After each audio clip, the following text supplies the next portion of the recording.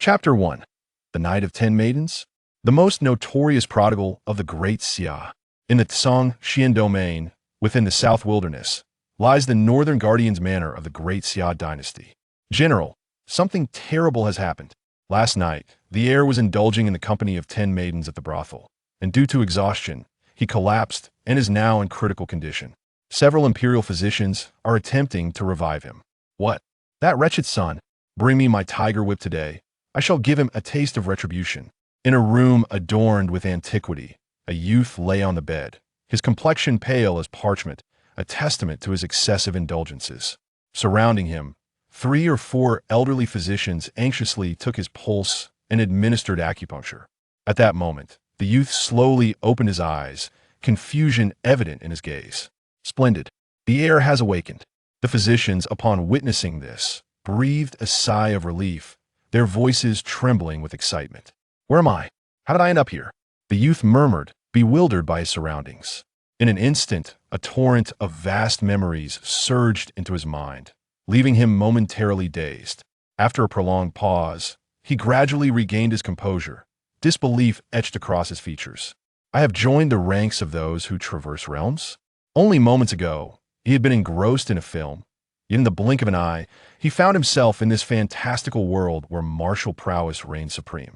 The original owner of this body shared his name and was the grandson of the great Xia Dynasty's most esteemed noble, the Northern Guardian.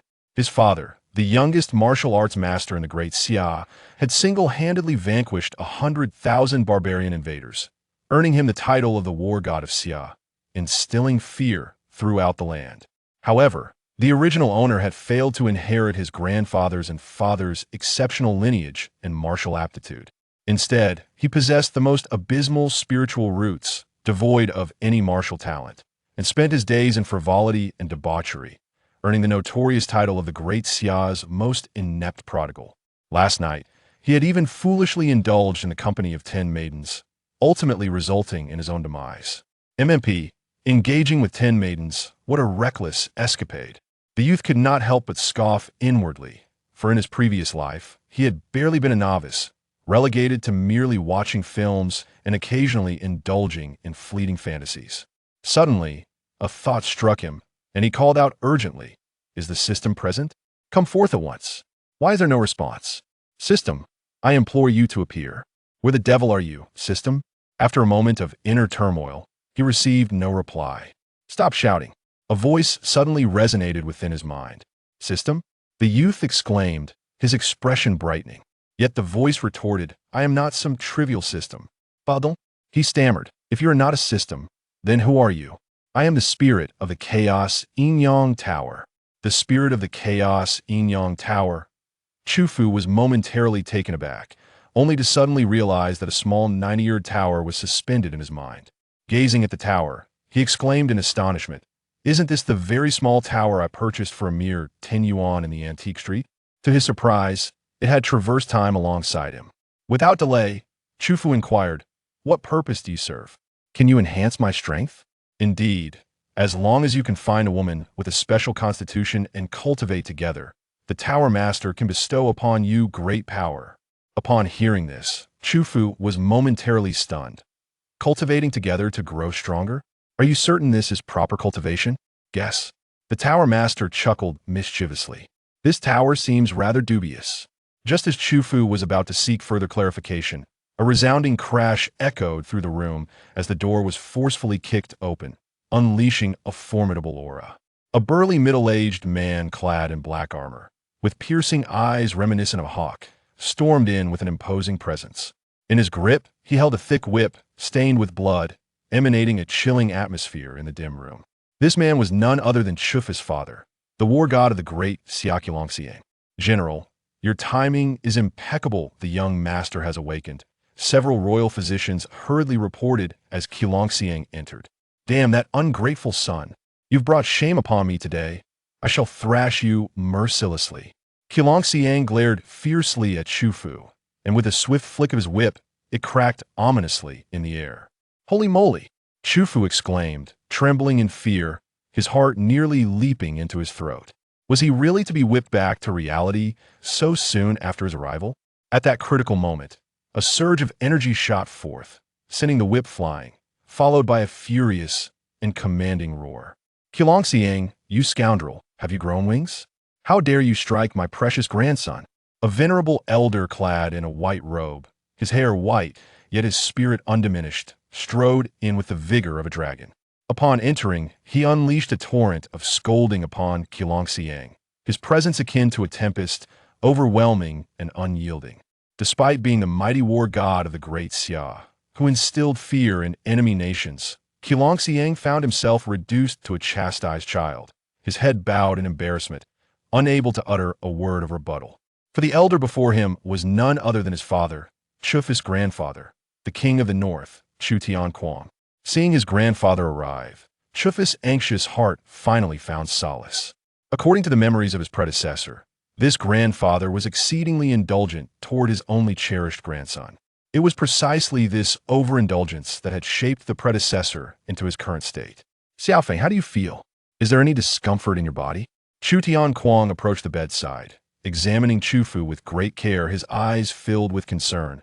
Feeling the profound concern from Chu Tianquang, Chu Feng, who had been an orphan in his past life, was instantly filled with warmth. He spoke, "Grandfather, I am fine, please do not worry." "That's good to hear, that's good to hear." Chu Tianquang nodded excitedly, saying, "My dear grandson, rest assured, I will have someone bring you some potent spiritual herbs shortly to restore your vitality. When the time comes, you need not worry about 10, even 20 or 30 women, it will be absolutely effortless." Cough, cough, cough. Upon hearing this, Chu Feng awkwardly cleared his throat, inwardly lamenting the audacity of this old man. Beside them, Chu Longxiang, upon hearing these words, wore a face of exasperation and remarked, "Father, if you continue to indulge this rascal, who knows what absurdities he might embark upon? What's the big deal about sleeping with a few women?" Chu Tianquang replied dismissively, "I only have this one precious grandson. I expect him to carry on the legacy of our northern town king's residence. However, Feng, it is not ideal for you to continue living this way. Perhaps I should find you a wife." A wife? Chu Feng was momentarily taken aback. Had he just arrived in this realm and already been assigned a wife? Chu Longxiang, however, scoffed. With his reputation as a debaucher, which family would be willing to marry their daughter to him? "My grandson, Chu Tianquang, who dare say no one would marry him?" Chu Tianquang glared at Chu Longxiang and then declared, "I have heard that the young lady from the Ji family is breathtakingly beautiful. Renowned as the fairest maiden of the great Xia, she shall be the one." Suddenly, Chu Longxiang's expression shifted, astonished. "The Ji family girl? Father, are you certain? That young lady from the Ji family is the most exceptional talent of the great Xia Dynasty, possessing top-tier spiritual roots, having reached the golden core realm by the age of 18. Her future is limitless. Would she ever consider this scoundrel? Moreover, the Ji family would never agree to such a marriage. In this world, to cultivate one must possess spiritual roots, which are categorized as inferior, medium, superior, and exceptional. There are also those like Chu Feng, who bear completely useless roots. The martial arts realms are divided into Qi training, innate, Sea transformation, purple mansion, golden core, nascent soul, transcendence, master, celestial phenomenon, and nirvana. To reach the golden core realm by 18, while possessing exceptional roots, is a mark of true genius, not only in the great Xia, but throughout the entire southern wilderness. Nonetheless, Chu Tianquang huffed dismissively, "Humph, it would be an honor for her to marry Feng. Send out the word tomorrow. Our northern town king's residence shall formally propose to the Ji family. If the Ji family dares to refuse, then they need not exist." Observing the old man's resolve, Chu Longxiang could only nod in agreement, for he did not dare to defy his father, otherwise he would surely face dire consequences. Meanwhile, Chu Feng silently mused. The fairest maiden of the great Xia? According to the original owner's memories, this young lady from the Ji family had displayed extraordinary martial talent from a young age, coupled with stunning beauty, earning her the title of the most beautiful maiden in the great Xia, pursued fervently by numerous young nobles and scions from esteemed families. Previously, the original master harbored a desire to be intimately acquainted, yet the Ji family, though not as powerful as the northern town prince's manor, ranked among the 10 great families of the great Xia, renowned for its prestige. Thus, opportunities had eluded him until now, unexpectedly benefiting him. Soon, news of a northern town prince's manor intending to propose to the Ji family spread rapidly throughout the great Xia Dynasty. Instantly, the entire realm was shaken, and a cacophony of astonishment ensued. The greatest wastrel of the great Xia was poised to wed the most gifted and esteemed daughter of the realm. It was akin to a toad aspiring to consume a swan. Within the Ji family, a voice cold and indifferent suddenly resonated. A useless wastrel. How dare he presume to be my husband? Chapter 2. The Reincarnated Empress. In the imperial city of the great Xia, within the Ji family estate, a stunning woman clad in white, reminiscent of an ethereal being, stood gracefully by a lakeside pavilion. Her visage was breathtakingly beautiful, possessing not only a lure that could captivate nations, but also an otherworldly grace that rendered her beyond the mundane, evoking feelings of inadequacy in those who beheld her. However, an icy demeanor lingered on her brow, emanating an aura that discouraged any approach. Her striking, contrasting eyes, akin to autumn waters, projected a chilling indifference, making one feel as though sitting beside her was akin to descending into a frozen abyss. This woman was Ji Rushua, the eldest daughter of the Ji family and the most exquisite beauty of the great Xia Dynasty. Upon hearing the news that the prince of the northern town would come to propose the following day, Ji Rushua scoffed with disdain. A good-for-nothing wastrel who cannot cultivate dares to aspire to be my husband? To her, not only was this prince a mere fool from a dynasty, but even the most esteemed prodigies from the southern wilderness or the Xian domain were no different from ants in her eyes. For she was a reincarnated cultivator, the supreme empress of the Kunlun realm in her past life, revered as the empress of the Jade Pool, capable of suppressing the heavens with a mere gesture. Not even saints or emperors could capture her interest, let alone a lowly wastrel from the mortal realm. Her singular desire now was to swiftly regain her former cultivation, return to the Kunlun realm, and obliterate that vile wretch. At this moment, a fierce, unyielding intent flickered in Ji Rushua's eyes as she muttered to herself, "Yao Ji, I shall personally ensure your demise." Deep within the imperial palace of the great Xia, a middle-aged man, exuding an aura of authority even without raising his voice, sat majestically upon the dragon throne, enveloped in the imperial qi that radiated regal might. He was Xia Jiutian, the emperor of the great Xia. At that moment, an elderly eunuch, frail and devoid of any white hair, stood before him, reporting the events concerning the prince of the northern town. After relaying the information, he glanced up at Xia Jiutian and remarked, "Your Majesty, the eldest daughter of the Ji family possesses an extraordinary spiritual root with limitless potential. Should she marry into the prince of the northern town's household, I fear they will only grow more audacious in disregarding your authority. If they ally with the Ji family, the great Xia dynasty may as well change its surname to Chu." Xia Jiutian roared in fury, his face flushed with indignation.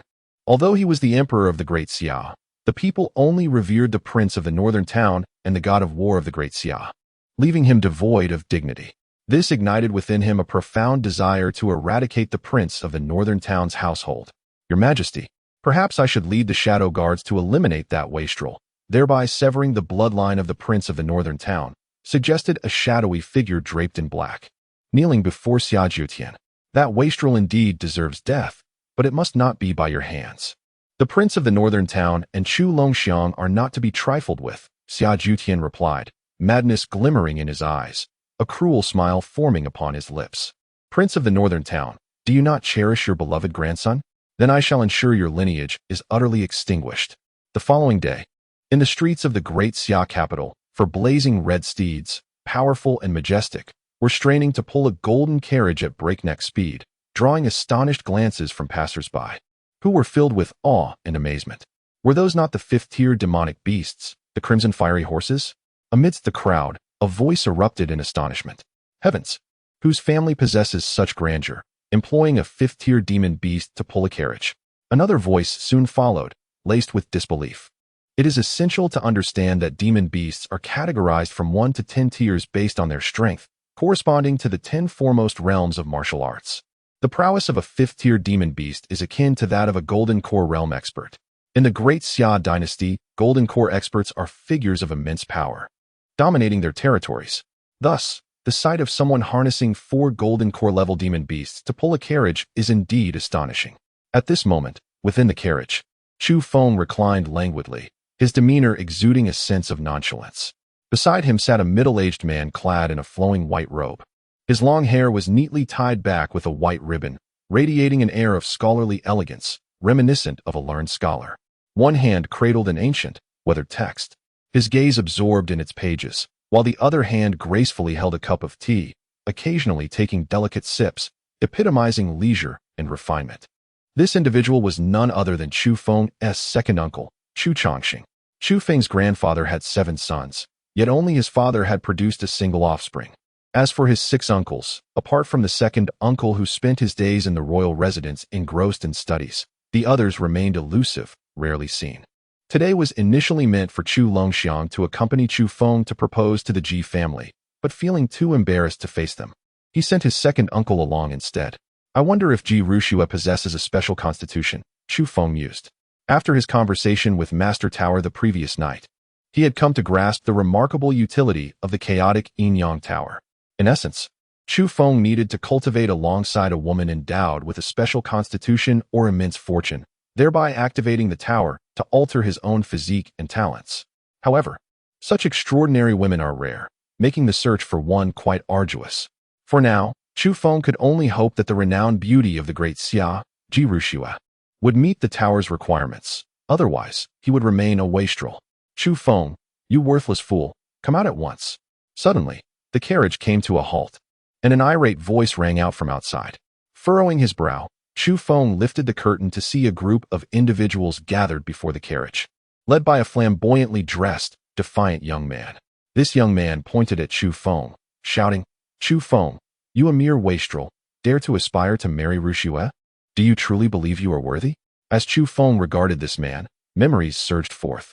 This individual was Bai Jun, the eldest scion of the Bai family, one of the top 10 families in the great Xia Dynasty, and Ji Rushua's foremost suitor.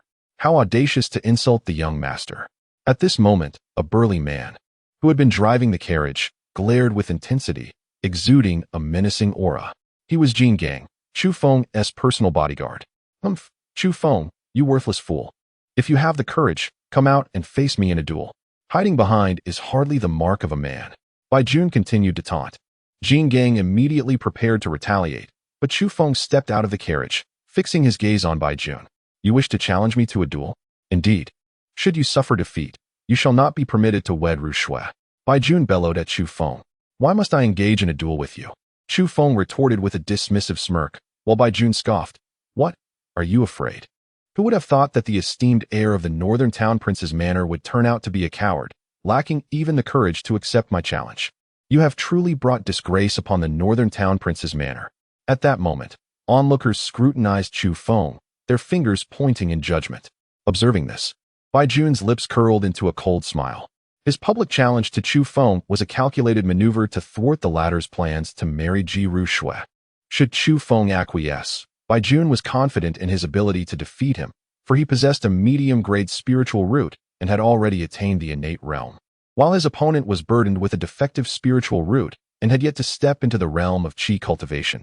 How could he possibly be a match? Conversely, if this fellow refused to comply, it would indeed be a humiliation for the northern town prince's manor. Chu Feng, witnessing Bai Jun's brazen demeanor, muttered under his breath, Damn you, once I am able to cultivate, I shall make you pay dearly. Just then, a calm voice emanated from within the palanquin. To insult the heir of the northern town prince's manor in public. Does the Bai family think there is no one left in the northern town prince's manor? Jin Gang, eliminate him. In an instant, Jin Gang surged forth, arriving before Bai Jun in the blink of an eye, his massive fist crashing down. Bang! Before Bai Jun could comprehend the situation, his head exploded as if struck by a sledgehammer. At that moment, silence enveloped the scene. Even Chu Feng was taken aback, glancing back at his uncle, who remained composed, sipping tea and engrossed in his reading, filled with astonishment. He had not anticipated that his uncle, who seemed perpetually studious and bookish, possessed such ferocity. Fenger, remember your station. You are the heir of the northern town prince's manor. Should anyone dare to provoke you, simply instruct Jin Gang to eliminate them. Chu Chongqing remarked, taking a sip of tea with a nonchalant air. Understood, uncle.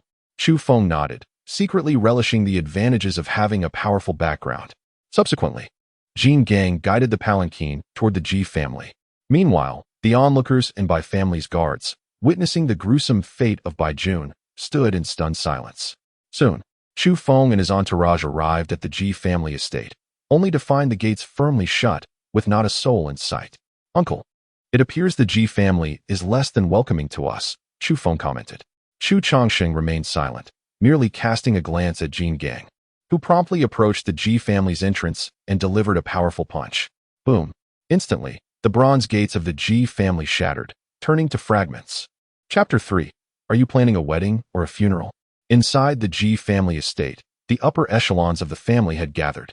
Ji Tianming, the family patriarch, looked at an elder seated in a grand chair with concern. "Father, will it not be unwise to keep the gates closed and not greet the people from the northern town prince's manor? What if the northern town prince becomes enraged?" "Humph." The elder, Ji Chong, sitting in the grand chair, scoffed. "And what of the northern town prince? This is the emperor's domain. How much mischief can the northern town prince's manor truly cause? Do they think they can annihilate my Ji family?" Ji Chong disdainfully remarked, with Shui possessing exceptional spiritual roots. "She is the hope for my Ji family's ascent to the pinnacle. She must not be squandered in the hands of that useless scion." Suddenly, an earth-shattering noise erupted from outside, startling the members of the Ji family within the hall. They all rose to gaze outside, their expressions shifting dramatically. Before their eyes, the bronze doors of the Ji family had been reduced to mere rubble, dust swirling around. In that moment, the senior members of the Ji family and Ji Tianming were left dumbfounded. Ji Chang's expression darkened as he slammed his hand on the armrest of his chair, exuding a terrifying aura, and thundered, "Scoundrel!" At that moment, Chu Feng and Chu Changxing entered, followed closely by Jin Gang. The Ji family's disciples, hearing the commotion, emerged, only to be rendered speechless by the scene before them. They had not anticipated such audacity from the people of the Northern King's manor, barging in and showing utter disdain for the entire Ji family. "Old Master Ji, are you well?" Chu Changxing said with a smile, his demeanor exuding elegance as he addressed Ji Chong. "What do you mean by this intrusion? Do you take my Ji family for what?" Ji Chong retorted coldly, his face a mask of authority. "Old Master Ji, why such anger?" "We, from the Northern King's manor, have come to propose marriage," Chu Changsheng replied nonchalantly. "Humph, you expect my family to marry that useless scion? Never." Ji Chong sneered, casting a disdainful glance at Chu Feng. "What qualifications does a good-for-nothing who cannot cultivate, spending his days in indulgence, have to become my Ji family's son-in-law? If you, Northern King's manor, have no shame, then we, the Ji family, certainly do." This marriage was arranged by my grandfather. He stated that either the Ji family agrees to this union or face annihilation, Chu Changsheng declared directly. At this proclamation, the expressions of those present in the Ji family shifted, revealing their shock. Although they were aware of the Northern King's ruthless nature, they had not anticipated such cruelty, threatening the total destruction of the Ji family over a marriage proposal. Ji Chang's face darkened further as he pointed at Chu Changxing, reproaching him. "You from the Northern King's manor are far too arrogant. This is the emperor's domain, and my Ji family is one of the great clans of the great Xia. How dare you act with such impudence? And what of it? Even if my nephew wishes to marry the great Xia princess, the one seated in the Golden Lawn Hall must comply and send his daughter to the Northern King's manor." Chu Changxing retorted dismissively. The audacity of such words left Ji Chong momentarily speechless, while the other members of the Ji family quietly thought that the Northern King's manor was indeed excessively arrogant, daring to utter such claims. Even Chu Feng silently gave a thumbs up to his uncle, thinking it was truly impressive. Chu Changxing continued, "Old Master Ji, have you made up your mind? The Ji family can either celebrate a wedding or mourn a death. It all lies in your hands." In an instant, the faces of the Ji family members shifted repeatedly, their hearts hanging in suspense. The atmosphere in the hall fell into an eerie silence, as Ji Chong gritted his teeth and coldly declared, "Though the Northern King's manor is powerful, should you wish to extinguish the Ji family, it will surely come at a cost." A tremendous force erupted from Ji Chong, emanating the pressure of a nascent soul expert. "What? Do you intend to strike?" Chu Changxing cast a languid glance at Ji Chong, who suddenly recoiled as if dealt a heavy blow, spitting blood and staggering backward. "Father!" Ji Tianming quickly supported his father, while Ji Chong stared in horror at Chu Changxing. "Goodness, is my uncle truly that formidable? A mere glance can cause someone to bleed." Chu Feng was equally taken aback. Soon after, he inquired within his heart, Master Tower, can you discern my uncle's cultivation level? I cannot. The secrets of your father, grandfather, and your uncle are all shrouded. Master Tower replied, secretly pondering the origins of this extraordinary family. Upon hearing Master Tower's words, Chu Feng was greatly astonished. Old Master Ji, will you still make a move? Chu Changxing continued to taunt. Enough. Suddenly, a chilling voice resonated from afar. There appeared Ji Ruxue, clad in a flowing white dress, her demeanor ethereal and her presence otherworldly. Miss. The members of the Ji family exclaimed in unison. By the heavens, a celestial being. Chu Feng's eyes sparkled as he beheld this enchanting woman. She was undeniably more beautiful than the celestial sister from his previous life as television shows. No, she utterly eclipsed them. No wonder she was hailed as the most beautiful woman in the great Xia. You are quite fortunate, encountering a woman of great fortune so swiftly. Suddenly, Master Tower's voice echoed in Chu Feng's mind. A woman of great fortune? Chu Feng's expression grew serious as he gazed at Ji Ruxue, asking inwardly, Master Tower, are you suggesting this woman is a woman of great fortune? Indeed, she possesses a celestial spiritual root and is a reincarnation of a female emperor, bearing immense fortune. Master Tower elucidated. What? Celestial spiritual root? Reincarnation of a female emperor? Chu Feng exclaimed in shock. His eyes glimmered with astonishment as he looked at Ji Ruxue, never having anticipated that she was a reincarnated female emperor. Master Tower, what grade is a celestial spiritual root? Chu Feng promptly inquired. In this world, the highest spiritual root is not the supreme grade. As for celestial spiritual roots, I have never heard of them. Beyond supreme grade spiritual roots, there are 5 levels: heavenly, royal, imperial, saintly, and emperor, with celestial spiritual roots at the pinnacle. Anyone possessing a celestial spiritual root has the potential to ascend to immortality. However, this girl's celestial spiritual root has yet to awaken, so what she exhibits now is merely a supreme spiritual root. Hiss. Following Master Tower's explanation, Chu Feng could not help but take a sharp breath. Possessing the potential for immortality? This woman is truly extraordinary. Young man, if you can win her over and activate the Chaos Yin-Yang Tower, you will surpass her in prowess. Master Tower tempted. Instantly, a fervent light shimmered in Chu Feng's eyes as he gazed at Ji Ruxue. Yet, Ji Ruxue, noticing the intense gaze from Chu Feng, furrowed her brows, her eyes flashing with anger. In her previous life, anyone daring to look at her in such a manner would have been reduced to ashes. Subsequently, her gaze swept toward Chu Changxing, and with an air of indifference, she declared, even if your northern king's mansion were to annihilate the Ji family today, I would never marry this useless wastrel. He lacks the qualifications to be my husband. Hearing Ji Ruxue's words, filled with disdain and mockery, Chu Feng's expression darkened, inwardly lamenting that this woman showed him no respect. So what if she is the reincarnation of an empress? He too was a traveler from another realm, equipped with his own advantages. Who was to say who was superior? Immediately, he retorted, Miss Ji, whether or not you deem someone worthy to be your husband is not for you to decide. I have made my choice. His words caused Ji Ruxue's expression to chill as she regarded him. A forcibly twisted melon is never sweet. One must taste it to know. Chu Feng merely scoffed, glancing at his uncle. Uncle, may I take this woman back to the mansion today? At this moment, he was eager to showcase his prowess to this empress. Very well. Chu Changxing nodded in agreement. Do you dare? Ji Ruxue's countenance turned frosty, her aura surging dramatically. However, Chu Changxing waved his hand, and a beam of white light surged into her body. Instantly, Ji Ruxue's cultivation was sealed, and her expression shifted. All right, this girl's powers have been sealed. Fenger, you may take her back. Upon hearing Chu Changxing's words, Chu Feng's spirits lifted as he approached Ji Ruxue, his hand gliding over her fair cheek. So tender. Scoundrel. Ji Ruxue glared at Chu Feng, attempting to retaliate, but found herself devoid of any strength. Come, my wife is going home. Chu Feng cackled with glee, hoisting the empress upon his shoulder and heading towards the mansion. The members of the Ji family watched in fury, yet dared not voice their anger. Ji Chang's eyes nearly bulged with rage, and he spat out a mouthful of blood. Stop.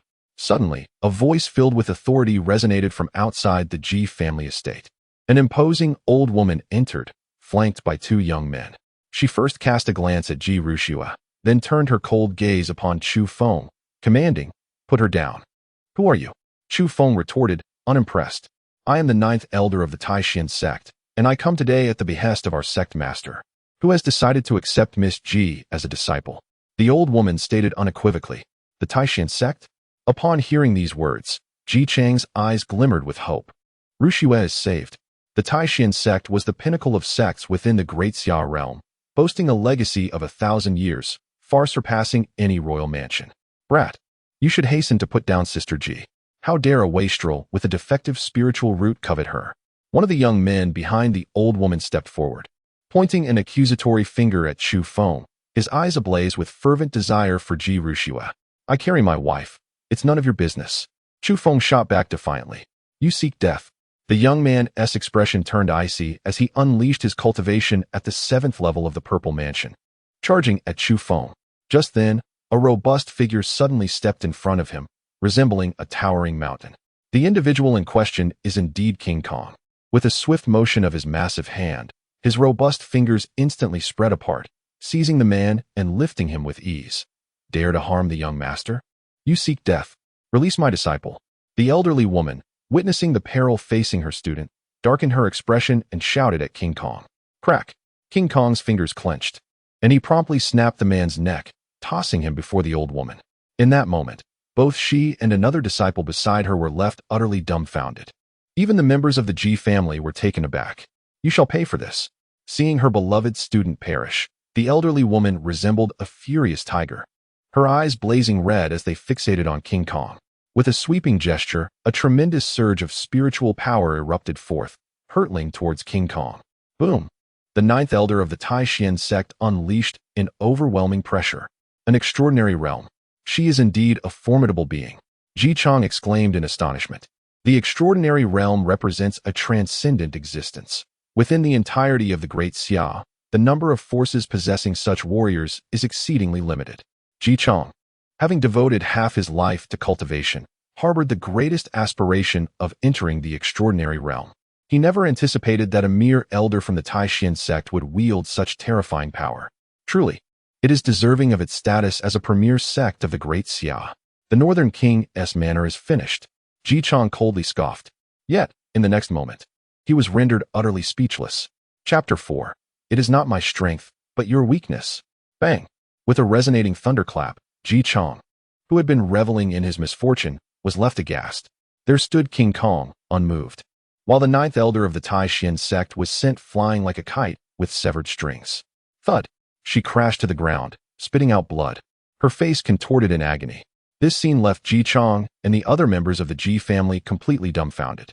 Even Chu Feng swallowed hard, murmuring to himself. When did King Kong become so formidable? Although King Kong was his personal guard, the original owner had always regarded him as just an ordinary attendant, never paying him much mind. Little did he expect that such an unassuming guard could annihilate a sect elder. Master, can you discern the strength of my personal attendant? Chu Feng inquired internally. He is a master of martial arts. The master replied. Damn! Chu Feng could not help but exclaim, overwhelmed. How could a mere personal guard possess such prowess? It is worth noting that a master of martial arts could establish their own sect within the Great Xia Dynasty. Even a prestigious family like the Ji family treats such masters with utmost reverence. Moreover, he is a naturally gifted powerhouse, holding boundless potential for the future. The master continued. It seems I am the only useless one in this family. Chu Feng's lip twitched in frustration. Master. At that moment, a young man, who had accompanied the 9th elder, finally regained his senses and hurriedly assisted the elderly woman to her feet. Cough, cough, cough.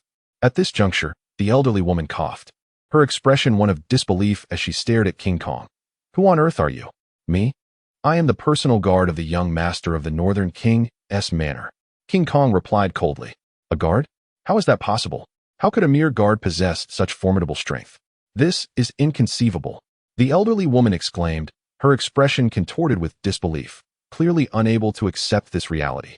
As the esteemed 9th elder of the Taishan sect, a formidable figure at the 2nd tier of the transcendent realm, she had been vanquished in an instant by a mere guard of the royal residence. How could she possibly come to terms with such a defeat? Likewise, Ji Chang gasped in astonishment, his face betraying a grave concern. Although he was aware of the might of the Northern Town King's residence, it was only now that he truly comprehended its terrifying power. A guard, possessing abilities of the transcendent realm? The Northern Town King's residence had concealed its depth far too well. It is not that I am strong, but that you are exceedingly weak," Jin Gang stated, shaking his head with a serious demeanor. At this, the ninth elder could no longer contain herself, spitting out a mouthful of blood, her body staggering and her complexion pale. It was then that Chu Chongqing spoke. "Return and inform your sect leader that Ji Ruxue is now a member of the Northern Town King's residence. Should there be a next time, my 30,000 iron cavalry will lay waste to your Taishan sect." Chu Chongqing's words, delivered in a calm tone, sent a shiver through the hearts of all who heard them, as if an invisible hand had closed around their throats, rendering them breathless. The ninth elder, in particular, felt a chilling fear, her entire being trembling as if she were staring into the abyss. A fleeting glance at Chu Chongqing convinced her that he was even more terrifying than the guard. Taking a deep breath, she left with the corpse of her fallen disciple, her face a mask of humiliation.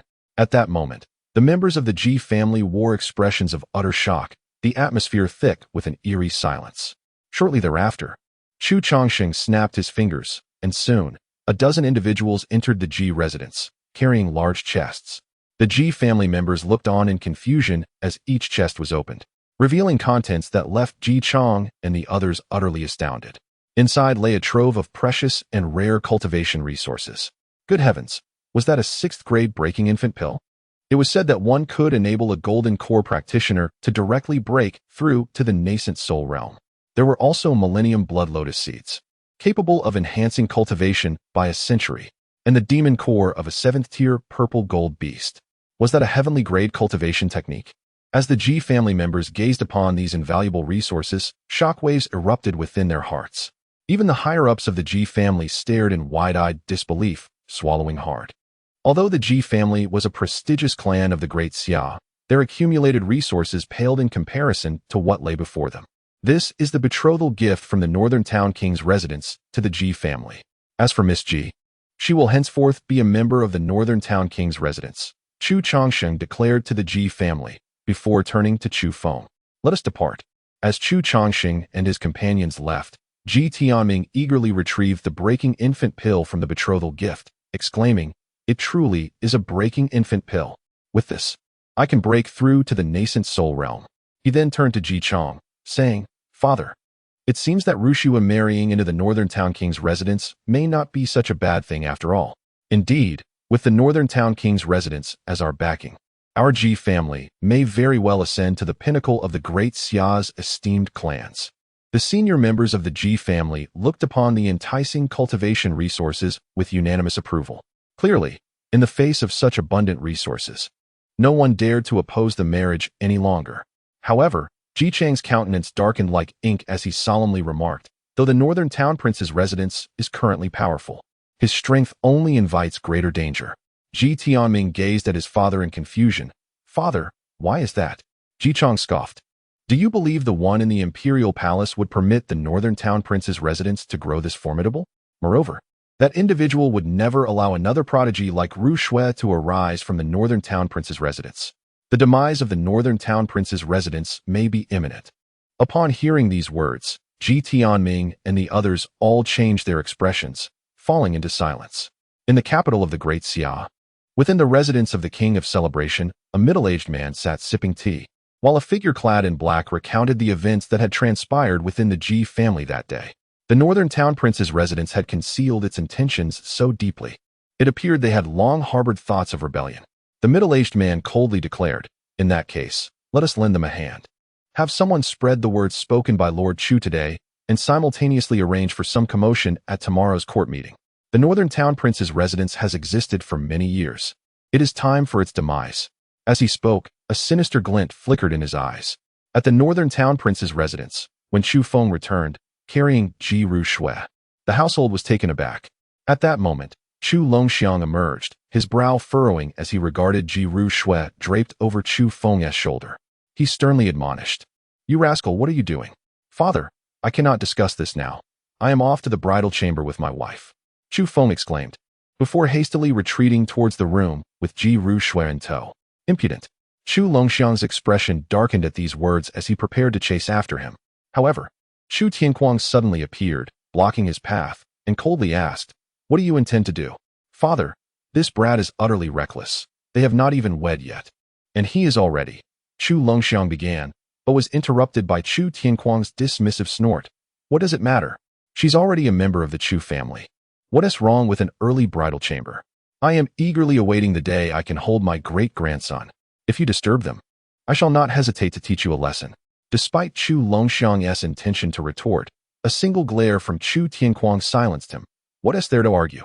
Do you not recall that I had not even seen my daughter-in-law when you brought back a grandchild? How dare you speak of Feng? With these words, Chu Longxiang's imposing demeanor wilted, leaving him speechless. At that moment, Chu Chongqing approached and addressed, "Father, elder brother." Immediately, Chu Longxiang shifted the topic, "Second brother." Was the proposal to the Ji family successful today? Chu Chongqing succinctly recounted the events that had unfolded with the Ji family. "Humph, that insufferable Tai Xian sect dares to covet my granddaughter-in-law. They truly have a death wish. Do they think I have not wielded a blade in years?" Chu Tianquang's expression turned icy, his eyes betraying a chilling intent. Meanwhile, Chu Chongqing interjected, "Father, the Tai Xian sect is of little concern. However, the one within the imperial palace poses a real threat. If that individual proves obstinate, then the imperial throne shall be occupied by one more compliant." Chu Tianquang dismissively retorted, unconcerned. Meanwhile, within the confines of the room, Chu Feng cast Ji Ruxue onto the bed with a decisive motion. Ji Ruxue glared at him with a visage full of fury, exclaiming, "You scoundrel! Should you dare to lay a hand on me, I shall ensure you pay dearly for it. I have already given the betrothal gifts. You are now my wife. Whatever I wish to do with you is perfectly justified." Chu Feng retorted dismissively, a smirk playing on his lips. Fuming, Ji Ruxue's icy demeanor intensified as she warned, "If you dare to touch me, once I regain my strength, I will surely end your life." "Is that so?" Chu Feng replied with a playful smile. "I look forward to it." In an instant, he tore away Ji Ruxue's garments, revealing her enchanting form before his eyes. Meanwhile, the tower, sensing the unfolding drama, instinctively severed its connection to the outside world, wishing to avoid witnessing such a spectacle. At that moment, as Chu Feng beheld the alluring sight, he found himself utterly captivated. She was even more exquisite than a celestial being. What man could possibly resist? "Oh, my dear wife, I have arrived." Chu Feng grinned like a sly wolf, lunging forward with the intent to conquer this reincarnated empress. Ji Ruxue was about to unleash a torrent of curses when her lips were abruptly silenced by Chu Feng. Having never engaged in intimate contact with any man, she momentarily froze, forgetting to resist. Chu Feng, though a virgin in his past life, was a seasoned connoisseur of both domestic and Japanese cinema, coupled with the prior host's audacious experiences, rendering him well-versed in the ensuing proceedings. Soon, as Ji Ruxue emitted a pained moan, the battle between the time traveler and the reborn individual commenced in earnest, 1,000 words omitted. Dear readers, feel free to imagine the details. Chapter 5. The Chaos Divine Demon Body. At that moment, as Chu Feng and Ji Ruxue united, a chaotic yin-yang energy began to swirl and intertwine within them. 10 minutes later, with a low growl from Chu Feng, the tempestuous storm suddenly ceased. At this juncture, the chaos yin-yang tower within Chu Feng radiated with brilliance, as if it had been awakened. "Quickly, find a quiet place." The tower's voice resonated unexpectedly. Chu Feng hastily extricated himself from Ji Ruxue, donned his attire, and retreated to another chamber. "You wretch, I shall ensure your demise." Ji Ruxue, lying helplessly on the bed, spat through clenched teeth. In the other room, Chu Feng sat cross-legged, as a drop of golden divine blood and a drop of black demonic blood floated forth from the chaos yin-yang tower, subsequently merging into his bones, organs, and veins. Chu Feng felt as though his body was on the verge of bursting. The excruciating agony nearly caused him to lose consciousness. Yet he gritted his teeth and persevered. However, the torment proved to be almost unbearable, even for someone who had lived 2 lifetimes. As he was on the brink of exhaustion, a swirling mass of chaotic energy once again emerged from the Tower of Chaos and Yin-Yang, enveloping Chu Feng like a silken cocoon, restoring his painful expression to normalcy. Time seemed to stretch indefinitely. Suddenly, a booming resonance reverberated through the skies of the great Xia Dynasty, heralded by the arrival of auspicious purple vapors. Dragons danced and phoenixes soared. Celestial cranes brought good fortune. Golden lotuses bloomed. A myriad of extraordinary phenomena unfolded, captivating the gaze of countless individuals throughout the great Xia Dynasty, their faces etched with astonishment. Such terrifying celestial wonders. Could it be that an unparalleled prodigy has emerged within our great Xia?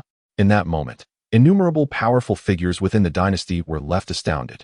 Within the imperial palace, Xia Jiutian gazed at the celestial manifestations in the void, his expression sharpening as he commanded, "Summon someone." Immediately, a figure clad in black materialized, kneeling before Xia Jiutian. "Your Majesty," he exclaimed, "go at once and ascertain who has caused this celestial phenomenon," Xia Jiutian declared coldly. Meanwhile, the emergence of these extraordinary sights sent ripples of shock throughout the southern wilderness. Countless ancient sects, great teachings, and reclusive clans were stirred, dispatching emissaries to the great Xia Dynasty in search of the prodigy responsible for these celestial wonders. The birth of such formidable phenomena within the great Xia Dynasty also instilled a sense of crisis among the rulers of nearby dynasties. Consequently, the sovereigns of the southern wilderness convened in secret discussions. Within the northern king's manor, Chu Tianquang, Chu Longxiang, and Chu Changsheng all turned their attention towards the room where Chu Feng resided. This fellow Chu Longxiang muttered, his expression shifting slightly. "After all these years, we have finally awaited this day. Yu Qing, our son is indeed no fool. Just you wait. I shall come to find you soon." At that moment, a hint of tenderness surfaced on the normally stoic face of Chu Longxiang, his eyes filled with deep longing. In the confines of the room, accompanied by a resounding roar, an overwhelming aura of divine and demonic power radiated from Chu Feng, warping and fracturing the surrounding space into nothingness. Yet, this formidable force did not spread outward. Suddenly, Chu Feng opened his eyes. One pupil gleamed with gold while the other shimmered with black, reflecting the shadows of divine and demonic beings, instilling a sense of trepidation in those who beheld it. "Congratulations, you have awakened the chaotic divine demon body," boomed the voice of the Tower Master. This chaotic divine demon body is among the most supreme physiques across the myriad realms, surpassing even the likes of the primordial sacred body and the celestial overlord body. Is it truly this remarkable? Chu Feng murmured to himself, feeling as though he had been reborn. It seemed as if every cell within his body was imbued with an astonishing power capable of obliterating anything in its path. Most significantly, he could now distinctly perceive the spiritual essence of the world in the air, something he had been unable to sense previously due to his inferior spiritual roots, which had barred him from entering the path of martial arts. "I can finally absorb the spiritual essence of the world for cultivation," Chu Feng exclaimed, filled with excitement. The hapless fellow now possesses the chaotic divine demon body, which allows him to effortlessly absorb the essence of heaven and earth, enhancing his cultivation without the need for rigorous training. Naturally, the swiftest method to elevate his power lies in seeking out women of special constitutions, thereby reaping additional rewards from the Chaos Yin-Yang Tower. The Tower Master responded. "What other rewards are there?" inquired Chu Feng, curiosity piqued. The emergence of the chaotic divine demon body ignited his intrigue regarding the further treasures hidden within the tower. Once you locate a woman of a unique constitution, the answers will reveal themselves, the Tower Master teased. It appears that he must continue his quest for women with exceptional traits. Chu Feng murmured to himself. Soon after, he returned to his previous quarters, intending to check on the Empress, who, after all, could be considered his wife, thus warranting his concern. However, upon stepping into the room, an overwhelming aura of murderous intent enveloped him instantly. "Die!" A chilling voice erupted, and in the blink of an eye, Ji Rushue appeared before him, launching a fierce attack with her palm. "What the murdering your husband?" Chu Feng exclaimed, reacting without hesitation as he countered with a punch, colliding with Ji Rushue's hand. Bang! With a resounding thud, Ji Rushue was sent flying, crashing heavily onto the bed, blood surging within her as she coughed up a mouthful of crimson. Staring at Chu Feng in disbelief, she questioned, "Didn't you say you couldn't cultivate?" An hour prior, Ji Rushue had unexpectedly discovered her own cultivation restored and had been intent on eliminating Chu Feng, the one who had defiled her. Yet, she could hardly fathom that this so-called wastrel had managed to injure her with a mere strike. "How is this possible?" Chu Feng scoffed. "Who said I couldn't cultivate? I simply lacked the motivation to do so." He strode confidently to the bedside and addressed Ji Rushue. "You, my dear, we have only just consummated our marriage, and yet you attempt to murder your husband? That's rather ruthless, don't you think? You are not worthy to be my husband." Ji Rushue glared at him coldly, her eyes radiating lethal intent that could have surely cut him to shreds. "It seems you still require some discipline." Chu Feng retorted with a smirk, preparing to engage once more, as the earlier encounter left him yearning for more. Why you? Ji Rushua's expression shifted, a hint of panic flickering in her eyes as she attempted to speak, only to have her lips silenced once again by Chu Feng, who swiftly transformed her protests into anguished moans. Thus began a new bout, with Chu Feng wielding the formidable power of the chaotic divine demon body to ravage Ji Rushua for 3 enduring hours. Within the Taishan sect, the return of the 9th elder to the sect, embellishing the events surrounding the Ji family, incited a wave of fury among the higher-ups. How dare a mere northern town princess residents show such disregard for our Taishan sect? They shall not be spared, an elder from Taishan sect proclaimed angrily, with others voicing their agreement in fervent unison. The 9th elder looked at the seated master of the Taishan sect with a pitiful and aggrieved expression, pleading, "Master, you must take a stand for me and my unfortunate disciple." At this moment, the master of the Taishan sect's countenance darkened as he replied, "My Taishan sect has a legacy spanning a millennium. Even the royal family of Xia dares not treat us with such disdain. How dare an alien noble from Xia murder my sect's disciples and harm our elders? Do they think my Taishan sect is without defenders? 5th elder, you shall personally visit the town North Prince's residence and demand an explanation from him." "Yes, master." The 5th elder nodded in agreement. At the border of Xia, within a military camp, a young man clad in blood-stained armor, exuding an aura of slaughter, entered. As he removed his armor and took a seat, a man approached him hastily and saluted, saying, "Third Prince, we have just received news from the capital. The town North Prince has proposed to the Ji family and has directly taken Miss Ji back to his residence." Boom. Instantly, the young man's expression darkened, and an overwhelming aura of killing intent radiated from him. He slammed his palm onto the table, shattering it into splinters, and stood up, bellowing, "That worthless scion dares to covet the woman I have chosen? He is courting death. Immediately gather 3,000 dragon cavalry and follow me back to the capital." In the south wilderness, within a palace, a deep voice resonated, an 18-year-old golden core cultivator with exceptional spiritual roots. Such talent cannot be squandered on a waste. You must personally travel to Xia and bring him back. Should there be any obstruction, show no mercy. Chapter 6. This girl, this young master shall have. As night fell, in the study of the town North Prince's residence, Chu Tianquang was penning a letter. He then turned to Chu Longxiang beside him and asked, "Has the wind not yet ceased?" Chu Longxiang shook his head. "Haha, indeed, my grandson is valiant. He truly embodies the spirit of his grandfather." Chu Tianquang laughed heartily. Cough, cough, cough. Hearing this, Chu Longxiang awkwardly cleared his throat. He then inquired, "Father, what about this young man's marriage? Chongsheng said that 3 days hence is a propitious day. Let us set it for then." Chu Tianquang declared, "I shall notify the 3rd brother and the others at once." "I wonder if they will manage to return in time," Chu Longxiang replied. "Fear not. Feng'er's marriage is of utmost importance to our Chu family. If those rascals dare not show up, I shall teach them a lesson." Chu Tianquang huffed. Meanwhile, in the room where Chu Feng resided, after enduring 3 hours of relentless torment, Ji Rushua lay on the bed, drenched in sweat, utterly exhausted, incapable of even lifting a finger. Though her cultivation had recovered, she still felt an overwhelming fatigue. In stark contrast, Chu Feng showed no signs of weariness, prompting Ji Rushua to secretly ponder the nature of his physique. "Well, do you still wish to kill me?" Chu Feng asked with a playful smile, to which Ji Rushua shot him a cold glare, her expression fierce. "Oh, it seems the lady is still unconvinced. Why not continue?" Upon hearing that Chu Feng would come again, Ji Rushua felt a tremor in her heart and hastily exclaimed, "Enough? I can't endure this any longer. If this continues, I fear my health will be utterly ruined. Then why not call me husband and let me hear it?" Chu Feng teased. Ji Rushua, upon hearing this, felt a surge of anger, but recalling her recent experiences, she suppressed her wrath and coldly replied, "Change it. No, I prefer this. If you're unwilling, then we shall persist." Chu Feng chuckled with amusement. As he prepared to mount his horse, Ji Rushua gritted her teeth, ultimately managing to utter a feeble whisper, "Husband, your voice is too soft. I couldn't hear it." Chu Feng smirked. Ji Rushua glared at him with eyes that seemed to wish for his demise, yet she took a deep breath and, through gritted teeth, shouted, "Husband, is that satisfactory? Please don't push your luck further." As Chu Feng observed this once proud empress, now addressing him as her husband, a sense of conquest washed over him.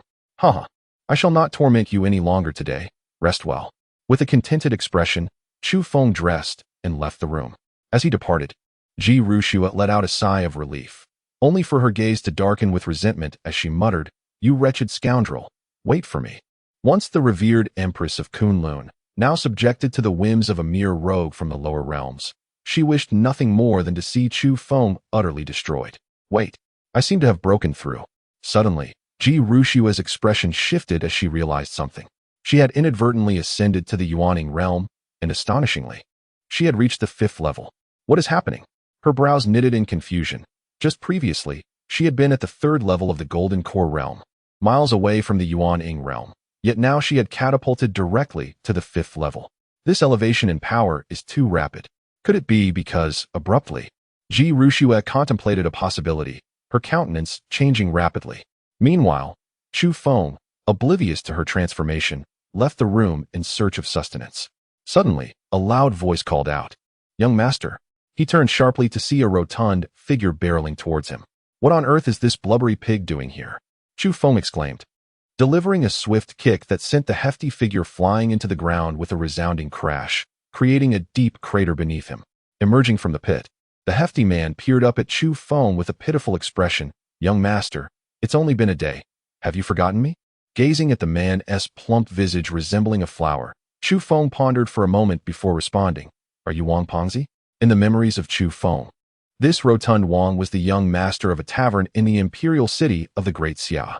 Due to Chu Feng's frequent visits to indulge in libations at his establishment, the two quickly became inseparable friends, sharing in revelry and merriment, truly a pair of steadfast companions. Good friends. My apologies, it was rather dark earlier, and I failed to recognize you." Chu Feng chuckled awkwardly. "No worries." Wang nimbly emerged, appearing unfazed. While Chu Feng could not help but remark, "Is this mass of flesh truly so solid?" At that moment, Wang gazed at Chu Feng and said, "Young master, I've heard you've brought home the most beautiful woman in the Great Xia. Robbed her? I wed her, you see." Chu Feng patted Wang's head, who nodded vigorously, giving a thumbs up. "You are indeed remarkable, young master. That Ji Rushua is coveted by many noble scions. I never imagined you would win her heart. Those fellows will be furious. What can I say? It's simply the irresistible charm of this young master," Chu Feng boasted. Suddenly, a bolt of lightning flashed across the sky, startling Chu Feng, who mused, "Heavens, I merely boasted a little. Was that necessary? Now that you have the most beautiful woman in the Great Xia, will you still visit the pleasure quarters? I hear they have a new beauty, untouched and pure." "Whose first night is to be auctioned off tonight?" Wang murmured. "Is that so?" Chu Feng's eyes brightened, and he declared with righteous fervor, "Though I am now married, as a well-educated young man, I feel it is my duty to rescue these unfortunate maidens ensnared in the mundane world. Come, Wang, let us embark on a quest to save that unfortunate beauty." The pleasure quarters. This was the most vibrant locale in the capital of Great Xia by night, a favored haven for the scions of nobility and affluent families to indulge in revelry and listen to enchanting melodies. Tonight, the atmosphere in the pleasure quarters was particularly lively. Countless young masters congregated, drinking and lamenting the loss of their cherished goddess to the young master of the northern garrison.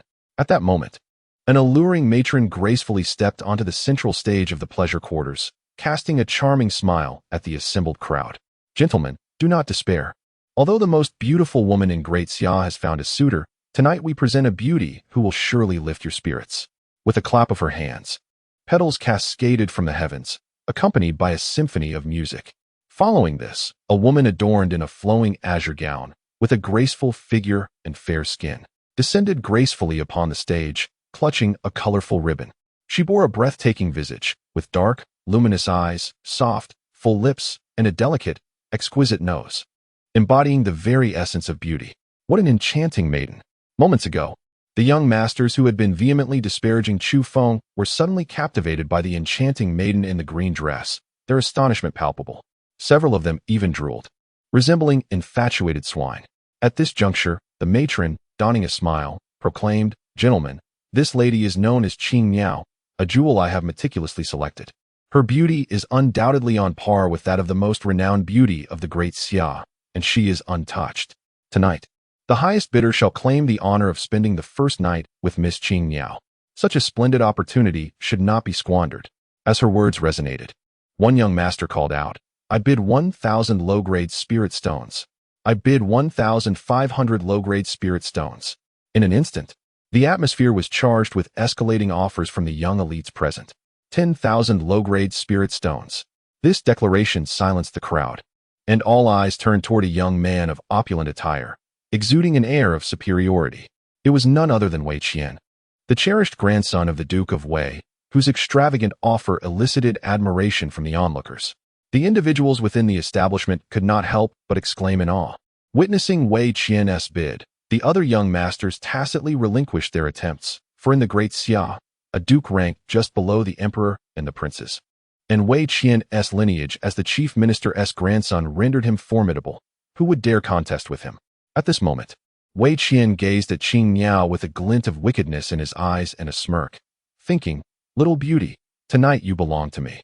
Just as he began to indulge in fantasies of conquering the maiden, a voice interrupted, "This lady, I shall take her."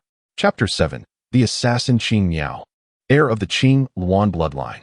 With that proclamation, all heads turned in unison to find Chu Feng, exuding an air of a reckless scion, accompanied by the rotund Wang. Wasn't he this the same fellow who had just seized Miss Ji earlier in the day? Now, he brazenly returned to the establishment, showing no signs of reform. The thought that the most beautiful woman in the great Xia was to wed such a man was utterly heartbreaking, evoking feelings of pity among the young masters present. They regarded Chu Feng with expressions of envy and resentment. Wei Qian, observing Chu Feng, narrowed his eyes, his demeanor turning frosty. "Chu Feng, you already have Miss Ji. Do you now wish to snatch a woman from me?" "Snatch a woman? I am merely rescuing the future blossoms of our nation," Chu Feng retorted with disdain. At that moment, Wei Qian glared at Chu Feng, his voice cold. "Chu Feng, I will not waste words with you. If you wish to contest, demonstrate sufficient strength. I bid 100,000 low-grade spirit stones," Chu Feng declared without a flicker of hesitation. Gasps of disbelief echoed throughout the establishment. 100,000 low-grade spirit stones? Such an astronomical sum. It was known that even a martial artist transitioning from the Qi refinement stage to the Ci transformation stage would not require such an amount. Yet here was this bold individual willing to pay 100,000 low-grade spirit stones for a courtesan's first night. Truly, the most extravagant scion of the great Xia. Indeed, a lavish display of wealth beyond reason.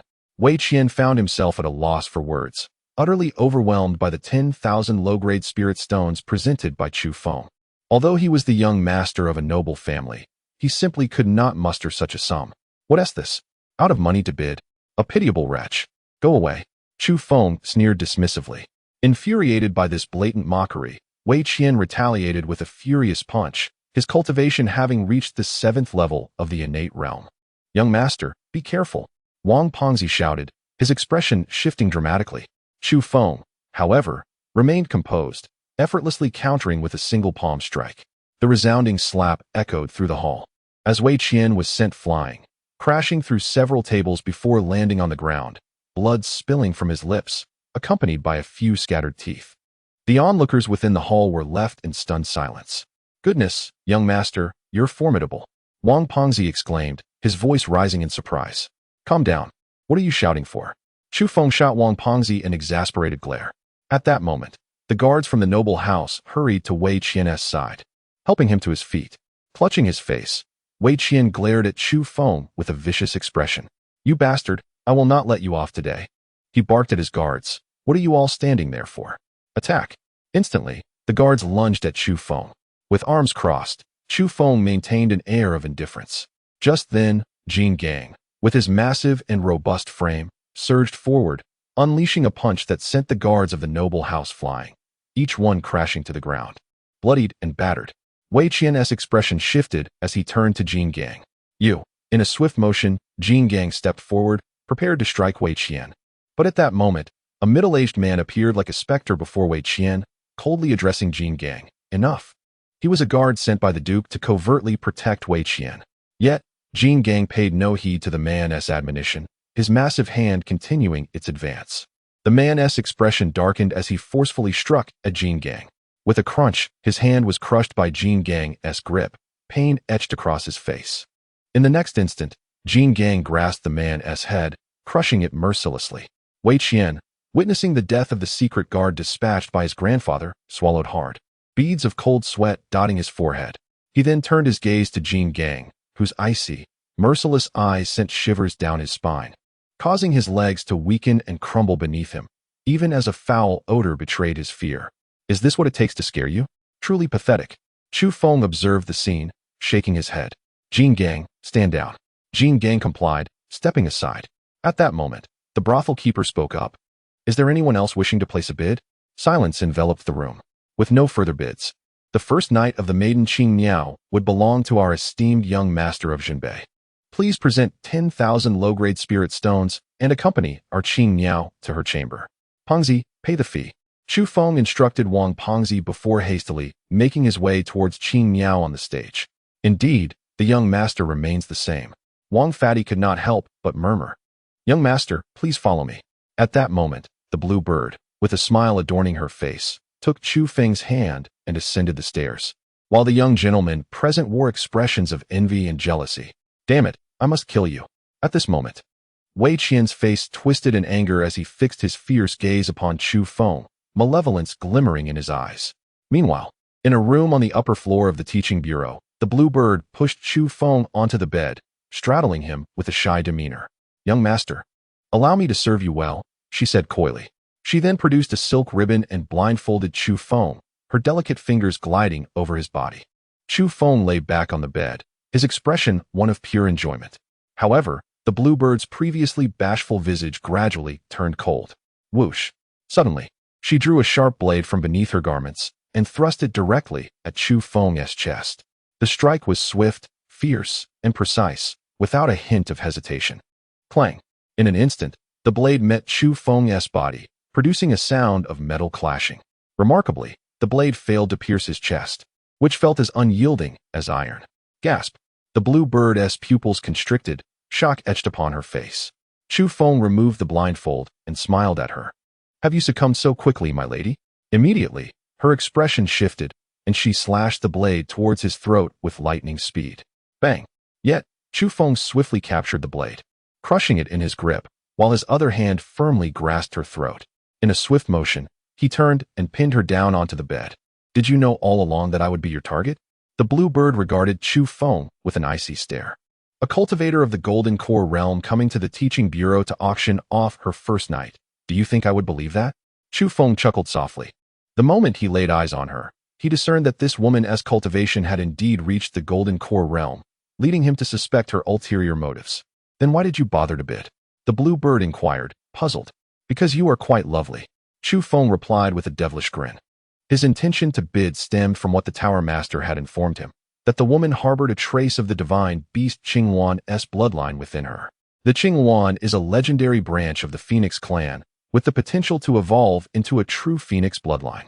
Thus, this woman was indeed of a rare constitution, and capturing her would undoubtedly aid in enhancing Chu Feng's own strength.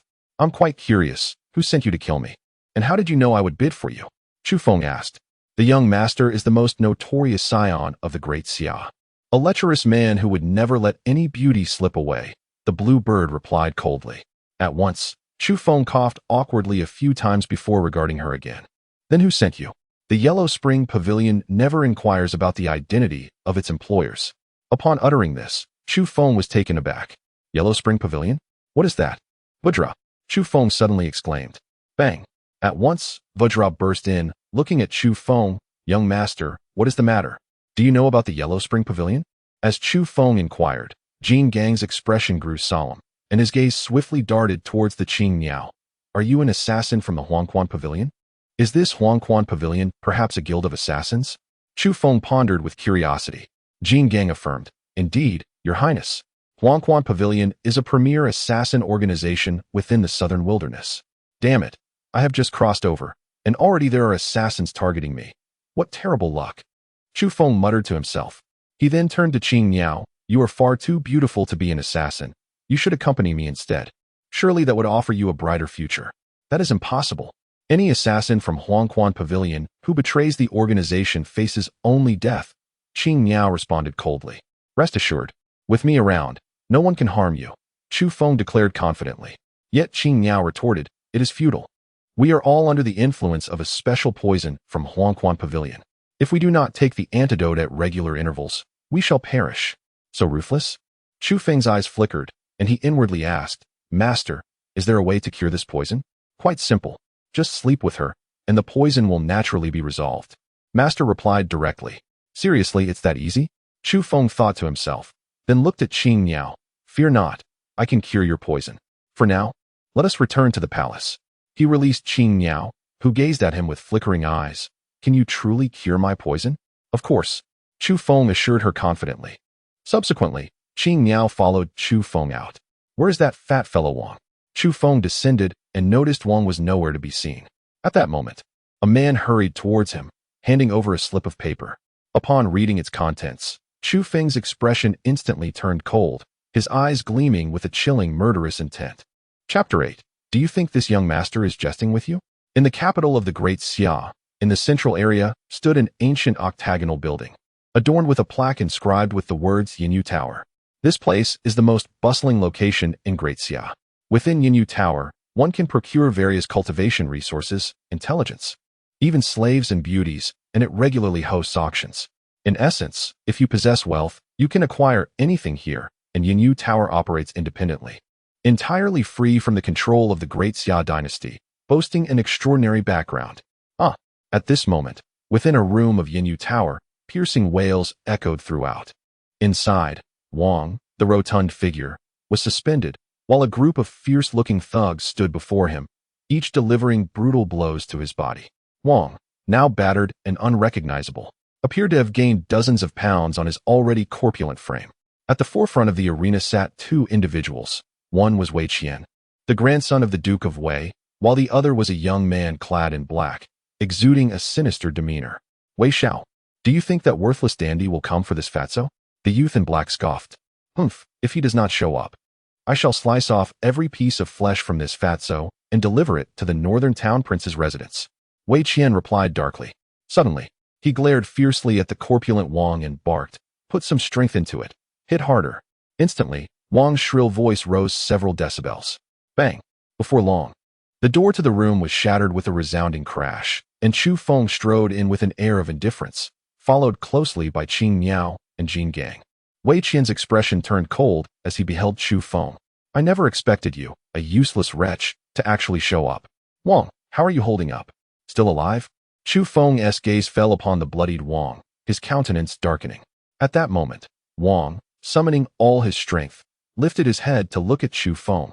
Grimacing through the pain, hee, young master, I'm tough as nails, I'm not dead yet. Good. Chu Feng's eyes glinted with a chilling resolve. If you're still breathing, then they shall perish. So, you are the infamous first scion of the Great Xia? Quite audacious.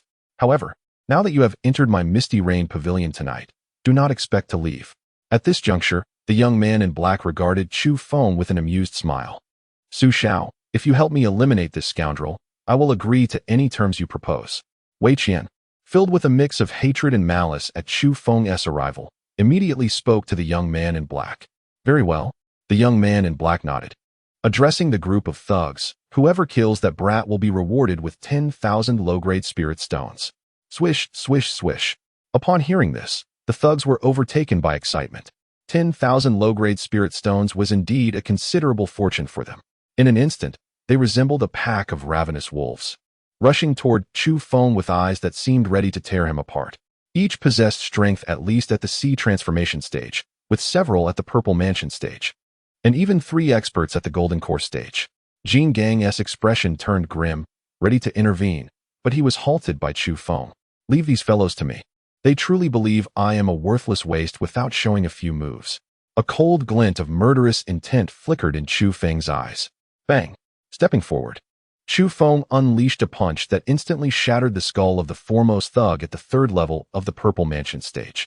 Puffed, crimson blood mixed with brain matter splattered forth, dousing Chu Feng in the viscous spray. This marked his first taste of killing. Yet, instead of fear, he felt a surge of exhilaration wash over him.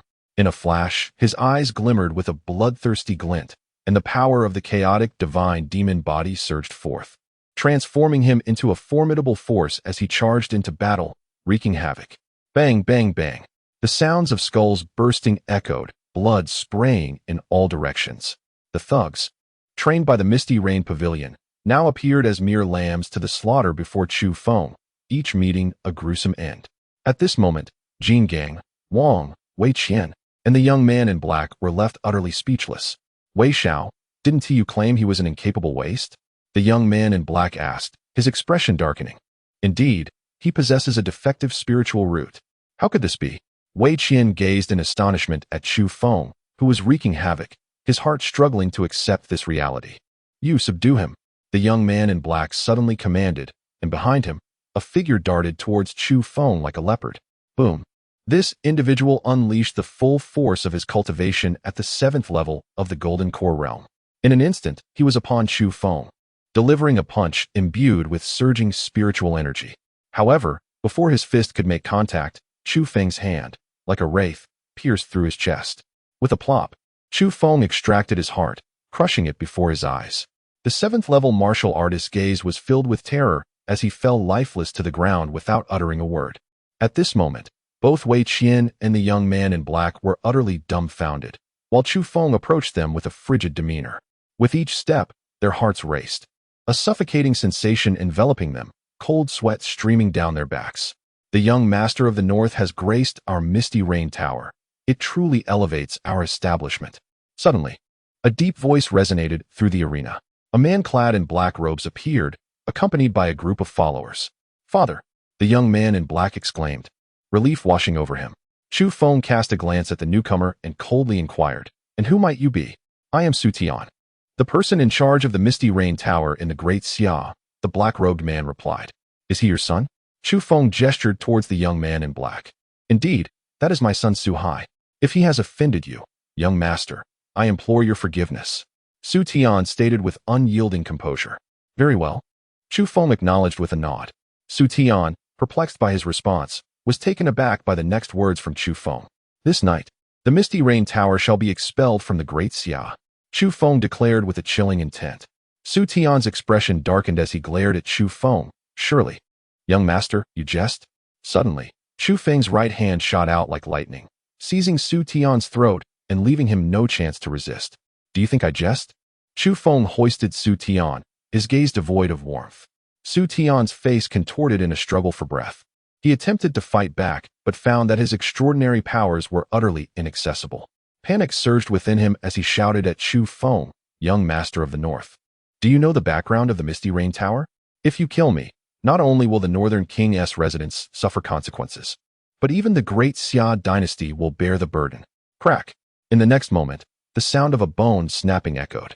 With a swift motion, Chu Feng crushed Su Tian's throat, his eyes bulging in disbelief, unable to close in death. Thud! Chu Feng casually tossed Su Tian's lifeless body aside. In that instant, everyone from the Misty Rain Tower stood in stunned silence. Father! The young man clad in black gazed upon the tragic demise of his father, his face etched with sorrow as he cried out in anguish. With eyes blazing with rage, he turned his gaze upon Chu Feng, exclaiming, You! But before he could finish his words, Chu Feng unleashed a single punch that shattered his skull. Swiftly, Chu Feng's cold, unfeeling eyes darted towards Wei Qian, who appeared pale and trembled in fear. How do you wish to meet your end? Chu Feng inquired icily, fixing his gaze upon Wei Qian. You cannot kill me. My grandfather is the Duke of Wei. Wei Qian retorted, his pupils constricting as he shouted at Chu Feng.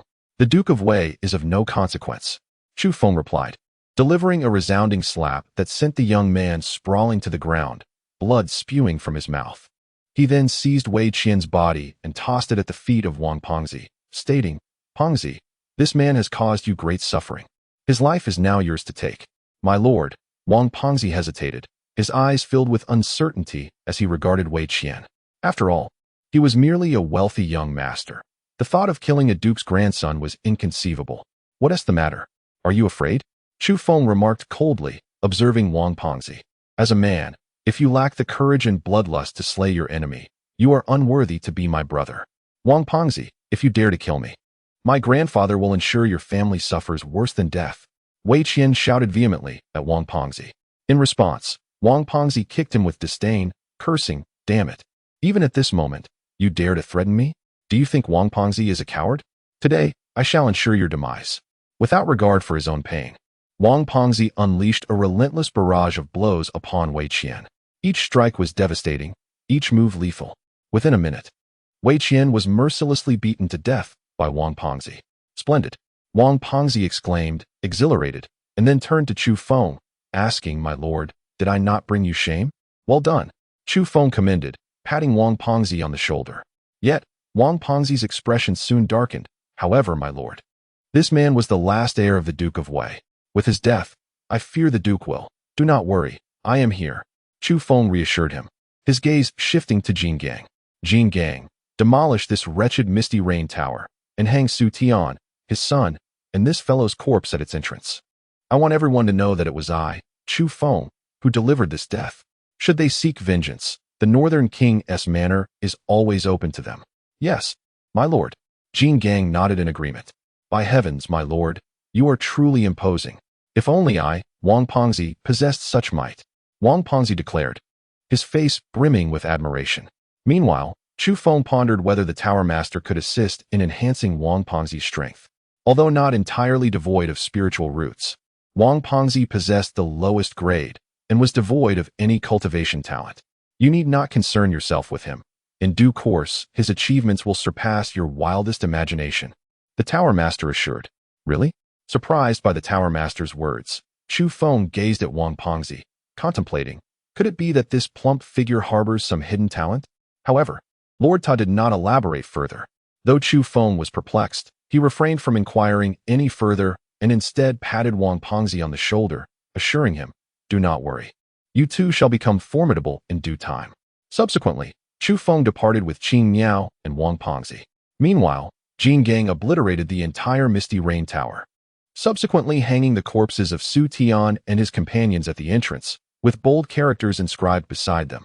"The heir of the Northern Town Prince, Chu Feng, has executed them." In no time, the events at the Misty Rain Tower reverberated throughout the capital of the great Xia Dynasty. The prominent families and nobility were left astounded. The heir of the Northern Town Prince not only demolished the Misty Rain Tower, but also murdered its leader and the grandson of the Duke of Wei. Upon hearing this news, the onlookers were gripped by disbelief. They found it hard to fathom that this debauched young man could commit such a reckless act. Though many might be unaware of the background of the Misty Rain Tower, the elite figures of the great Xia Dynasty were acutely aware of its formidable standing. Had it not possessed an extraordinary backing, how could the Misty Rain Tower operate in the capital without any oversight from the great Xia? Now, with Chu Feng not only demolishing the tower, but also brazenly slaying its leader, it was undeniably a slap in the face to those behind it. Coupled with the involvement of a current duke, the spectators could not help but anticipate how the Northern Town Prince's residents would navigate this predicament. Within the imperial palace of the great Xia, Emperor Xia Jutian's expression turned stern upon hearing the news from his guards. "Is this truly the case?" he exclaimed. "Indeed, Your Majesty, it is absolutely true," the guard replied, kneeling respectfully. "Ha ha ha, this useless scion has certainly dug his own grave, doing me a great favor." Emperor Xia Jutian laughed heartily, his gaze sharpening as he coldly declared, "Now, no one can save the Northern Town Prince's residence." Back at the Northern Town Prince's residence, Chu Feng returned with Qing Miao and Jin Gang. At that moment, Chu Longxiang approached him, inquiring, "Did you kill the people from the Misty Rain Tower and Wei Qian? They deserve to die?" Chu Feng offered no further explanation, simply uttering those 4 words. To this, Chu Longxiang displayed no signs of agitation, remarking, "Since they are dead, then so be it." Chu Feng was momentarily taken aback by his father's demeanor. "Father, you do not blame me?" In the past, any misdeeds on his part would have warranted a severe reprimand from his father. Yet, in light of this considerable turmoil, his father exhibited no trace of anger. "They sought to take your life, and thus they deserve death. You need not concern yourself with what follows. Just prepare for your wedding with the Ji family girl in 3 days." Chu Longxiang spoke with a calm expression, suddenly turning his gaze cold as he looked at Qing Miao. "You are the assassin sent by the Yellow Spring Pavilion?" Instantly, Qing Miao's expression shifted, feeling an inexplicable trepidation in the presence of the great Xia's war god. "Father, I need her. She is of use to me," Chu Feng interjected. "Very well." Chu Longxiang nodded in acquiescence. Subsequently, Chu Feng departed with Qing Miao. Meanwhile, a palpable aura of murderous intent emanated from Chu Longxiang. "The Yellow Spring Pavilion dares to lay hands on my son. Their audacity knows no bounds. You, personally, must annihilate the branch of the Huangquan Pavilion in the Great Xia, leaving no one behind. As these words echoed, a chilling voice responded from the air. Yes, master. What are your intentions regarding the Misty Rain Tower? At that moment, Chu Changxing approached. Let that rascal handle the troubles he has caused himself. If he cannot manage such trivial matters, how can he be worthy of being a descendant of the Chu family? Chu Longxiang replied with a cold snort. He then gazed into the starry sky, his expression grave. That day is fast approaching, and we cannot protect him for long. Chapter 10. Want to die in front of the palace? I shall grant you that. Merely sleeping with you can cure the poison? At that moment, in the room, Qing Yao smiled softly upon hearing the method of detoxification proposed by Chu Feng. Young master, you truly are incorrigibly charming. To sleep with me, you conjured such a flimsy excuse. Ahem ahem. Chu Feng coughed awkwardly a few times, adopting a serious demeanor. Do not overthink it. What I say is absolutely true.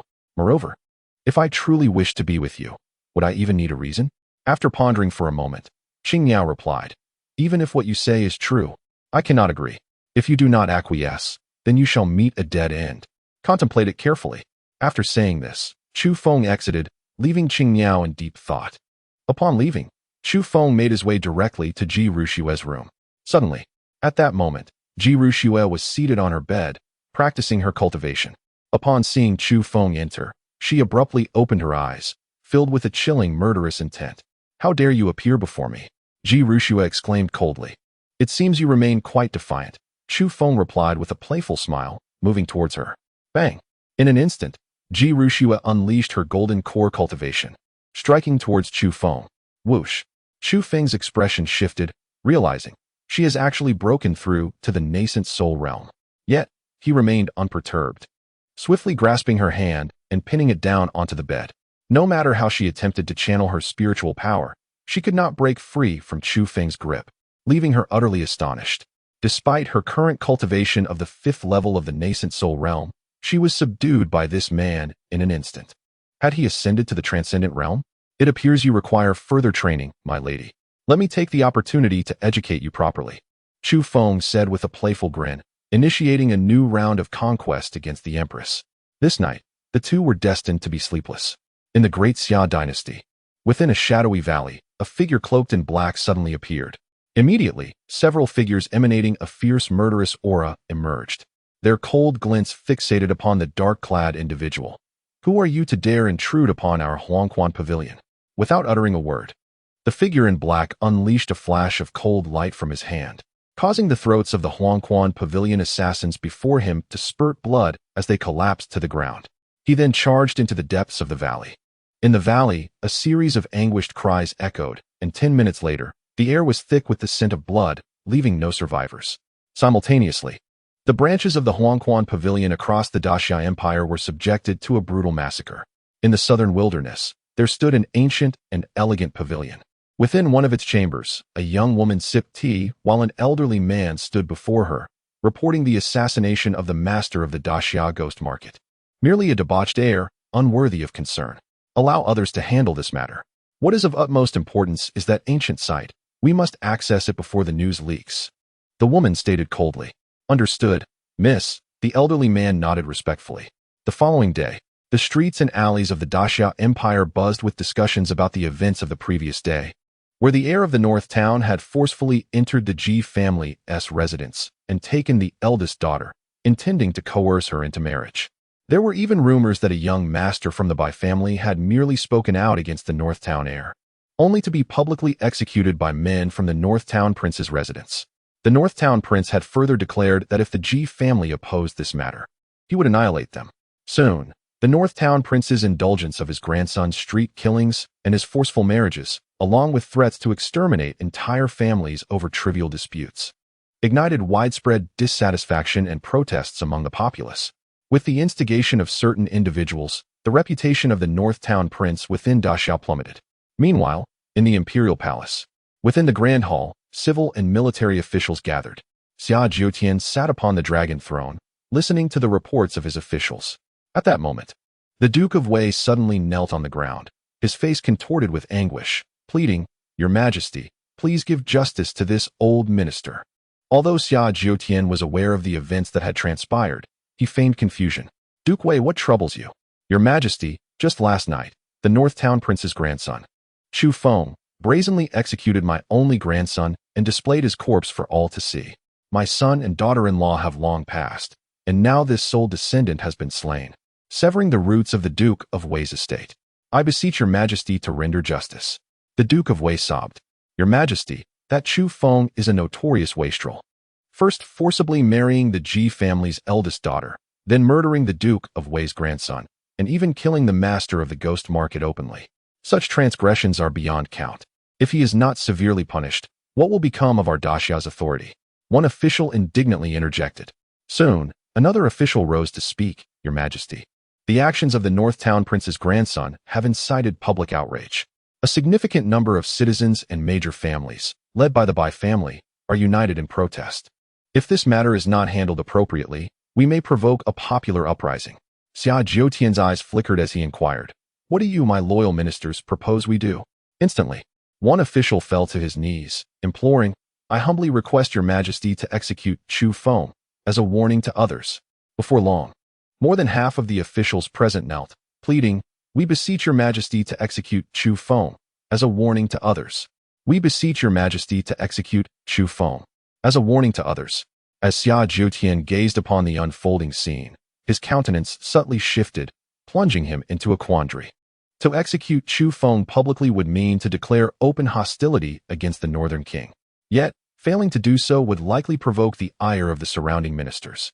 "Your Majesty, if you do not grant this old minister justice today, I shall take my own life right here in the Golden Throne Hall," declared the Duke of Wei with resolute determination. "Is it your desire to perish before the throne? Very well, I shall accommodate your wish." Suddenly, a frigid voice reverberated from beyond the hall. Following this, Chu Tianquang, clad in an imposing robe, strode in. The atmosphere within the hall shifted dramatically with the arrival of the Northern King, as the expressions of the assembled officials morphed in response. Northern King. The Duke of Wei seethed with anger upon witnessing Chu Tianquang's entrance and was about to voice his reproach. However, before he could finish, Chu Tianquang advanced with a single stride, seizing the Duke by the head and violently propelling it towards a nearby pillar. With a resounding crash, the sight rendered Xia Dynasty and the court officials aghast. Before they could fully comprehend the situation, Chu Tianquang had forcefully smashed the Duke's head against the grand pillar.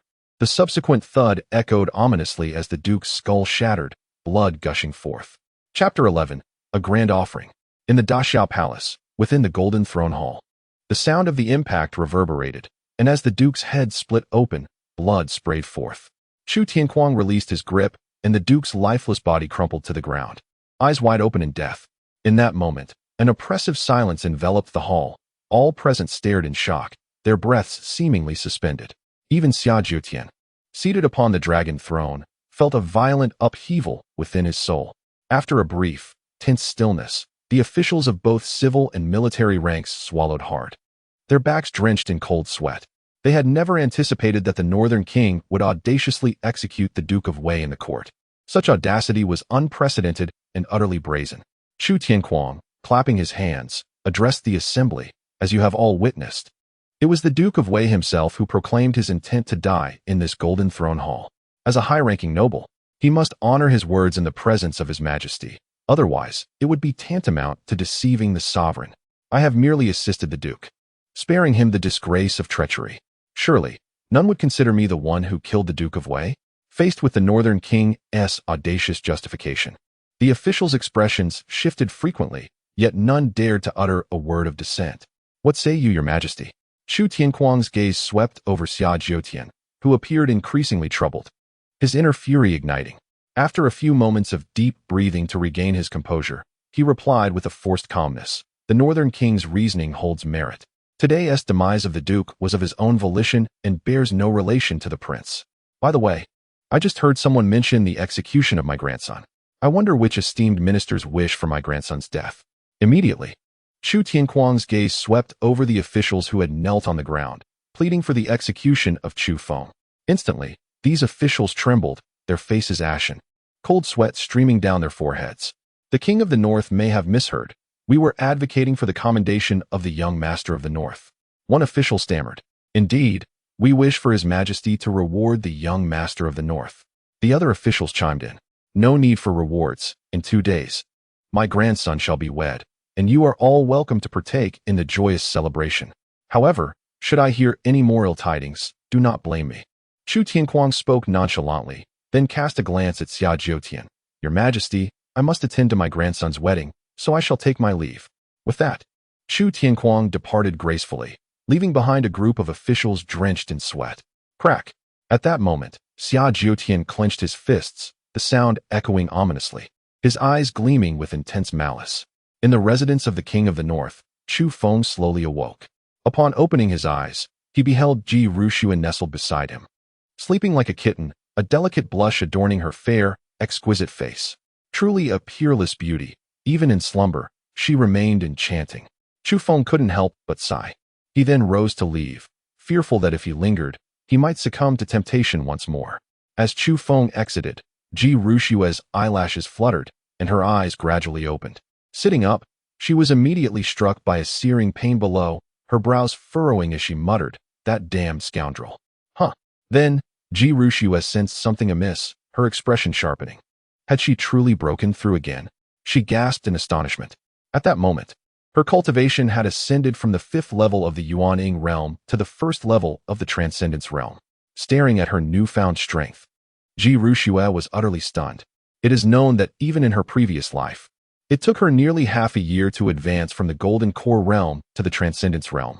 Yet now she had shattered 2 major realms in less than a day. This rate of advancement was simply astonishing. In that instant, Ji Rushua's expression shifted repeatedly as she pondered. Could it truly be due to her union with that man? As the former empress of the Yaopool, she was well aware that some cultivators enhanced their abilities through dual cultivation. However, she had never witnessed it firsthand, let alone experienced it herself. With such a pace of progression, what might this imply? Suddenly, a thought sparked in Ji Rushua's mind, only to be swiftly dismissed as she shook her head vehemently. She, the illustrious empress of the Yaopool, could never stoop to such actions. Meanwhile, Chu Feng was oblivious to the thoughts swirling in the empress's mind. As he stepped outside, he spotted Wang Pengzi rushing towards him in a flurry. Young master, what is wrong?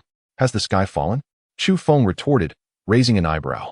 Young master, are you unaware of the events that transpired in court today? Wang Pengzi panted. What happened in court? Chu Feng inquired with curiosity. Wang Pengzi then proceeded to recount the day's occurrences in the court one by one. In an instant, Chu Feng could not help but exclaim, damn. Is my old man truly that formidable? Before the emperor and the assembly of civil and military officials, he had brazenly executed a current duke, while the emperor and his ministers dared not utter a single word in protest. This was a scene that even the most audacious of novels would shy away from depicting. At this moment, Chu Feng could not help but marvel at the extraordinary family he had found himself in. It was astonishingly splendid. Indeed, once this incident spread, it sent ripples throughout the entire Great Xia. The streets buzzed with discussions of the event, as Wang Fati remarked, haha, with such a remarkable grandfather. What does this young master have to fear? Chu Feng burst into hearty laughter and declared, let us indulge in a few drinks. My family's tavern has just acquired some exquisite wines that this young master must taste. Why didn't you mention the good wines sooner? Let us go. The two promptly made their way to the tavern owned by Wang Fati's family. Meanwhile, within the imperial study of the Great Xia Palace, roars of anger echoed forth. Cursed old wretch. I shall ensure the Northern Duke meets his end. At this moment, Xia Dynasty wreaked havoc in the study, his face twisted in fury. Today, Chu Tianquang's south actions in the court had made it abundantly clear that he held the Emperor of Great Xia in utter disdain, which allowed his pent-up rage to surge forth uncontrollably. A mere Northern Duke, why should His Majesty be so incensed? At that moment, a middle-aged man entered, speaking in a calm tone. Second brother, Xia Dynasty exclaimed upon seeing him. This man was none other than Xia Dynasty's second brother, King Qing, Xia Dynasty. Second brother. That Northern Duke is utterly intolerable. Does he truly believe that Great Xia belongs to the Chu family? Xia Dynasty seethed, if pushed too far, I shall abandon my pride and seek the intervention of our ancestors from Huangzu Mountain to eliminate this old fool. Your Majesty, there is no need to disturb our esteemed elders to deal with the Northern Duke, Xia Dynasty interjected. Xia Dynasty turned to him, second brother. Do you possess a clever strategy? The Northern Duke's arrogance stems solely from his command of the 300,000 Northern troops. Without them, he would be but a toothless tiger, easily subdued by your majesty, Xia Dynasty replied calmly. I am well aware of this. However, the Northern Duke is the very embodiment of the Northern Army's faith. They heed only his and Chu Longxiang's commands, and even I cannot mobilize them. Xia Dynasty remarked coldly. Since the Northern troops cannot be commanded by your majesty, then they need not be preserved, Xia Dynasty suggested. Xia Dynasty's expression shifted in surprise as he gazed at Xia Dynasty. Second brother, do you imply? Subsequently, Xia Dynasty whispered a few words into Xia Dynasty's ear. Soon after, Xia Dynasty's eyes narrowed in concentration, exclaiming, Second brother, this plan is excellent. I shall entrust this matter to you. In 2 days, it will be the wedding of that old wretch's grandson. We shall present them with a grand gift. Yes, your majesty. Xia Dynasty nodded respectfully. In the heart of the great Xia imperial city stood a resplendent tavern known as the Wang family tavern. This was the establishment owned by Wang Fatty's family. Yet, as Chu Feng and Wang Fatty arrived before the tavern, their expressions shifted dramatically. Chapter 12. Do you think you can kill me? At this moment, the Wang family tavern lay in utter disarray, evidently ravaged by an unseen force. On the ground, a bloodied man lay sprawled, his face bearing the signs of affluence.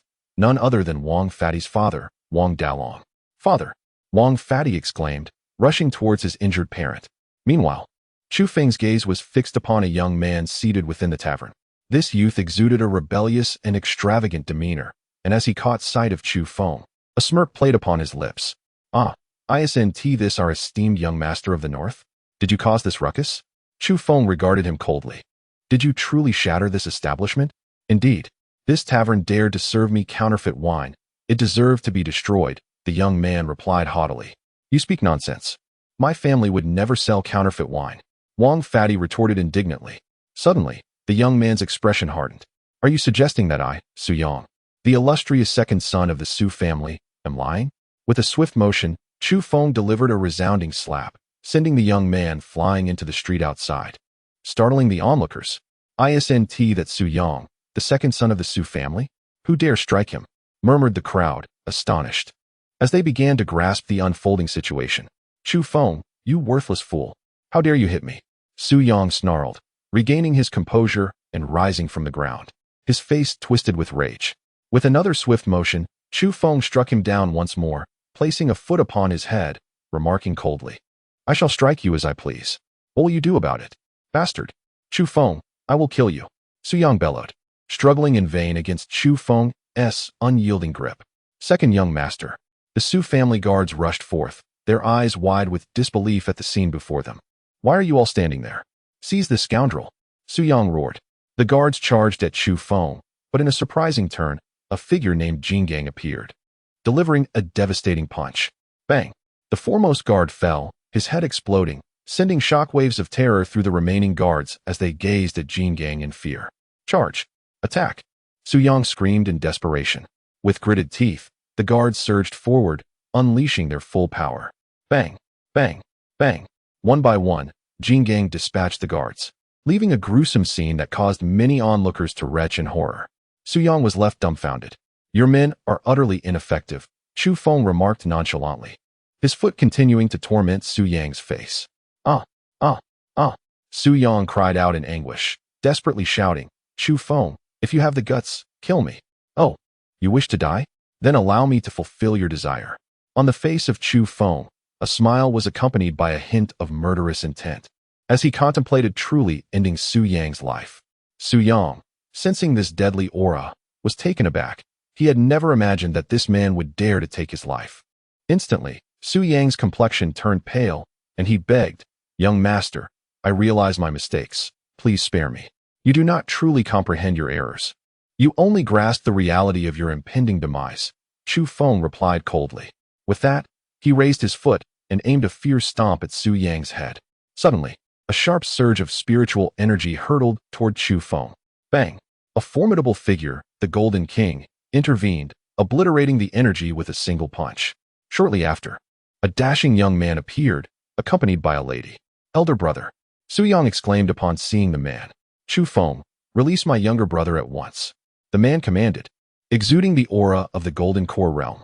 Was that Su Tian, the eldest son of the Su family? It was said that he had passed the examinations of the Jixia Academy 5 years ago and become a disciple. To think that in just 5 years, he had ascended to the Golden Core realm.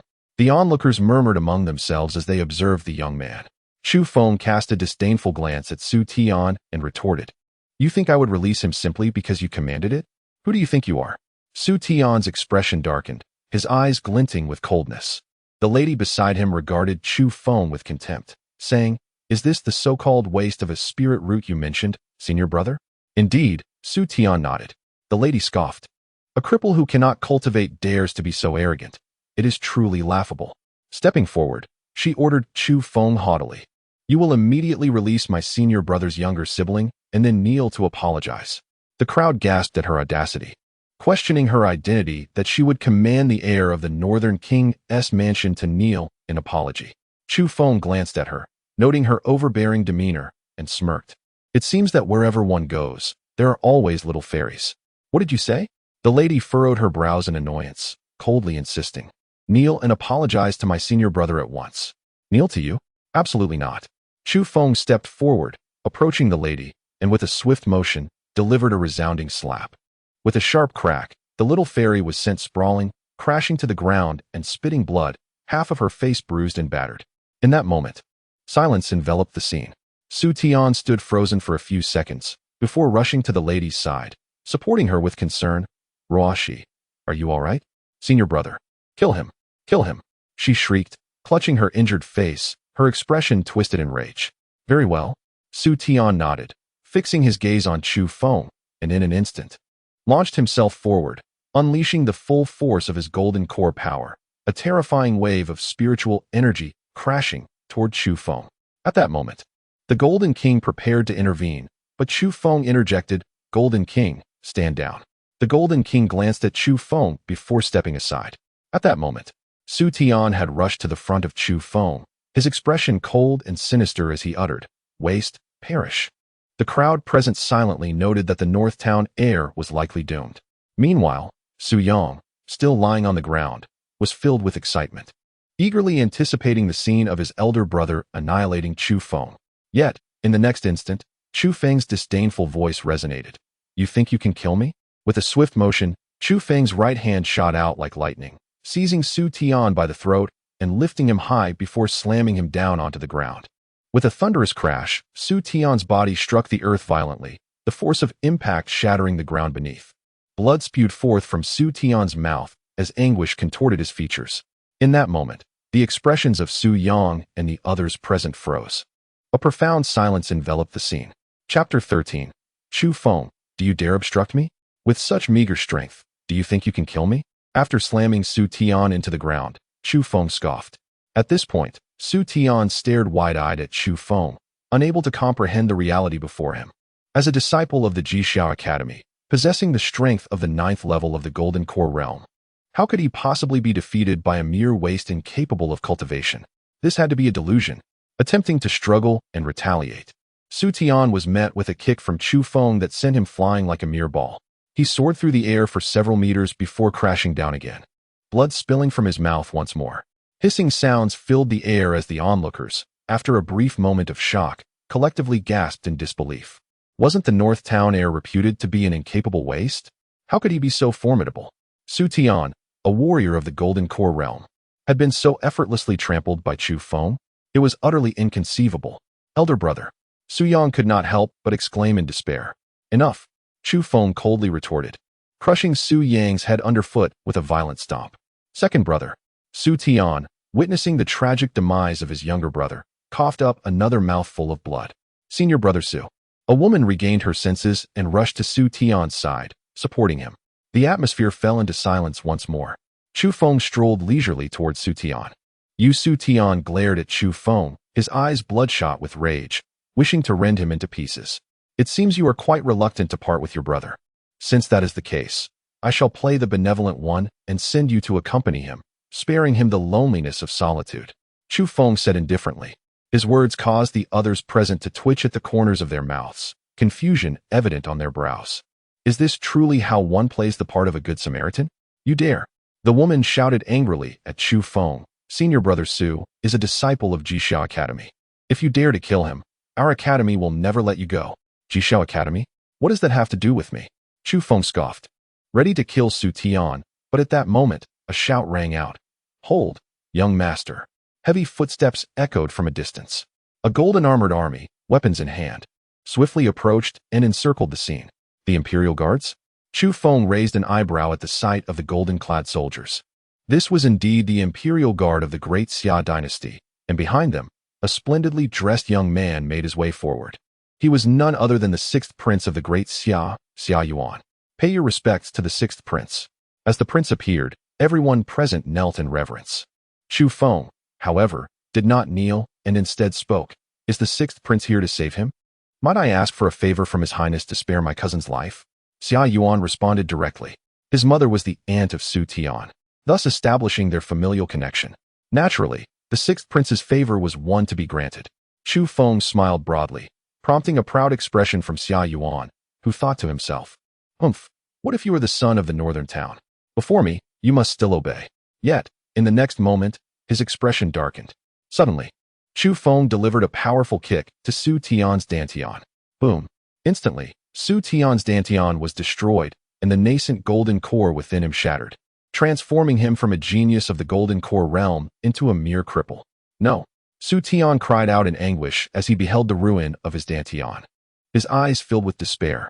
In a fit of rage, he coughed up blood and lost consciousness. Senior brother Su, a woman exclaimed upon witnessing Su Tian's fainting. Xia Yuan's countenance turned extremely grim, his gaze darkening as he fixed his eyes on Chu Feng.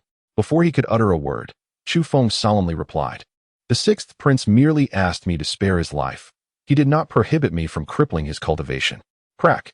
The tension in Xia Yuan's fists was palpable, nearly compelling him to command the Imperial Guards to act against Chu Feng, yet he restrained himself. Come, take him back to the Su family at once. He commanded. Wait. Chu Feng interjected once more. Xia Yuan's expression hardened as he glared at him. You have already crippled my cousin's cultivation. Are you not satisfied yet? This fellow's brother destroyed my family's tavern. Should he not pay for the damages? Chu Feng retorted dismissively. Xia Yuan, glancing at his deceased cousin Su Yang, could not help but say, But my cousin has already been killed by you. Though he is dead, the debt remains. It must still be repaid. Xia Yuan inquired with a darkened face. If that is the case, let this compensation be borne by me. Truly a kind-hearted sixth prince. Pray tell how much? Xia Yuan was losing patience with this man. Otherwise, he might truly be compelled to take action. 1 million low-grade spirit stones. What? 1 million low-grade spirit stones? Xia Yuan was taken aback, having intended to offer a few thousand spirit stones as compensation, only to be astounded by the sum Chu Feng demanded. 1 million low-grade spirit stones? Was he out of his mind? Surely, that amount could purchase every tavern in the Great Xia. As the summer sun blazed, Xia Yuan regarded Chu Feng with a sullen expression. Is the young master jesting? Does the sixth prince perceive this as a jest? Chu Feng offered a smile to Xia Yuan. Have you lost your wits over spirit stones? A mere tavern demands 1 million low-grade spirit stones. The woman could not help but exclaim. When we converse, do you have any right to interject? Chu Feng coldly snorted, delivering another slap to the woman's face, mutilating the other side as well. Xia Yuan, his face darkened, retorted, Young master, I possess only 50,000 low-grade spirit stones. How about no? 1 million low-grade spirit stones. Not a single one less. If the young master cannot provide it, let the Su family bring 1 million low-grade spirit stones to redeem the person. Chu Feng asserted with unwavering resolve. At that moment, Xia Yuan could no longer restrain himself, his icy gaze fixed on Chu Feng as he shouted. What if I insist on taking the person away today? Chu Feng, do you dare to obstruct me? Chapter 14, Spirit Stones or Life. Xia Yuan glared at Chu Feng, exuding an aura of menace. Young master, let it be. We shall forego the tavern's compensation, Wang Fatty interjected, rushing towards Chu Feng. How can that be? If something is damaged, one must compensate. This is a matter of principle. Chu Feng scoffed, then turned to Xia Yuan. If the sixth prince insists on taking the person away, I regret to inform you that I shall have to eliminate you as well. Boom. At these words, the crowd erupted in astonishment, all eyes fixed on Chu Feng. Did he just declare his intent to kill a prince of the Great Xia? Has he lost his mind? Even Xia Yuan stared at Chu Feng in disbelief, unable to fathom that such words were uttered by him. Thud. In that instant, Chu Feng stepped forward. Protect the prince. As Chu Feng moved, the elite guards swiftly positioned themselves before Xia Yuan, weapons drawn and aimed at Chu Feng. Budra. Chu Feng's lips parted slightly. Bang, bang, bang. In an instant, Vajra surged forth, and a cacophony of explosions ensued. The guards, caught off guard, were sent flying by Vajra's onslaught. Subsequently, Chu Feng took another step, standing before Xia Yuan, an aura of cold murderous intent enveloping him. Thud. Under the pressure of Chu Feng's killing intent, Xia Yuan's legs buckled, and he knelt before Chu Feng. A playful smile graced Chu Feng's face. Oh, sixth prince, why have you knelt before me? Such a grand gesture, I cannot accept. Instantly, Xia Yuan's countenance darkened, humiliation flooding his eyes.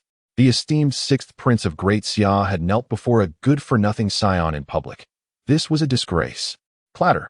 Suddenly, a flurry of footsteps echoed, and a middle-aged man, accompanied by a group, rushed in. This man was Su Zhenghai, the head of the Su family. Tian. Su Zhenghai cried out in desperation upon seeing the unconscious Su Tian, and his expression soured as he noticed his eldest son's cultivation had been utterly destroyed. Head of the family, the second young master. At that moment, the Su family members noticed the corpse of Su Yang, their expressions shifting dramatically. As Su Zhenghai cast his gaze upon the lifeless body of his second son, an overwhelming wave of murderous intent surged within him. Swish. He fixed his eyes sharply on Chu Feng. Chu Feng, are you responsible for all of this? So, you are the head of the Su family. How fortuitous. Your second son has destroyed my brother's tavern, and I have avenged him by taking his life. However, you must still compensate for the damages to the tavern. It is not much, merely 1 million low-grade spirit stones. Chu Feng replied nonchalantly. Upon hearing Chu Feng's words, the members of the Su family were incensed. This man had killed their second young master, yet he audaciously demanded 1 million low-grade spirit stones as compensation? This was simply intolerable. Scoundrel, die! Su Zhenghai roared, his eyes ablaze with fury as he glared at Chu Feng and launched a powerful strike in his direction. He had reached the extraordinary realm, being the head of the illustrious Su family. Young master, be careful, Wang Pengzi shouted. Meanwhile, Xia Yuan fixed a cold, sinister gaze upon Chu Feng, eagerly anticipating the scene of his demise. However, beauty of thought starkly contrasted with the harshness of reality. Just as Su Zhenghai's palm was about to strike Chu Feng, it was forcefully repelled by a punch from the side by Jin Gang. Thud. Su Zhenghai crashed to the ground, spitting blood. At this moment, Chu Feng leisurely approached and placed his foot upon Su Zhenghai's face. Do you wish to avenge your son? You are not worthy. Initially, I demanded only 1 million low-grade spirit stones in compensation, but now the price has increased to 2 million. Pay up, or you and your eldest son shall perish. Chu Feng stated coldly. At this juncture, Su Zhenghai glared at Chu Feng, seething with rage. He wished to struggle, but found himself utterly immobilized beneath Chu Feng's foot. You have 3 seconds to consider. Will it be spirit stones or your life? 1, 2. Just as Chu Feng was about to utter the word 3, Su Zhenghai finally regained his composure and exclaimed, 2 million spirit stones. The Su family will pay. Although he was loath to submit to the villain who had slain his son, the circumstances compelled him. Survival was paramount. Ultimately, the Su family scraped together the 2 million low-grade spirit stones to present to Chu Feng, nearly exhausting their entire resources as the foremost family in the Great Xia. Chu Feng, however, was indifferent, viewing the Su family's plight as a consequence of their own actions. Within the Wang family tavern, Chu Feng handed over the 2 million spirit stones to Wang Pengzi. Young master, I cannot accept such a large sum. Wang Pengzi exclaimed, gazing at the mountain of spirit stones within the storage pouch, having never seen such wealth in his lifetime. This is compensation for your family. You should accept it. Chu Feng replied. Alas, it is a pity. I had hoped to enjoy some fine wine. He sighed and shook his head. You have rendered us such great assistance today. How could I allow you to leave empty-handed? At that moment, Wang Pengzi's father, Wang Dalong, produced a jug of wine and poured a cup for Chu Feng, stating, This is a fine wine I procured at great expense from the Drunken Immortal Tavern. I implore you to savor it. Drunken Immortal Tavern? Chu Feng lifted the cup and took a sip, instantly experiencing a sensation of ethereal bliss. What exquisite wine! He could not help but exclaim. What is this Zui Xianlu? How have I never heard of it before?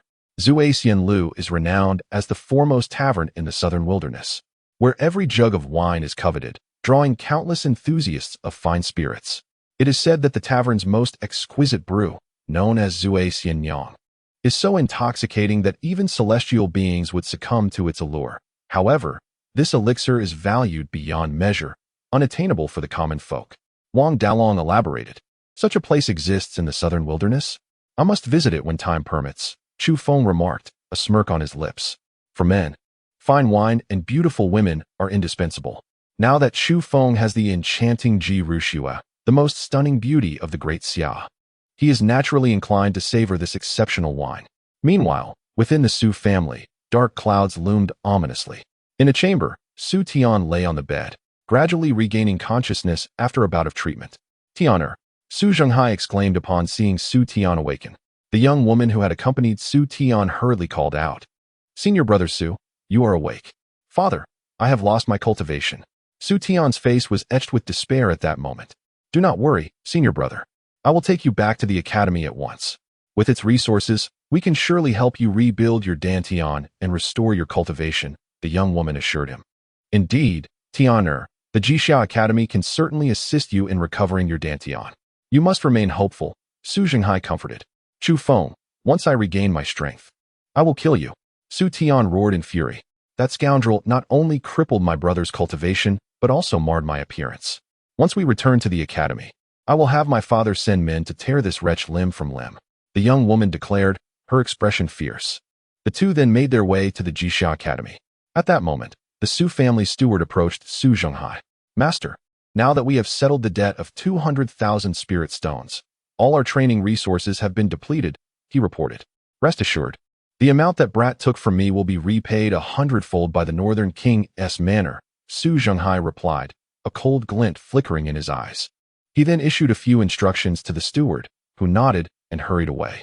Elsewhere, in the chamber of the sixth prince, Xia Yuan's countenance was grim, his eyes gleaming with murderous intent. "Chu Feng, I must kill him," he vowed. "Your Highness, the bodyguard named Jin Gang beside that brat possesses formidable strength. Even Su Zhenghai, an extraordinary figure, is no match for him. It may not be easy to eliminate him," a confidant expressed concern. "Send someone to contact the leader of the Jihua sect. Inform him of this matter and implore him to spare no effort in eradicating this boy. The humiliation of today must be avenged. Otherwise, how will I compete for the throne in the future?" Xia Yuan declared, his face ashen and his eyes ablaze with fury. Meanwhile, within another fragrant palace of the royal compound, a woman clad in a sheer, flowing gown reclined sensuously on a soft couch, exuding an enchanting allure. Her captivating phoenix eyes shimmered with light as she parted her crimson lips, murmuring, "This little one is rather intriguing." At the Northern King's manor, Chu Feng finished his drink and returned home. However, as he stepped into the royal residence, a fierce voice suddenly echoed, "Prince of the North, come out." Chapter 15. The Brutal Fourth Uncle. "Prince of the North, come out."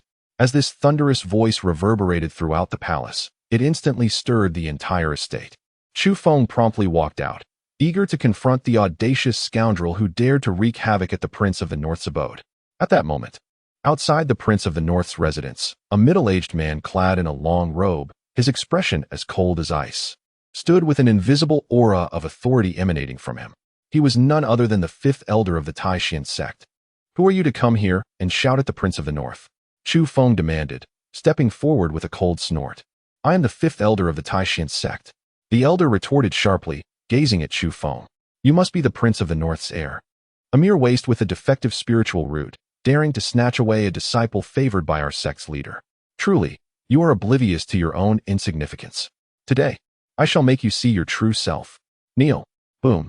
At that moment, a terrifying pressure erupted from the fifth elder, the might of a master. As the fifth elder of the Taishan sect, his strength surpassed even that of the ninth elder, having ascended to the realm of martial masters. Yet, as this overwhelming aura approached, Chu Feng remained remarkably composed. Though he had only just reached the ninth level of the nascent soul realm, his body, imbued with the chaos divine demon physique, rendered the mere pressure of a master utterly inconsequential. Just then, a furious voice erupted from behind the fifth elder. "How dare a mere master lay a hand on my nephew, Chu Bahuang? Who grants you such audacity?" Upon hearing this angry rebuke, the fifth elder whipped around, only to receive a resounding slap to the face. Smack! The sound echoed loudly, sending the martial master crashing to the ground, half of his teeth flying. A robust man, towering at 2 meters with a thick beard and a rugged demeanor, appeared before them. Fourth uncle, Chu Feng exclaimed upon recognizing this figure.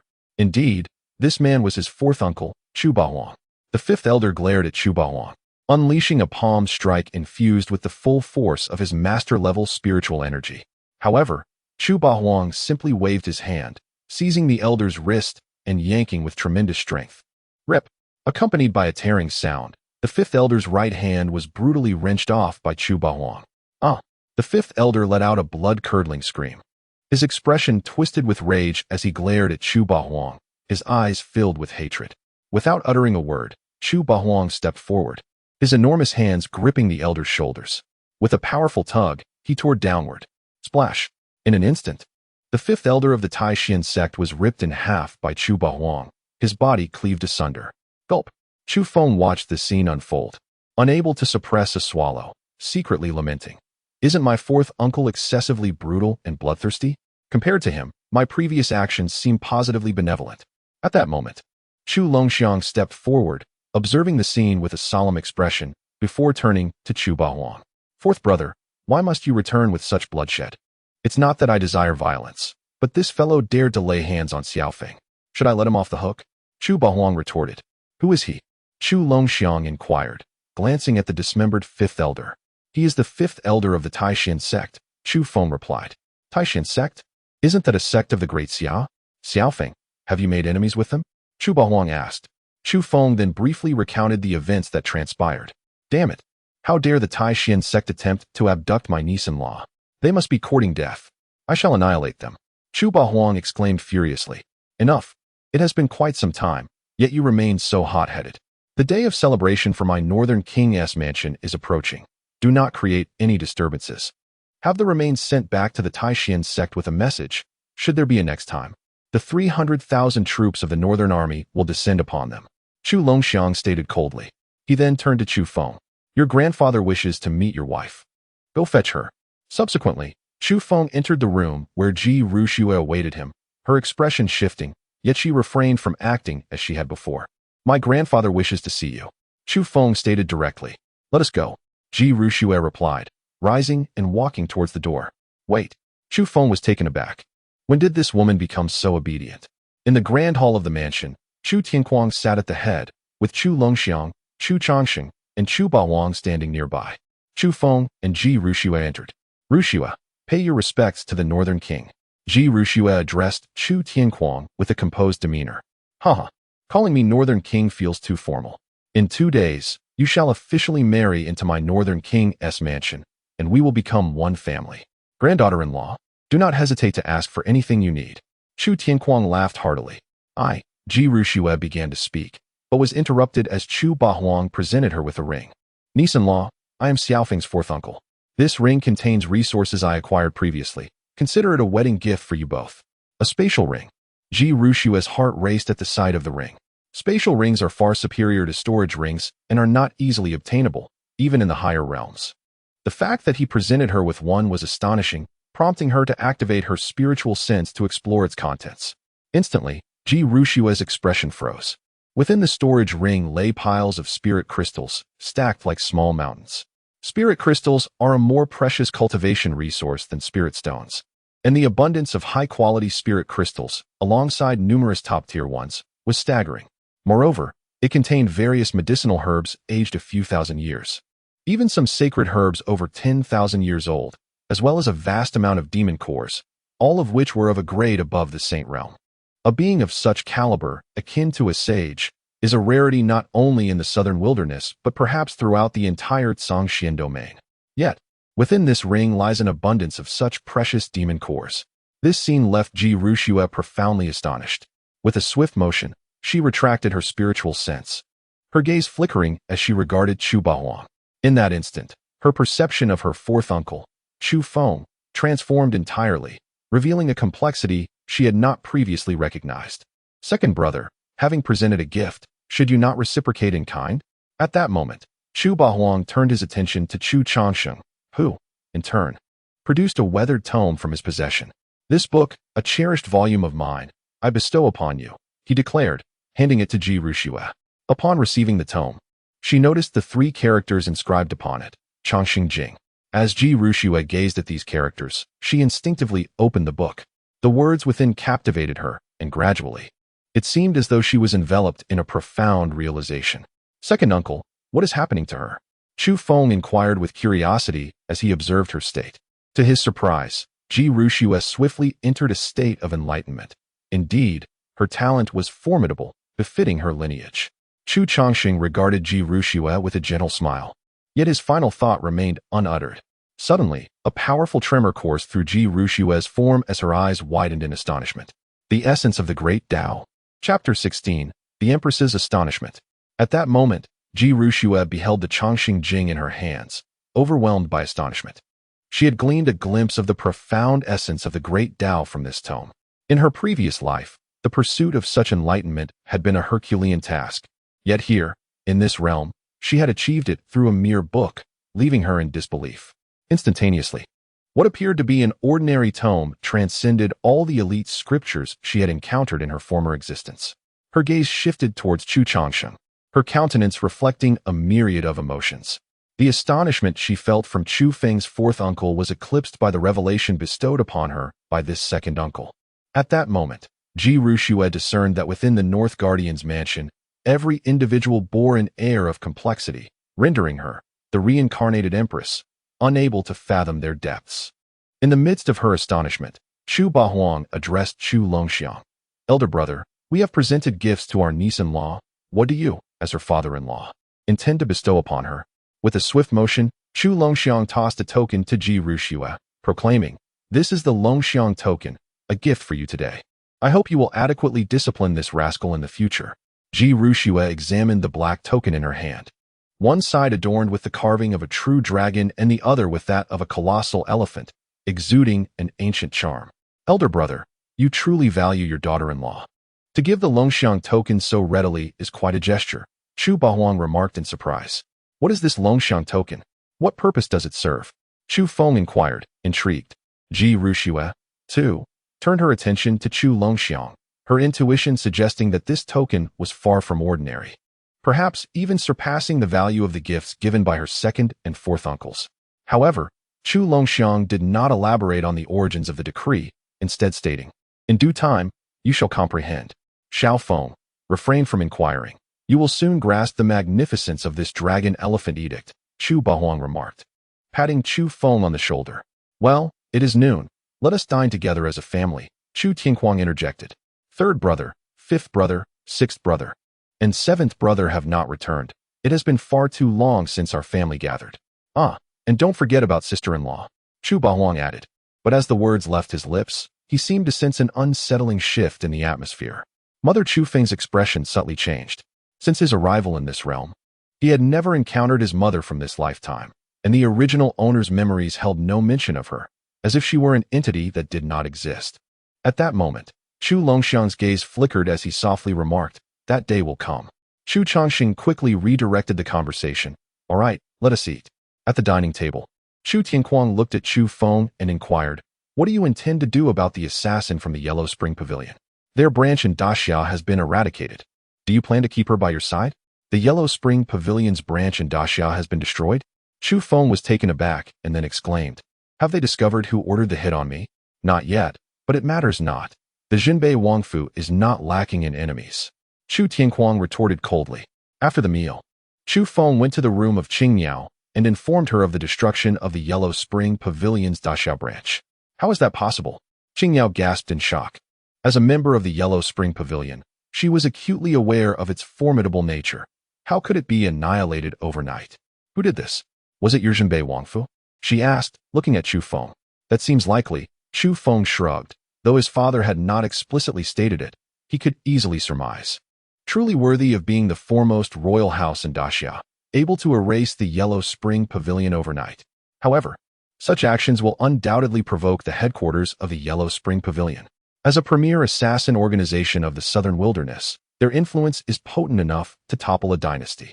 Your Jinbei Wangfu may be in grave peril now, Qingniao said solemnly. Chu Feng remained unfazed. It matters not. Should they dare to cause trouble again, I shall uproot the Yellow Spring Pavilion entirely, ensuring that the name Yellow Spring Pavilion is no more in the southern wilderness. Upon hearing Chu Feng's assertive proclamation, Qingniao's heart trembled involuntarily. Now that the Yellow Spring Pavilion is gone, your poison can only be cured by me. Consider carefully whether you wish to live or die, Chu Feng stated before departing. He sought out a room and, with a thought, summoned the Chaos Yin-Yang Tower, which hovered before him.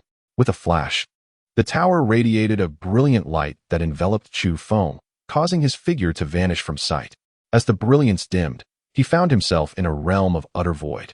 Is this the internal space of the Chaos Yin-Yang Tower? Chu Feng murmured to himself. Ever since he activated the chaotic Yin-Yang Tower, he was able to step into its realm.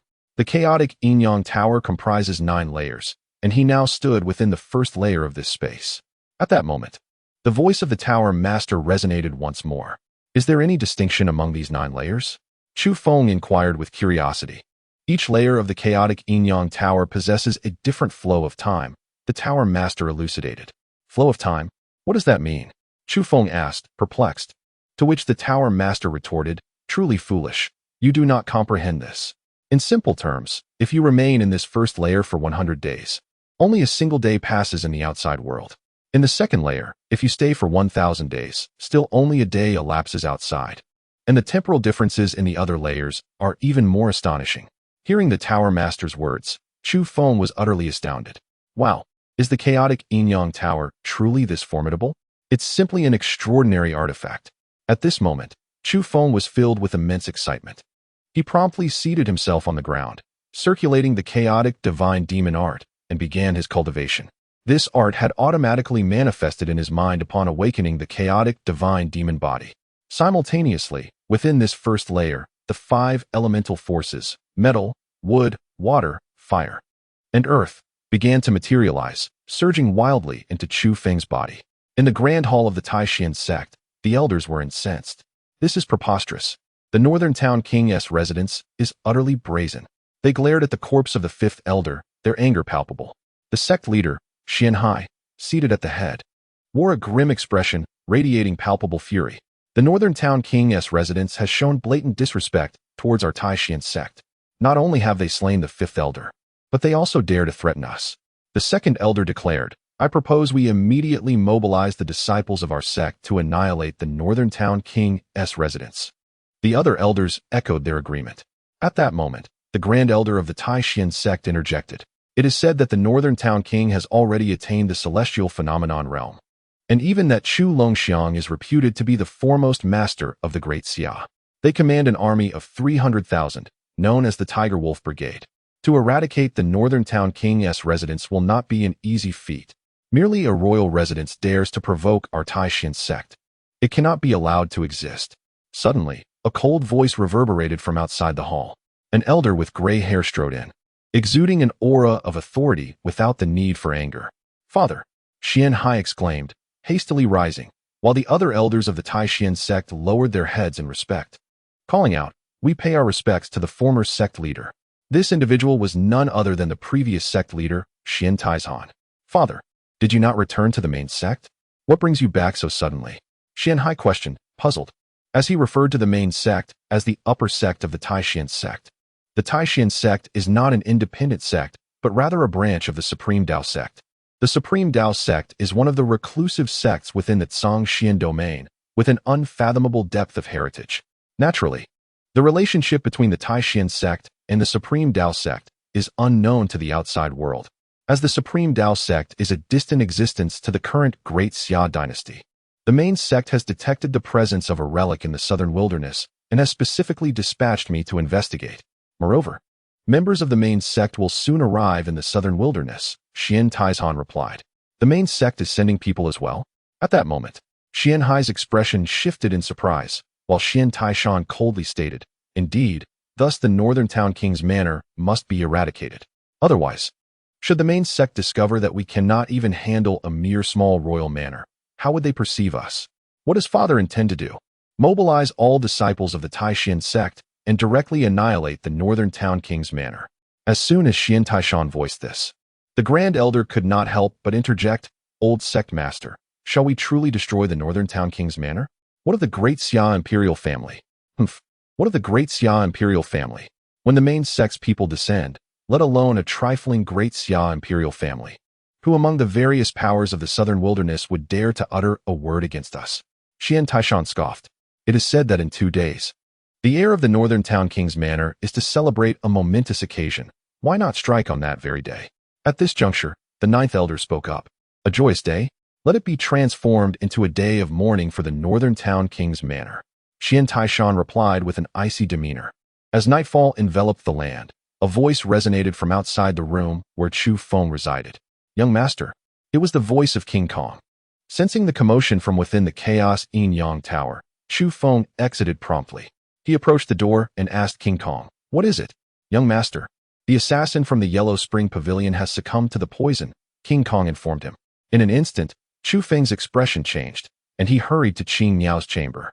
There, he found her lying on the bed, her complexion pale and lips turning purple. The poison planted by the Yellow Spring Pavilion had taken effect. Has it manifested so swiftly? Chu Feng furrowed his brow and instructed King Kong, "You stay outside and ensure no one enters." King Kong nodded and stepped away from the room. Turning his gaze to Qing Miao, Chu Feng said, "I apologize, but this is for your salvation." He swiftly removed Qing Miao's garments, revealing a flawless form before him. In that instant, Chu Feng felt an intense fire igniting within him, an overwhelming heat. Without hesitation, he shed his own clothing and prepared for the inevitable. Soon, a fierce battle ensued once more. As their essences intertwined, a surge of chaos yin-yang energy flowed through their bodies, leading to Chu Feng's cultivation rising and purging the poison from Qing Miao's system. Before long, the blood within Qing Miao began to boil. After an indeterminate duration, a sound akin to a phoenix's cry resonated, and a brilliant azure light burst forth, soaring into the heavens, manifesting as a divine bird in the dark night. In that moment, throughout the great Xia, numerous powerful beings turned their gaze toward the void, astonished. This phenomenon even attracted the attention of many formidable figures within the southern wilderness. Simultaneously, within a grand palace, a figure suddenly opened their eyes in shock, exclaiming, "My Qing Luan clan still possesses such a formidable bloodline lost to the world." Suddenly, a realization struck, and their expression shifted. Meanwhile, within the Northern Town King's manor, Ji Ru Shui, in the midst of her cultivation, sensed the disturbances outside, stepped from her chamber, and gazed into the void. Her expression changing drastically. The divine bird Qing Luan? How could the divine bird, the Qing Luan, manifest here? The Qing Luan is a mythical creature, a branch of the legendary phoenix bloodline. Though it may not rival the phoenix itself, it is nonetheless a creature of sacred stature. How could it possibly be present in this place? At that moment, her gaze shifted towards the chamber of the bird, and she strode forth. Standing guard outside, Jingang observed Ji Rushua approaching and hurriedly called out, "Miss Ji." Ji Rushua fixed her eyes on the room and coldly inquired, "Is your young master in there?" "Indeed." Jingang nodded affirmatively. "And who else is present?" She pressed, but Jingang hesitated, unsure how to respond. Without further ado, she bypassed Jingang and made her way towards the door. "Miss Ji, wait." Jingang attempted to intervene, but Ji Rushua had already pushed the door open. Chapter 17. Are you a martial arts master? At this moment, as Ji Rushua entered the room, her pupils dilated, and she came to an abrupt halt. Within, Chu Feng, who was in the midst of a fierce battle, was equally taken aback, staring at Ji Rushua's unexpected arrival, momentarily dazed. The Qingwan, now awakened, was also stunned by Ji Rushua's appearance. After a brief pause, Chu Feng broke the awkward silence. However, before he could complete his sentence, Ji Rushua glared at him coldly, exclaiming, "Scoundrel!" With that, she stormed out in a fit of rage. Chu Feng, bewildered, could not fathom her anger. "What is she so upset about? Shouldn't you console her?" the Qingwan remarked, glancing at Chu Feng. "Why should I? She doesn't even like me," Chu Feng retorted, rolling his eyes. "I was concerned because I saw you were poisoned." "I am aware," the Qingwan interjected before Chu Feng could finish. "The poison within me has been dispelled. Thank you." "Then that is well. Let us continue," Chu Feng replied, his eyes glinting with determination, and the Qingwan, her cheeks flushed, nodded in agreement. With a swift motion, Chu Feng closed the door. his voice resonating in Jingang's ears outside. If anyone else attempts to enter, you shall face the consequences. Yes, Jingang responded promptly. Meanwhile, Ji Ruxue returned to her own chamber, muttering curses. Damn scoundrel, truly incorrigible, utterly worthless. At that moment, she resembled a woman who had caught her unfaithful husband, filled with fury. However, she soon became aware of something, pondering, why am I so upset? What does it matter if he seeks other women? Even Ji Ruxue herself could not comprehend why she felt such anger. Had she unwittingly fallen for him? Impossible. I will never fall for him. She promptly dismissed the notion. While Chu Feng was not entirely devoid of potential, the chasm between them was still insurmountable. Her future lay in returning to the Kunlun realm, whereas Chu Feng would likely remain in this southern wilderness for the rest of his life. There was no possibility for them. Furthermore, in her past life, none of the countless prodigies with unparalleled capabilities had captured her interest. How could a debauched scion, who only indulged in women, ever win her affection?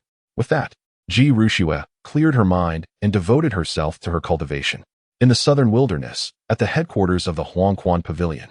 2 days later, at the Northern Duke's mansion, a chilling command reverberated throughout the upper echelons of the Netherworld Pavilion. In an instant, the elite assassins of the Netherworld Pavilion in the southern wilderness set forth towards the great Xia Dynasty, driven by a thirst for vengeance for the obliteration of their great Xia branch. Although they had yet to ascertain the identity of the perpetrator, speculation strongly indicated that the Northern Duke's mansion was the likely culprit. Thus, they felt compelled to retaliate. How could the Netherworld Pavilion maintain its foothold in the southern wilderness otherwise? The following morning, at the Northern Duke's mansion, an astonishing revelation unfolded. A breakthrough into the first level of the Master Realm had been attained. At that moment, Chu Feng awakened, inspecting his body, his expression rife with astonishment. Just the day prior, after a month of cultivation within the Chaos Yin-Yang Tower, he had barely ascended from the nascent soul realm to the 7th level of the extraordinary realm. Yet now, after a single night of training with the Azure Bird, he had directly stepped into the Master Realm. The velocity of this enhancement in power was indeed terrifying compared to conventional cultivation methods. Furthermore, upon completing their training, a new technique, the flame art, emerged in his mind. This technique could devour all exotic fires from the heavens and earth, transforming them for his own use. Isn't this the technique of Xiao Huohuo from the web novels of my past life? Chu Feng marveled at the flame art. Accompanying this technique was a martial skill named the Fiery Lotus of Wrath. The benefits of partnering with a woman of exceptional constitution were indeed plentiful, Chu Feng mused. Subsequently, he cast a glance at the Azure Bird, who had progressed from the 2nd level of the Golden Core realm to the 9th level, a remarkable elevation. Most importantly, the bloodline of the Qingluan within her had awakened. Even warriors of the nascent soul realm would likely find her a formidable opponent. Young master. At that moment, the Azure Bird opened her eyes and gazed at Chu Feng, a hint of shyness gracing her features. From now on, you shall be my personal maid, Chu Feng stated nonchalantly. Yes, young master. The Azure Bird nodded in agreement. Just then, a knock echoed at the door. Chu Feng stepped outside to find the Iron Guard awaiting him. What is it? Young master, someone from Prince Wang's side has come to invite you for a lakeside outing. Iron Guard informed him. Prince Fatty wants me to go to the lake. Where is he? Chu Feng inquired, bewildered. I was told that Prince Wang is already at the Xuanwu Lake and instructed that you should go alone, mentioning something about a surprise. Iron Guard replied. What is this Fatty up to? Chu Feng grumbled, while Iron Guard cautioned, young master, Xuanwu Lake lies beyond the Imperial City, and being asked to go alone may indicate a trap. Not a concern. Chu Feng dismissed the warning. With his current cultivation and the chaos divine demon body, he doubted there were many capable of challenging him within the Great Xia. Thus, he set off alone toward Xuanwu Lake. Xuanwu Lake, the largest lake in the Great Xia Dynasty, was situated several miles from the capital, a favored locale for leisure. At the center of the lake stood a pavilion, where a middle-aged man sat sipping tea. Upon Chu Feng's arrival, he noted the absence of Prince Fatty. Young master of the Northern Duke, I have been awaiting your arrival. The man in the pavilion remarked coolly as he regarded Chu Feng. With a sharp gaze, Chu Feng stepped into the pavilion and confronted him. Did you lure me here? Where is Wang Pengzi? What have you done to him? The prince seemed quite concerned about the little chubby one. No wonder he would offend the Su family and the 6th prince for his sake. The man set down his teacup, speaking in a nonchalant tone. Are you sent by the Su family or the 6th prince? The dead do not need to know too much, the man retorted. As soon as his words fell, two figures abruptly appeared, brandishing their swords at Chu Feng, both having reached the 5th level of the extraordinary realm. Two extraordinary realm warriors and a master. Quite the impressive lineup. Chu Feng chuckled softly. Whoosh. The middle-aged man, realizing that Chu Feng had discerned their levels at a glance, felt an unsettling sensation in his heart and shouted, "Attack!" The two extraordinary realm fighters immediately lunged at Chu Feng with their swords. Swoosh, swoosh. Two sharp sword energies tore through the air, aiming directly for Chu Feng's vital points. Get lost. Chu Feng did not even spare a glance at them. He simply unleashed a punch. Boom. A deafening roar echoed through the void as his punch struck. And before the two extraordinary realm warriors could react, their bodies exploded into two clouds of blood mist. Whoosh. This scene caused the middle-aged man's pupils to constrict. Though he was aware that Chu Feng was not the useless waste as rumored, he was utterly unprepared for the extent of his power. To annihilate two extraordinary realm warriors in a single blow? How could this be possible? He stared at Chu Feng with wide eyes, who merely smiled back at him. Gazing at Chu Feng's smile, the middle-aged man felt an intense sense of danger surge within him. Without hesitation, he unleashed a torrent of spiritual energy towards Chu Feng. His cultivation had already reached the 3rd level of the Master Realm. Whoosh! Chu Feng's right hand swung out fiercely, shredding the opponent's unleashed spiritual energy to pieces. He then grasped the man's throat with his fingers and slammed him down onto the stone table in the pavilion. With a thunderous crash, the stone table shattered into fragments, sending debris flying, while the middle-aged man let out a pained scream as he collapsed to the ground. Chu Feng stepped on him coldly, asking, "How do you wish to die?" Coughing violently, the man stared at Chu Feng with wide eyes. "Why, you are also a Master Realm practitioner? This is impossible. How could you be a martial arts master?" At that moment, his heart was in turmoil. Disbelief etched across his face. A wastrel with a defective spiritual root had unexpectedly transformed into a martial arts master? It was simply unbelievable. "Enough of your prattling." Chu Feng raised his foot to stomp on the man's head, but the latter suddenly shouted, "You cannot kill me. I am the vice master of the Jihua sect." Bang! Before he could finish his sentence, Chu Feng's foot crushed his head. "Jihua sect? What a joke." Chu Feng scoffed. He had not anticipated that the so-called greatest wastrel of the great Xia would hide such depths. Suddenly, a charming voice entered Chu Feng's ears. Chapter 18. Is the princess planning a rebellion? With a sweeping glance, Chu Feng noticed a carriage by the lakeside, from which the earlier voice had emanated. He approached directly, and a woman beside the carriage said, "Young master, please." Subsequently, Chu Feng stepped inside, where he was greeted by an intoxicating fragrance reminiscent of orchids and musk. Gulp. He swallowed hard.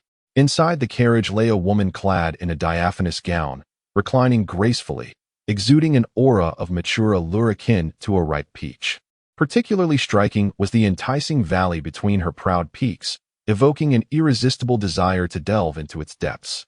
The delicate, feather-light fabric of her gown accentuated her exquisite figure to an exhilarating degree, igniting a fervor within him. For a man of Chu Feng's age, such a woman held an allure surpassing that of the ethereal beauty Ji Rushua. After all, as the old saying goes, youth is often unaware of the charms of mature women. Hee, what is the matter, young master? Are you feeling shy? At that moment, the woman let out a melodious laugh, enchanting and captivating. And you are? Chu Feng maintained his composure. Allow me to introduce myself. I am the crown princess of the great Xia Dynasty, she stated nonchalantly. Chu Feng's expression shifted, astonishment evident on his face as he gazed at her. You are the crown princess of the great Xia? He had certainly heard of her. Her reputation was too resounding to ignore. It was rumored that the crown princess had an affinity for handsome men, keeping a multitude of male companions within the palace, indulging in hedonistic pleasures daily, a veritable female counterpart to the northern hero. What's wrong? Are you surprised? Xia Dynasty sat up, making her alluring depths even more tempting. Might I ask why the crown princess has come here today? Chu Feng inquired. If I did not come, how could I witness the magnificent prowess of the northern hero? Xia Dynasty smiled softly. You have truly deceived everyone, haven't you? I doubt anyone would expect the great Xia's most notorious dandy to be a master of martial arts. Chu Feng replied coolly, I suspect your visit today entails more than mere pleasantries. Indeed, you are astute. I appreciate that, Xia Dynasty said, lifting a cup of wine and offering it to Chu Feng. However, young master, do not be so hasty. Sit down and enjoy a drink with me while we converse leisurely. A flicker of hesitation crossed Chu Feng's eyes, to which Xia Yuruo remarked, "What? Are you afraid I might poison your drink? How could the crown princess wish me harm?" Chu Feng accepted the cup and downed it in one gulp. His body imbued with the chaotic divine demon physique, rendering him impervious to toxins. He then looked at Xia Yuruo and said, "Now, may I inquire about your true intentions?" Xia Yuruo raised her cup, taking a sip before declaring, "I wish for you to assist me in ascending to the throne of the great Xia." Startled, Chu Feng's expression shifted dramatically as he gazed at Xia Yuruo in disbelief. "Is the crown princess planning a rebellion? How could I be rebelling? I am also of the royal bloodline of the great Xia," she retorted. Xia Yuruo sighed, "In my youth, my prowess in martial arts and governance far surpassed that of my elder brother, who now occupies the golden throne.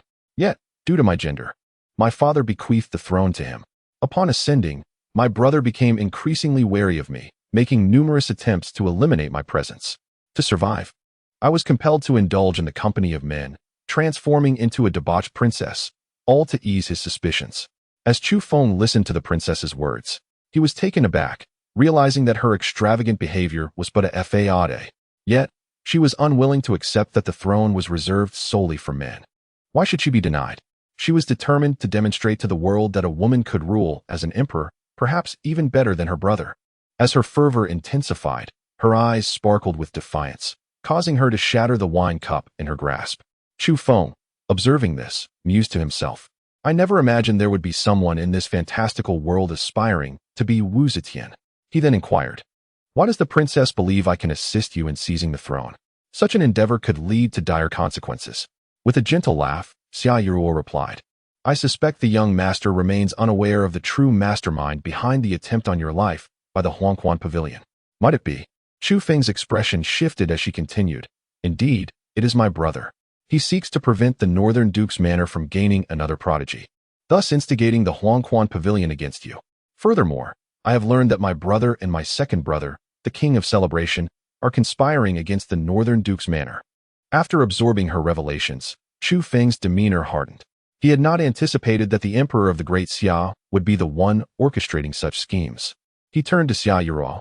"Have you had your sights set on me all along?" "Not initially," she confessed. "I intended for my brother to battle the Northern Duke's manor while I reaped the benefits. However, your recent displays of prowess have captured my attention. Especially today, your demonstrated strength leads me to believe that collaborating with you may expedite my ascent to the throne." Xia Yuruo spoke with an air of nonchalance. "But what benefit would I gain from aiding the princess in her rise?" Chu Feng queried. Suddenly, she rose and perched herself on his lap, wrapping her arms around his neck, and whispered, "Is my body not a benefit?" Chu Feng's expression shifted with alarm as he exclaimed, "Princess, do not jest." He instinctively attempted to push her away, only to find himself inexplicably aflame with desire, as if a fierce fire raged within him.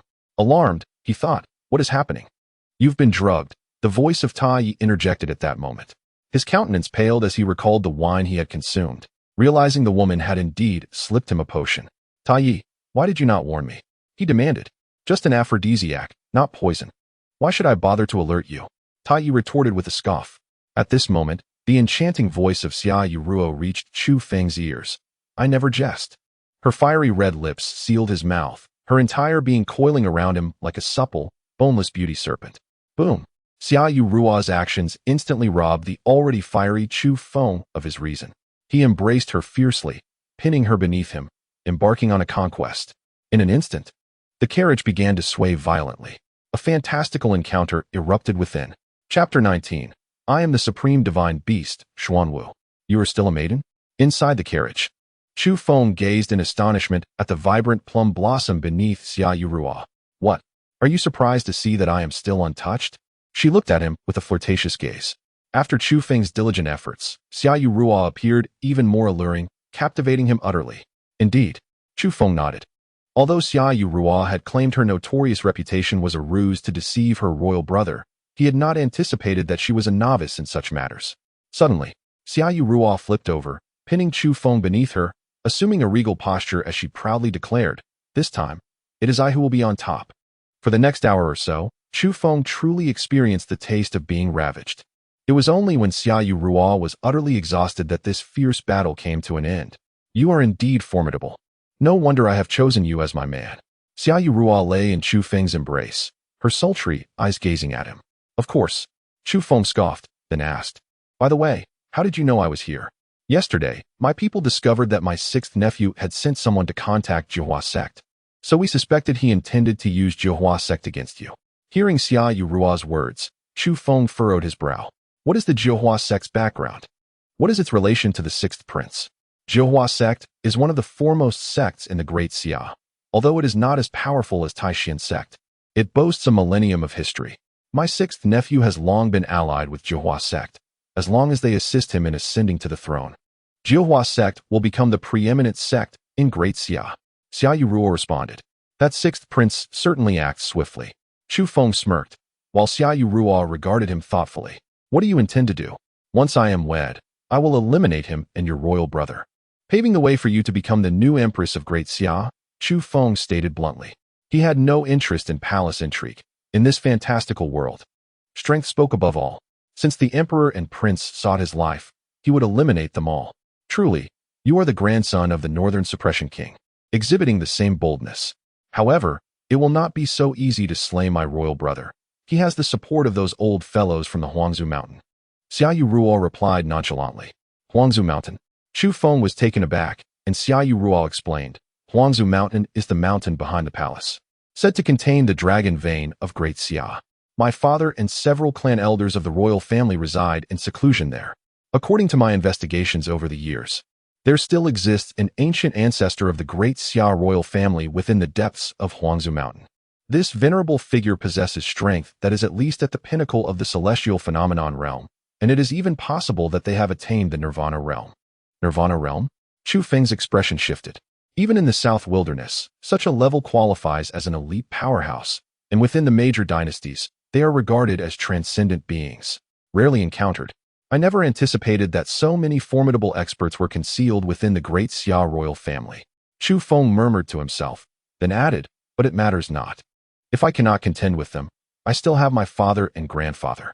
Though on the surface, the Northern King and your father are merely at the master level, I suspect their true capabilities are far more profound. Can you enlighten me as to their actual strength? I do not know. Chu Feng shook his head, genuinely unaware of the extent of his grandfather and father's strength. He then said, rest assured, once I am wed, I will ensure you ascend to the throne as the Empress of Great Xia. You little rascal, having just shared a bed with someone, and now you wish to marry another. Xia Yurua remarked with a look of feigned resentment. What, are you jealous? Perhaps I should marry you as well? Upon hearing Chu Feng's words, Xia Yurua shook her head. I desire to be the sovereign reigning over all, not a gilded cage bird. Shall I send you back? No need. You may return first, Chu Feng replied, shaking his head as he dressed and exited the carriage. Xia Yurua's eyes sparkled with hope. I trust you shall not disappoint me.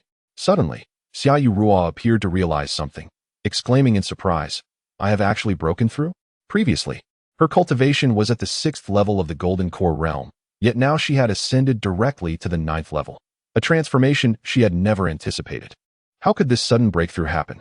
Xia Yurua pondered, and then a smile crept to her lips. Who would have thought such benefits could arise? With a mischievous laugh, she bore a smile reminiscent of a sinister cultivator who draws strength from the yin and yang. At that moment, an inexplicable chill crept along Chu Feng's spine. He soon arrived at the shores of Xuanwu Lake, musing internally, Master Tower, you mentioned there is a surprise in Xuanwu Lake. What precisely is it? You shall discover it once you dive in, came the reply. Without hesitation, Chu Feng leaped into the lake, plunging downward.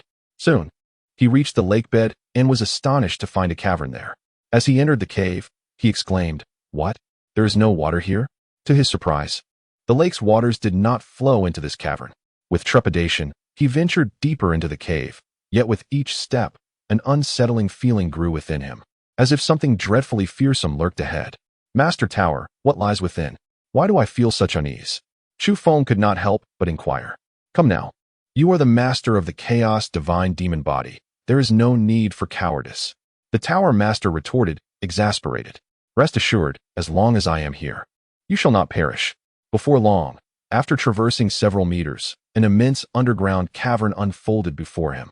In this cavern, there lay a colossal tortoise, towering several meters in height and extending for dozens of meters in length. Its robust limbs were bound by 4 sturdy chains. Upon witnessing this scene, Chu Feng was momentarily taken aback, exclaiming, "Goodness, how is there a giant tortoise here? Foolish child, are you blind? This is no mere tortoise. I am the supremely exalted divine beast, Xuanwu." A resonant voice, akin to the sound of a bell, filled Chu Feng's ears, infused with palpable anger. Chapter 20. Am I not worthy simply because I possess the chaos divine demon body? What? Xuanwu? Chu Feng exclaimed in astonishment, as the great tortoise suddenly extended its head, its eyes as large as lanterns fixating upon him, emanating a deep and resonant voice. Who is this impudent whelp, unaware of the divine beast Xuanwu? You are indeed the legendary Xuanwu, one of the 4 divine beasts? At this moment, realization dawned upon Chu Feng, and he was astounded. As a person of Chinese descent in his previous life, he had certainly heard many mythological tales regarding the 4 divine beasts, yet he had never anticipated encountering one today. Indeed, the Xuanwu replied haughtily. Chu Feng could hardly believe that a true Xuanwu resided beneath the lake. He surveyed the creature, noting its limbs ensnared by thick chains, leading him to speculate that someone must have imprisoned this divine beast here. But who could have the audacity to bind such a majestic creature? Could it be the people of the great Xia Dynasty? Just as Chu Feng's thoughts began to wander, the voice of Master Tower broke through. Stop pondering those matters. Focus on what truly matters. What truly matters?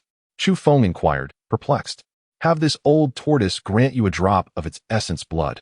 With the Xuanwu's essence blood, your strength will advance further.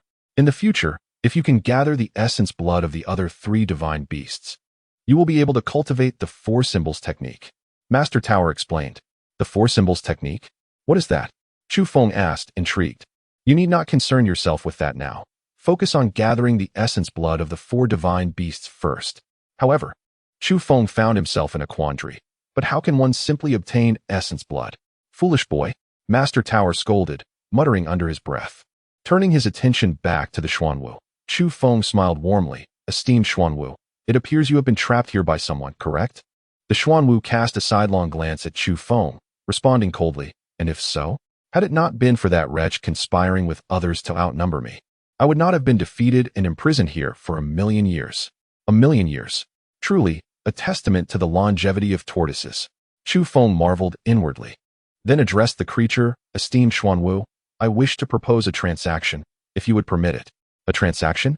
What can a mere child like you offer to engage in such a deal? If you would be willing to part with a drop of your essence blood, I assure you that once I attain great mastery, I will undoubtedly rescue you. Chu Feng declared boldly. Haha. The Xuanwu scoffed at Chu Feng's words, regarding him with contempt. Child, your bravado is amusing. You believe you can rescue me? Even the strongest in this realm could not facilitate my escape. Why should I trust you? Observing the profound mockery and disdain reflected in Xuanwu's expression, Chu Feng's demeanor stiffened, and he stepped forward, declaring, Is my possession of the chaos divine demon body not sufficient? Boom. Upon uttering these words, Chu Feng activated the chaos divine demon art, unleashing the full force of his chaos divine demon body. Thunderous roars echoed. In an instant, an endless radiance of divine light and demonic energy erupted from Chu Feng, with myriad divine and demonic figures faintly materializing behind him, as if he were poised to shatter the heavens.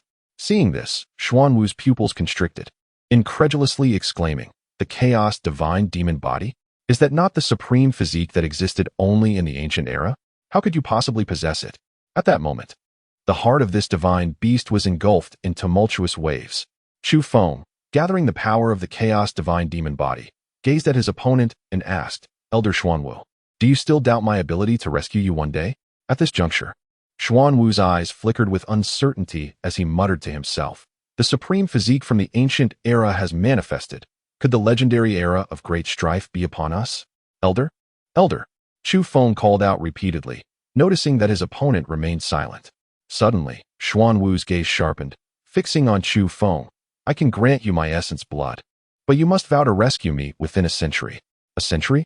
Chu Feng's expression shifted, to which Xuanwu coldly replied, Indeed, my lifespan is drawing to a close. If I cannot escape this cursed place within a century, I shall perish completely. Very well, Chu Feng, swear. He immediately vowed, knowing that a century within the first level of the Chaos Yin Yang Tower equated to 10,000 years. He could not fathom a scenario where, after 10,000 years. He would lack the capability to rescue Xuanwu. That would be a disgrace to the army of traversers. As soon as Chu Feng completed his vow, a gray-black radiance enveloped Xuanwu, exuding an ancient aura. In the next moment, a drop of essence blood floated out from within Xuanwu, hurtling towards Chu Feng. Boom. This drop of Xuanwu's essence blood penetrated into Chu Feng's body, causing him to tremble violently. He instantly felt as though his entire being was on the verge of bursting. At that moment, the Chaos Yin-Yang Tower emitted a surge of power, directly suppressing the essence blood of Xuanwu. I have temporarily sealed this essence blood within you. You must gradually refine it, the Tower Master stated. Thank you, Tower Master. Chu Feng sighed in relief, realizing that without the Tower Master's assistance, that single drop of essence blood could have rendered him worse than dead. He then bowed to Xuanwu, expressing his gratitude. Thank you, Elder. Since you choose to aid my escape, I shall bestow upon you another opportunity. At that moment, a beam of light shot forth from Xuanwu's brow, directly piercing into Chu Feng's forehead. Chu Feng felt an overwhelming surge of information flooding his mind. He closed his eyes tightly, silently assimilating the knowledge. Minutes later, Chu Feng opened his eyes and once again expressed his gratitude. Thank you for the inheritance, Elder. Xuanwu had imparted all his ultimate skills to Chu Feng, and the legacy of such a formidable divine beast was an unparalleled opportunity for anyone. Remember your promise, young one. I shall await your return. After Xuanwu finished speaking, his head retreated once more, and he began to slumber. Rest assured, esteemed Elder, I shall return. Chu Feng bowed deeply before turning to depart. Simultaneously, within the Wang family estate in the north, Chu Tianquang was engaged in a game of chess with Chu Changxing, who suddenly remarked, "That old turtle certainly knows how to read the room. Haha, in the presence of the chaos divine demon body, does he dare to act otherwise?" Chu Tianquang replied with hearty laughter. Yet, where could Little Feng's chaos divine demon body have originated? We previously examined him and found no unique constitution, and I cannot even deduce Little Feng's causality. Could it be that some powerful figure is concealing his causality? Chu Changxing's profound gaze flickered with a hint of confusion. Regardless, as long as Fenger remains a scion of the Chu family, that is all that matters. Now that he possesses the chaos divine demon body, the Chu family has a worthy heir. It is time for us to attend to our own affairs, Chu Tianquang said nonchalantly, a glimmer of brilliance flashing in his eyes. In the Daxia Imperial City, at the Wang family tavern, Chu Feng departed from Xuanwu Lake and made his way directly there. Upon seeing that Wang Fadi was unharmed, he secretly sighed in relief, fearing that the Sixth Prince and Jiuhua sect might have harmed him. Young master, what brings you here? Wang Fadi inquired. Nothing much, just came to see you. Chu Feng replied with a slight pout. Suddenly, Wang Fadi exclaimed, Young master, you arrived just in time. Did you know? The Misty Rain Pavilion has returned. The Misty Rain Pavilion has returned? Chu Feng was taken aback. Wang Fadi nodded. Just an hour ago, the Misty Rain Pavilion announced its reopening. Moreover, the new head has declared that if the North King does not provide an explanation, they will ensure that the Daxiao will no longer have the North King's estate. Oh, is the Misty Rain Pavilion so audacious? Chu Feng snorted coldly. Young master, I inquired with my father, and it seems the Misty Rain Pavilion's influence extends throughout the southern wilderness. Their background is formidable. Even the Daxiao royal family dares not provoke them. Wang Fadi whispered. Is that so? I shall see just how formidable this Misty Rain Pavilion truly is. Let us go. Chu Feng immediately set off once more towards the Misty Rain Pavilion. Chapter 21. A fire ignited. At the topmost floor of the Misty Rain Pavilion in Daxiao Imperial City, a young man was surrounded by beautiful companions, exuding an air of nonchalance. At that moment, a man clad in black attire stood before him, reporting, Young master, the message has been sent out, yet there has been no response from the North King's estate. Humph, truly shameless. If that is the case, inform the others. Tonight, we shall annihilate the North King's estate. To dare oppose the Misty Rain Pavilion is to court death. The young man retorted coldly. Then, as if struck by a thought, he added, By the way, I heard that the most beautiful woman in Daxiao is currently at the North King's estate. Make sure to bring her back for me. Such beauty must not be wasted. Yes, young master. The man in black nodded. Suddenly, there was a knock at the door. Come in. The young man called out. Instantly, a man entered and reported, Young master, the heir of the North King has arrived. What? He dares to come. The youth's expression turned icy, and he abruptly rose to his feet, a glint of cold fury flashing in his eyes. Does this fool truly believe that the Misty Rain Tower is devoid of capable individuals? At this moment, within the grand hall of the Misty Rain Tower, Chu Feng lounged comfortably, his legs crossed, while the portly Wang fanned him with a handkerchief. Beneath his feet lay a group of lifeless bodies, all members of the Misty Rain Tower. Clatter, clatter, clatter. Soon, a rapid series of footsteps echoed, and the figure of the youth appeared. Upon seeing Chu Feng's utterly arrogant demeanor, his countenance hardened. "Are you the heir of the North Town?" he questioned coldly, fixing his gaze upon Chu Feng. "You are the current leader of the Misty Rain Tower?" Chu Feng glanced at him, to which the youth replied with a frosty affirmation. "Indeed, since you are the leader, then you are destined to perish." In an instant, Chu Feng surged forward, charging at him. "Master, be careful." The man in black suddenly interposed himself, throwing a punch at Chu Feng. Boom. His cultivation had reached the master realm, and this punch was delivered with tremendous force. Yet, Chu Feng showed no signs of retreat, countering with a punch of his own. Crack. The two fists collided, producing a sharp sound akin to shattering bone. Chu Feng's blow obliterated the man's arm entirely. Gush! His fist struck the man's chest with the force of a battering ram, penetrating through and causing blood to spurt forth. Witnessing this scene, the youth's pupils constricted, astonishment filling his gaze. As Chu Feng withdrew his fist, the man in black fell to the ground, his eyes bulging in disbelief. "Weren't you supposed to be a worthless waste with a defective spiritual root? When did you attain such formidable power?" The youth's brow furrowed in perplexity. "A dead man needs not know too much," Chu Feng replied coolly. "Huh." The youth scoffed derisively. "Even if you possess the strength of a master before me, you are nothing. If I wish for your death, you shall die? Is that so?" Chu Feng replied, unfazed. At that moment, the youth snapped his fingers, and an elder appeared like a specter, exuding an aura of lethal intent. "Kill him," the youth commanded. Boom. The elder's murderous aura erupted, instilling terror. With a swift motion of his right hand, his gnarled fingers curled, aiming for Chu Feng's throat with lightning speed. Swoosh! As the sound of air being torn apart echoed, the elder's hand lunged towards Chu Feng's throat, ready to crush it. But his speed was eclipsed by Chu Feng's swiftness. Before the elder's hand could reach him, Chu Feng's right hand had already seized his throat. Crack! A crisp sound resonated as the elder's eyes widened in disbelief, staring at Chu Feng in shock. Bang! With a flick of his hand, the elder's lifeless body crashed to the ground at the youth's feet. In that instant, the youth's composure shattered, his face a mask of incredulity. It was crucial to note that this elder had been dispatched by his father to protect him in secret, possessing cultivation that had already reached the celestial realm. How could he have been so swiftly defeated? He looked up at Chu Feng, but before he could utter a word, Chu Feng had already approached him, gripping his throat tightly. "You cannot kill me. I am." The youth's pupils contracted as he hastily attempted to reveal his identity. But Chu Feng offered him no opportunity. With a sharp snap, Chu Feng's right hand crushed the young man's throat, leaving him lifeless with unblinking eyes. "Fatty!" Chu Feng called out. "Young master, what are your orders?" Wang Fatty inquired hastily as he stepped forward. "Set this Misty Rain Tower ablaze, but first, take all the treasures here.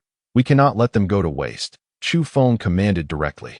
"Young master, if we do this, we will irreparably offend the Misty Rain Tower." Wang Fatty expressed his concern. Chu Feng merely scoffed. Does it not count as offending them already? Subsequently, Chu Feng and Wang Fatty plundered every treasure within the Misty Rain Tower before igniting it in flames. The news of the recently reopened Misty Rain Tower being set ablaze by the young master of the North quickly spread throughout the land, sparking widespread discussion. Within the imperial palace of the great Xia, one noble remarked, "This young scion is indeed reckless. Even the venerable North King cannot protect his family now." Xia Dynasty sneered, "Your Majesty, the source of the phenomena you previously instructed us to investigate has been identified. That night's occurrence originated from the North King's manor." A figure cloaked in black knelt and reported. "From the North King's manor?" Xia Dynasty's expression darkened. "Has another prodigy emerged there?" "Humph. No matter how many prodigies they produce, the North King's manor has little time left. By the way, what is the situation with the barbarian tribes?" Xia Dynasty then inquired. "Your Majesty, the barbarian tribes have begun their movements." The cloaked figure replied. "Excellent. I have awaited this day for far too long. North King, once you lose your 300,000 soldiers, let us see how boastful you remain," Xia Dynasty remarked ominously. At this moment, in the chambers of the sixth prince, Xia Yuan, upon learning that Chu Feng had returned unscathed, wore a grim expression. What is Johua sect doing? They cannot even eliminate a useless scion. Xia Yuan bellowed with a darkened countenance. Immediately contact the leader of Johua sect. As Chu Feng returned to the North King's manor, he encountered Ji Ruxue on her way out. Just as he intended to greet her, she coldly turned and retreated into her room. Chu Feng couldn't help but smirk, muttering to himself, what is this woman up to? Dismissing her thoughts, he returned to his room and entered the Chaos Yin-Yang Tower to begin refining the blood essence of the Xuanwu. In the southern wilderness, at the Misty Rain Tower, a man with a square jaw suddenly exclaimed, What? Zhu'er has been killed? A palpable aura of murderous intent emanated from him. Yes, Chief Steward. That young master of the north not only killed our young master, but also looted the entire Misty Rain Tower and set it ablaze. A figure reported with a bow. Outrageous. The man erupted in fury. Chief Steward, should we inform the young lady of this matter? The person inquired. No longer. The young lady has come this time for matters concerning the relics. Let us refrain from disturbing her with trifles, lest she perceive us as incompetent. A cold glint flickered in the man's eyes as he inquired, how does the chief steward intend to handle this? The heir of the northern town not only took my son's life, but also brazenly set ablaze the Misty Rain Tower, a grave provocation against our authority. We must impose severe punishment. Inform the 4 great guardians to personally lead men forth. Let none from the northern king's residence escape. Execute them without mercy. Then, display their corpses for all to witness. I wish for everyone to know the fate that befalls those who dare to provoke the Misty Rain Tower. The man declared with a murderous glint. Understood. The other replied with a nod. Within the Chaos Yin-Yang Tower, an unknown duration passed before a thunderous roar emanated from within Chu Feng. His aura surged explosively. Suddenly, he opened his eyes, which sparkled with a terrifying brilliance. At that moment, he radiated an ancient and profound energy, yet he had only refined 1%. However, upon observing the 1% of Xuanwu blood essence he had refined, Chu Feng furrowed his brow. Be satisfied, young man. The energy contained in this drop of Xuanwu blood essence would take even a sage hundreds of years to refine. You have achieved refining 1% in just over 3 months, which is already quite remarkable. The voice of the tower master resonated. Has it already been over 3 months? Chu Feng exclaimed in astonishment. Has a day and more passed outside? Without delay, Chu Feng exited the Chaos Yin-Yang Tower, only to hear a knock at the door. He hurriedly approached and opened it. Young master, you have finally opened the door. You've been holed up in this room for a day and night. If you hadn't opened the door, I would have thought something had happened to you, Jin Gang said with an anxious expression. What could possibly happen to me? Chu Feng shrugged. Jin Gang continued. By the way, young master, a few hours ago, the eldest princess sent someone to request an audience with you and asked you to come to the palace. The eldest princess is looking for me. Chu Feng's gaze flickered as he made his way to the imperial palace. Before long, he arrived at the palace gates. After revealing his intentions, a maid, who had previously attended to Xia Yura, soon approached to escort him inside. Just then, a stern voice rang out, Halt. Chapter 22, The Perverse Affection. Halt. As Chu Feng was about to enter the palace, a sharp rebuke echoed. He cast his gaze and spotted a girl clad in exquisite attire, exuding an air of arrogance. Accompanied by a throng of maids and eunuchs, her apricot eyes glaring at Chu Feng with disdain. The spoiled princess? Chu Feng blurted out upon seeing her. The girl before him was named Xia Qingqing, the youngest daughter of the great Xia Emperor and the most favored princess, who had thus developed a willful and spoiled demeanor, earning her the title of the spoiled princess. Previously, during a banquet, Chu Feng had playfully teased her, resulting in a violent reprisal, which led to enmity between them. Who are you calling a spoiled princess? Upon hearing Chu Feng's address, Xia Qingqing immediately raised her eyebrows, placing her hands on her hips, and scolded, You worthless scion. What are you doing in the palace at this hour? Are you planning to commit mischief again? None of your business. Chu Feng dismissed her entirely, turning to step into the palace. However, Xia Qingqing's expression turned frosty as she abruptly drew a whip and lashed it towards him. With a crack, the whip, infused with Xia Qingqing's innate spiritual power, sliced through the air like a streak of light, poised to strike Chu Feng's back. Should he be struck, it would surely result in grievous injury. Yet, Chu Feng hesitated for but a moment. Then with a swift motion, he seized the other end of the whip. Yanking it forcefully, causing Xia Qingqing to be propelled towards him uncontrollably. With a firm grip around her neck, he lifted her effortlessly.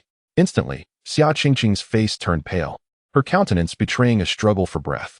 "Release the princess." The palace maids and eunuchs gasped, their expressions shifting dramatically as they called out to Chu Feng. The guards at the palace entrance also reacted, drawing their swords in alarm. With a decisive gesture, Chu Feng cast Xia Qingqing to the ground, where she landed with a painful cry. "You dare!"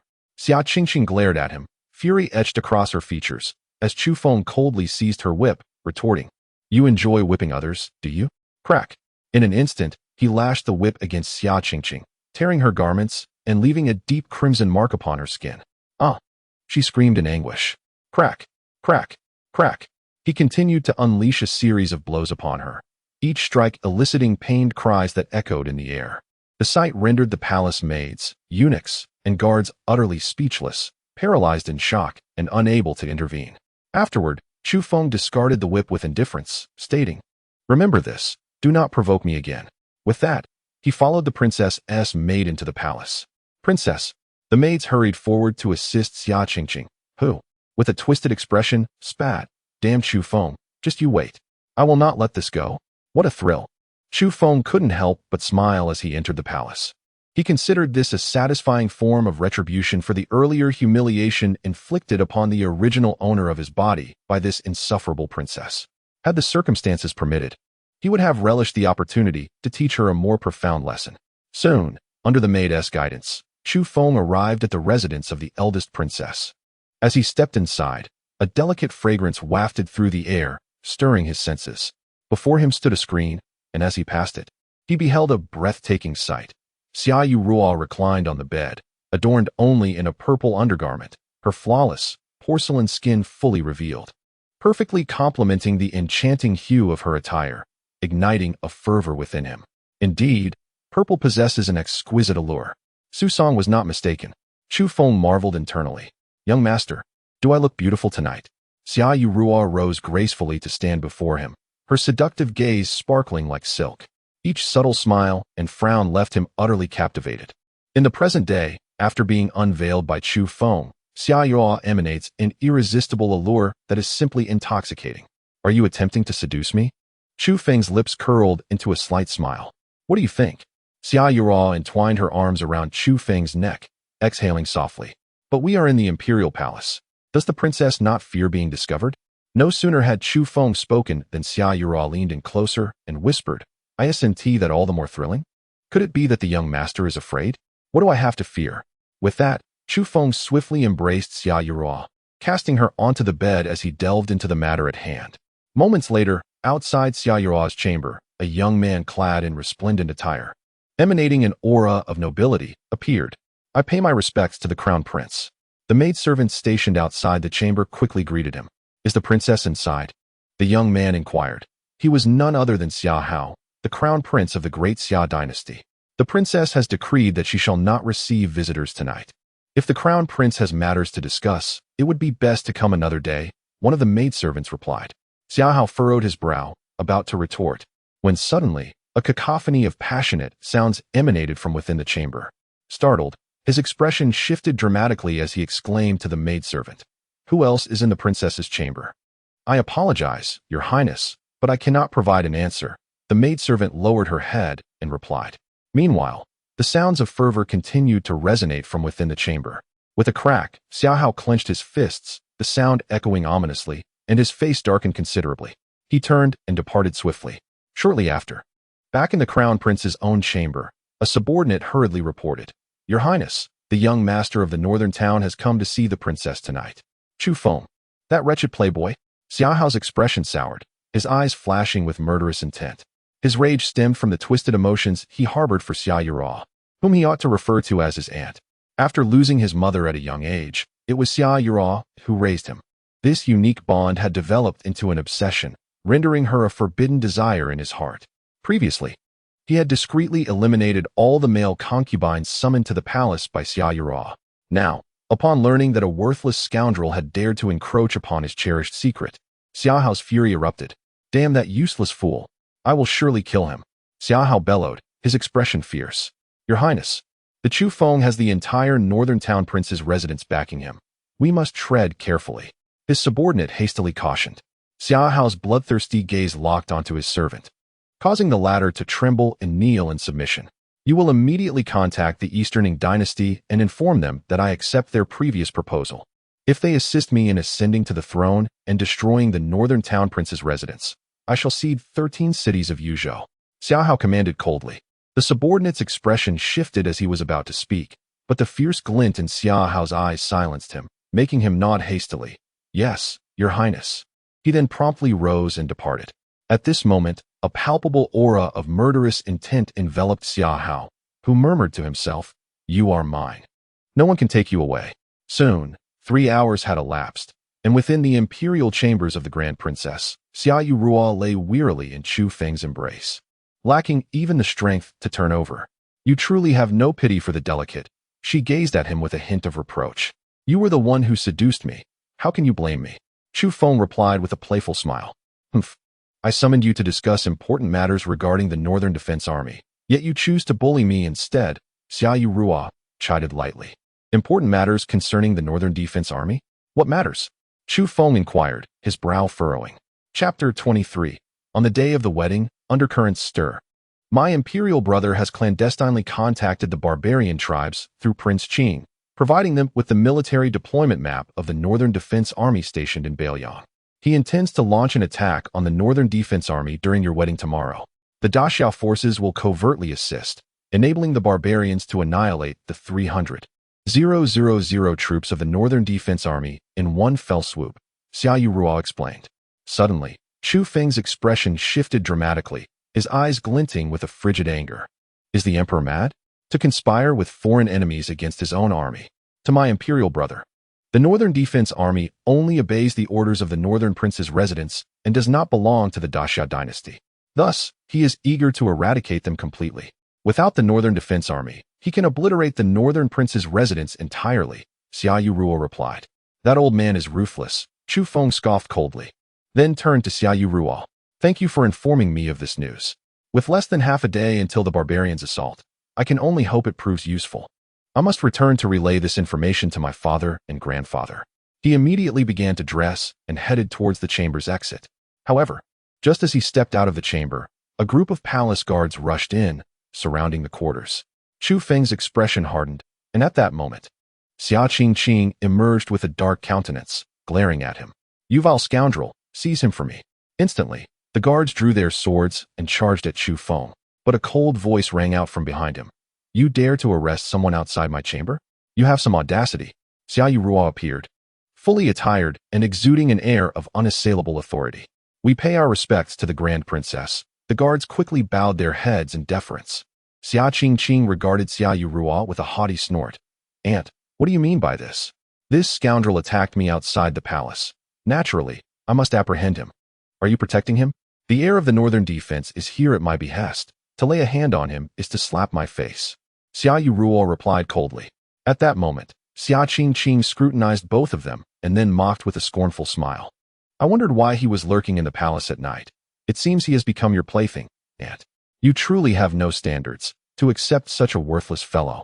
Do you not fear tarnishing the dignity of the Daxiao royal family? As the sardonic words of Xia Qingqing echoed in her ears, Xia Yurua swiftly appeared before her, delivering a resounding slap. The impact sent Xia Qingqing sprawling to the ground, blood trickling from the corner of her mouth. The guards, witnessing this, exchanged glances, their expressions shifting. Yet they dared not intervene, for she was the esteemed princess of the realm, not someone they could confront lightly. Coughing violently, Xia Qingqing's face swelled, her eyes blazing with fury as she glared at Xia Yurua. How dare you strike me? I am your elder, deserving of respect. It is clear that your royal brother has failed to discipline you, raising you to be so arrogant and lacking in reverence for your betters. Today, I shall take it upon myself to teach you a proper lesson, Xia Yurua admonished coldly. Furious, Xia Qingqing fixed her gaze on Xia Yurua, who merely glanced back, noting, it seems you have yet to learn your lesson. Without hesitation, Xia Yurua prepared to strike once more, prompting Xia Qingqing to lower her head and plead, Aunt, I apologize for my earlier outburst. I was impulsive, please forgive me. Begone. Xia Yurua commanded without a hint of mercy. Thus, Xia Qingqing scrambled to her feet. retreating in utter disgrace, casting a final, disdainful glance at Chu Feng and Xia Yao before fleeing. The guards followed suit, hastily taking their leave. Ah, truly, the princess exudes an undeniable regality, reminiscent of an empress. Chu Feng applauded Xia Yao. This little girl is the most cherished daughter of my royal brother. By standing up for you, I have incurred her ire. How shall you compensate her? Xia Yao remarked playfully. Fear not. Once I am wed, this palace shall be under your command. Chu Feng asserted confidently. Since learning of the collusion between the great Xia Emperor and external foes against the Northern Defense Army, Chu Feng had resolved to see this treacherous emperor brought to his end. After his wedding, it would be time for a change of dynasty in Great Xia. Without delay, Chu Feng departed the palace, making his way back to the Northern King's residence. Upon arrival, he sought out his father to discuss the matters concerning the tribes. However, upon hearing Chu Feng's revelations, Chu Longxiang remained remarkably unperturbed. Father, you seem remarkably unfazed by this news, Chu Feng remarked, observing his father's demeanor. I have known of this for quite some time, Chu Longxiang replied. You knew already? Chu Feng exclaimed in surprise. If I lacked the capability to discern such matters, how could the Northern King's residence exist? Focus on preparing for your wedding tomorrow. Do not concern yourself with the Northern Defense Army, his father advised. Listening to his father, Chu Feng's eyes glimmered with determination as he spoke. Father, the one who orchestrated the assassination attempt on me through Huangquan Tower is connected to the palace. Now that they have allied with external enemies, I intend to. Before he could finish, Chu Longxiang interjected, whatever you wish to do, proceed with it. Remember, you bear the surname Chu, and the entire Chu clan stands behind you. Even if you were to provoke the heavens, it matters not. Understood, father. Chu Feng nodded resolutely before departing. Subsequently, Chu Longxiang entered the chamber of Chu Tianquang, relaying the words of Chu Feng. Haha, my grandson Chu Tianquang is indeed audacious. Let him pursue his ambitions. Consider this his first trial. Chu Tianquang chuckled heartily. Soon, the night passed swiftly. On the following day, the entire Daxiao Empire's attention converged upon the North Town Prince's residence. As it marked the grand wedding of the heir, the estate was transformed into a vibrant sea of red, filled with joy as numerous dignitaries from Daxia came to extend their congratulations. In the room of Ji Ruxue, Chu Feng arrived, gazing at her in her wedding attire. Momentarily entranced, clad in her bridal gown, Ji Ruxue appeared even more enchanting. Now that you are dressed for the ceremony, it seems you are willing to marry me? Chu Feng remarked. One day, I shall take your life, Ji Ruxue replied coldly, her eyes fixed on him. Chu Feng, with a playful smile, responded. I shall await that day. With a sudden movement, he pressed a kiss upon her delicate lips before turning to leave. In an instant, Ji Ruxue's cheeks flushed crimson. Her teeth clenched in anger, silently vowing to regain her former powers and exact revenge upon this scoundrel. At the same moment, on the streets of the Daxia Imperial City, a fully armed battalion, donned in dark armor and wielding dragon-patterned spears, advanced menacingly towards the North Town Prince's residence. In the shadows, more figures stealthily approached the same destination. Outside the Imperial City, a multitude of martial artists hurried forth. Seated in the Golden Yuan Hall, Xia Jiutian listened to the report from the leader of the Shadow Guards. A cold smile creeping upon his lips. It seems many wish to present a grand gift to the North Town Prince today. In that case, I shall add to the spectacle. He commanded the leader with a steely gaze, declaring, after today, the North Town Prince's residence shall cease to exist. Chapter 24, Challenge me? You are unworthy. At this moment, the North Town Prince's residence was festooned in celebration, bustling with over 100 dignitaries from Daxia. The Ji family was also present, led by Ji Chong and Ji Tianming. Today, Ji Tianming exuded an air of triumph, having ascended to the nascent soul realm thanks to a precious elixir gifted by the North Town Prince. Congratulations, Master Ji. With the union of the Ji family and the North Town Prince's residence, you shall undoubtedly become the foremost family in Daxia. Numerous nobles exclaimed, offering their well wishes. Haha, thank you, Ji Tianming replied, basking in their flattery, feeling immensely pleased. However, he noticed Ji Chong's solemn demeanor, prompting him to inquire, Father, what troubles you? Do not celebrate too soon. I foresee that today's wedding will not unfold peacefully, Ji Chong replied, his brow furrowed deeply. Did father say that someone would come to cause trouble? How is that possible? The Northern King is a ruthless individual who can kill at will. Even the Duke of Wei has spoken of him with fear, and even His Majesty dares not impose any punishment upon him. Who in the great Xia would be foolish enough to create chaos? Ji Tianming questioned in confusion. Just wait and see. A storm is approaching, Ji Chong replied, his eyes shimmering with intensity. At that moment, a commanding voice resonated. The Northern King has arrived. In the next instant, the figure of Chu Tianquang appeared, followed closely by Chu Longxiang. Greetings, Northern King. Greetings, General. The guests present immediately bowed respectfully to the two. Bow to the prince. Ji Tianming called out hastily. Master Ji, there is no need for such formality. We shall be family from now on. Chu Tianquang laughed, his gaze sweeping over Ji Chong. Old Ji, you seem rather displeased. Humph.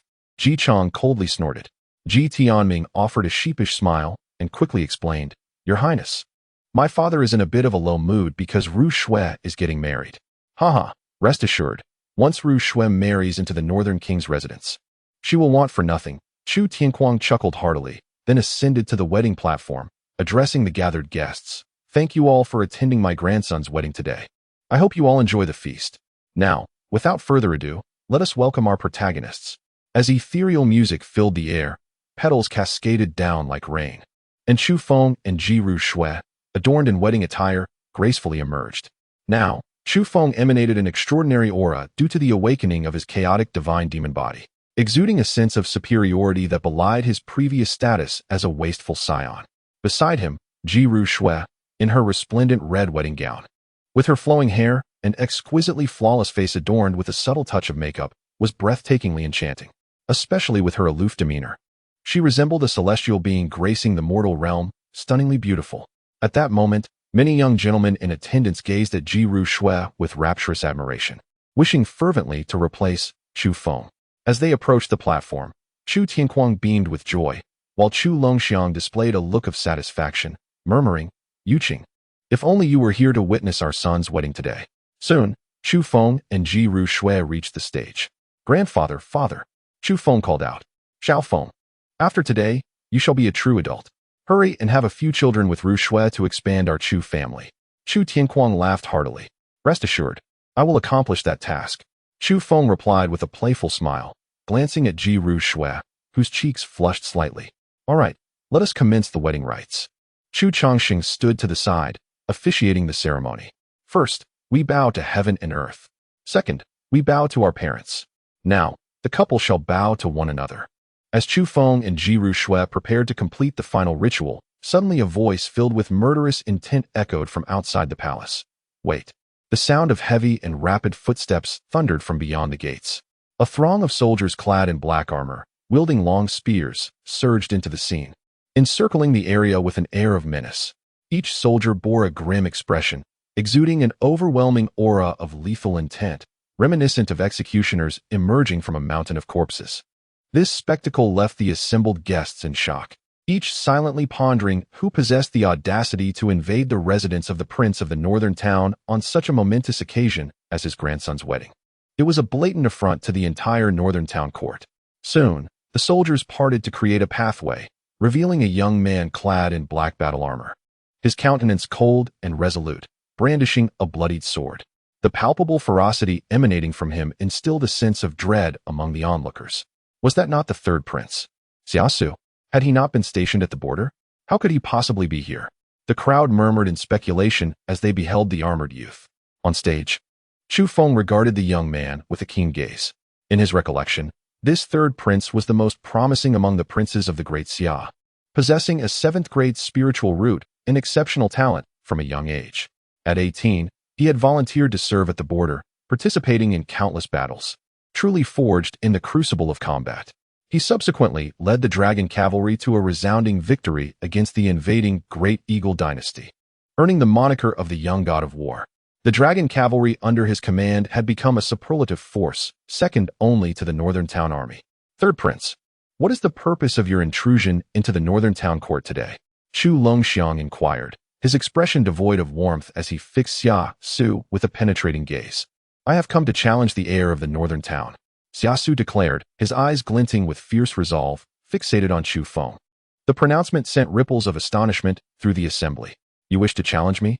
Chu Feng responded, incredulity etched across his features. Indeed, Today we shall fight. If you lose, you will immediately annul your engagement to Ru Shui and relinquish any claims you may hold over her, Xia Su retorted coldly. So, you seek me specifically? Chu Feng remarked with a teasing glance at Ji Ru Shui, who furrowed her brows and cast a disdainful glance at Xia Su, declaring, I do not know him. Xia Su, gazing intently at Ji Ru Shui, his eyes ablaze with fervor, professed, Ru Shui, though we have only met once, I have been captivated by you. I vowed that you alone would be my bride. I intended to return to the capital and petition my father for our union once the border stabilized. Yet this worthless scion has dared to intervene. Fear not, for as long as I am present, I shall not permit you to wed this fool, he continued. Listening to Xia Su's fervent declarations, Chu Feng scoffed. My wife does not even recognize you, yet you shamelessly attempt to usurp the wedding. Truly, you are a pitiful suitor. With that, he boldly embraced Ji Ru Shui's slender waist, assuming a provocative stance. Ji Ru Shui's expression shifted slightly, though she made no move to resist. In a flash, Xia Su's countenance darkened as he witnessed Chu Feng embracing the woman of his affections, a fierce crimson rage igniting in his eyes. He bellowed at Chu Feng, Release Ru Shui. My wife, why would I let go? Chu Feng smiled playfully. Immediately, Xia Su gasped for breath, fixating his gaze fiercely upon Chu Feng. If you are a man, accept my challenge. You are unworthy to challenge me, Chu Feng retorted, curling his lip disdainfully. Chapter 25. Instant submission to slay the prince? Are you afraid? Huh. The illustrious heir of the northern town. Who would have thought you to be such a coward? You truly bring shame upon the northern prince's residence. A waste like you is utterly unfit to be Ru Shui's husband. Xia Su scoffed, ridiculing him with disdain. At that moment, Chu Bahuang, seething with rage, glared at Xia Su, ready to strike. However, before he could act, Chu Feng stepped forward, coldly addressing Xia Su. I have said it. You are not worthy to challenge me. Arrogant. Xia Su's expression darkened in response to Chu Feng's brazen demeanor. He swung his bloodied sword, ruthlessly aiming it at Chu Feng.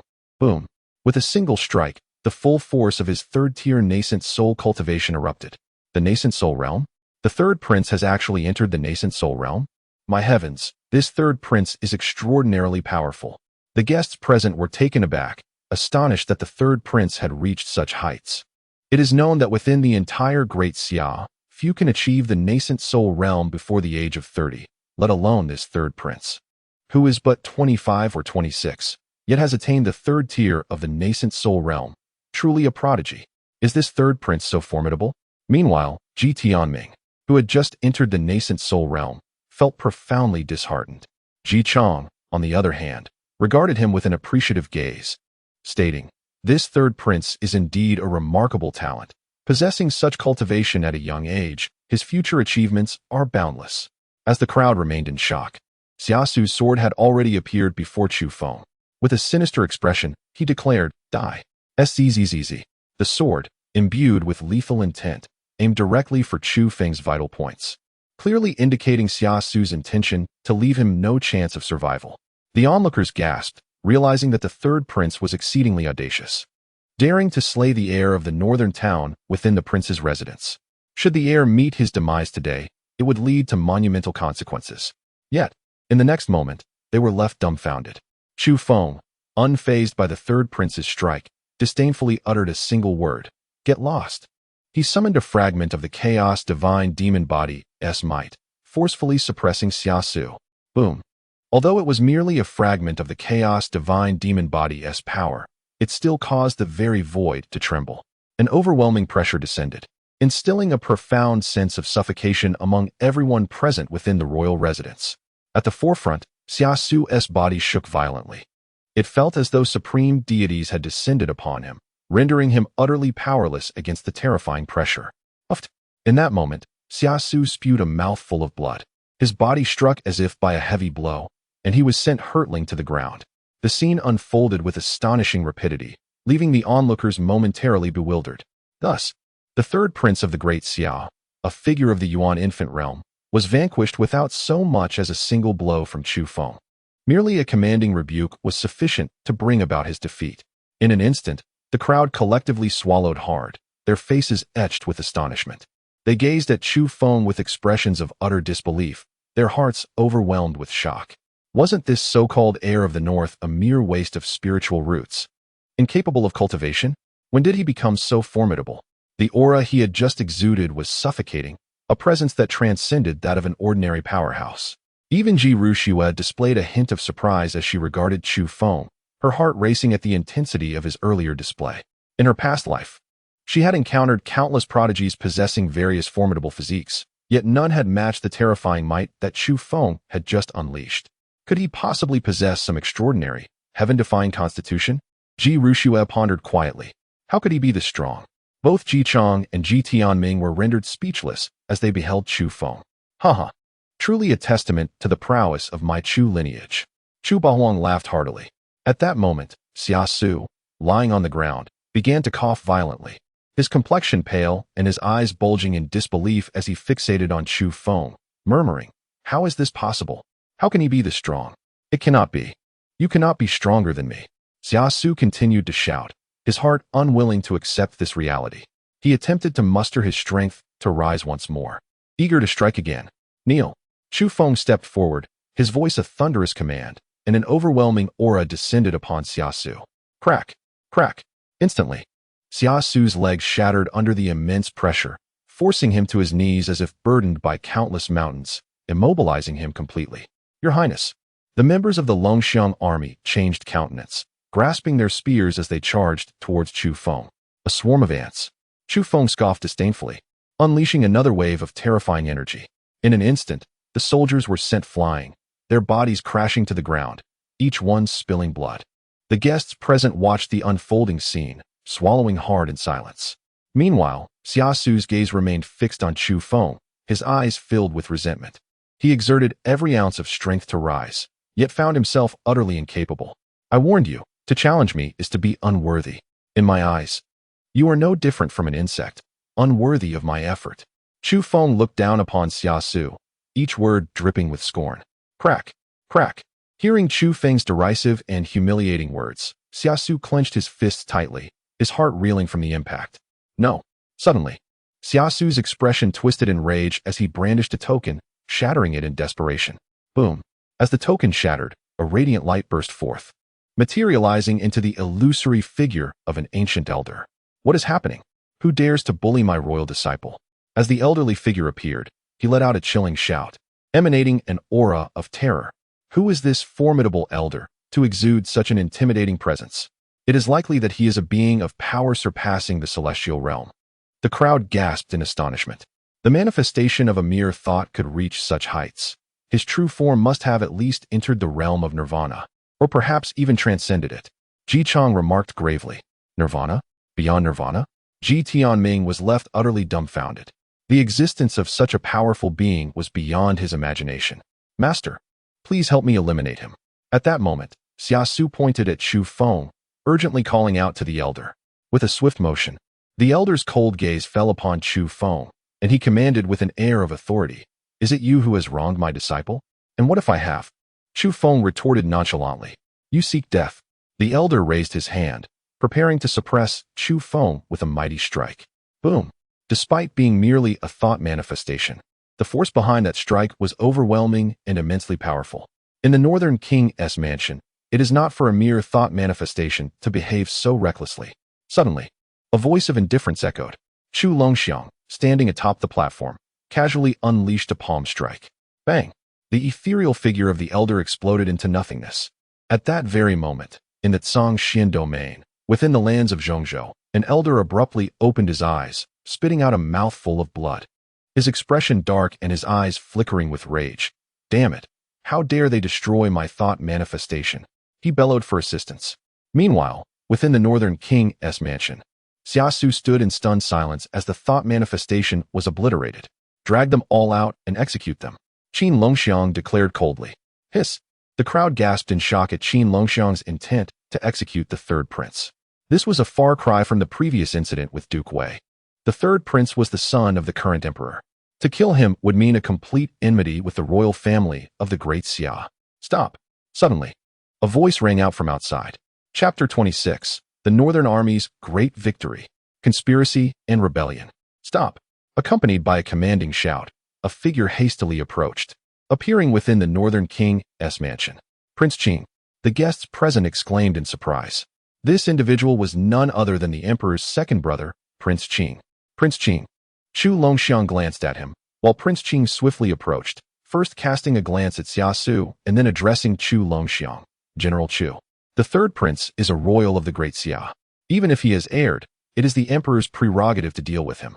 What right do you have to execute him?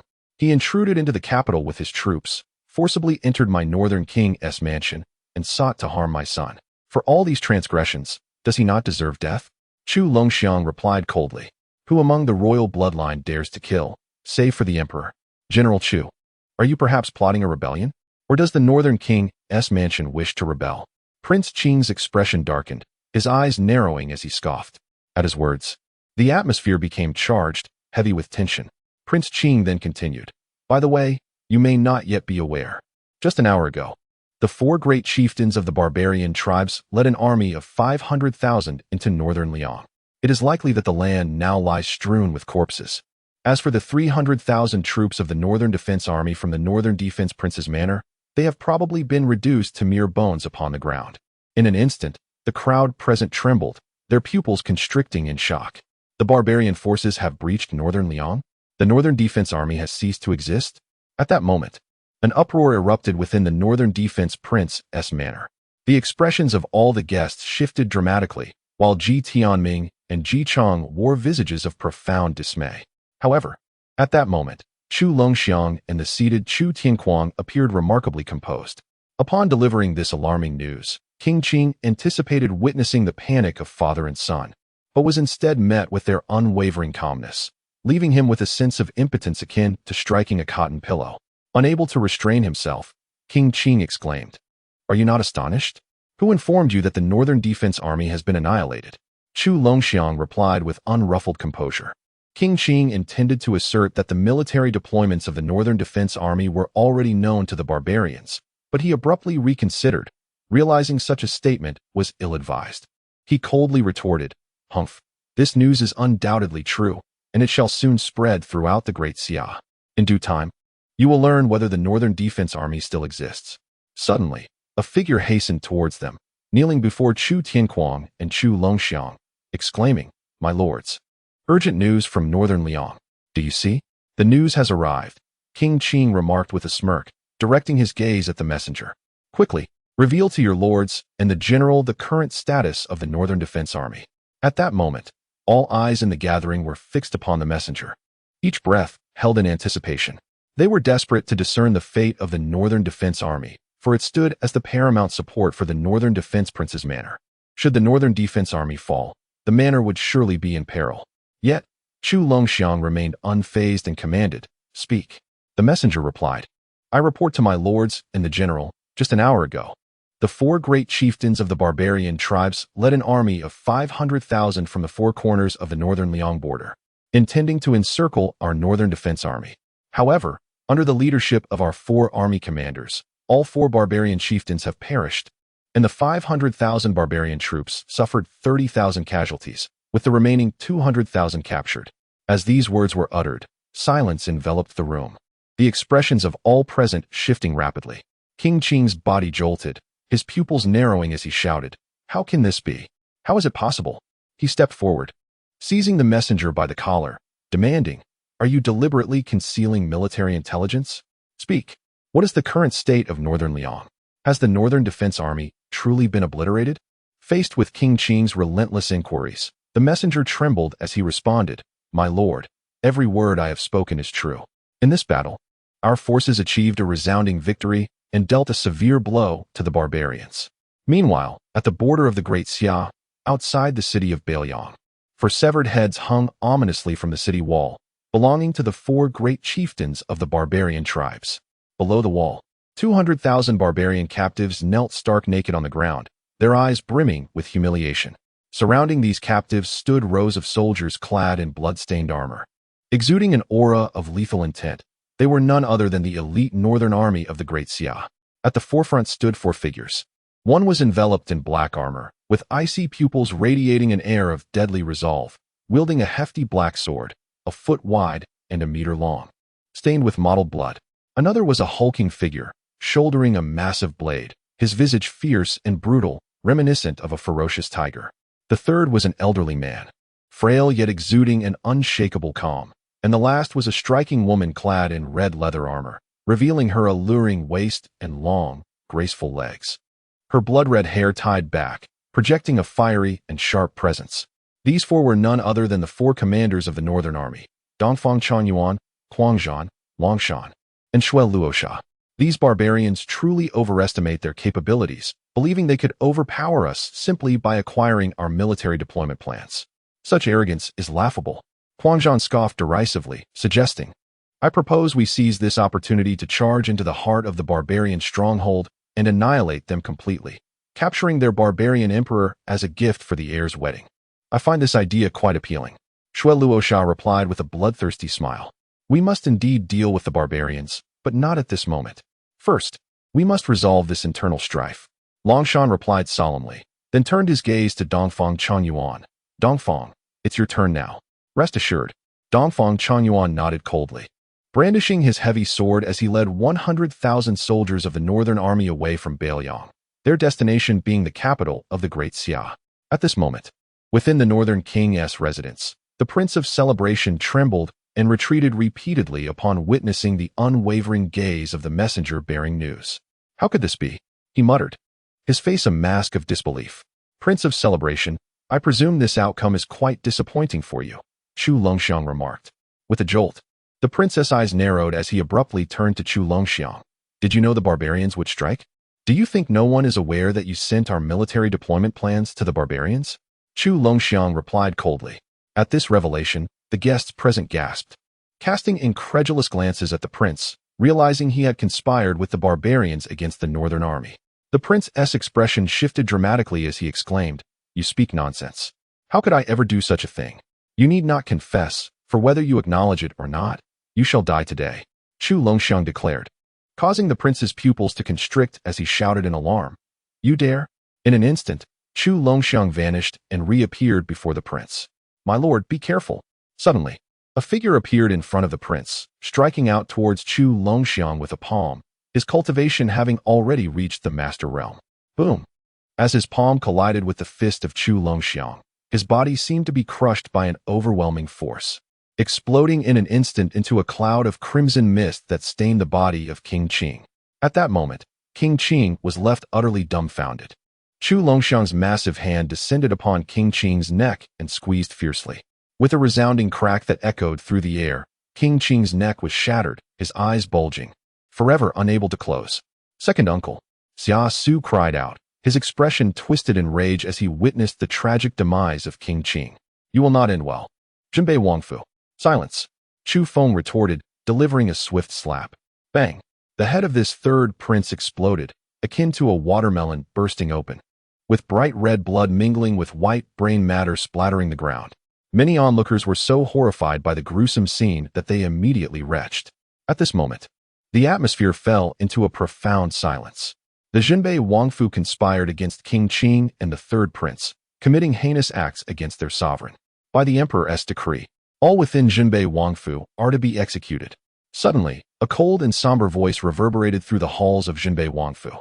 Chapter 27. The Annihilation of the Shadow Guards. The Arrival of Taishan Sect. Swish, swish, swish. In an instant, a group of individuals clad in black surged into Jinbei Wangfu, swiftly drawing their weapons and unleashing a ruthless slaughter upon the inhabitants. These were all martial artists of the Transformation Sea realm and above, impeccably trained, launching a fierce assault. The unexpected scene sent shockwaves through the guests within the mansion, throwing them into chaos. The shadow guards of Daxia have mobilized entirely. It seems the emperor truly will not tolerate Jinbei Wangfu, Chu Tianquang remarked, seated calmly amidst the turmoil. His expression then turned cold as he continued. If we are to be unwelcome, then let us change emperors. At this declaration, 10 figures shot forth from Jinbei Wangfu, moving like fleeting rays of light. Armed with black daggers, they appeared before the black-clad assailants like harbingers of death, mercilessly reaping lives with fervor. In the blink of an eye, the black-clad intruders fell one by one, utterly defenseless against the onslaught. At that moment, the leader of the black-clad group narrowed his eyes, fixating on Chu Tianquang atop the platform. With a swift push of his toes, he launched himself forward like a meteor, exuding a terrifying aura. Half-step to celestial phenomenon. This man had achieved a cultivation level just shy of entering the celestial phenomenon realm. At this point, neither Chu Longxiang nor Chu Feng intervened, choosing instead to observe quietly. In the blink of an eye, he reached Chu Tianquang, a sharp blade appearing in his hand, aimed directly at his throat. Yet, just as the blade was a mere 3 inches from its target, it halted abruptly. He felt as though an invisible barrier had materialized before Chu Tianquang, preventing his weapon from advancing any further. To kill me, you are still too inexperienced, Chu Tianquang stated calmly. Boom. In the next moment, the body of the half-step celestial phenomenon martial artist exploded, leaving no trace behind. How formidable. Chu Feng's expression changed in response. He had failed to witness how his grandfather had struck, resulting in the immediate obliteration of that formidable figure, who was merely a half-step into the celestial realm. Such astounding prowess left him utterly astonished. Even Ji Ruxue, at that moment, furrowed her delicate brows, her expression grave as she fixed her gaze upon Chu Tianquang. For reasons unknown, the Northern King perplexed her completely, especially at the moment when that man met his gruesome demise. She sensed no surge of power emanating from the Northern King. It resembled more the effortless command of a sage, a suppression of laws. Yet how could this Northern King possibly be a sage? It was said that not even in the southern wilderness could one find a single sage, let alone in the entire Xian domain. At this moment, Ji Ruxue's heart was tumultuous. She realized that every member of the Chu family was far from ordinary and remained inscrutable to her. This revelation struck the former empress, Ji Ruxue, deeply. Meanwhile, the group of black-clad assailants who had invaded the Northern King's residence were all annihilated by those 10 figures, not a single one remaining. The air within the Northern King's estate was thick with a faint metallic scent of blood. The guests stood frozen in shock, taking a considerable time to regain their senses. They stared at the black-clad figures, mouths agape, yet speechless.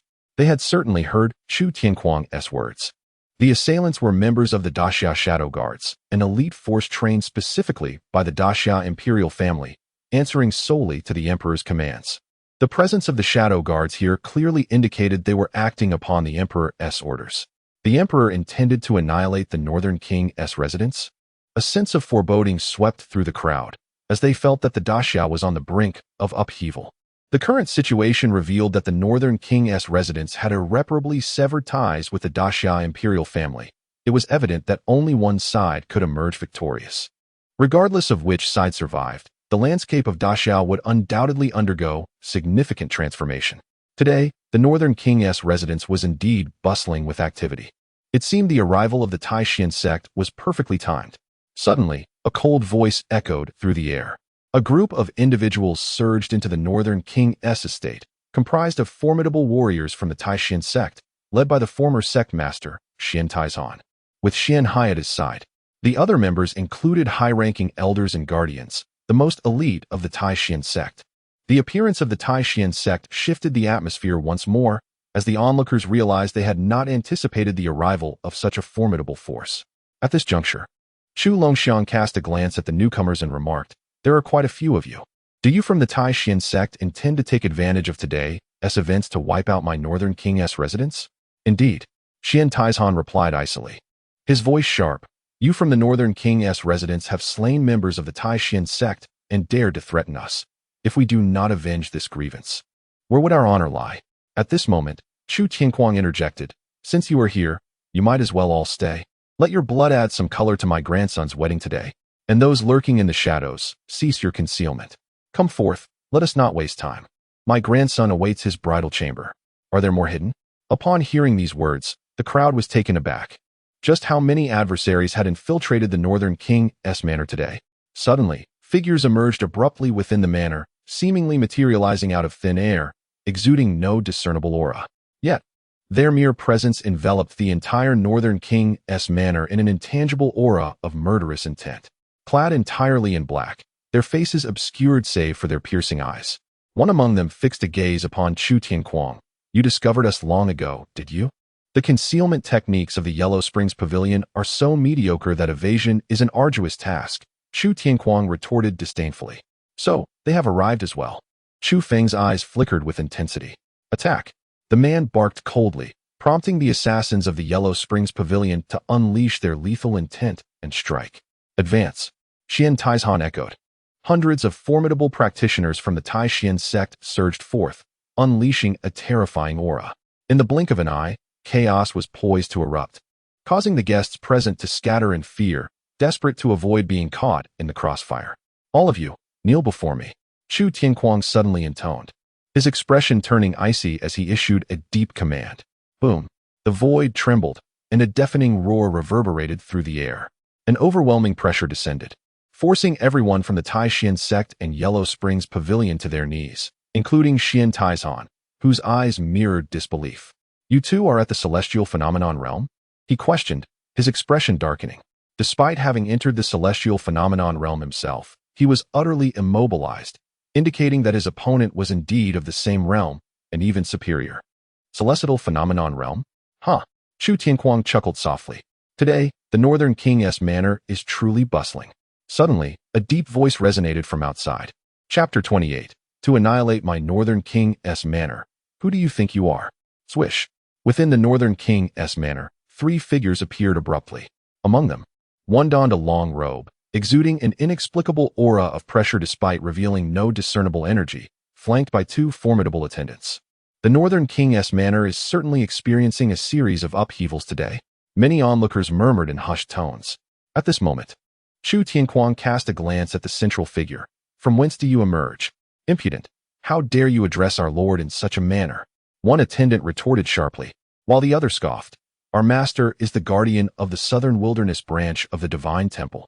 The mention of the Divine Temple elicited expressions of confusion among many attendees, as it was evidently unfamiliar to them. Swish. At this moment, Ji Chang's expression shifted dramatically, his eyes twitching. The Divine Temple. How could they be here? Father, do you know of this Divine Temple? Ji Tianming inquired, puzzled, as he too was unaware of its significance. With a solemn expression, Ji Chang replied, the Divine Temple is an extraordinary power within the Xian domain, possessing branches throughout the realm, wielding immense influence. In the Temple of the Celestial Gods, upon hearing these 3 words, Chu Tianquang appeared remarkably composed as he inquired, what brings you, the people of the Temple of the Celestial Gods, to my residence at the Northern Wangfu? Our temple master has recognized Miss Ji's exceptional talents and believes that it would be a tremendous waste for her to marry your worthless grandson. Hence, I have been dispatched to escort her to the temple for proper cultivation, declared the proud guardian with an air of arrogance. Excuse me, who did you just call worthless? Chu Feng retorted with evident displeasure, while the guardian cast a dismissive glance in his direction. A defective spiritual root is not worthless? Who then is deemed worthless? He then lost interest in Chu Feng and turned his attention to Ji Rushua. Miss Ji, come with me. I have no interest in your temple. Ji Rushua firmly declined. At that moment, Ji Chang swiftly approached Ji Rushua and whispered, Rushua, the Temple of the Celestial Gods is a superpower within the Xian domain. Joining them would greatly benefit your cultivation. Furthermore, with the Northern Wangfu at odds with the great Xia imperial family, remaining here could implicate you. It would be wise to seize this opportunity to leave. No, thank you. Ji Rushua shook her head in refusal. Had it been before, she might have considered joining the temple to expedite her cultivation. However, with the resources provided by her 4th uncle's spatial ring and the longevity scripture gifted by her 2nd uncle, she could recuperate her strength without joining any other factions. Moreover, a thought suddenly crossed her mind as she glanced at Chu Feng, her cheeks flushing. She then addressed the guardian, I will not accompany you. Instantly, the guardian's expression darkened, for this was the first time he had been rebuffed. Since you are unwilling to leave, I shall annihilate this Northern Wangfu today. Then you will naturally comply and follow me, he proclaimed. At that moment, an enraged voice rang out. You dare to threaten the Northern Wangfu? Who do you think you are? Chu Bahuang stormed forward, his demeanor fierce as he glared at the guardian. Impudent! How dare you speak so disrespectfully to the guardian? One of the 2 attendants chastised Chu Bahuang, exuding an overwhelming aura of the celestial realm. With a swift motion, Chu Bahuang's large hand, akin to a fan, struck out and landed squarely on the attendant's face. Boom! In an instant, the attendant's head was shattered by Chu Bahuang's slap. This scene caused the guardian and the other attendant to change their expressions dramatically. The guardian, witnessing the demise of his subordinate, glared coldly at Chu Bahuang. Just as he was about to speak, Chu Bahuang struck again. He attempted to retaliate but found himself utterly immobilized for reasons unknown. With a crisp sound of a slap, the guardian was sent sprawling to the ground, spitting blood mixed with numerous teeth, rushing into my nephew's wedding to create chaos, and even attempting to snatch away my niece-in-law. How audacious! Chu Bahuang charged directly in front of the guardian, gripping his throat with one hand while mercilessly slapping his face with the other, all the while hurling furious insults. Chu Feng observed his uncle's antics, reminiscent of a rogue from a previous life, and felt a wave of embarrassment wash over him. The manner of this brawl was astonishingly pedestrian. The onlookers were taken aback, especially those aware of the formidable power of the divine temple, who silently lamented the impending doom of the Northern Defense Prince's manor. Having offended the imperial family of the Great Xia, there might have been a glimmer of hope given the might of the Northern Defense Army. But offending the divine temple spelled utter ruin. Stop! How dare you? At that moment, another attendant regained his senses and rushed towards Chu Bahuang. Get lost! Chu Bahuang did not even glance at him, effortlessly delivering a slap that obliterated the attendant. Scoundrel! Seizing the opportunity, the guardian bellowed at Chu Bahuang, desperately channeling his spiritual energy to fight back, only to find himself utterly powerless. His pupils contracted in horror as he exclaimed, "What have you done to me?" Still daring to prattle on, Chu Bahuang continued his barrage, and after delivering a flurry of slaps, the guardian of the Southern Wilderness Division of the Divine Temple was left unrecognizable, lifeless. Bah! Such a fragile creature. Chu Bahuang spat disdainfully. It's over. The Northern Defense Prince's manor is irrevocably doomed. Ji Chang's face turned pale as he muttered to himself. After dispatching the Divine Temple's enforcer, Chu Bahuang's fierce gaze swept over the group of kneeling members from the Yellow Spring Tower and the Taishan sect. Clenching his massive fists, he seethed. You have ruined my nephew's joyous occasion. You all deserve death. Boom. In the next instant, Chu Bahuang stomped his foot, causing the ground to tremble violently as he launched himself like a cannonball into the fray. Thud, thud, thud. Transforming into a harbinger of death, he unleashed a brutal massacre upon the Yellow Spring Tower and Taishan sect members, who, powerless and kneeling, could offer no resistance. Our Taishan sect is, one from the Taishan sect cried out, attempting to invoke the might of their superior sect, but Chu Bahuang granted him no reprieve. His head was instantly crushed by a single punch. Within moments, the elite assassins dispatched by the Yellow Spring Tower and over 100 formidable members of the Taishan sect lay dead, their bodies either decapitated or torn apart, leaving not a single intact corpse. In an instant, the Northern Defense Prince's manor was transformed into a scene of carnage, blood saturating the ground. At this moment, Chu Bahuang, drenched in blood, resembled a deity of death emerging from a sea of corpses. Old Four, look at what you've done to this wedding. Chu Changxing could not help but exclaim. He then waved his hand, signaling a horde of manor personnel to swiftly remove the bodies one by one.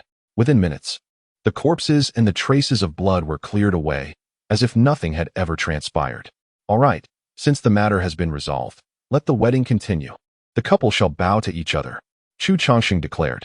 Chu Feng and Ji Ruxue gazed into each other's eyes before bowing respectfully. Well, the ceremony is complete. Let us proceed to the bridal chamber. With a charming smile, Chu Feng lifted Ji Ruxue into his arms, exclaiming, My wife, let us enter our chamber. Laughter erupted from Chu Tianquang as he encouraged, Come on, little Feng, hurry and give your grandfather some great-grandchildren. However, as the wedding ceremony concluded, the guests present quickly sought excuses to depart. With the rift between the Northern King's residents and the Great Xia royal family now apparent, it was clear that the entire Great Xia was on the verge of upheaval, and they could not linger any longer. In the blink of an eye, all the guests vanished.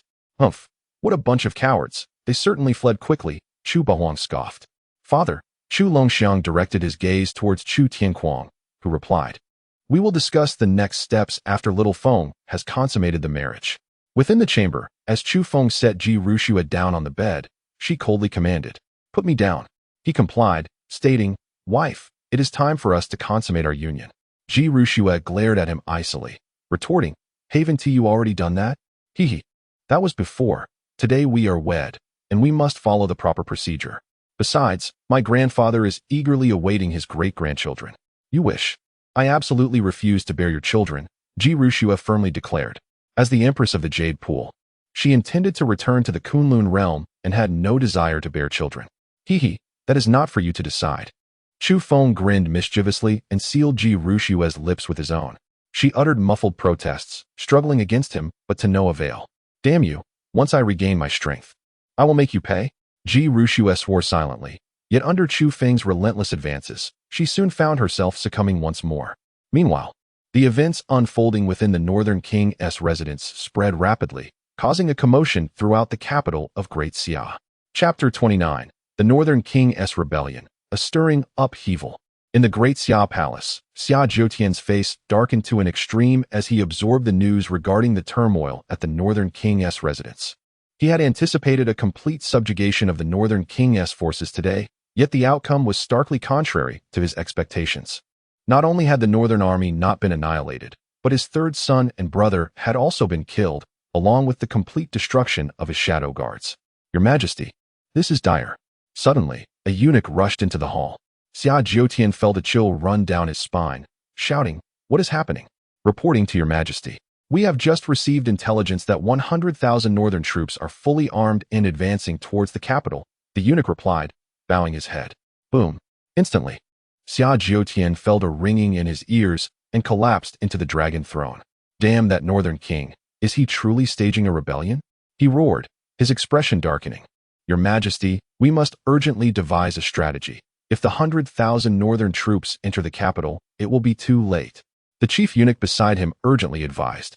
Upon hearing this, Xia Zhoutian forced himself to calm down and promptly commanded, immediately notify all. The city is to be placed under martial law. Additionally, convey my imperial decree. The Prince of the North has rebelled. Mobilize all military forces to eradicate the Northern Army. Furthermore, gather the imperial guards to besiege the Prince of the North's residence and summon all the esteemed warriors of the royal family. Spare no effort to capture the Prince of the North. Yes, Your Majesty. The chief eunuch nodded and promptly departed. Meanwhile, in the chamber of the crown prince, Xiaohao listened intently to his subordinate's report, his eyes glinting with a cold light. The Prince of the North dares to rebel. This presents an opportunity. Your Highness, what do you mean? His subordinate inquired, bewildered. Let him contend with my father. Regardless of who emerges victorious, I shall reap the benefits. Xiaohao's eyes sparkled with cold intent, and he then asked, have the people from Dongying arrived? Reporting to Your Highness. The formidable individuals stationed in the capital from Dongying have all been awakened and are ready to heed your command. Good. Have them enter the palace at once. Xiaohao commanded coldly. In the chamber of the sixth prince, Xia Yuan was equally astonished, exclaiming, how could the Prince of the North be so reckless? Your Highness, the head of the Su family requests an audience, a palace maid reported. My uncle has come. Bring him in quickly. Soon, Su Zhenghai appeared in the chamber. Uncle, what brings you here? Xia Yuan inquired. Your Highness, you are aware of the Prince of the North's heinous act of murdering the third prince and the king of celebration, and his intent to rebel? Su Zhenghai stated, to which Xia Yuan nodded. Indeed, I never imagined the Prince of the North would truly rebel. The Emperor will certainly not let them off lightly. We should take advantage of this opportunity to act. If we can subdue the Prince of the North's residence, it would be a significant achievement for Your Highness, perhaps even securing the position of Crown Prince. Xia Yuan was taken aback by the suggestion of assassinating the Prince of the North. Precisely. I have secretly allied with other prominent families, and they have agreed to mobilize all their warriors against the Prince of the North's residence. Your Highness only needs to promptly inform the leader of the Jiuhua sect to bring forth all their strong warriors to the capital. With the support of the royal forces, we will surely crush the Prince of the North's residence. Moreover, our Su family has an elder who has reached the celestial phenomenon realm. He can assist us in eliminating the Prince of the North. Su Zhenghai elaborated. The celestial phenomenon realm? Xia Yuan's expression brightened, and after a moment's contemplation, he declared, very well, we shall proceed as you suggest, uncle. I will immediately notify the Jiuhua sect. In the wake of the Prince of the North's rebellion, all the royal princes within the imperial court began to take action. In a secluded courtyard of the Daxia imperial palace, a youth dressed in simple attire with disheveled hair sat, a large black dog lying at his feet. Second brother. At that moment, a girl hurried forward, revealing herself to be the headstrong princess, Xia Qingqing. Qingqing, what brings you here? The youth looked up at Xia Qingqing, a warm smile gracing his features. Second brother. Did you know? The Prince of the North has rebelled and has even killed third brother and second uncle. Xia Qingqing hurriedly recounted the events unfolding outside, while the youth remained remarkably composed. Second brother, why are you not the least bit surprised? Xia Qingqing inquired curiously. The emperor has long harbored dissatisfaction towards the northern king's mansion. It was merely a matter of time before the northern king would rebel. Thus there is nothing to be astonished about, the young man remarked indifferently. Humph.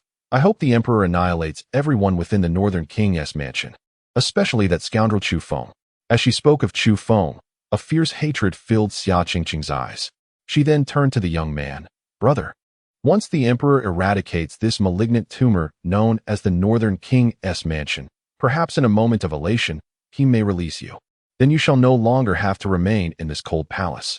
The young man smiled faintly, patting Xia Qingqing's head. Do not worry, that day shall come swiftly. After spending a brief moment together, Xia Qingqing took her leave. At the very instant she departed, a figure clad in black robes suddenly appeared behind the young man. Master, it seems it is time for us to act. Indeed, that day has finally arrived, the young man murmured. They should be arriving soon. Considering the time, they ought to reach here by tonight. The figure in black responded. Ensure someone keeps watch over that northern heir, should he dare to harm Qingqing. I will personally see to his demise. A glint of murderous intent flashed in the young man's eyes, and the large black dog at his feet suddenly opened its eyes, revealing a ferocious and violent gaze. Consequently, as the imperial edict regarding the northern king's rebellion was disseminated, chaos erupted across the Great Xia. No one anticipated that the northern king, who had rendered outstanding service to Great Xia, would actually rebel. In an instant, reactions varied widely. After receiving the decree, garrisons across Great Xia swiftly mobilized their forces to intercept the 100,000 troops of the northern army advancing toward the capital. Soon, news of the northern king's betrayal reached the various empires in the southern wilderness, causing a tremendous uproar. Within a grand and imposing palace in the southern wilderness, a man draped in a black cloak, his eyes gleaming with a fierce murderous intent, emanated an aura of terrifying pressure that rendered others breathless. He was Qiu Yan, the leader of the southern wilderness branch of the Celestial Temple. How audacious of the northern king to dare to slay my Celestial Temple's people. Does he truly believe that his so-called northern army is invincible? A chilling light flickered in Qiu Yan's eyes as he coldly declared, It seems our blade at the Celestial Temple has not tasted blood for far too long, leading them to believe we are no longer formidable. If that is the case, let all in the southern wilderness witness the fate of those who oppose my Celestial Temple. In an instant, an overwhelming wave of murderous intent radiated from Qiu Yan, his eyes resembling two blazing flames, as if they sought to incinerate the heavens. As night fell, outside the northern king's mansion, a cacophony of hurried footsteps erupted, and an overwhelming number of elite guards surged forth from all directions. A dark mass of over 10,000 strong. The northern king has rebelled. His Majesty has decreed that all individuals of the northern king's mansion shall be executed without mercy. Suddenly, a resounding voice echoed through the night. Chapter 30. The Levels of Dark Guards. The Slaughter of Elite Guards. As darkness enveloped the land, outside the northern king's mansion, thousands of fully armed elite guards appeared. A thick atmosphere of impending slaughter permeated the air. At this moment, the commander of the Imperial Guards, clad in black armor and wielding a long spear, emerged with an inscrutable expression, bellowing, "The King of the North has rebelled. His Majesty decrees that all individuals from the King of the North's residence shall be executed without mercy." Just then, a series of hurried footsteps echoed from afar. The commander scanned the vicinity and spotted the sixth prince, Xia Yuan, approaching with a throng of followers, including Su Zhenghai and numerous members of the noble families. Excluding the Ji family, all of the other 9 great families of the Great Xia were present, alongside formidable figures from the Jihua sect. "Sixth prince, what brings you here?" the commander inquired. "I have learned of the King of the North's treachery, and thus reached out to the prominent families and the Jihua sect to assist you in apprehending the King of the North's residence and executing the traitor." Xia Yuan replied with a cold demeanor. "You have the right intentions, Your Highness. Once we dismantle the King of the North's residence, I shall surely commend you before His Majesty," the commander declared straightforwardly. "Thank you, Commander." A faint smile appeared on Xia Yuan's lips. "Commend? Perhaps in the next life." A sudden chilling voice emanated from within the King of the North's residence. Boom. The ancient and imposing gates of the King of the North's residence slowly creaked open, and Chu Feng strolled out leisurely. Chu Feng. Xia Yuan's eyes glinted with malice as he regarded Chu Feng, then a smirk creased his lips. At such a critical juncture, I never expected you to remain so composed. If you kneel before me and prostrate yourself a few times, I might spare your corpse. Haha. Chu Feng suddenly mocked Xia Yuan. What are you laughing at? Xia Yuan's brow furrowed. In the next moment, Chu Feng retorted, I laugh because you are a fool. You. Xia Yuan's expression darkened, but before he could finish, Chu Feng charged at him. Impudent.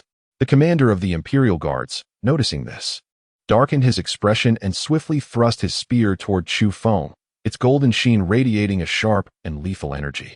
This man had already attained mastery in his cultivation. Boom. Suddenly, a formidable figure burst forth, delivering a punch that collided with the spear, producing a resounding crack.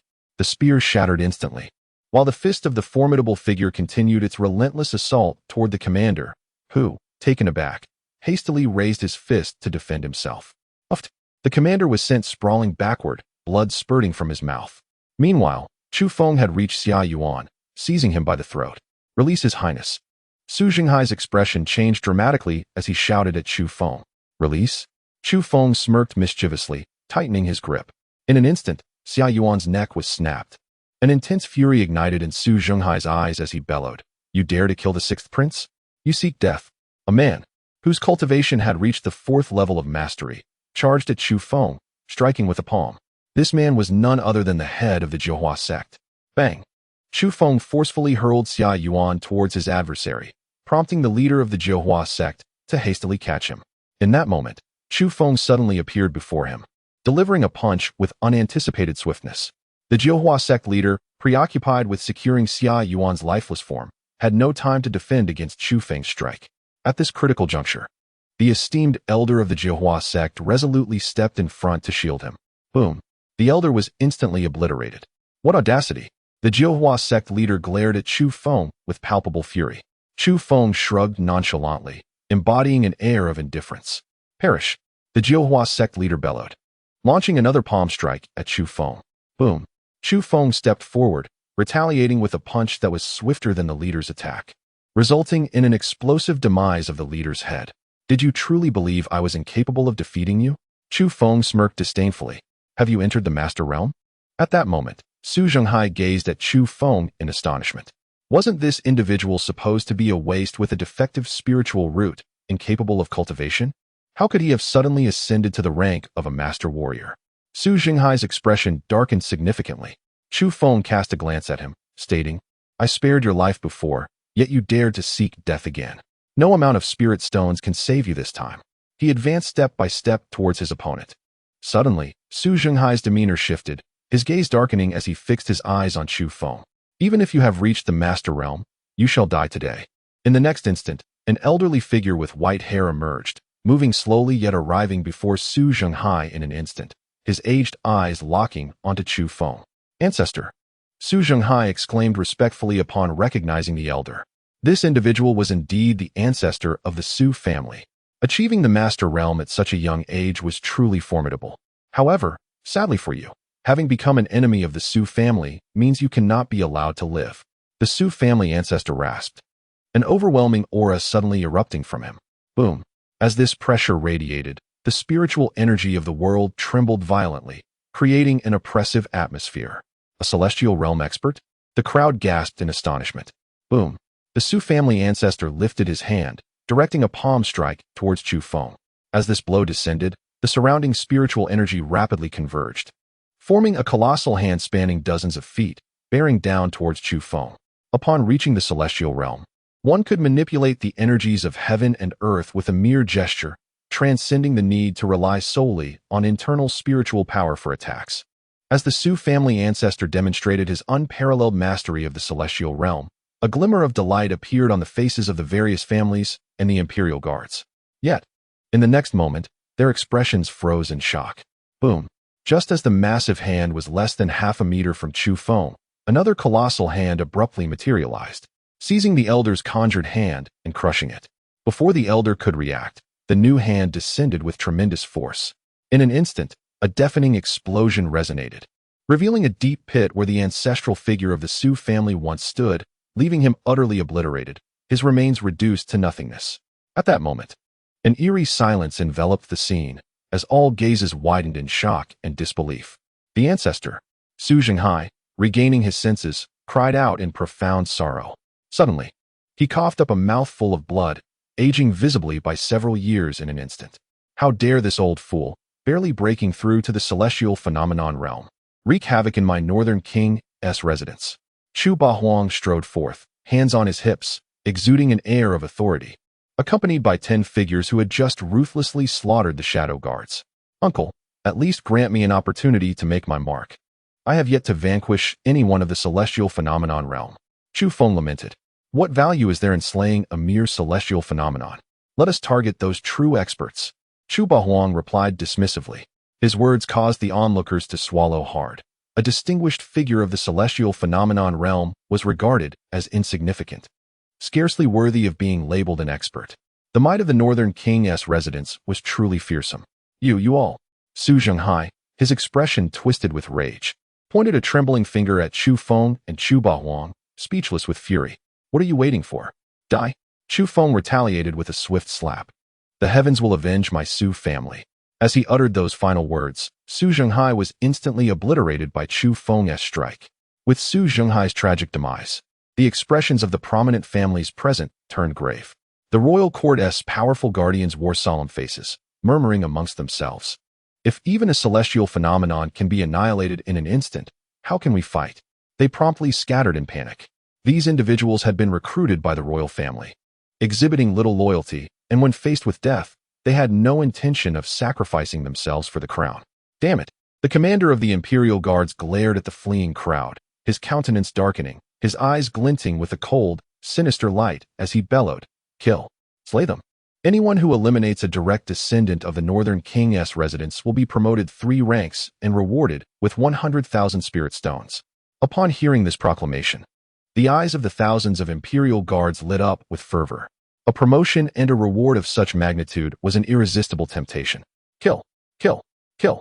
The Imperial Guards erupted in unison, their battle cries resonating throughout the grand capital of the Xia Dynasty. They charged fearlessly towards Chu Feng and Chu Bahuang, driven by reckless ambition. Fools! Kill! Chu Bahuang scoffed. The 10 figures following him surged forward in an instant. They plunged into the ranks of the Imperial Guards, 10 against thousands, yet they displayed no fear, resembling reapers of the night, their blades dancing as they mercilessly harvested the lives of the guards. In the blink of an eye, over 1,000 Imperial Guards lay lifeless in pools of blood, all taken down with a single strike. Uncle, who are these 10? They resemble assassins from the Yellow Springs Tower. In response, Chu Feng expressed his curiosity. They are the secret guards of the Chu family, specially trained by your father. Chu Bahuang elucidated. Of course, they are merely the lowest rank, the yellow tier secret guards. Is the lowest rank, the yellow tier, truly so formidable? What of the others? Chu Feng's expression turned astonished, while Chu Bahuang chuckled softly. Above the yellow tier secret guards, there exist the Xian tier, earth tier, and heaven tier ranks, each possessing an extraordinary strength that you will come to understand in due time. As they conversed, more than 10,000 elite guards were swiftly decimated by those 10 yellow tier secret guards, leaving a scene of carnage outside the Northern King's mansion, where corpses lay strewn about and blood pooled as if one had stumbled into a mountain of corpses and a sea of blood. The members of the prominent families and the Jiuhua sect were not spared, each meeting a tragic end at the hands of the 10 yellow tier secret guards. The commander of the elite guards, upon witnessing this horrific spectacle, turned pale, his body trembling as terror filled his eyes. 10 individuals, facing over 10,000 elite guards. And yet they could slaughter more than half. Are they even human? They are nothing short of hellish reapers. With that, the commander attempted to turn and flee. But a chilling voice rang out from behind him. Since you have arrived, do you still wish to depart? Boom. In an instant, a violent force descended, causing the commander's body to explode, scattering his remains across the ground, while Chu Feng stood behind him. He then cast his gaze toward the imperial palace of the great Xia. Inside the palace, in the chamber of the eldest princess, Xia Yao cried out, "Xia Hao, what do you intend to do?" Chapter 31. Stepping into the royal ancestor mountain. What? They are all dead? In the imperial study of the great Xia, upon receiving the battle report from the Northern King's mansion, Xia Jiutian was utterly stunned. Yes, your majesty, all the elite guards have perished, including the commander, the 6th prince, as well as the formidable members of the Jiuhua sect and other prominent families. Moreover, According to intelligence reports, Dongfang Chanyuan, leading 100,000 northern troops, has broken through the encirclement of the various armies and is advancing towards the capital, now merely 100 miles away. It is feared they will reach the city by tomorrow morning. At this moment, the chief eunuch, who was closely attending to Xia Zhoutian, knelt with his head bowed. Delivering the report, Xia Zhoutian's expression darkened to an extreme, his eyes flickering with intense fury as he bellowed, "Damn the Northern King's mansion! How can they be so powerful? Why? As Xia Zhoutian's roars echoed, everything in the imperial study was shattered to pieces. Your Majesty, do not be enraged. As long as the esteemed elders of the royal family from the royal ancestor mountain are present, the Northern King's mansion cannot overturn the heavens." The chief eunuch interjected. With a determined gaze, Xia Zhoutian proclaimed, "Indeed, as long as the royal ancestor mountain remains, I have not lost. And the great Xia shall not fall. Northern King, you shall all await your reckoning. I shall make it known whose dominion this great Xia truly is." With that, Xia Zhoutian departed the imperial study, heading directly towards the royal ancestor mountain. Meanwhile, in a secluded courtyard, Xia Qingqing's second brother, the current second prince, Xia Yan, sat sipping tea, with two figures seated before him. The two individuals were cloaked in black, their faces obscured by masks that rendered their true identities unrecognizable. At that moment, one of the figures in black suddenly appeared, kneeling before Xia Yan and declaring, "Master, His Majesty has already proceeded to the imperial ancestor mountain, and the heir of the northern town is approaching the palace with his entourage. Then let us act immediately," the cloaked figure hastily responded. "Patience is a virtue. When the clam and the heron engage in a struggle, it is the fisherman who benefits," Xia Yan replied, taking a delicate sip and speaking calmly. "Let the prince of the northern town and the forces at the imperial ancestor mountain clash first. We shall seize the opportunity to strike thereafter." "That makes sense." The two figures nodded in agreement, and Xia Yan instructed, "You shall conceal yourselves and be prepared to act at any moment." "Understood." The two figures promptly vanished from the courtyard. "Master, can we truly trust them? And are we certain that they will receive the dragon vein? Should we lose the dragon vein, the fate of the great Xia might be irrevocably altered," the black-clad figure inquired, casting a concerned glance at Xia Yan. "Do they even deserve the dragon vein?" Xia Yan's expression suddenly turned cold, his disdain palpable. He then gently stroked a black ring on his right hand, mentally communicating, "Master, how is your recovery progressing? I have reached the 9th level of the Nirvana realm. With my secret arts, even those in the life and death realm above Nirvana can be vanquished. Tonight, I shall assist you in seizing the true power of the dragon vein. With my guidance, you shall attain the true dragon physique and become the foremost among the younger generation in the southern wilderness and the entire Zhangxian domain." A proud voice emanated from the ring. "Thank you, Master." A surge of indescribable excitement flickered in Xia Yan's eyes. After waiting for so many years, he had finally arrived at this moment. Outside the great Xia imperial palace, Chu Feng, accompanied by King Kong and 10 yellow-ranked dark guards, appeared without uttering a word. Charging straight in, Chu Feng's objective was clear: to eliminate Xia Zhoutian and facilitate Xia Yua's ascension to the throne. However, after searching the palace extensively, he found no trace of Xia Zhoutian. Could he have fled? Chu Feng murmured, his gaze sweeping across the surroundings until it landed on the imperial ancestor mountain behind the palace. "Young man, there are treasures within that mountain," suddenly interjected the voice of Tower Master. "Treasures? What kind of treasures?" Chu Feng exclaimed, startled. "Enough with the chatter. You will find out once you arrive," Tower Master urged. Without hesitation, Chu Feng and his companions made their way toward the imperial ancestor mountain. Meanwhile, in the princess's chamber, Xia Yurao found her cultivation sealed, her eyes blazing with fury as she glared at Xia Hao. "Xia Hao, how dare you collude with the Eastern Islanders? Do you comprehend the gravity of your actions? And what of it? As long as it aids me in ascending the throne, I care not for the identity of my allies," Xia Hao replied darkly. "Once I claim the throne, I shall personally slay that scoundrel Chu Feng and make you my empress." "Madman," Xia Yuruo retorted. At that moment, a figure hurriedly approached Xia Hao, whispering a few words. His expression hardened as he commanded, "Let us go to the imperial ancestor mountain. Bring her along." He cast a glance at Xia Yuruo. Moments later, Chu Feng ascended to the summit of Huangzu Mountain, where he found Xia Zhoutian standing in wait. Upon seeing Chu Feng's arrival, his expression darkened, and he exclaimed with disdain, "You worthless fool! How dare you come to Huangzu Mountain? Who gave you the audacity? You are on the brink of death and still prattling on. Chu Feng merely smirked. You, a mere youth, dare to show disrespect to me?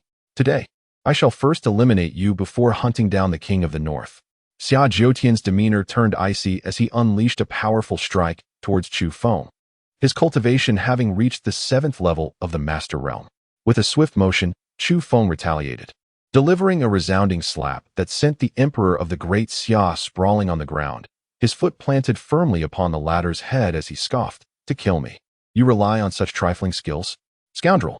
As the rightful ruler of great Xia, being humiliated under the foot of a reckless youth was intolerable for Xia Dynasty. His eyes blazed with fury, and he attempted to channel his spiritual energy, only to find it utterly unresponsive. "You dare insult me?" In response, Chu Feng began to mercilessly stomp on Xia Dynasty's face. Enough! At that crucial moment, an elder emerged from a thatched hut on Huangzu Mountain, his expression cold as he fixed his gaze upon Chu Feng. Following him, for other elderly figures, all with silver hair and exceeding 70 years, appeared. "Father, save me!" Xia Dynasty cried out to the elder who had come forward first. This elder was none other than Xia Qinshan, the former emperor of the great Xia Dynasty. With a dismissive glance, Chu Feng assessed the 5 elders, all possessing the cultivation of the celestial realm. How did Chu Tianquang raise his grandson to produce such a lawless and reckless individual? I shall take it upon myself to properly educate you on behalf of your grandfather. Xia Qinshan glared at Chu Feng, an aura of terror emanating from him. Boom! In an instant, he executed a remarkable movement technique, appearing before Chu Feng with astonishing speed, his gnarled hands swinging with ferocity. "Educate me on behalf of my grandfather? Who do you think you are?" Chu Feng retorted with scorn. A resounding slap echoed through the air. Chapter 32. A foot to explode Xia Dynasty. Another crisp sound reverberated as Xia Qinshan, who had just lunged at Chu Feng, was sent flying by a single slap. Staggering backward, Xia Qinshan's face bore a vivid imprint of a hand. "You think you can educate me on behalf of my grandfather? Do you even deserve it?" Chu Feng scoffed. Crack! Crack! Xia Qinshan clenched his fists, a menacing glint in his eyes filled with murderous intent. "You insolent wretch, you seek death." Suddenly, Xia Qinshan roared in fury, his cultivation at the 3rd level of the celestial realm reaching its peak, causing the very heavens to shift as boundless spiritual energy surged forth. Mountain River Seal. He swiftly formed intricate hand seals, then shouted with authority. In an instant, the spiritual energy above coalesced into a massive seal, resembling a towering mountain of 100 meters, descending upon Chu Feng with immense force. As the immense seal descended, the void reverberated with a thunderous roar, as if the very mountains and rivers were on the brink of collapse. The overwhelming might was enough to instill fear in the hearts of all present. Was this martial prowess? Chu Feng pondered silently. Martial techniques represent the pinnacle of a warrior's training. Possessing a formidable technique can significantly enhance one's combat strength. Martial arts are categorized into 4 grades: heaven, earth, mysterious, and yellow, each further divided into 3 tiers: inferior, middle, and superior. The higher the grade and tier, the greater the power. The technique being unleashed by Xia Qinshan was a superior yellow-grade martial art, instantly elevating his combat capability to the 5th level of the celestial phenomenon realm. Boom! In the blink of an eye, the vast seal was about to descend upon Chu Feng, the cacophony of sound deafening, the terrifying aura striking fear into the soul. Yet, Chu Feng remained remarkably composed, channeling the chaotic divine demon technique as he threw a punch forward. Bang! Immediately, his fist collided with the seal, producing a resounding impact. In the next moment, the seal shattered into fragments. Uft! Xia Qinshan staggered, spitting out a mouthful of blood, and fell to one knee.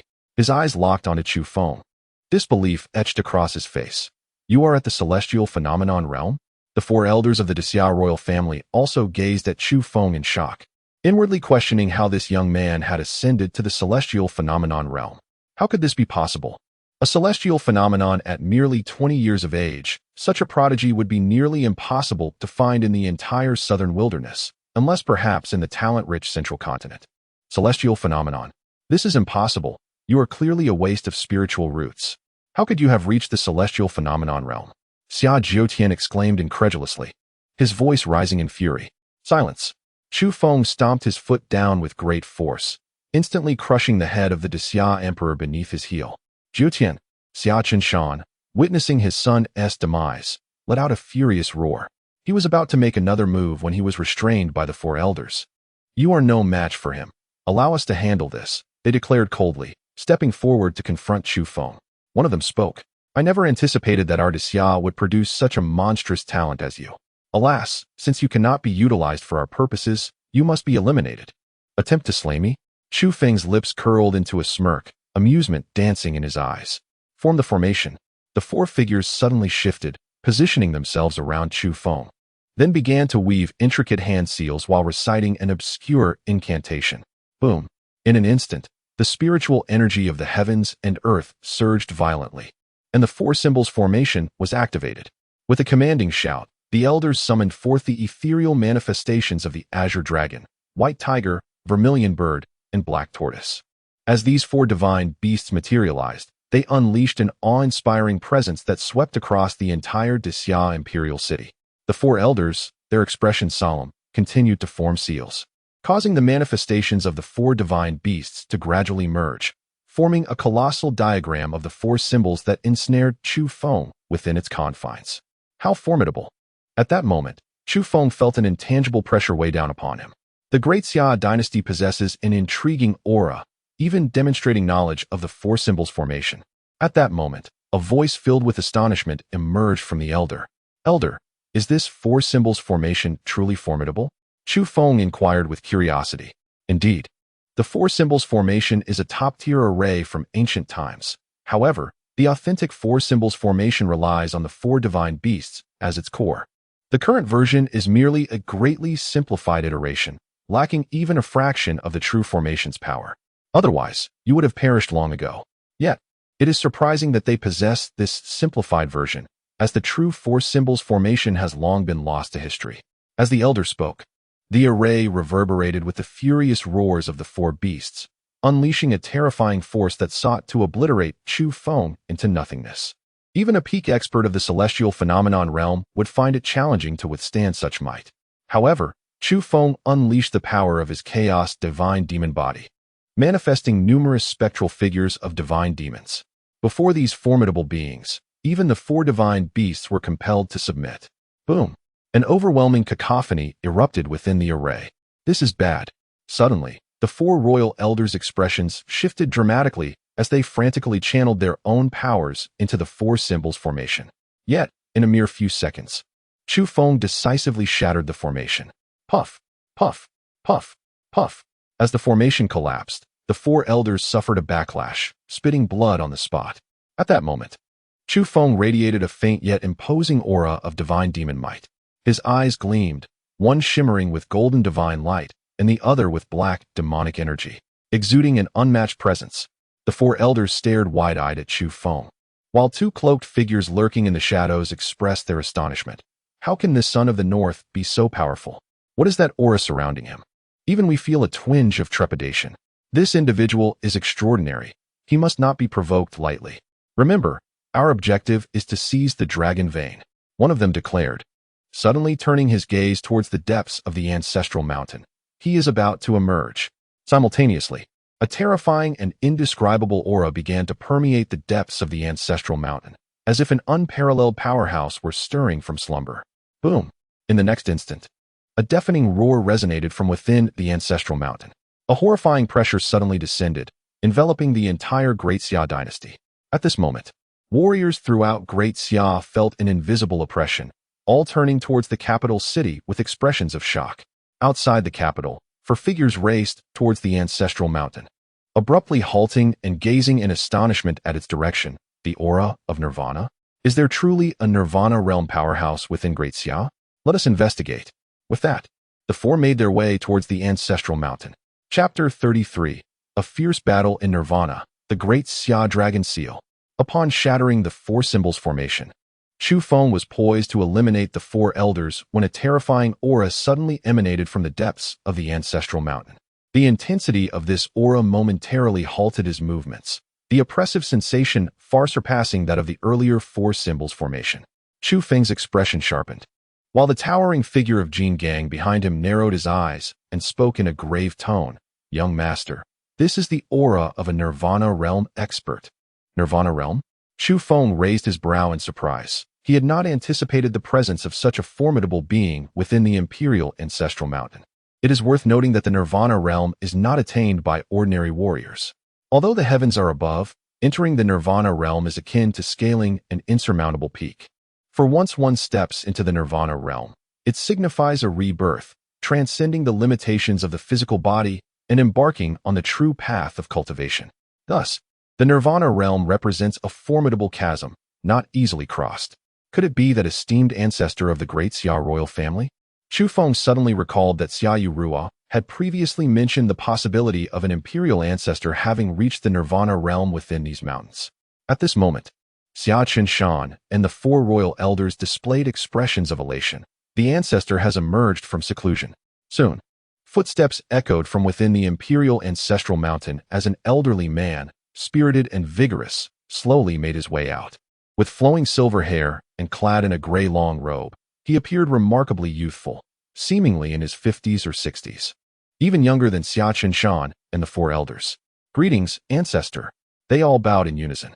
Such unworthy individuals, unable to handle even a young junior, have truly brought disgrace to the great Xia royal family. The royal ancestor reprimanded coldly. Instantly, Xia Qinshan and the others lowered their heads, shame etched upon their faces. With a swift motion, the ancestor's keen, eagle-like gaze fixated on Chu Feng. "To have forced my great Xia royal family to this extent, young man, you are indeed formidable." Suddenly, his expression turned icy, and a murderous intent emanated from him. However, the dignity of the great Xia royal family shall not be tarnished. In an instant, an overwhelming pressure descended, causing the very air around Chu Feng to solidify, weighing heavily upon him. "Young master, be cautious." Jin Gang and the 10 shadow guards rushed to shield Chu Feng, but he gestured for them to stay back. "A mere Nirvana realm does not intimidate me," Chu Feng replied dismissively. "Such audacity. Let this old man see just what you are capable of." The royal ancestor flicked his fingers, unleashing a beam of spiritual light that transformed into a massive hand, infused with Nirvana power, hurtling towards Chu Feng. Boom! The space before Chu Feng quivered violently, warping and rippling under the force of the attack. Observing the effortless distortion of space from the ancestor's strike, Chu Feng felt a jolt of astonishment.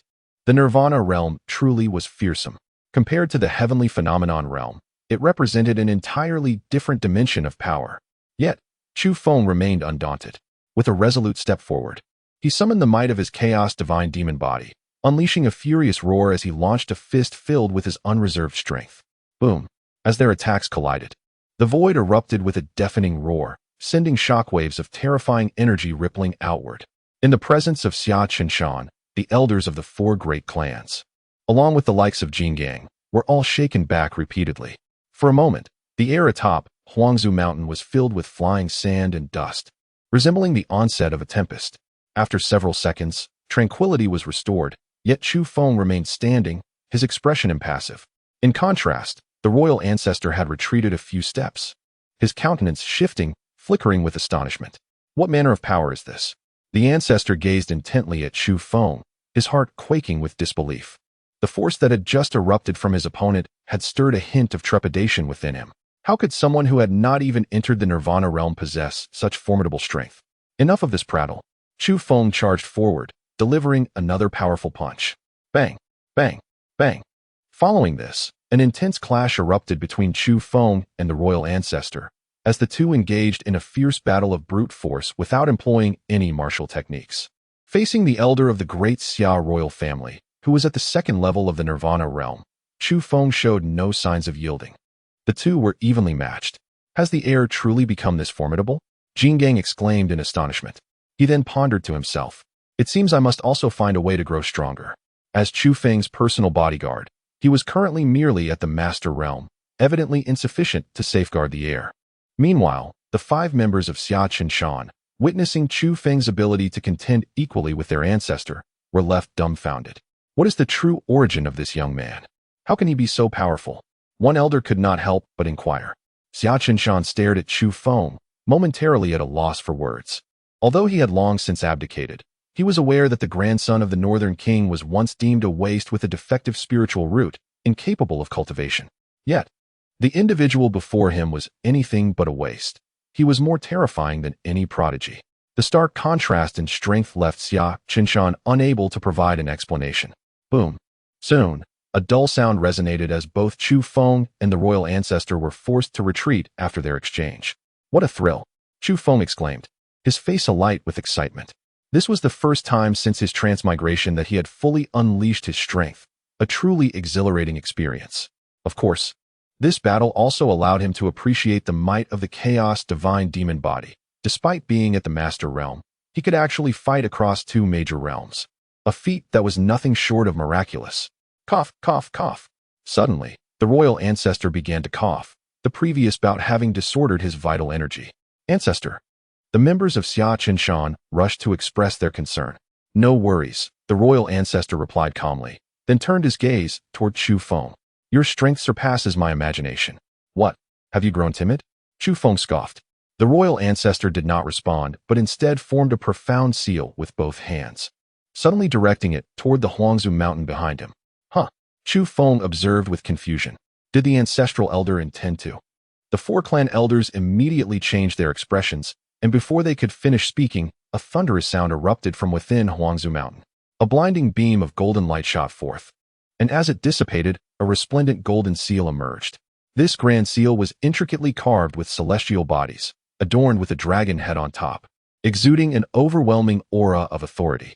Chu Feng was momentarily taken aback, while the Vajra suddenly exclaimed, a spiritual weapon. This is a spiritual weapon. At that moment, Chu Feng's expression sharpened. In this realm, weapons are categorized by their tiers, the most basic being mundane weapons, followed by spiritual weapons imbued with spiritual energy, and then the more advanced spiritual treasures. All spiritual weapons contain an essence of spiritual power, their might vastly surpassing that of mundane weapons, significantly enhancing a warrior's combat capabilities. However, the materials required to forge spiritual weapons are exceedingly rare and necessitate the expertise of a skilled smith. Consequently, spiritual weapons are seldom seen in the southern wilderness, making the presence of one within the great Xia royal family quite astonishing. Even the two cloaked figures concealed in the shadows, along with the powerful individuals from the Eastern Dawn who had just arrived with Xia Hao, were taken aback. The great Xia possesses a spiritual weapon? The four figures who had hastened from outside the city stared in astonishment at the grand seal suspended in the void. Is that a ninth-tier spiritual weapon? The great Xia has concealed its depths so well. That is the great Xia dragon seal. At this moment, Xia Dynasty fixed his gaze on the grand seal, his expression turning grave. The great Xia dragon seal is the nation's treasured artifact, crafted by the founding emperor of Great Xia, reputed for its extraordinary power. Yet, it had not been seen for centuries, and even he had never laid eyes upon it. To think it would appear today. Brat, prepare to meet your end. The elder of the great Xia royal family glared at Chu Feng, bellowing as he directly urged the great Xia dragon seal to suppress him. Boom. As the seal emerged, the heavens trembled, and the spiritual energy in the air became chaotic. Chu Feng felt an unprecedented pressure, his body stiffening, unable to evade. A surge of dread coursed through him. Is it truly this terrifying? In the next moment, the great Xia dragon seal descended, enveloped in divine might. Young master, Vajra and the 10 shadow guards simultaneously shouted. They wished to intervene, but under the seal's suppression, they found themselves utterly immobilized. Master, think of something. Chu Feng's mind raced in desperation. What's the panic? You won't die? The master remained remarkably calm. Suddenly, the heavens quaked, accompanied by the sound of thunder. As a colossal hand appeared, stretching across the sky, fingers outstretched, reaching for the great Xia dragon seal. What followed was an astonishing spectacle that left everyone present in disbelief. A thunderous roar erupted from above the heavens. The gigantic hand seized the great Xia dragon seal, and, with a mere squeeze of its fingers, obliterated it on the spot. In that instant, all present on Huangzu Mountain were left utterly dumbfounded, including the two cloaked figures concealed in the shadows, along with the hastily arrived second Prince Xia Fan and the first Prince Xia Hao. They all stood agape. How could a spiritual artifact be so effortlessly crushed? At that moment, the four great guardians from the southern wilderness branch of the Misty Rain Tower, who had rushed from the capital, were equally astonished, their eyes wide with disbelief. This was a 9th-grade spiritual treasure, not mere scrap metal. Even a formidable warrior at the 9th level of the Nirvana realm would struggle to inflict any damage upon it, yet it had been shattered by a single colossal hand. Such an occurrence was simply beyond belief unless witnessed firsthand. How could this be possible? At this juncture, the royal ancestor was equally shaken, his face reflecting profound incredulity. His body swayed, nearly faltering as he struggled to maintain his footing. This was the treasured heritage of the great Xia Dynasty, and it had barely come into existence before being destroyed. Meanwhile, Chu Feng's gaze sharply turned, and he noticed his fourth uncle's silhouette emerging. With a cold snort, he remarked, "What a pathetic spiritual artifact, so easily dispatched. It must have been hastily constructed." Unable to suppress a chuckle at his uncle's jibe, Chu Feng found the words to be quite piercing. The royal ancestor glared at Chu Bahuang, his eyes ablaze with unrestrained fury. Others regarded Chu Bahuang with keen interest, speculating about his true strength. "Master, can you discern his power?" At this moment, concealed in the shadows, Xia Fan fingered the black ring on his hand, fixating on Chu Bahuang as he spoke. "This man is formidable, capable of shattering a spiritual artifact with a mere gesture. He must be at least at the 5th level of the life and death realm, if not having stepped into the realm of the celestial beings. Tonight, if you wish to seize the power of the true dragon, you are bound to face difficulties." Unexpectedly, it seems that such a powerful individual lurks within the great Xia Dynasty. A deep, hoarse voice emanated from the ring. "Life and death realm? Celestial being realm?" Xia Fan murmured to himself. "Above the nirvana realm lies the life and death realm, where one must comprehend the essence of life and death, ultimately achieving the unity of heaven and man to ascend to the celestial being realm. Once one enters the celestial being realm, they can transcend the shackles of the world, capable of soaring through the skies, a true superpower." With clenched fists, Xia Fan's eyes gleamed with a frenzied coldness. "The power of the true dragon shall be mine tonight. Whoever dares to obstruct me shall meet their end." At that moment, Chu Bahuang approached. Casting a glance at the royal ancestor, "You old geezers should be enjoying your twilight years instead of brandishing weapons. If you wish for death, just say the word, and I shall see you on your way." The royal ancestor fixed his gaze on Chu Bahuang, furiously rebuking him. "You are far too presumptuous." Boom! In the next instant, the ancestral blood within the royal elder ignited. As the blood burned, a terrifying aura began to emanate. Ancestor, Xia Qinshan, and the 4 royal elders watched in shock as the elder ignited his blood, their expressions shifting dramatically. "With my blood, I shall summon the dragon Vane's fortune." The royal ancestor bellowed, and with a surge of his burning blood, it surged forth, transforming into a crimson beam under his command, directly striking the ancestral mountain. Boom, boom, boom. In an instant, the entire Huangzu mountain began to tremble violently. At the summit, fissures appeared, from which beams of golden light erupted forth. A thunderous dragon's roar reverberated through the air. The golden light coalesced into an ethereal golden dragon, stretching 100 zhang in length, radiating an unparalleled might. At that moment, the pupils of all present constricted in awe. The 4 guardians of the Misty Rain Tower exchanged glances, their expressions shifting to one of astonishment. Dragon Qi. Simultaneously, as this 100 zhang dragon soared through the heavens, it sparked a sensation throughout the Great Xia and the entire southern wilderness. Countless individuals gazed skyward, their eyes wide with astonishment at the dragon's ethereal form. "Is that Dragon Qi?" "The Great Xia contains Dragon Qi," many powerful figures in the southern wilderness exclaimed. Within the southern wilderness branch of the Misty Rain Tower, a woman looked up at the dragon's apparition in the direction of the Great Xia, her expression sharpening. "Is there truly Dragon Qi in this southern wilderness?" "Chief Wang, what is that place?" she asked coldly. Behind her stood a middle-aged man, Wang Tianqing, the head of the southern wilderness branch, who respectfully replied, "Esteemed miss, that direction is where the great Xia Dynasty resides." Once again, the great Xia. The woman furrowed her brows, her eyes sparkling with intrigue. An elderly man beside her murmured, "Miss, I have heard tales of a dragon vein protecting the fortunes of the great Xia, and it appears to be true. If you could harness the power of this dragon vein." At that moment, the woman's gaze sharpened, with a week remaining until the relic opens. "Let us first venture to the great Xia." Meanwhile, in the southern wilderness branch of the Divine Hall, Xiao Yin fixated on the direction of the great Xia Dynasty, muttering coldly, "I never anticipated that the great Xia harbored Dragon Qi. It cannot be allowed to persist." Concurrently, the rulers of the 6 other dynasties in the southern wilderness, excluding the great Xia, were fixated on the dragon's ethereal form, their eyes glinting with avarice. I did not foresee that the great Xia contained dragon qi. It seems it must be eliminated. Within the palace of the Eastern Japan, Emperor Abe Tania's eyes gleamed with a chilling light. He had initially intended to support the great Xia's crown prince, allowing him to control the great Xia Dynasty and gradually consume it. However, with the emergence of dragon qi, he altered his plans and commanded, immediately contact the other 5 dynasties to mobilize troops and annihilate the great Xia, seizing the dragon vein. In an instant, the armies of the various dynasties in the southern wilderness began to mobilize, their sights set on the great Xia dynasty. Meanwhile, in the Zhongshuan domain, within an ancient and grand academy in the central continent, an elderly man clad in white, with white hair, brows, and beard, stood gazing towards the southern wilderness. Stroking his beard thoughtfully, dragon qi has emerged in the southern wilderness? It seems peace shall elude that region. At that moment, another elder clad in black approached, stating coldly, with the emergence of dragon qi, prodigies shall arise. It is likely that the southern wilderness will witness the birth of a remarkable talent, redeeming the disgrace of a century without anyone entering the prodigy rankings. If that is the case, this year's rankings will surely be a spectacle to behold. The white-clad elder smiled faintly. Outside another room in the academy, a woman paced anxiously, the same lady who had previously followed Su Tian. Creak. The door opened, revealing a middle-aged man with a solemn expression.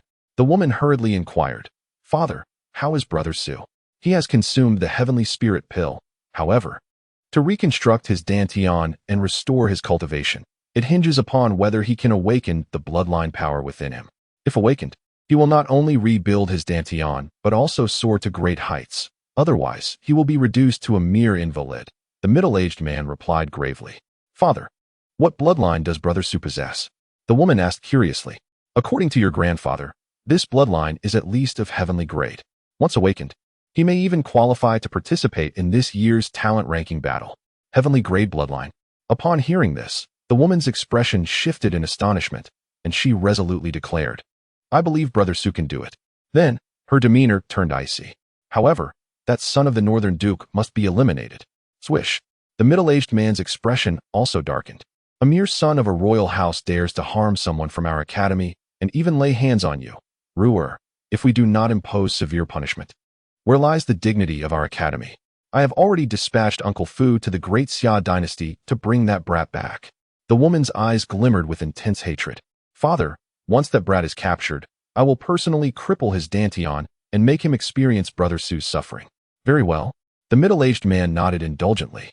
Meanwhile, within the Huangzu mountain, Chu Feng gazed in astonishment at the 100-foot-long dragon illusion.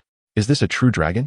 In his past life, he had always believed dragons to be mythical creatures. He never expected to witness a genuine dragon here today.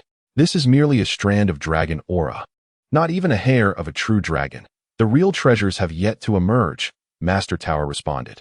Those who offend the great Xia shall be met with relentless slaughter.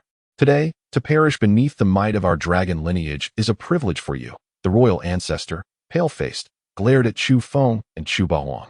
With a wave of his hands, the dragon illusion surged downwards towards them, claws bared, intent on devouring them. As the dragon illusion descended, Chu Feng felt an overwhelming pressure, while Chu Baohuang merely cast a disdainful glance and scoffed. What nonsense about dragon lineage? Boom! With a casual wave of his hand, the descending dragon illusion shattered dramatically. Subsequently, Chu Baohuang reached into the fissure of Huangzu Mountain, where a series of thunderous roars echoed forth.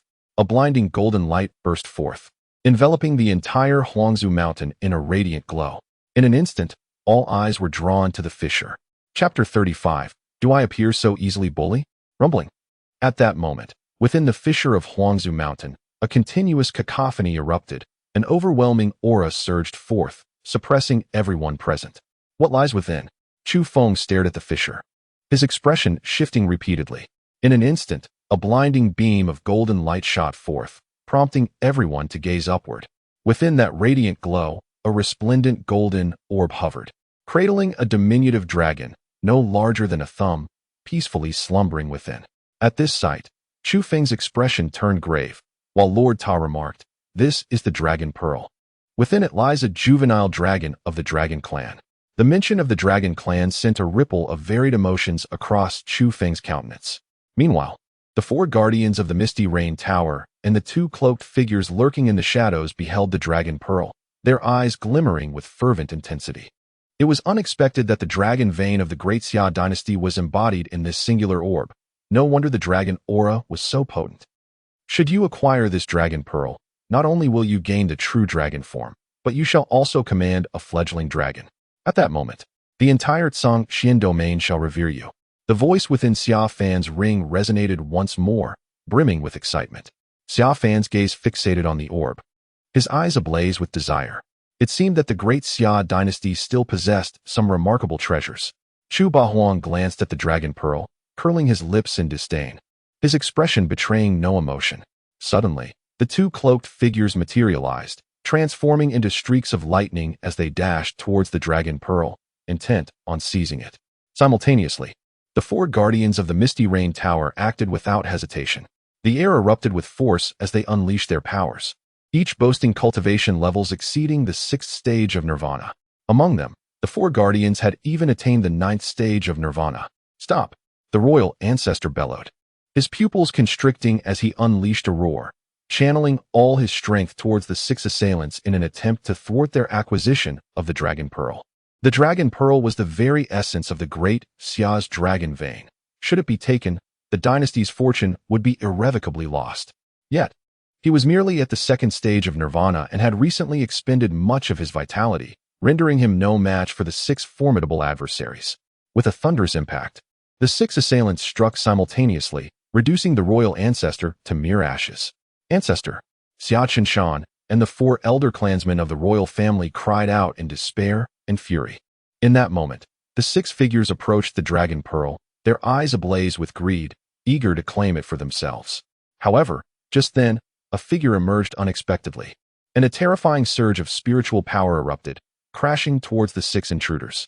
The guardians of the Misty Rain Tower and the cloaked figures were caught off guard, suffering grievous blows to their souls, collapsing to the ground, blood spilling from their mouths. Everyone turned their gaze towards that figure. It was none other than Xia Fan. Xia Fan, what is your intention? The 2 cloaked figures exclaimed, taken aback. This dragon pearl belongs to the great Xia. It cannot fall into your hands, Xia Fan replied coldly. Bastard, how dare you breach the agreement? The cloaked figures retorted, their expressions darkening. Without uttering another word, Xia Fan fixed his gaze upon them, unleashing a terrifying wave of spiritual power once more. You shall not escape my wrath. I, of the Tianqi sect, will ensure that. The 2 individuals felt the terrifying power of the soul, their expressions shifting dramatically as they roared in fury.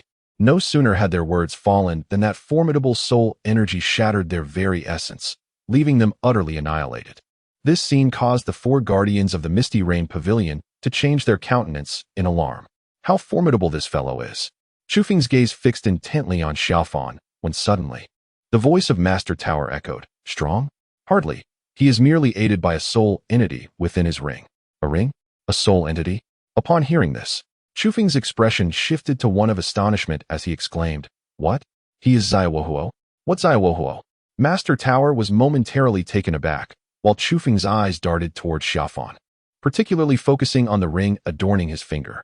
He had not anticipated the existence of Zaiwohuo in this world. What is this? A battle between a time traveler and a child of destiny? Enough chatter, swiftly seize that dragon pearl, Master Tower urged. Master Tower, can you contend with the soul entity within his ring? Chu Feng inquired cautiously. Are you insulting me? A mere soul entity does not require my intervention. Master Tower retorted indignantly, clearly displeased by Chu Feng's skepticism. Chu Feng's lips twitched in response, just as Xiaofan approached the dragon pearl, his expression brimming with excitement as he reached out to grasp it. Yet, the moment his hand was about to make contact, the pearl suddenly zipped past him with a swift whoosh. With a swift turn, Xiaofan beheld the dragon pearl nestled in Chu Bahuang's grasp. Xiaofeng, this pearl is quite remarkable. It's yours, Chu Bahuang declared, tossing the dragon pearl to Chu Feng. Upon receiving it, Chu Feng was instantly enveloped in an overwhelming aura of dragon energy. Thank you, fourth uncle. Chu Feng expressed his gratitude. You scoundrel, return my dragon pearl. Xiaofan bellowed, his face twisted with rage, eyes gleaming with intense hatred. This dragon pearl is not yours. Why should I return it? Chu Feng retorted, securely tucking the pearl away. For once something was in his possession, it was unreasonable to relinquish it. Never mind, disciple. I shall devise another method to assist you in enhancing your cultivation. The sole entity within the ring stated. Not a chance. Xia Fan's gaze flickered, suddenly challenging Chu Feng. Chu Feng, I challenge you. Challenge me? Who do you think you are? Chu Feng scoffed. I am Xia Fan, the second prince of the Daxia imperial family. Xia Fan declared coldly. The second prince? Chu Feng was taken aback, recalling that this prince was once the most gifted of the royal family, only to have his prowess plummet for reasons unknown, even clashing with his father and being imprisoned. Truly, a second-generation Xiaohuo. Chu Feng mused inwardly. Chu Feng, do you dare accept my challenge? If I win, you must return the dragon pearl to me, Xia Fan stated with icy resolve. And if you lose? Chu Feng queried.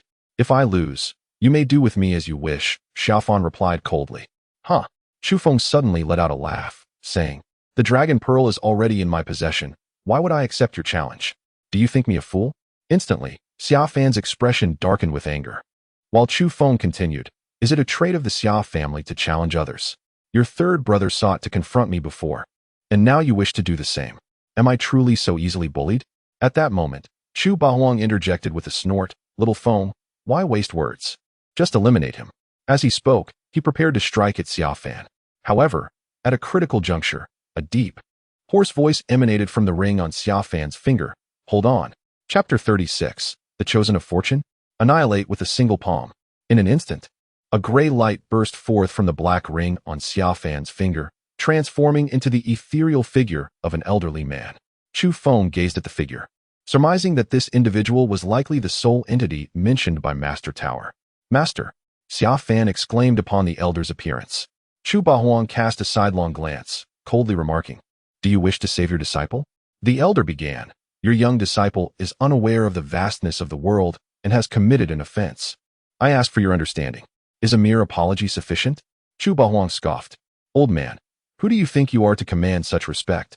This statement darkened the elder's countenance, and Xia Fan roared in fury. My master is a Dan Emperor.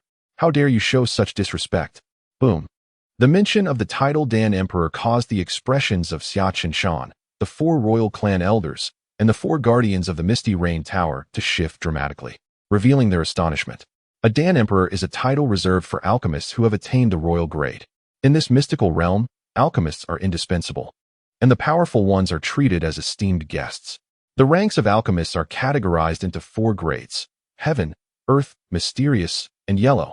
Ascending from there is the king-level alchemist, known as Dan Wang, and beyond that is the emperor-level alchemist, revered as Dan Huang.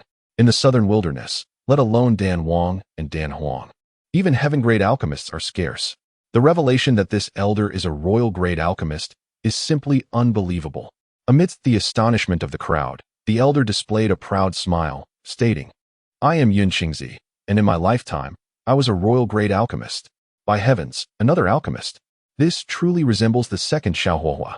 Upon hearing this, Chu Feng's expression changed, and he silently gasped in shock. He glanced at Xia Fan, inwardly questioning whether this fellow might genuinely be the chosen of fortune. At that moment, upon learning of the elder's status as a Dan Emperor, Chu Bahuang merely curled his lip in disdain, retorting, a Dan Emperor? How shameless to flaunt such a trivial title. The instant those words escaped his lips, the crowd fell into stunned silence, and even Yun Qingzi's expression twitched in disbelief. It was the first time he had encountered someone daring enough to belittle a Dan Emperor. Did this individual truly grasp the significance of the title? Were it not for his awareness of this man's formidable strength, he might have thought he was dealing with a fool who had stumbled out from some backwater. Suppressing his rising anger, Yun Qingzi coldly addressed Chu Bahuang. Sir, your words are rather presumptuous. Would you not agree? Slap. Without hesitation, Chu Bahuang struck out with a palm, landing a direct hit on Yun Qingzi. In that instant, Yun Qingzi's ethereal soul was sent into a state of utter disillusionment, as if it might dissipate at any moment. Master, Xia Fan's expression shifted dramatically as he called out urgently. Meanwhile, Yun Qingzi's pupils constricted, his face a mask of terror as he gazed at Chu Bahuang. Although he was aware of his opponent's strength, he had not anticipated such overwhelming power. That single strike had left him with no opportunity to react. A foreboding instinct whispered to him that even at the peak of his life, he would have been unable to evade such a blow. Realizing this, a tempest surged within Yun Qingzi. Do you still find me arrogant? Shall I deliver a few more slaps? Chu Bahuang rubbed his fists eagerly as he regarded Yun Qingzi, who shook his head vigorously. I apologize, I spoke in haste. I implore you to forgive me, esteemed senior. In that moment, Yun Qingzi's demeanor transformed into one of utmost reverence, for he sensed that enduring even a few more strikes would likely shatter his very soul. Uncle is truly remarkable. Chu Feng marveled at the sight of the esteemed Dan Emperor bowing in such deference, a wave of envy washing over him. Do not envy, young one. When you awaken the power of the chaotic divine demon physique to its zenith, not only will Dan Emperors kneel before you, but even Dan Emperors will be compelled to reverence you. The voice of Tai Yi resonated once more. Yet, awakening the full potential of the chaotic divine demon physique was no simple endeavor, Chu Feng mused. As the supreme physique in existence, although he had attained it, fully realizing its strength was an arduous task. What difficulty lies in that? Just seek out several women of exceptional physique and strong fortune, Tai Yi remarked bluntly, causing Chu Feng to frown. Though the statement held a grain of truth, it left him feeling like a mere gigolo. While Chu Feng mulled over this thought, Chu Bahuang's voice suddenly cut through the air. Xiao Feng, how do you intend to deal with this master and disciple? Shall we dispose of them directly? At this, Yun Qingzi's expression turned tense as he looked at Chu Feng, unable to fathom that his fate rested in the hands of a mere youth. This realization stirred a myriad of emotions within him, intensifying his hatred for the rebellious disciple who had led him to such a downfall. Had it not been for that traitor, how could he, a dignified Dan Emperor, have been reduced to this? Chu Feng, meeting Yun Qingzi's gaze, declared, If you are willing to submit to me and acknowledge me as your master, I may spare your life. The moment those words left his lips, Yun Qingzi's countenance shifted dramatically, and Xia Fan's expression darkened, his eyes locking onto Chu Feng with fierce intensity. What? Are you unwilling? Chu Feng's demeanor hardened, his eyes narrowing with a glint of murderous intent. His motivation for demanding submission was to usurp Xia Fan's fortune, for in this world, there could be only one protagonist. And that would be him, Chu Feng. In that moment of hesitation from Yun Qingzi, Xia Fan suddenly roared, Bastard, die? He channeled all his strength and charged fiercely towards Chu Feng. No. Yun Qingzi's face paled as he attempted to intervene, but it was already too late. Boom. At the moment when Xia Fan made his move, Chu Bahuang struck down with a single palm, reducing him to nothingness. With a swift motion, upon witnessing Xia Fan's tragic demise, Yun Qingzi's expression changed dramatically, his countenance darkening. Was he truly dead? Chu Feng, taken aback, remarked on the scene before him. He had read numerous novels featuring children of destiny, all of which proclaimed that such beings were exceedingly difficult to slay. One must first strip them of their fortune before they could be extinguished. Yet, here was Xia Fan, meeting his end with such alarming ease. Was he truly a child of destiny?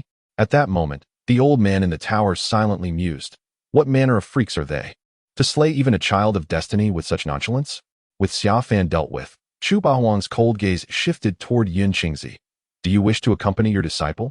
Instantly, Yun Qingzi's expression shifted repeatedly. He had yet to avenge himself, and thus could not afford to perish. He promptly bowed to Chu Feng, stating, Yun Qingzi pays respect to the master.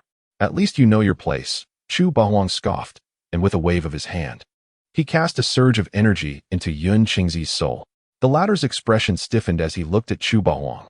What have you done? Nothing of consequence, Chu Bahuang replied. Merely placed a binding curse within your soul. Should you dare betray my little Feng, prepare to experience the sensation of your soul being torn to shreds. Upon hearing this, Yun Qingzi's pupils constricted. As a master alchemist, he possessed unique insights into the realm of the soul. The ability to manipulate souls through incantations was exceedingly rare, and he never expected this individual could wield such power effortlessly. Who exactly was he? He then respectfully uttered, I dare not. Uncle, you are formidable, Chu Feng exclaimed, giving Chu Bahuang a thumbs up. His uncle was indeed impressive beyond measure. He couldn't help but wonder if his other uncles were similarly extraordinary. If they were all so remarkable, what was the point of his own efforts? He might as well recline in ease. Little Feng, these fellows. Chu Bahuang then turned his attention to the four guardians of the Misty Rain Tower on the ground. The four hastily exclaimed, We are the guardians of the Southern Wilderness branch of the Misty Rain Tower. Clearly, they sought to disclose their identities to save their lives, yet upon revealing their affiliations, Chu Feng coldly scoffed, Misty Rain Tower members? What use are they to keep alive? With that, the 10 shadow guards sprang into action, swiftly slaying the four. Following this, Chu Feng's gaze swept toward the 5 members of the Xia Qinshan. At this moment, Xia Qinshan stared at Chu Feng. I never imagined that our great Xia dynasty, with a legacy spanning a millennium, would ultimately meet its demise at your hands. I have failed the ancestors of the great Xia. Since we have fallen into your grasp, do as you wish. With that, Xia Qinshan and the 4 elders closed their eyes, adopting a posture of resignation, clearly having abandoned all hope of resistance. However, at this juncture, Chu Feng's voice rang out. Who said the great Xia dynasty is destined for destruction? Huh. The 5 from Xia Qinshan were taken aback, opening their eyes to gaze at Chu Feng. Are you not seeking to usurp the throne? I have no interest in the imperial seat. Were it not for that summer Jiotian attempting to kill me, I would have remained indifferent to him. From this day forth, the royal family of the great Xia shall continue to bear the surname Xia, and the new emperor of the great Xia shall be Xia Yura. If you are willing to acknowledge this new emperor, I shall spare your lives. If not, you shall accompany your ancestors to hell, Chu Feng declared, his expression as frigid as ice. Yuro? Xia Qinshan gasped, realizing that she was none other than his daughter. Huh. Tonight promises to be truly spectacular. Suddenly, a chilling and mocking laughter echoed unexpectedly. Chapter 37. The Empress Ascends. At that moment, a new group appeared atop Emperor Ancestral Mountain, led by none other than the first prince, Xia Hao, flanked by figures clad in black, each wielding a katana. Xia Hao, Chu Feng observed. Do you also wish to join the fray? I must admit, you are indeed formidable, and the Northern Guardian Prince's estate behind you is even mightier. However, I never anticipated your profound affection for Yuro, aspiring to have her crowned as the Empress of Daxia. Given your deep feelings for her, I presume you would not wish to see her come to harm? As Xia Hao's words fell, Xia Yuro was forcefully brought forth. Young master, do not concern yourself with me. This scoundrel has colluded with the Eastern Yamato dynasty and is a treasonous fiend deserving of execution, she declared coldly. Silence. Xia Hao immediately grasped Xia Yuro's throat, glaring at Chu Feng with malice. If you do not wish to witness your beloved perish, you will immediately relinquish your cultivation, along with these companions of yours. Upon hearing this, Chu Feng scoffed. Do you believe it is you who holds the upper hand, or am I the fool? You dare to use her as leverage against me? Xia Hao's expression shifted as he exclaimed, Is she not your woman? Even if she were, what of it? I am not limited to a single woman. In this world, no one can threaten me, least of all you. Chu Feng retorted coldly. In an instant, Xia Hao's demeanor changed as he glared at Chu Feng. You dare threaten me, boy? You are courting death. Before he could utter more, a thunderous voice resonated in his ears. Raising his gaze, he saw a massive hand descending. Boom! Xia Hao barely had time to comprehend the identity of his assailant before he was obliterated into dust, leaving a deep crater in his wake. The one who struck was, of course, Chu Bahuang. With Xia Hao's tragic demise, the countenance of the Eastern Yamato dynasty's members transformed. They were about to act when 10 shadowy guards surged forward. In the blink of an eye, the members of the Eastern Yamato dynasty were all slain, having no chance to retaliate. Chu Feng approached Xia Yuro and inquired, Are you unharmed? You were rather ruthless just now. You shattered their hearts. Xia Yuro gazed at him with a look of sorrow. Is that so? Then perhaps it would be better to appoint another to the Daxia throne? Chu Feng replied with a playful smile, prompting Xia Yuro to exclaim, Oh, I was merely jesting. I knew you could never bear to see me perish. Then, she leaned close to Chu Feng, whispering seductively in his ear, Tonight, you may indulge as you wish. Boom. Upon hearing this, Chu Feng felt his blood surge with fervor, a wave of heat rushing to his crown. He turned to Xia Qinshan and declared, Tomorrow, the new empress of Daxia shall ascend. I expect no complications. Subsequently, he lifted Xia Yurua and departed from Huangzhou Mountain. Haha, truly worthy of my Chu family lineage, remarkable indeed. Chu Bahuang praised Chu Feng with a thumbs up. He then cast a glance at the 5 individuals from Xiaqin Mountain. Did you hear my nephew's words? If you wish to prevent the fall of the great Xia dynasty, you best comply. With that, he too took his leave. At this moment, the 4 royal elders exchanged glances, ultimately turning their attention to Xiaqin Mountain. Are we truly to allow a woman to ascend as the new emperor of Great Xia? What kind of decorum is this? The elders debated among themselves. Given the current circumstances, this is the only course of action, unless you harbor other ideas. Instantly, the 4 elders fell silent.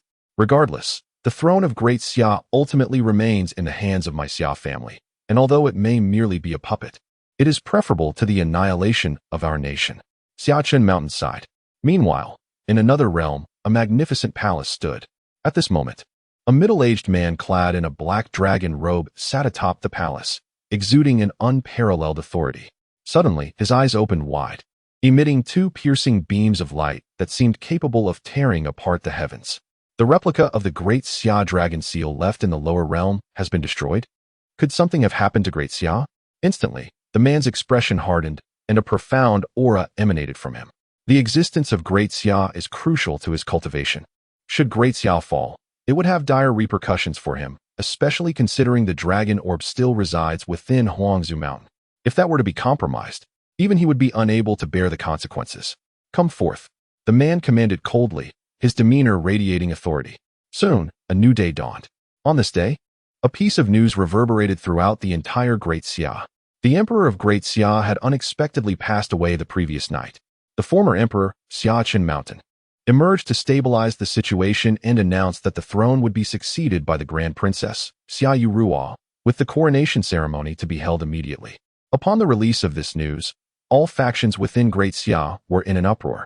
The emperor had died, and rather than one of the princes, it was his sister who was to ascend the throne, an utterly incredulous turn of events. Swiftly, various factions dispatched individuals to investigate what transpired in the capital the previous night. They soon uncovered a shocking revelation. The Northtown Prince's residence had slaughtered over 10,000 royal guards and annihilated several prominent families, culminating in the Northtown heir storming the imperial palace, followed by the emperor's sudden demise and the Grand Princess's ascension. Although the specifics remained unclear, it was evident that all of this was connected to the Northtown Prince's residence. Simultaneously, within the Great Xia Imperial Palace, outside the Golden Luan Hall, civil and military officials gathered as the coronation ceremony was elaborately arranged. Xiachen Mountain and the four great elders stood to the side. At that moment, a grand eunuch presiding over the ceremony declared, "The coronation ceremony officially begins. Please welcome the new emperor." Following this, a golden dragon palanquin was carried forth, within which sat a woman adorned in a phoenix robe, her head crowned with a 9-phoenix beaded headdress. Possessing exquisite features and an imposing presence, it was none other than Xia Yuruo. Soon, the dragon carriage came to a halt at the jade steps leading to the golden throne hall. Xia Yuruo was about to rise and descend from the carriage when a fleeting grimace crossed her face, revealing a hint of pain. Internally, she cursed Chu Feng, that scoundrel, for his utter lack of consideration for delicate feelings. Last night, he had exhausted her thoroughly. Had it not been for her current cultivation reaching the Yuaning realm, she would scarcely be able to rise from her bed to attend this enthronement ceremony.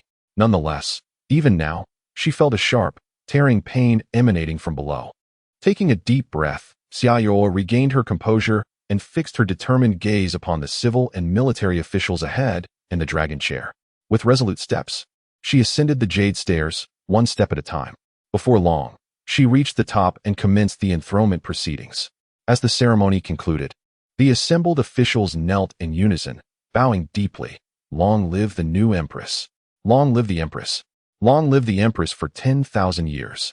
A spark of brilliance shone in Xia Yuruo's eyes. Today was the day she had awaited. To her surprise, the great Xia Dynasty had birthed a female sovereign. How intriguing! Suddenly, a woman's voice resonated from the void above. The civil and military officials all looked up in unison, their expressions shifting dramatically. Chapter 38. The Celestial Realm? Is it truly impressive? At that moment, 3 majestic flying beasts appeared in the sky above the Great Xia Palace. The largest of the flying beasts bore a woman clad in white, her features exquisite and her gaze indifferent, exuding an aura befitting one of high status. On the other 2 flying beasts stood an elderly man and a middle-aged gentleman, the latter being Wang Tiancheng, the Grand Superintendent of the Southern Wilderness branch of the Misty Rain Pavilion. Flying beasts? Xia Yuruo and the assembled officials exchanged startled glances. Such creatures were exceedingly rare and not possessed by just any faction. Even the formidable Great Xia had yet to encounter a single flying beast. Thus, the appearance of these 3 individuals riding upon them signified their extraordinary standing. "May I inquire where you hail from? What brings you to the Great Xia Dynasty today?" Xia Yuruo asked with a calm demeanor. Before long, the 3 flying beasts descended to the ground, and the woman in white stepped forward, fixing her gaze upon Xia Yuruo. "I am Duan Mu Yu, a representative of the Misty Rain Pavilion. We have come to request an item from the great Xia Dynasty, the Misty Rain Pavilion. Upon hearing this, Xia Yurua's expression shifted slightly as she regarded the woman. What is it that Miss Duanmu seeks? The dragon vein of great Xia. Duanmu Yu stated directly. At once, Xia Yurua, Xia Qinshan beside her, and the four royal clan elders all changed countenance. Xia Yurua quickly responded, Miss Duanmu, the dragon vein of great Xia is the foundation of our dynasty. How could we possibly relinquish it? I must respectfully decline your request. How audacious. Your great Xia dynasty has repeatedly opposed my Misty Rain Pavilion. Now that my lady desires the dragon vein, do you dare to refuse? Do you truly believe that the Misty Rain Pavilion cannot bring you to heal? At this moment, Wang Tianqing stepped forward, a terrifying pressure emanating from him, instantly enveloping everyone within the palace. The realm of life and death. As Xia Qinshan and the four clan elders exchanged astonished glances, their expressions shifted dramatically. Xia Yurua, under the immense pressure of life and death emanating from them, staggered. Just as she felt herself succumbing to the oppressive force, a robust figure emerged, enveloping her in a protective embrace, alleviating the crushing weight. It was none other than Chu Feng. You have finally arrived. Seeing Chu Feng, Xia Yurua felt an instant wave of relief wash over her. With a swift motion, Chu Feng directed his gaze toward Wang Tianqing, remarking, You people from the Misty Rain Pavilion truly have no fear of death. You murdered 4 of our members just last night, and now you come to meet your demise. At this declaration, Wang Tianqing's pupils constricted as he fixed his stare on Chu Feng. You killed the 4 guardians I dispatched? He inquired, incredulity etched upon his face. So you were the one who sent them. Perfect timing. We shall deal with you together, Chu Feng retorted with a dismissive smirk. Scoundrel! Wang Tianqing erupted in fury, channeling the power of the realm of life and death as he struck toward Chu Feng with a mighty palm. However, before he could reach Chu Feng, a figure cloaked in black appeared abruptly, a flash of cold light slicing through the air. In an instant, blood gushed from Wang Tianqing's throat, and with a thud, the chief of the Misty Rain Pavilion's southern branch collapsed, his eyes wide open in death. The assailant was none other than the 10 elite dark guards, now under Chu Feng's command. As the atmosphere thickened with tension following Wang Tianqing's swift demise, Duanmu Yu furrowed her brow, scrutinizing the dark guard, while the elder beside her assumed a wary posture. Who are you? Duanmu Yu inquired of the figure clad in black. Stand down, Chu Feng said coolly, and the dark guard vanished. Duanmu Yu then turned her gaze to Chu Feng, her eyes glinting with realization. If I am not mistaken, you must be the young master of the Northern Territory. Indeed, but alas, your life is forfeit, Chu Feng replied indifferently. You intend to kill me? Duanmu Yu was momentarily taken aback by his directness. Naturally, I harbor no affection for your pathetic Misty Rain Pavilion. Since you are one of them, your demise is inevitable, Chu Feng stated coldly. Duanmu Yu's expression shifted as the elder interjected, Young master of the Northern Territory, do you comprehend my young lady's identity? Should you dare lay a finger on her, not only your northern princess mansion, but the entire great Xia dynasty shall cease to exist. Chu Feng chuckled mockingly. Do you think I am intimidated? In an instant, the elder stepped forward, unleashing a terrifying aura that reverberated throughout the surroundings, causing the very heavens to tremble. In that moment, the elder seemed to merge with the cosmos, embodying the essence of the heavens themselves. This overwhelming presence forced everyone present to kneel. Xia Qinshan's eyes widened in shock as he gasped, a transcendent being? Could this individual truly be a master of the heavenly realm? The air around them felt as though it had solidified. Yet, even as he sensed the elder's celestial might, Chu Feng remained unfazed. And what of the heavenly realm? Is it particularly formidable? He asked. Boy, the heavenly realm may not be impressive, but it is more than sufficient to end your life. The elderly figure exuded an air of authority, his countenance icy as he barked a challenge. Is that so? Chu Feng replied with a playful grin. Suddenly, the 10 yellow-level shadow guards materialized in unison, each radiating an aura that rivaled that of the elder. The heavens trembled, as if 1,000 thunderclaps had erupted simultaneously. With a resounding thud, the elder was forced back by the overwhelming pressure emanating from the shadow guards, a mouthful of blood spewing forth. His eyes widened in disbelief. A look of utter incredulity etched upon his face. How can this be possible? Not only he, but even Duanmu Yu and Xia Qinshan were left dumbfounded. 10 celestial realm powerhouses? How could this be? A smirk danced upon Chu Feng's lips. for he had known of the strength possessed by these 10 yellow-level shadow guards since the previous night. All of them were beings of the celestial realm. The revelation had left him astounded, for celestial realm fighters were the pinnacle of strength in the southern wilderness. The fact that even the lowest-ranking shadow guards of the Chu family were celestial beings made him question the caliber of the family he had traversed into. With a cold gaze fixed upon the elder, he chuckled, "Weren't you intent on killing me? Please, continue." At this moment, the elder's face turned ashen, sweat cascading down his brow, his heart gripped by a flicker of fear. How could he possibly contend with 10 celestial beings? Duan Muyu, struggling to maintain her composure, turned to Chu Feng, Prince of the North. "The earlier incident was a misunderstanding. I implore your forgiveness." "Misunderstanding?" Chu Feng scoffed, his eyes narrowing as he retorted. "Do you take me for a fool?" Instantly, Duan Muyu's expression shifted, a glimmer of indignation flashing in her eyes, yet she suppressed it. Raising her head, she addressed Chu Feng in a solemn tone. "What would it take to quell your wrath, Prince of the North? My temper is quite volatile at present. To appease it." "That depends on your actions," Chu Feng replied, his gaze appraising Duan Muyu, a devilish smile curling his lips. Duan Muyu's expression transformed, for she was acutely aware of the notorious reputation of the Prince of the North. His insinuation was unmistakable. Yet, how could such a thing be?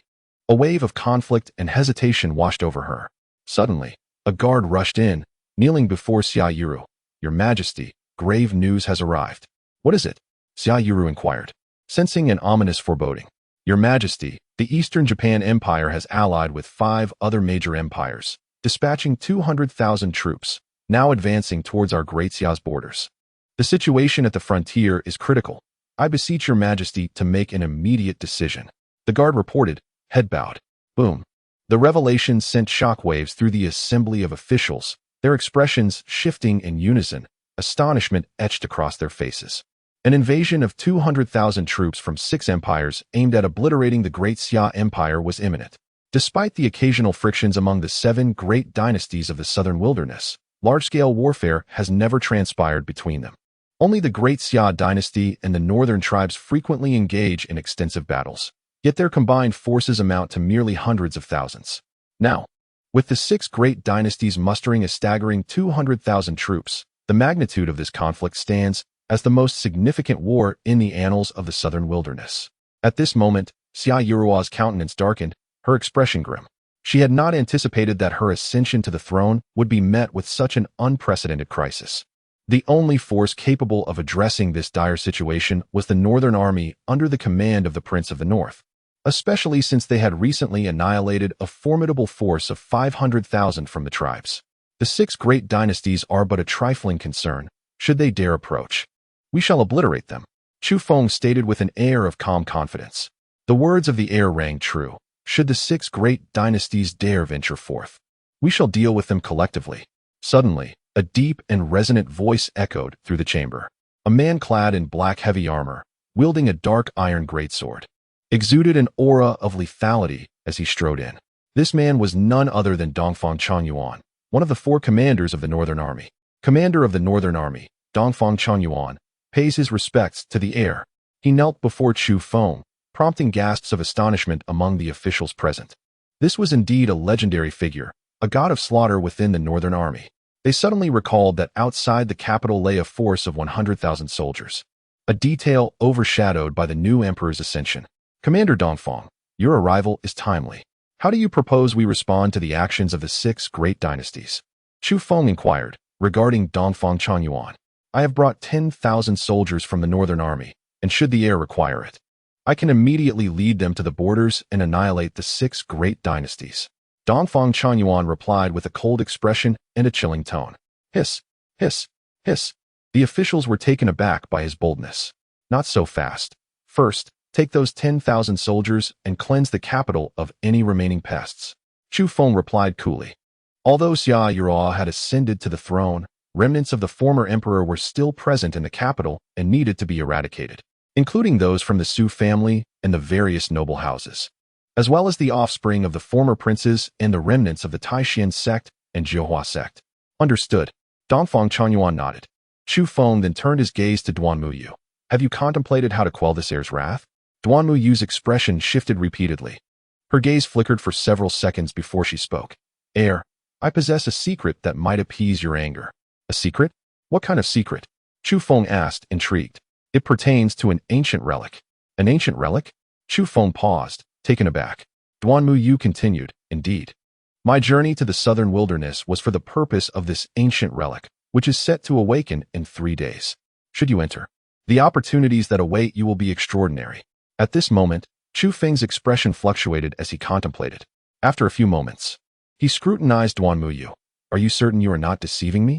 The young lady would never dare to deceive the heir. Duanmu Yu bowed respectfully.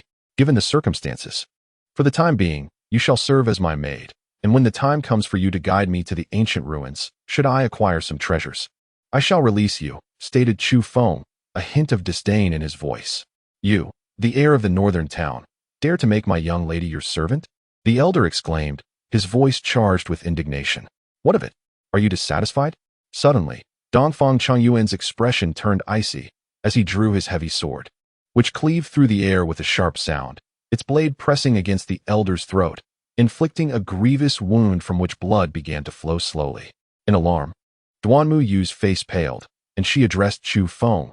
I, Xia, am willing to serve the heir as a maid, but I implore you to spare him. Enough. Let him depart. However, I shall claim all 3 of those flying demon beasts, Chu Feng remarked with a dismissive gesture. Immediately, Dongfang Changyuan sheathed his sword, coldly commanding leave. The elder looked towards Duanmu Yu, who replied, you should return now. After a moment's contemplation, the elder cast a cold glance at Chu Feng and departed into the void. At that moment, Xia Yura whispered to Chu Feng, if you let him go, what if he returns to Yanyu Tower for assistance? What does it matter? As long as they are not afraid of death, let them come, Chu Feng replied nonchalantly. He then turned to Xia Yura. The 100,000 troops of the northern town shall remain here. They will aid you in firmly establishing control over the great Xia Dynasty. Anyone who defies you may be dealt with swiftly. Indeed, Xia Yura nodded. Having just ascended the throne, she had yet to fully consolidate her power over the great Xia Dynasty. With the 100,000 troops under her command, she would certainly stabilize the situation more rapidly. Subsequently, Chu Feng led Duanmu Yu to the northern town prince's residence. Meanwhile, the 4 elders of the great Xia royal family exchanged glances, turning to Xia Qinshan. Just who is this northern town prince you have conferred a title upon? By now, they had learned from Xia Qinshan of Chu Feng's identity, and the title of northern town prince was indeed bestowed by him. However, the fact that this individual could easily summon 10 celestial realm experts left them astounded once more. Xia Qinshan found himself at a loss for words. He had never anticipated that the first king of a different surname he had conferred would possess such terrifying power. Chu Tianquang, who exactly are you? He murmured to himself. In the study of the northern town prince's residence, Chu Tianquang suddenly sneezed, exclaiming, who is thinking of this old man? Could it be those ancient fellows from the divine realm? Father. At that moment, Chu Longxiang entered with Chu Feng. Xiaofeng, you have returned. Chu Tianquang beamed at Chu Feng. Chu Feng then recounted the invasion of the great Xia Dynasty by the Eastern Sea Dynasty and the 5 major dynasties. What do you plan to do about this? Chu Tianquang inquired. Naturally, we shall annihilate them all. Chu Feng replied with unwavering resolve. Excellent. Such ambition. Truly, you are a son of the Chu family. This task of dealing with the 6 major dynasties will be entrusted to you. Consider it a small trial, Chu Tianquang declared, tossing a golden token to Chu Feng. Here, this is the northern town order. With this order, you may command the northern troops at will. Understood, grandfather. The grandson assures that he will not bring disgrace to the Chu family. Chu Feng accepted the token with a nod and promptly turned to leave. It seems that little Feng has truly matured.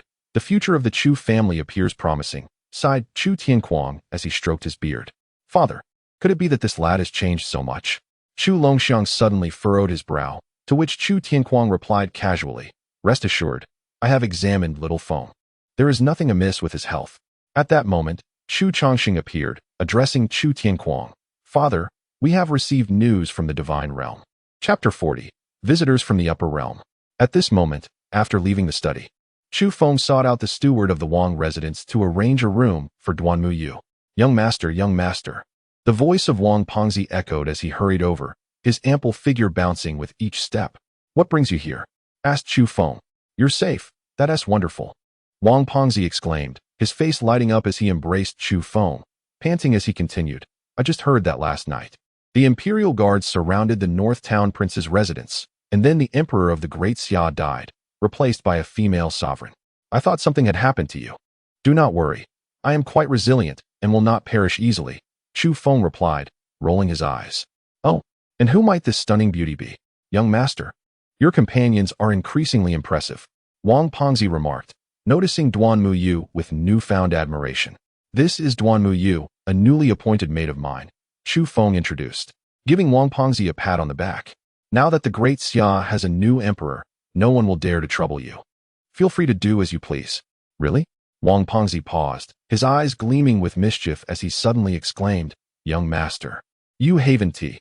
Could it be that you've won the affections of the new empress? You clever fellow. Chu Feng laughed heartily. Impressive. Wang Pengzi gave a thumbs up to Chu Feng. Young master, I plan to venture into business. Business? Chu Feng was taken aback, while Wang Pengzi nodded vigorously. I intend to open an establishment akin to the Misty Rain Tower, but even more formidable. My goal is to expand across the southern wilderness and even the entire Zhongxian domain. Upon hearing this, Duanmu couldn't help but smirk, silently thinking that this rotund fellow truly overestimated his capabilities. That's a splendid idea. I support you. Should you need anything, do not hesitate to ask me. Chu Feng stated directly. Thank you, young master. Wang Pengzi grinned sheepishly. After chatting for a while, Wang Pengzi took his leave. Chu Feng then entered a private room, retrieving the dragon pearl, and inquired within his heart to Master Tower. Master Tower, what is the purpose of this dragon pearl? You can absorb the dragon energy contained within this pearl to condense your true dragon form. When combined with the chaos divine demon body, your physique will become even more formidable. Upon hearing Master Tower's words, Chu Feng was taken aback. True dragon form? And what of the young dragon within this pearl? The young dragon is still in slumber, yet to awaken. When it does, you may take it as your steed, Master Tower replied. A steed? At that moment, Chu Feng's eyes sparkled with excitement. The thought of riding a true dragon was undeniably exhilarating. However, he quickly dismissed such fantasies. If his strength fell short, he would not be the one to claim the dragon as a mount, but rather become its next meal. He needed to absorb dragon energy swiftly to enhance his power. The elder's voice shattered Chu Feng's daydream, and he summoned the Chaos Divine Demon Tower without hesitation.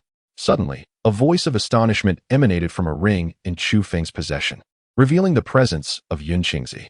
Do not inquire into matters that do not concern you. Chu Feng retorted coldly before stepping into the first layer of the Chaos Divine Demon Tower, fervently absorbing the dragon energy contained within the dragon orb. Upon his entry, Yun Qingzi sensed nothing, as if he had been completely shielded from perception. At the headquarters of the Yellow Spring Pavilion in the southern wilderness, chaos erupted among the upper echelons upon receiving news from the Northern King's manor. They had not anticipated that the elite assassins dispatched to annihilate the Northern King's manor would meet with total defeat, a significant blow to the Yellow Spring Pavilion. Damn that Northern King's manor. Their audacity is intolerable. If we do not eradicate them, how can our Yellow Spring Pavilion maintain a foothold in the southern wilderness? Exclaimed one enraged elder. Another interjected, the most pressing matter is to resolve this issue. If the pavilion master learns of this when he emerges, we shall surely face dire consequences. At these words, the gathered elders' eyes widened in fear. Allow me to handle it. A cold voice pierced the air. The crowd turned to see a masked figure who had appeared without notice. Shadowkill, you intend to take action personally? They gasped in surprise. It has been long since I last intervened. It is time to venture out. Await my news patiently, the masked man declared before vanishing like the wind, leaving no trace behind. The proficiency of Shadowkill's shadow technique had evidently reached exceptional heights. Perhaps his power rivaled that of the pavilion master. The elders of the Yellow Spring Pavilion exchanged astonished glances. Meanwhile, within a palace of the Supreme Dao sect, a hurried man approached a venerable elder with snow-white hair. Esteemed fourth elder, I have just received news. The entire Taishan sect has been annihilated. The elder's eyes snapped open, radiating a piercing brilliance as he coldly inquired, all dead? Who possesses the audacity to slay a branch of my Supreme Dao sect? The details remain unclear, the man replied. In the Zhongxian domain, what faction dares to extinguish our branch? Do they truly believe that my Supreme Dao sect has become a paper tiger after years of seclusion? The fourth elder remarked with a stern countenance. Notify the 4 outer elders to personally lead a contingent to the southern wilderness. We must ascertain who is responsible for the slaughter of my supreme Tao sect's members. No matter the faction, they shall face no mercy. Moreover, bring along Bu Fan to seek out that relic as a form of training for him, for that place is soon to awaken." The man nodded eagerly. "Yes, fourth elder." As night fell within the wedding chamber of Chu Feng, Ji Rushua sat in meditation, engrossed in her cultivation. Suddenly, Chu Feng entered the room. With a swift motion, Ji Rushua opened her eyes and regarded him coldly. "What brings you here? Is it not my right to enter my own room?" Chu Feng replied nonchalantly. "Have you not already entangled yourself with the Empress of the Great Xia?" Ji Rushua retorted icily. Chu Feng looked at her in surprise. "How do you know that? Did you eavesdrop on my conversation with Wang Pengzi?" Ji Rushua scoffed. "I did not eavesdrop. I merely happened to overhear from a distance. You seem quite merry. Truly deserving of the title of the most notorious scion of the Great Xia. Your words suggest a tinge of jealousy," Chu Feng observed playfully. "Nonsense. How could I possibly be jealous of you?" Ji Rushua's expression shifted slightly as she hastily denied. "One day, I shall personally ensure your demise." "Is that so?" Chu Feng chuckled lightly, dismissing her threat. "I await that day. However, before that, you must first obediently fulfill your role as my wife." With that, he swiftly pinned Ji Rushua down. She offered no resistance this time, seemingly resigned to his actions, yet silently vowing that when she returned to her former self as the Empress of the Yaoqi, she would rend this scoundrel into pieces. The following morning, as dawn broke, Chu Feng awoke slowly, embracing Ji Rushua. He planted a gentle kiss on her face. "Wife, I must depart for battle and may not return for several days. Remember to think of me." He then dressed and stepped outside. At that moment, Ji Rushua opened her eyes, her cheeks flushed. Sensing something, she quickly sat up on the bed and began to circulate her energy. A resounding roar erupted from within her. Boom! In an instant, Ji Rushua's cultivation level surged into the celestial realm, unleashing a terrifying aura that shattered the room's furnishings. She opened her eyes, now sparkling with brilliance. In this moment, the initial excitement of her previous breakthroughs faded, replaced by a murmured realization. Being with him truly accelerates her cultivation. Although she had suspected this before, she now had irrefutable proof. In just a few days of companionship with Chu Feng, her cultivation had soared from the golden core stage to the celestial realm. An unprecedented rate of advancement. Previously, Ji Rushua had estimated that it might take her a century to regain her former peak prowess, but now, at this pace of breakthrough, she surmised it would not be long before she reclaimed her full strength. At that time, she would return to the Kunlun realm and exact vengeance upon that wretched Yaoji. Yet, to maintain such a rapid pace of advancement, she realized. As these thoughts crossed her mind, Ji Rushua's face was etched with conflict and hesitation. Meanwhile, Chu Feng remained unaware of her internal struggle as he prepared to head to the border. Suddenly, a thunderous sound reverberated across the skies of the great Xia capital. Suddenly, the void twisted, revealing a colossal black hole from which an aura of terrifying intensity emanated. In that moment, the inhabitants of the great Xia capital were all enveloped by an invisible pressure, causing them to kneel on the ground, their faces etched with fear. With a swift motion, Chu Feng's expression shifted, and his gaze was drawn to the black hole in the sky. Someone from the upper realm has arrived. At that instant, Ji Rushua in the room also sensed something amiss and rushed out. Chapter 41. Is the ancestor of Great Xia still alive? Boom. At this moment, a group emerged from the black hole in the void. Their appearance was akin to deities descending upon the mortal realm, radiating an overwhelming aura of authority. The air in the great Xia capital grew heavy, rendering the populace breathless, even unable to lift their heads. Suddenly, Ji Rushua appeared beside Chu Feng, her gaze fixed on the group in the void, her expression solemn as she murmured, "Could they be sent by that despicable person? Do you know them?" Chu Feng inquired. To which Ji Rushua shook her head. "I do not recognize them, but they are undoubtedly from the upper realm." From the upper realm? Chu Feng's expression turned alarmed.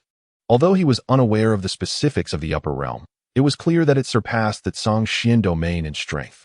At this moment, the leader of the group directed his gaze towards the royal ancestral mountain. As he probed, his expression darkened, and he exclaimed, "The dragon pearl is missing." Boom. Instantly, a terrifying aura burst forth from the leader, who then bellowed, "Where is the emperor of Great Xia?" Swiftly, Xia Yua hurriedly emerged from the Great Xia imperial palace, accompanied by Xia Qinshan and 4 esteemed elders of the royal family. "Who are you?" Xia Yura inquired, her expression grave as she regarded the group in the void. You are the current emperor of the great Xia Dynasty? The leader questioned coldly, locking his gaze on Xia Yura. Indeed. May I ask what brings you esteemed lords to our great Xia Dynasty? Xia Yura responded with a somber tone. Why was the great Xia dragon seal destroyed? And what has become of the dragon pearl within the royal ancestral mountain? As descendants of the great Xia, how could you fail to safeguard the relics of your ancestors? What use are you to us? The leader's reprimand was harsh, causing Xia Yura and Xia Qinshan, along with the others, to tremble, blood spurting from their mouths as they fell to their knees. This concerns the affairs of our great Xia dynasty. What relevance does it have to you? Xia Yurua's expression darkened. We come on the orders of the Xia ancestor. Upon hearing this, Xia Yurua was taken aback, while the leader continued. The Xia ancestor is the progenitor of the great Xia dynasty. Boom. At this revelation, all present were taken aback, with Xia Yurua, Xia Qinshan, and the four elders profoundly astonished. The ancestor is not dead? Xia Qinshan exclaimed. Of course, the Xia ancestor possesses unfathomable cultivation. How could he perish? He has ascended to the upper realm. The leader remarked coldly. The revelation that the ancestor of great Xia was indeed alive caught Chu Feng off guard. Now, where has the dragon pearl truly gone? At that moment, the leader fixed his gaze upon Xia Yura and her companions, bellowing with fury as an overwhelming pressure bore down upon them, rendering them breathless. Suddenly, Chu Feng stepped forward and declared, The dragon pearl is in my possession. Instantly, the leader's expression darkened as he cast his eyes toward Chu Feng below. The dragon pearl is in your hands? He questioned. Indeed, Chu Feng replied with unwavering confidence. With a swift motion of his right hand, the leader unleashed an invisible claw that sliced through the air, aimed directly at Chu Feng. This is bad. Ji Rushue's complexion shifted as she instinctively sought to intervene on Chu Feng's behalf. Yet, the might of that claw was too formidable. Her current cultivation level left her without the opportunity to act. Who dares to lay a hand on my little Feng? A commanding voice resonated from within the Northern King's manor at that critical moment. Chu Bahuang emerged, stepping through the air, and with a single slap, he shattered the claw into oblivion. Instantly, the leader turned his attention to Chu Bahuang, his brow furrowing as he inquired, Who are you? Touch my little Feng, and you shall die. Chu Bahuang replied coldly, casting a disdainful glance at the leader before raising his hand. Boom. In that instant, a colossal palm imprint manifested in the void, radiating an overwhelming power that eclipsed the heavens. The inhabitants of the great Xia capital were left in utter astonishment. Ji Rushue's pupils constricted as she discerned that the might of this palm transcended the boundaries of the lower realm, far beyond what mere mortals could wield. What kind of background does the Chu family possess? Could they be from the higher realms? Ji Rushue pondered silently. Meanwhile, the group in the void witnessed the emergence of the gigantic palm, their eyes widening in terror. This is bad. We must retreat. The leader began to utter. But before he could finish, the palm descended upon them. Boom. With a deafening roar, the powerful strike obliterated the formidable forces sent by the Xia clan, reducing them to mere nothingness, leaving no trace behind. At that moment, the atmosphere fell into a profound silence. Unworthy of a fight, Chu Bahuang remarked, shaking his head with a look of boredom. Wow, uncle is truly fierce. Chu Feng exclaimed, marveling at the scene. What kind of lineage does this boy's family possess? That even I, Tai Yi, cannot perceive? Tai Yi mused inwardly. Chu Bahuang cast a glance at Chu Feng. Little Feng, no need to worry. Your uncle shall return to his slumber. With that, he vanished from sight in a flash. Chu Feng then approached Xia Yurua, offering her support. Are you all right? Is everything fine? I'm fine. Xia Yurua shook her head. I never expected our ancestor to still be alive. She then turned to Chu Feng.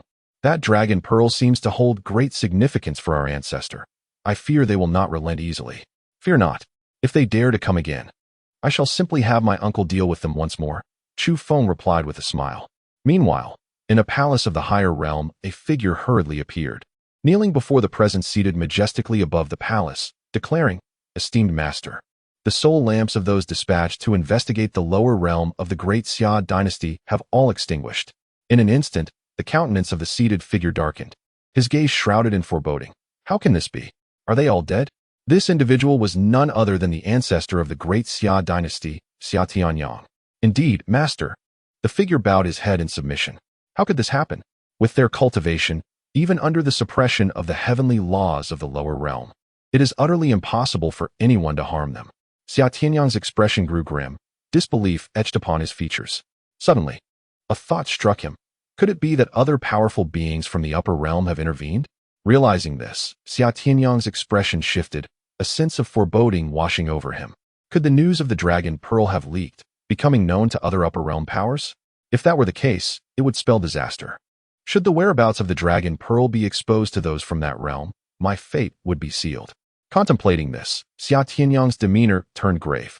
He immediately commanded with steely resolve, "Relay an order to Xia," instructing him to personally descend to the lower realm and ascertain the situation. Remember, the dragon pearl must not be compromised under any circumstances. Chapter 42. Surrender within 3 days, or face total annihilation. At the borders of the Great Xia, the landscape had transformed into a battlefield of carnage. The Eastern Yin Dynasty, allied with 5 other major dynasties, deployed an army of 200,000, swiftly advancing upon the Great Xia borders in a single day. The defending forces of the Great Xia scarcely numbered a mere 100,000. Utterly incapable of resisting such overwhelming odds, and within mere hours, they were completely vanquished. The Great Xia army is hardly a challenge. At the forefront of the 6 dynasties' forces rode 6 figures atop fierce beasts, the commanders dispatched for this campaign. All had attained the celestial manifestation realm, and one among them scoffed at the obliterated defenders of the Great Xia. Truly pitiful.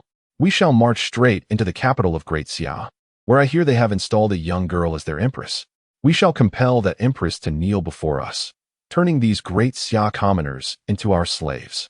The Eastern Yin commander exclaimed with palpable excitement. Well said. The remaining commanders of the 5 dynasties echoed in agreement. You may find that opportunity elusive. Suddenly, a cold and merciless voice rang out, cutting through the air. From afar, 3 flying beasts raced towards them, and then Chu Feng and Dongfang Chanyuan leapt down, followed closely by Qing Miao, Duanmu Yu, and 10 elite dark guards of the yellow rank. As for Jin Gang, he remained behind, engrossed in a breakthrough during seclusion. With a sharp gaze, the 6 commanders turned to face Chu Feng and his companions. The young master of Northern Town, the Eastern Yin commander recognized Chu Feng instantly, his eyes sparkling with malice. You think you can annihilate my Great Xia with such a feeble force? Chu Feng surveyed the 6 with a disdainful glance and retorted coldly. What gives you the audacity? What? Has the prince of Northern Town lost his courage to appear, sending a mere boy to his demise? The Eastern Yin commander mocked. Kill! Kill! Kill! Suddenly, a cacophony of war cries erupted. In the distance, a tremor reverberated as thunderous footsteps approached. Behold! 100,000 troops of the North Town army surged forth like a torrential flood, each clad in heavy armor, wielding long blades, exuding an aura of lethal intent. They resembled a pack of primordial beasts, each radiating an imposing presence, their murderous intent palpable. Leading them were 2 of the 4 commanders of the North Town army, the Berserker and the Blood Demon. In the blink of an eye, the 100,000 soldiers stood before them, and both the Berserker and the Blood Demon knelt before Chu Feng, proclaiming, Commander of the North Town army, Berserker, pays homage to the young master. Commander of the North Town army, Blood Demon, pays homage to the young master. The entire legion of the North Town army uniformly knelt in reverence to Chu Feng. You have arrived at the perfect moment. Today, we shall annihilate these scoundrels. Chu Feng declared coldly. Yes, the 100,000 troops echoed in unison. Humph. A mere 100,000 men think they can contend with my 200,000 forces from the 6 great dynasties? Such delusions, sneered the commander of the 6 great dynasties. There is no need for idle chatter. We shall eradicate them all. I have heard that the young master of North Town has wed the most beautiful woman of the Great Xia. Let us together storm the North Town royal manor and have our fun with this renowned beauty. The commander from the Eastern Isles said with a lascivious grin. Excellent. The other 5 commanders of the great dynasties laughed heartily, their faces alight with excitement. Seeking death. At these words, a glimmer of murderous intent flickered in Chu Feng's eyes. He leaped forward, charging directly at the 6 commanders. How dare you speak so disrespectfully of the young master's consort? Slay them all, leave not a single one alive. With a sweeping motion of his great blade, the Berserker unleashed a roar, resembling a ferocious tiger breaking free, and surged forward. Instantly, the entire North Town army charged forth. undaunted even in the face of the six great dynasties coalition, which outnumbered them 20-1. In a heartbeat, the two armies clashed in a brutal melee.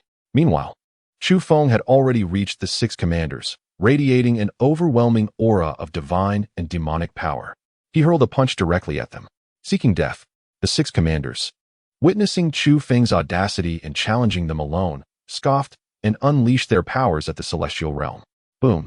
In an instant, Chu Feng's fist collided with the combined forces of the six celestial realm experts, producing a thunderous explosion. Thud! Thud! Thud! The six were immediately sent flying, crashing to the ground, blood spewing from their mouths. How is this possible? They gazed at Chu Feng in sheer horror, their hearts racing with disbelief. As celestial realm experts, how could they not withstand a single punch from this youth? What kind of monstrous prodigy was he? Offend the great Xia and perish. Chu Feng's eyes shimmered with crimson fury as he bellowed, each word resonating with power. He surged forward, unleashing punch after punch, each infused with divine and demonic strength. Unstoppable in its might. Bang! Bang! Bang! One by one, the six celestial realm experts fell victim to Chu Feng's fists, unable to mount any resistance beneath the overwhelming pressure of his divine and demonic prowess. In the grand realm of celestial phenomena, the atmosphere now appeared as fragile as that of an ant.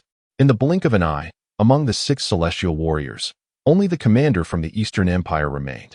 Witnessing the slaughter of his comrades, his complexion turned pale, trembling with fear as he gazed upon Chu Feng, whose approach resembled that of a looming specter. Instilling a sense of suffocation within him, he opened his mouth, attempting to utter something to Chu Feng, only for the latter to unleash a devastating punch. With a thunderous impact, the Eastern commander instinctively summoned all his strength in a futile attempt to defend himself. However, upon the force of Chu Feng's blow, he realized that all resistance was in vain. With a resounding crash, his body was obliterated, reduced to nothingness. Is he truly this formidable? From a distance, Duanmu Yu observed Chu Feng single-handedly vanquishing six celestial warriors, her heart racing as her expression shifted in disbelief.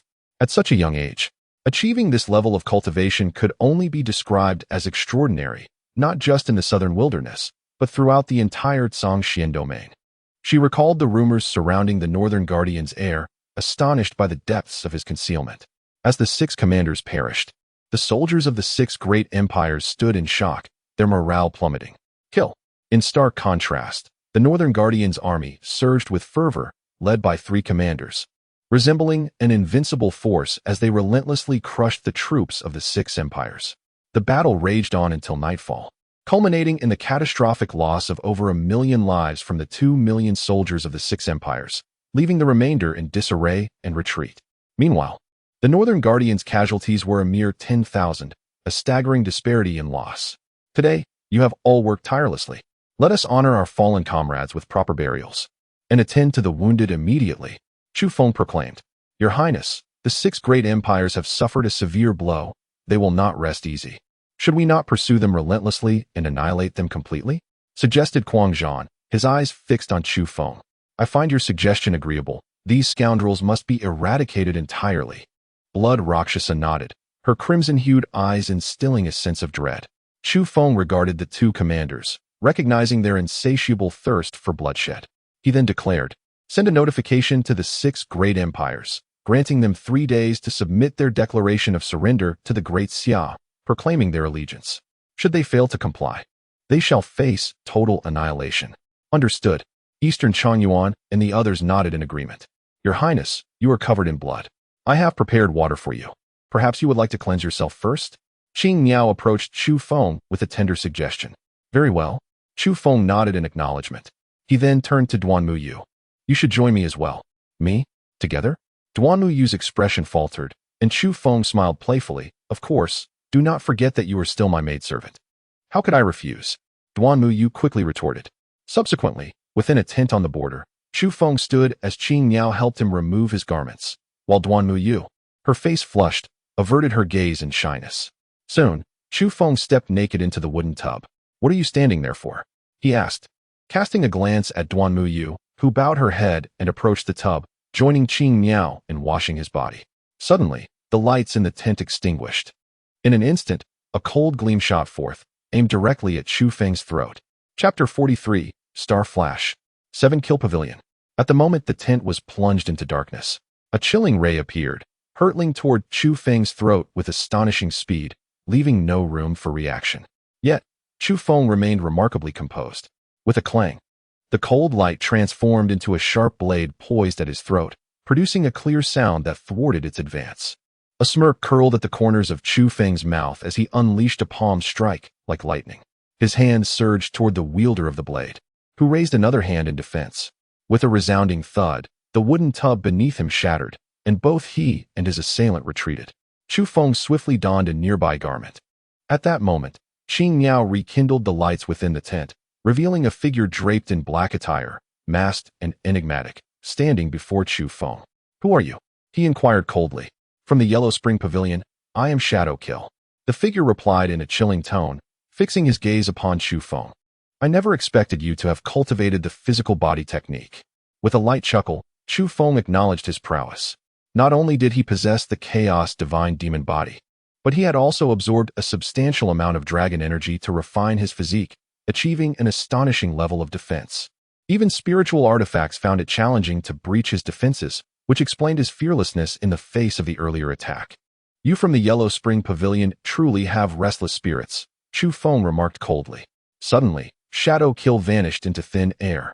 "Be careful," Qing Miao instinctively warned. In that fleeting moment, Shadowkill reappeared behind Chu Feng, launching another lethal strike. Boom! At a critical juncture, a flash of bloodlight surged forth, forcefully intercepting Shadowkill's assault. The figure was none other than Blood Rakshasa. Swish! Swish! Simultaneously, Dongfang Changyuan and Guangzhan entered the tent, their cold gazes fixed on Shadowkill. "How dare you attempt to assassinate the young master, as if we do not exist?" Guangzhan bellowed, his large blade slicing through the air. Boom! The blade descended with such ferocity that it cleaved through the entire tent, yet Shadowkill evaded the strike like a wisp of shadow. Whoosh! Blood Rakshasa transformed into a streak of crimson light, charging towards Shadowkill, a dense aura of blood-fiendish energy enveloping the area, as if sealing off the space around him. However, when her strike landed, Shadowkill's figure dissipated like foam in the wind. "Such speed?" Blood Rakshasa exclaimed in astonishment. "What an impressive technique!" Even Guangzhan and Dongfang Changyuan displayed expressions of surprise. Chu Feng's eyes flickered as he inwardly questioned, "Tower Master, do you possess a technique even more formidable than his?" Previously, Chu Feng had little understanding of the art of movement, but upon witnessing the ethereal agility of the assassin from the Huangquan Pavilion, he found himself captivated by this skill. If he were to master such an impressive technique, even if he could not secure victory, he could still escape. His own skills in this regard were lamentably inadequate.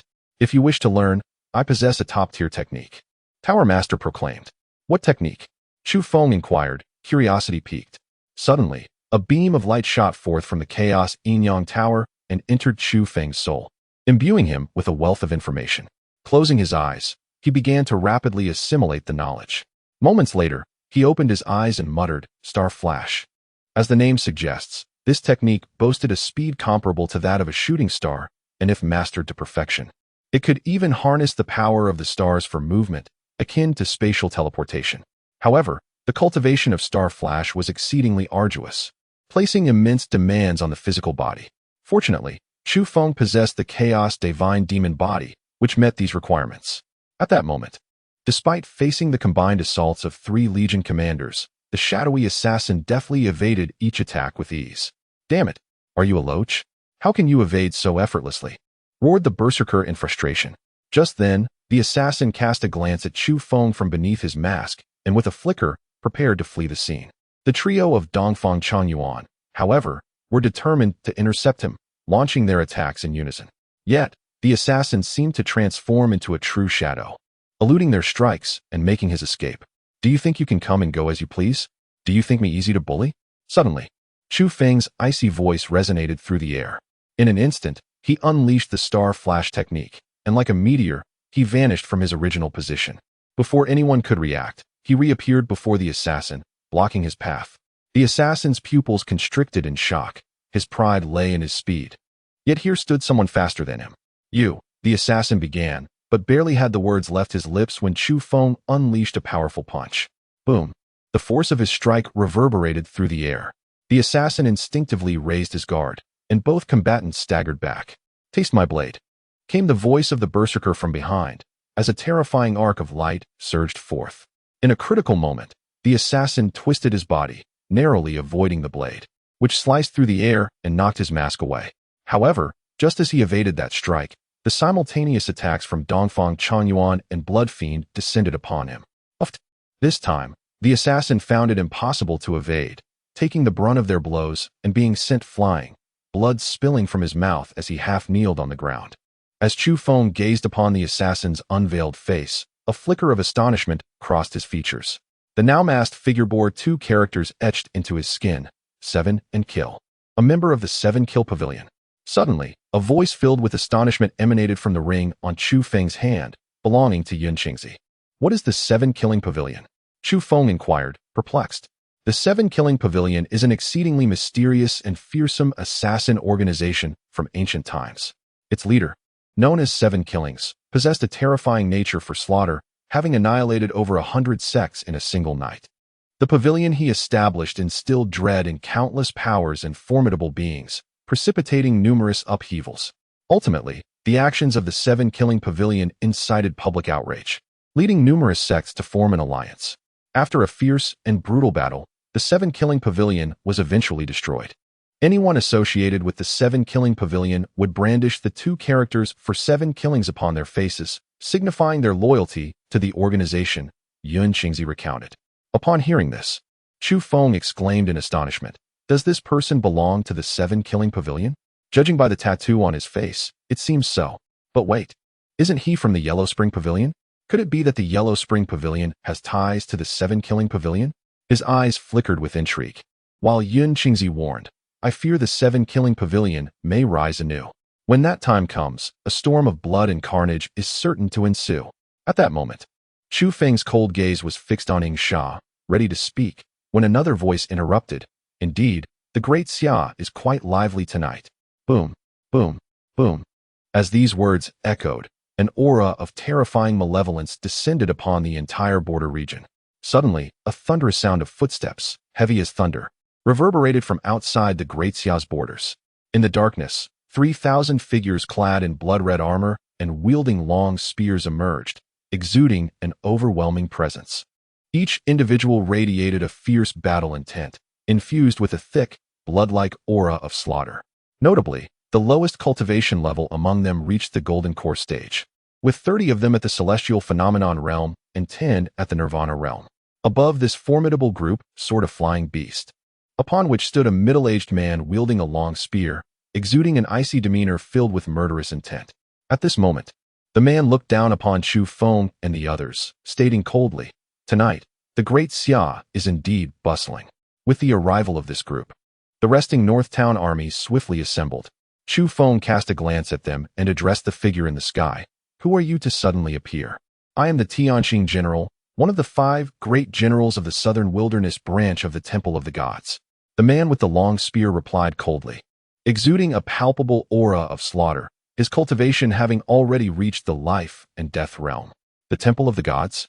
I never imagined you would join the fray," Chu Feng remarked, a smirk crossing his lips. Bang! Suddenly, the Tianqing General leapt down, landing firmly on the ground. With a sweep of his spear, he glared at Chu Feng and declared, "Those who oppose the Temple of the Gods shall be met with merciless slaughter. The downfall of the North Town Prince's residence begins with you, the North Town heir." Boom! The celestial warrior of the Heavenly Palace wielded a long spear, charging towards Chu Feng with deadly intent. However, before he could close the distance, the berserker's blade struck out with ferocity.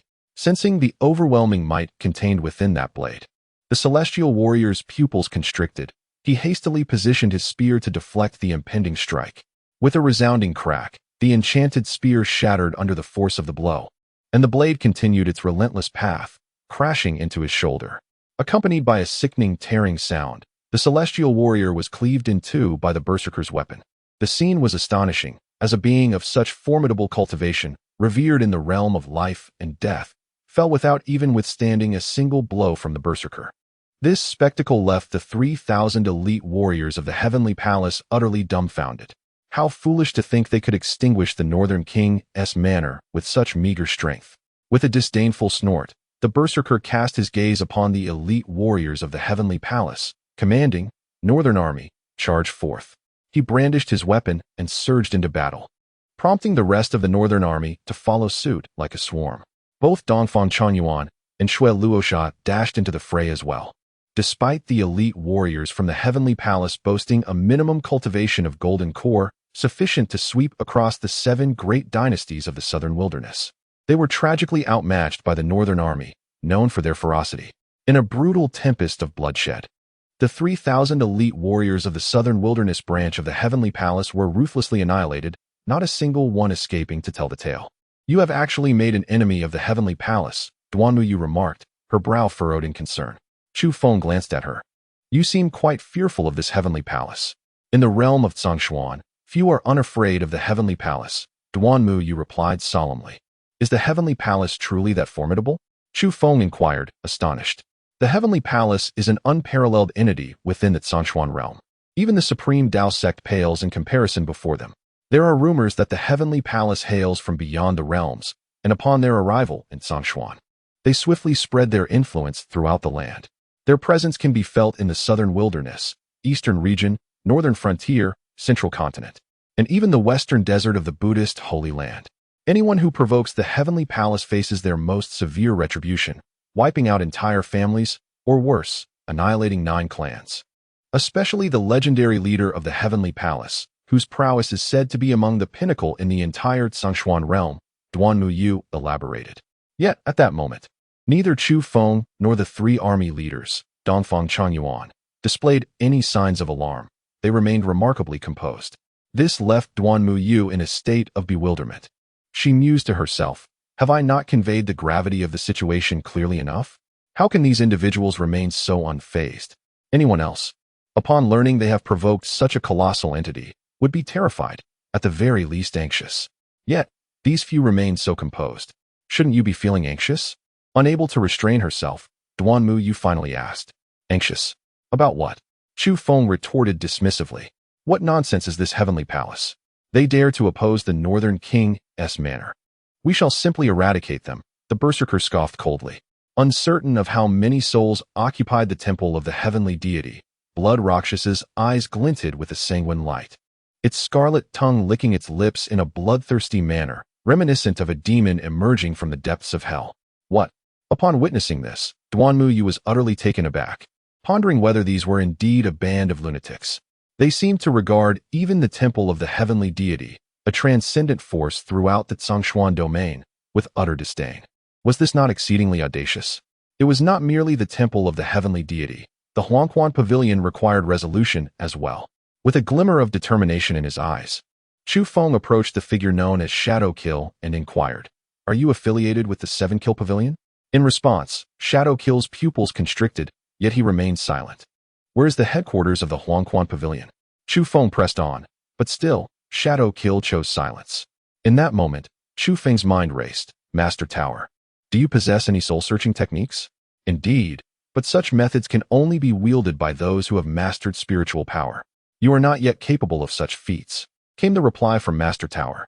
Furrowing his brow at the response, Chu Feng focused intently on Shadow Kill before swiftly sealing his cultivation. He then turned to Dongfang Changyuan and commanded, "Send word that a killer from the Huangquan Pavilion has been captured. If they wish to keep their secrets concealed, their pavilion master must come to the Great Xia in person. Is the young master attempting to lure the Huangquan Pavilion here? But will they come?" Dongfang Changyuan questioned. "With a secret as significant as that of the 7 Kill Pavilion, they will undoubtedly arrive," Chu Feng replied with a sardonic smile. "Moreover, immediately ascertain the location of the temple of the heavenly deity's branch in the southern wilderness." As the southern wilderness branch of the temple had not concealed its lair, Chu Feng soon discovered its whereabouts. He then set forth with Quangzhan, Blood Rakshasa, and the 10 shadowy guards aboard a flying beast towards the temple's stronghold in the southern wilderness. Upon witnessing Chu Feng's audacious advance toward the temple's branch, Duanmu was taken aback. Several hours later, within the southern wilderness branch of the temple of the heavenly deity, a chilling voice echoed, "All members of the temple, emerge and face your demise." With this declaration reverberating throughout the southern wilderness branch, astonishment swept through its inhabitants. Who dared to provoke the temple of the heavenly deity? Who possessed such audacity? At that moment, Chu Feng and his 13 companions descended from the heavens, landing directly within the southern wilderness branch. In an instant, throngs of members emerged, encircling Chu Feng and his group. The remaining 4 war generals within the branch appeared, fixing their gazes upon Chu Feng and the others. Who are you to brazenly intrude upon our temple's branch? You members of the temple are bent on annihilating my Jinbei Wangfu. What harm is there in entering your branch? Chu Feng retorted nonchalantly. Members of the Jinbei Wangfu? How could that be? Did General Tianqing not go to eradicate the Jinbei Wangfu? The 4 generals exclaimed in disbelief. They are already dead. Now it is your turn. Kill. Without further ado, Chu Feng commanded. In an instant, the fierce warrior, Blood Rakshasa, along with the 10 shadow guards, rushed out, unleashing a brutal massacre upon the individuals from the southern wilderness branch of the Celestial Temple. Presumptuous. Immediately, the 4 great generals felt a chill in their hearts and erupted with their life and death realm powers. Boom. The fierce warrior swung his blade, a terrifying arc of light cleaving through the air, sending 2 of the generals flying, blood spewing forth. Meanwhile, Blood Rakshasa transformed into a hellish specter, appearing before the 2 generals in a flash, his hands morphing into lethal claws that pierced through their chests, ending their lives in a single strike. At that moment, Chu Feng cast a glance deeper into the branch and sensed a formidable energy aura, prompting him to advance forward. Soon, he arrived before a palace, the source of that potent energy emanating from within. Boom. An overwhelming pressure enveloped the area, the aura of a celestial being. This was the oppressive force of a celestial being's might. The palace gates swung open, revealing the branch master, Qiu Yin, who stepped out, exhilarated, proclaiming, I have finally reached the 7th level of the celestial being realm. Congratulations, but alas, you must die. Chu Feng's voice suddenly resonated. Swish. Qiu Yin swept his gaze and spotted Chu Feng, coldly inquiring, Who are you? The young master of Jinbei, Chu Feng, he replied nonchalantly. The young master of Jinbei? How could you be here? Qiu Yan's expression shifted abruptly, and then he sensed something, his spiritual awareness sweeping over the current situation in the branch, causing his countenance to darken. His expression turned grim as he fixed his gaze on Chu Feng. You dare, boom. Without further ado, Chu Feng launched a punch. This was his first confrontation with a celestial being, yet he remained undaunted, seeking death. Observing the audacity of this young lad daring to attack him, Qiu Yan's anger flared, and he raised his hand to unleash a devastating blow. Rumble. As he struck, a torrent of blazing fire attribute spiritual energy erupted. Nevertheless, Chu Feng continued his advance, colliding with the attack head-on. Bang! With a deafening explosion, Chu Feng staggered back several steps, a first for him, finding himself at a disadvantage in battle. Truly, the celestial being realm was formidable. He clenched his fists, murmuring to himself. Having absorbed the dragon's energy, he had now entered the Nirvana realm. With the formidable strength of his primal chaos divine demon body, he was capable of sweeping through the life and death realm. Yet a certain gap remained between himself and the celestial being realm, especially considering his opponent had reached the 7th level. You have actually entered the Nirvana realm? And you could withstand my blow? At that moment, Qiu Yin scrutinized Chu Feng, his expression shifting continuously. Then, with a solemn tone, he remarked, I never expected that the notorious wastrel of the great Xia would be the one with such extraordinary talent. You have concealed your abilities well. Kid, I offer you a chance to live.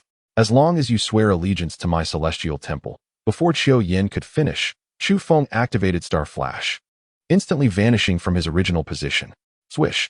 As Qiu Yin watched Chu Feng disappear, an ominous feeling washed over him. In that fleeting moment, Chu Feng reappeared behind Qiu Yin, delivering a powerful punch. Bang! Although Chu Feng's speed was remarkable, Qiu Yin, being a formidable celestial realm expert, managed to respond in time, raising his hand to block Chu Feng's punch. However, due to the hastiness of his actions, he was still forced to retreat a step from the impact. Whoosh! Chu Feng once again executed Star Flash, vanishing from his position. Damn it! Qiu Yan's expression darkened as he suddenly ascended into the air. With his ascent, Chu Feng lost his target for attack. You think your speed can contend with me, the lord of this domain? In the face of the celestial realm, all beneath it are but ants. Qiu Yan declared coldly. Who are you calling an ant? Suddenly, a chilling voice emerged from behind Qiu Yan. He turned sharply, his pupils constricting in disbelief. Behind him stood 12 figures, each radiating an aura that matched his own. These 12 were none other than Kuang Zhan, Shualuosha, and the 10 shadow guards. Xiao Yin gazed at the 12 in disbelief. Just as he opened his mouth, Kuang Zhan bellowed, "Get down." Boom. In an instant, a wave of terrifying energy descended, pressing down upon Xiao Yin. He was immediately forced down from the sky, crashing to the ground and spitting blood. Meanwhile, Chu Feng approached him, delivering a slap to his face, coldly stating, "So you can fly, huh? Why don't you try flying again? Go on, fly." As he taunted, he continued to slap Xiao Yan's face. In an instant, Xiao Yan's visage was left battered and bruised, his eyes filled with rage as he glared at Chu Feng. "Damn you, perish." Boom. The next moment, a thunderous sound erupted from the ring on Xiao Yan's hand, as a terrifying flame shot out, aimed directly at Chu Feng. "Master, be careful, it's the earth fire," Yun Qingzi hastily warned. But it was too late. The flames swiftly engulfed Chu Feng, the searing blaze consuming him entirely. "Young master," Kuang Zhan, Shualuosha, and the others changed their expressions, rushing forward. "Haha, boy, weren't you quite arrogant? Keep it up. Do you really think this lord cannot deal with you?" Xiao Yin sneered viciously. "Damn it." Kuang Zhan was enraged and prepared to strike down this scoundrel. Yet, at that moment, the flames enveloping Chu Feng began to dissipate, as if merging into his very being. As the fire vanished, Chu Feng's figure emerged, unscathed. He looked at Xiao Yin with disdain, saying, "Is that all? How is this possible? This is earth fire. How could you remain unscathed?" Xiao Yin shouted in disbelief. Even Yun Qingzi was left dumbfounded. Earth fire, born from the earth's veins, possesses unimaginable power. Any ordinary flame below the Emperor realm would reduce one to ashes upon contact. Yet, now, Chu Feng had been consumed by this earth fire and emerged without a scratch, even absorbing it. This was truly astounding. Xiao Yin fixed his gaze intently on Chu Feng. As soon as he opened his mouth, Chu Feng appeared before him, seizing his throat with an iron grip. "You may die," Chu Feng stated coldly. With a sharp crack, the throat of this lord of the southern wilderness branch of the Celestial Temple was crushed. Subsequently, Chu Feng removed the opponent's storage ring and addressed the others. "You stay here." He then made his way to the palace where Xiao Yin was in seclusion and summoned the Chaos Yin-Yang Tower, stepping inside. At this moment, within the tower, a flame flickered. Indeed, it was Xiao Yan's earth fire. Previously, this fire had not been absorbed by Chu Feng. Rather, it was the Tower Master's intervention that had drawn it into the Chaos Yin-Yang Tower. "Did you not acquire the burning technique earlier? Now it shall serve its purpose." The Tower Master's voice resonated. Immediately, Chu Feng began to operate the burning technique, absorbing and refining the earth fire. Before long, half a month passed within the Chaos Yin-Yang Tower. Boom. On this day, Chu Feng completely absorbed the earth fire, and his cultivation began to surge uncontrollably. In the blink of an eye, he ascended to the 7th level of the Nirvana realm. With a swish, Chu Feng opened his eyes, his pupils seemingly ablaze with two flames. He murmured to himself, "Truly, it is an extraordinary fire, indeed formidable. I wonder where that fellow obtained it." He then opened Xiao Yan's storage ring and discovered a plethora of treasures within. Additionally, there was a token inscribed with the words Celestial Deity. "What is this?" Suddenly, Chu Feng noticed a piece of parchment map within the storage bag. This map was incomplete, a mere fragment. The lines depicted seemed to chart a course to a certain location, though its identity eluded Chu Feng. Could it be a treasure map? Reminiscing about the plots he had encountered in novels during his past life, Chu Feng could not help but speculate. He promptly stowed it away and exited the Chaos Yin-Yang Tower. At this moment, only a few hours had elapsed in the outside world. As he stepped out of the palace, Kuang Zhan and the others called out, "Young master, what transpired here? Who did this?" Suddenly, a voice filled with rage echoed from within the southern wilderness branch of the Celestial Temple. Chapter 46, The Method of Resurrection. At this time, within the branch, the ground was strewn with the corpses of Celestial Temple members, a veritable sea of death. Among them stood 3 figures, their countenances grim as they surveyed the dire situation of the southern wilderness branch, their eyes ablaze with fury. Swish. At this moment, Chu Feng and his companions approached. They abruptly directed their gazes toward Chu Feng and the others, demanding, "Are you from the southern wilderness branch? What on earth happened here? Who is responsible for their deaths? And who are you?" Chu Feng replied coldly, "I am an envoy sent by the Celestial Temple's main hall."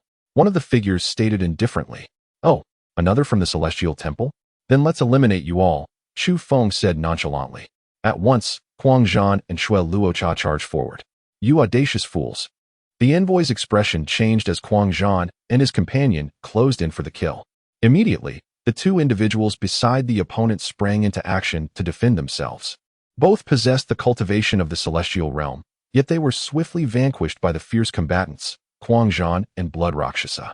Without delay, the duo advanced towards the envoy with lethal intent. In an instant, the envoy's expression shifted dramatically as he hastily produced a jade token and crushed it. Boom! As the token shattered, an overwhelming force, surpassing the celestial realm, erupted forth, targeting Huang Zhan and Blood Rakshasa. The two warriors, taken aback, swiftly retaliated, their bodies forced backward by the sheer power of the attack. The envoy glared at Chu Feng and his companions, exclaiming, "You possess immense audacity to oppose the celestial hall. You shall pay for this." With that, he turned to flee. "Do you truly believe you can escape?" Chu Feng's voice echoed ominously in response. With a flick of his right hand, the ground fire materialized and shot towards the fleeing figure. Boom! Just as the envoy ascended into the air, the ground fire enveloped him entirely. A chilling scream escaped his lips as he was instantly reduced to ashes. This fellow has actually mastered the ground fire? Yin Qingzi, from within the ring, gasped in astonishment. To wield ground fire at the Nirvana realm is astounding. Should this news spread, it would surely leave many in disbelief. As Chu Feng retracted the ground fire, he turned to Huang Zhan and Blood Rakshasa, inquiring, "Are you unscathed?" "We're fine." Though I hadn't anticipated that the man harbored the power of a King Realm expert, Huang Zhan replied, striving to calm his tumultuous energy. The King Realm. Chu Feng's expression shifted slightly. Above the celestial realm lies the sovereign realm, followed by the monarch realm, and then the King Realm. The fact that their opponent possessed the strength of a King Realm expert indicated that the celestial hall indeed housed formidable powers. It seemed that the celestial hall was not to be trifled with. Chu Feng mused aloud, then turned to Yin Qingzi, asking, "Old man, what was your strength before?" "I was at the celestial venerable realm, mere steps away from the supreme realm," Yin Qingzi replied, his face brimming with pride. Chu Feng raised an eyebrow, surprised by the old man's formidable prowess. The celestial venerable realm transcends the King Realm by countless levels. "Is it possible for you to be resurrected if I procure a suitable body for you?" Chu Feng inquired, contemplating the prospect of reviving this ancient being, which would render them fearless even against King Realm experts. "To resurrect me, you would require a body of at least sovereign realm caliber, as well as a soul fusion pill to ensure my spirit perfectly melds with the new vessel. However, the ingredients for the soul fusion pill are quite rare and difficult to obtain," Yin Qingzi explained. "Must it truly be a body of sovereign realm or higher? Where on earth am I to find that?" Chu Feng's lips twitched in frustration. The King Realm is already beyond his current capabilities. Seeking a body of sovereign realm status seemed an impossible task. It is of no consequence if we cannot find it for the time being. As long as we possess the treasures that restore and nourish the soul, allowing the weary spirit to regain its strength. At that time, even a formidable master of the Emperor's realm would find it challenging to contend with my rejuvenated spirit. Yin Qingzi naturally discerned Chu Feng's intentions and spoke up. "This method is quite commendable." Chu Feng nodded in agreement. They then promptly returned to the Great Xia. Simultaneously, within a palace in the Xian domain, a figure suddenly opened his eyes with a start, murmuring to himself, "Has my power been inadvertently activated? Could it be that something has transpired at the Southern Wilderness branch?" "Summon someone," he commanded immediately. In the Southern Wilderness, at the headquarters of the Yellow Spring Pavilion, the upper echelons had gathered, their expressions grim. They had not anticipated that even the shadow assassins would falter. How could the people from the Northern Suppression King's manor be so terrifying? What should we do now? And what is the secret mentioned by the Northern Suppression young master? The officials, upon receiving news from the Great Xia, were embroiled in fervent discussion. Suddenly, an overwhelming aura of murderous intent pervaded the atmosphere. The high-ranking members of the Yellow Spring Pavilion were momentarily frozen, engulfed by an overwhelming sense of pressure and suffocation. At that moment, a figure clad in a black robe with silver hair and a mask materialized. Bow before the pavilion master. The members of the Yellow Spring Pavilion, upon seeing this figure, instinctively contracted their pupils and knelt in reverence, fear etched upon their faces. This individual was none other than the pavilion master of the Yellow Spring. "You incompetent fools." The pavilion master cast a cold glance at the assembly, his demeanor indifferent. Instantly, the high-ranking officials trembled in fear, their bodies quaking. "Convey my orders. Gather all personnel of the Yellow Spring Pavilion and accompany me to the Great Xia. The blood puppets should also be deployed. I desire not a single survivor in the Great Xia," the pavilion master declared with chilling resolve. This statement left the members of the Yellow Spring Pavilion astonished. Annihilating the entire Great Xia, was he truly that ruthless? The pavilion master's actions were, of course, motivated by a desire to prevent the secrets of the Seven Kills Pavilion from being unveiled. The time was not yet ripe. Anyone privy to this secret must perish. At this moment, news of the 200,000 troops from the 6 major dynasties being severely defeated by the Northern Suppression Army had swiftly spread throughout the realms, provoking widespread astonishment. How could 200,000 troops have been vanquished? This was unfathomable. The sovereigns of the 6 major dynasties were left dumbfounded. They had dispatched 6 celestial realm experts to eradicate the Great Xia, yet none returned. Was the Northern Suppression Army truly this formidable? Soon after, they learned of Chu Feng's ultimatum to submit their surrender within 3 days or face total annihilation. The expressions of the sovereigns turned ashen, revealing their urgency and distress. At that moment, within the Eastern Japan Imperial Palace, the emperor hastened to a secret chamber. Inside lay a blood pool, exuding a potent stench of blood, with a blade embedded within it, absorbing the pool's energy. Outside the blood pool sat an elder in meditation. "Greetings, ancestor." The Eastern Japan emperor bowed his head in deference. "What is the matter?" the elder inquired, eyes still closed. Suddenly, the emperor of the Eastern Kingdom revealed the events transpiring outside and implored, "Ancestors, we have reached a critical juncture for our dynasty's survival. I beseech you to intervene. Seek out 3,000 young boys and girls, and with their blood, forge the might of the demon blade. Once the demon blade is born, let it be known that not only the so-called Northern Army, but even this southern wilderness, shall bow beneath the feet of our Eastern dynasty." At that moment, the elder's eyes abruptly opened, fixated on the blade submerged in the blood pool, gleaming with a frenzied light. Upon hearing these words, the emperor's gaze flickered for a few seconds before he nodded, saying, "Yes, ancestor, I shall make the arrangements immediately. The day the demon blade emerges will herald the sweeping conquest of the southern wilderness by our Eastern dynasty." At this instant, the secret chamber resonated with a series of chilling laughter. Meanwhile, at the border of the Great Xia, as Chu Feng and his companions returned, they were suddenly greeted by the sounds of intense battle. A mere glance revealed a dramatic change in their expressions. During the period of new book recommendations, I hope everyone can offer their support through positive reviews. Any small gifts would also be greatly appreciated. Thank you all. Chapter 47. The Submission of the Barbarian Emperor. Boom, boom, boom. At this moment, Dongfang Chuanyuan was fiercely engaged in combat with a tall and robust man. The man's fist struck with thunderous force, creating a cacophony of sound, and he faced Dongfang Chuanyuan's heavy sword with unyielding resolve, exchanging blows relentlessly. This scene astonished the recently returned Chu Feng. Who is this person? He can actually match Dongfang's commander. Chu Feng exclaimed in amazement. At that moment, the blue bird approached Chu Feng and stated, "Young master, this man is the Barbarian Emperor. An hour prior, the Barbarian Emperor led the Barbarian army in an assault. The Barbarians? These fellows are truly relentless. After suffering such heavy losses before, they dare to return. However, this Barbarian Emperor possesses considerable strength," Chu Feng remarked, observing the Barbarian Emperor with a smirk. Rumbling. Soon, another earth-shattering sound echoed as the Barbarian Emperor and Dongfang Chuanyuan staggered back from each other, an overwhelming force radiating around them. The ground beneath their feet bore deep imprints, a testament to their immense power. Indeed, the Barbarian Emperor is formidable. Dongfang Chuanyuan regarded his opponent with a cold demeanor. "You are not to be underestimated either. It is no wonder my barbarian tribe suffered significant losses previously. I did not anticipate such a strong warrior among the Northern Army. But today, you shall all perish," the Barbarian Emperor declared, his gaze icy and expression somber. "Barbarian Emperor, is it? Your strength is commendable. Why not submit to me?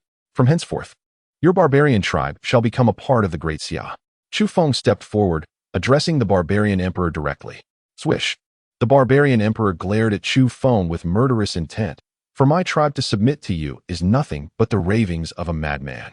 Our legacy has endured through the ages, and aside from the great barbarian god, no one is worthy of our fealty." Upon hearing this, Chu Feng snorted coldly. Refusal to submit, is it? Then do not blame me. With a wave of his hand, the fierce warrior and the bloodthirsty fiend, along with 10 shadowy guards, charged forward, launching an assault against the barbarian emperor. As Dongfang Changyuan brandished his heavy sword once more, he charged into battle. In an instant, the 3 commanders of the Northern Guard and the 10 elite dark guards of the Chu clan collectively besieged the barbarian emperor. Faced with this onslaught, the barbarian emperor found himself retreating in disarray. Enraged, he shouted, "You shameless cowards! How dare you overwhelm me with numbers? What age are we in? Who still engages in one-on-one combat? That would be foolish." Chu Feng retorted coldly. "Damn the great Xia! They dare to attack the barbarian emperor. Everyone, attack together." The onlookers from the barbarian tribe shouted angrily as they rushed forward. "Kill!" At Chu Feng's command, the entire Northern Guard surged forward, clashing fiercely with the barbarians. Amidst the chaos, the barbarian emperor was quickly overwhelmed by the concerted assault led by Dongfang Changyuan and his companions. He was struck by a powerful blow from Guangzhan, causing blood to spurt forth. Boom! At that moment, Dongfang Changyuan swung his heavy sword, forcing the barbarian emperor to stagger back. Seizing the opportunity, the 10 dark guards lunged forward, their blades flashing as they attacked. In the blink of an eye, numerous wounds appeared on the barbarian emperor's body. However, due to his robust physique, the blades merely grazed his skin without inflicting serious injury. Simultaneously, the blood ripper darted in front of the barbarian emperor, her delicate fingers morphing into lethal claws that raked across his chest.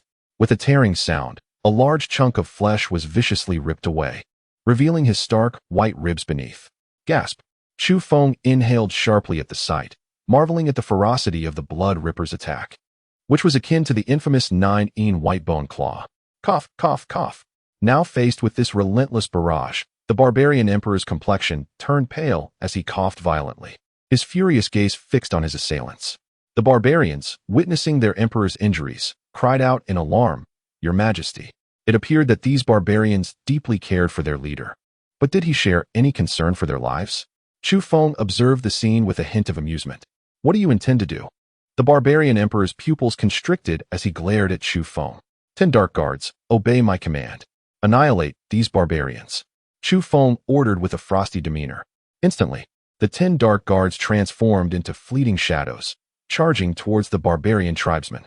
With their formidable strength, the barbarians stood no chance, becoming helpless lambs awaiting slaughter, meeting their grim fates one by one.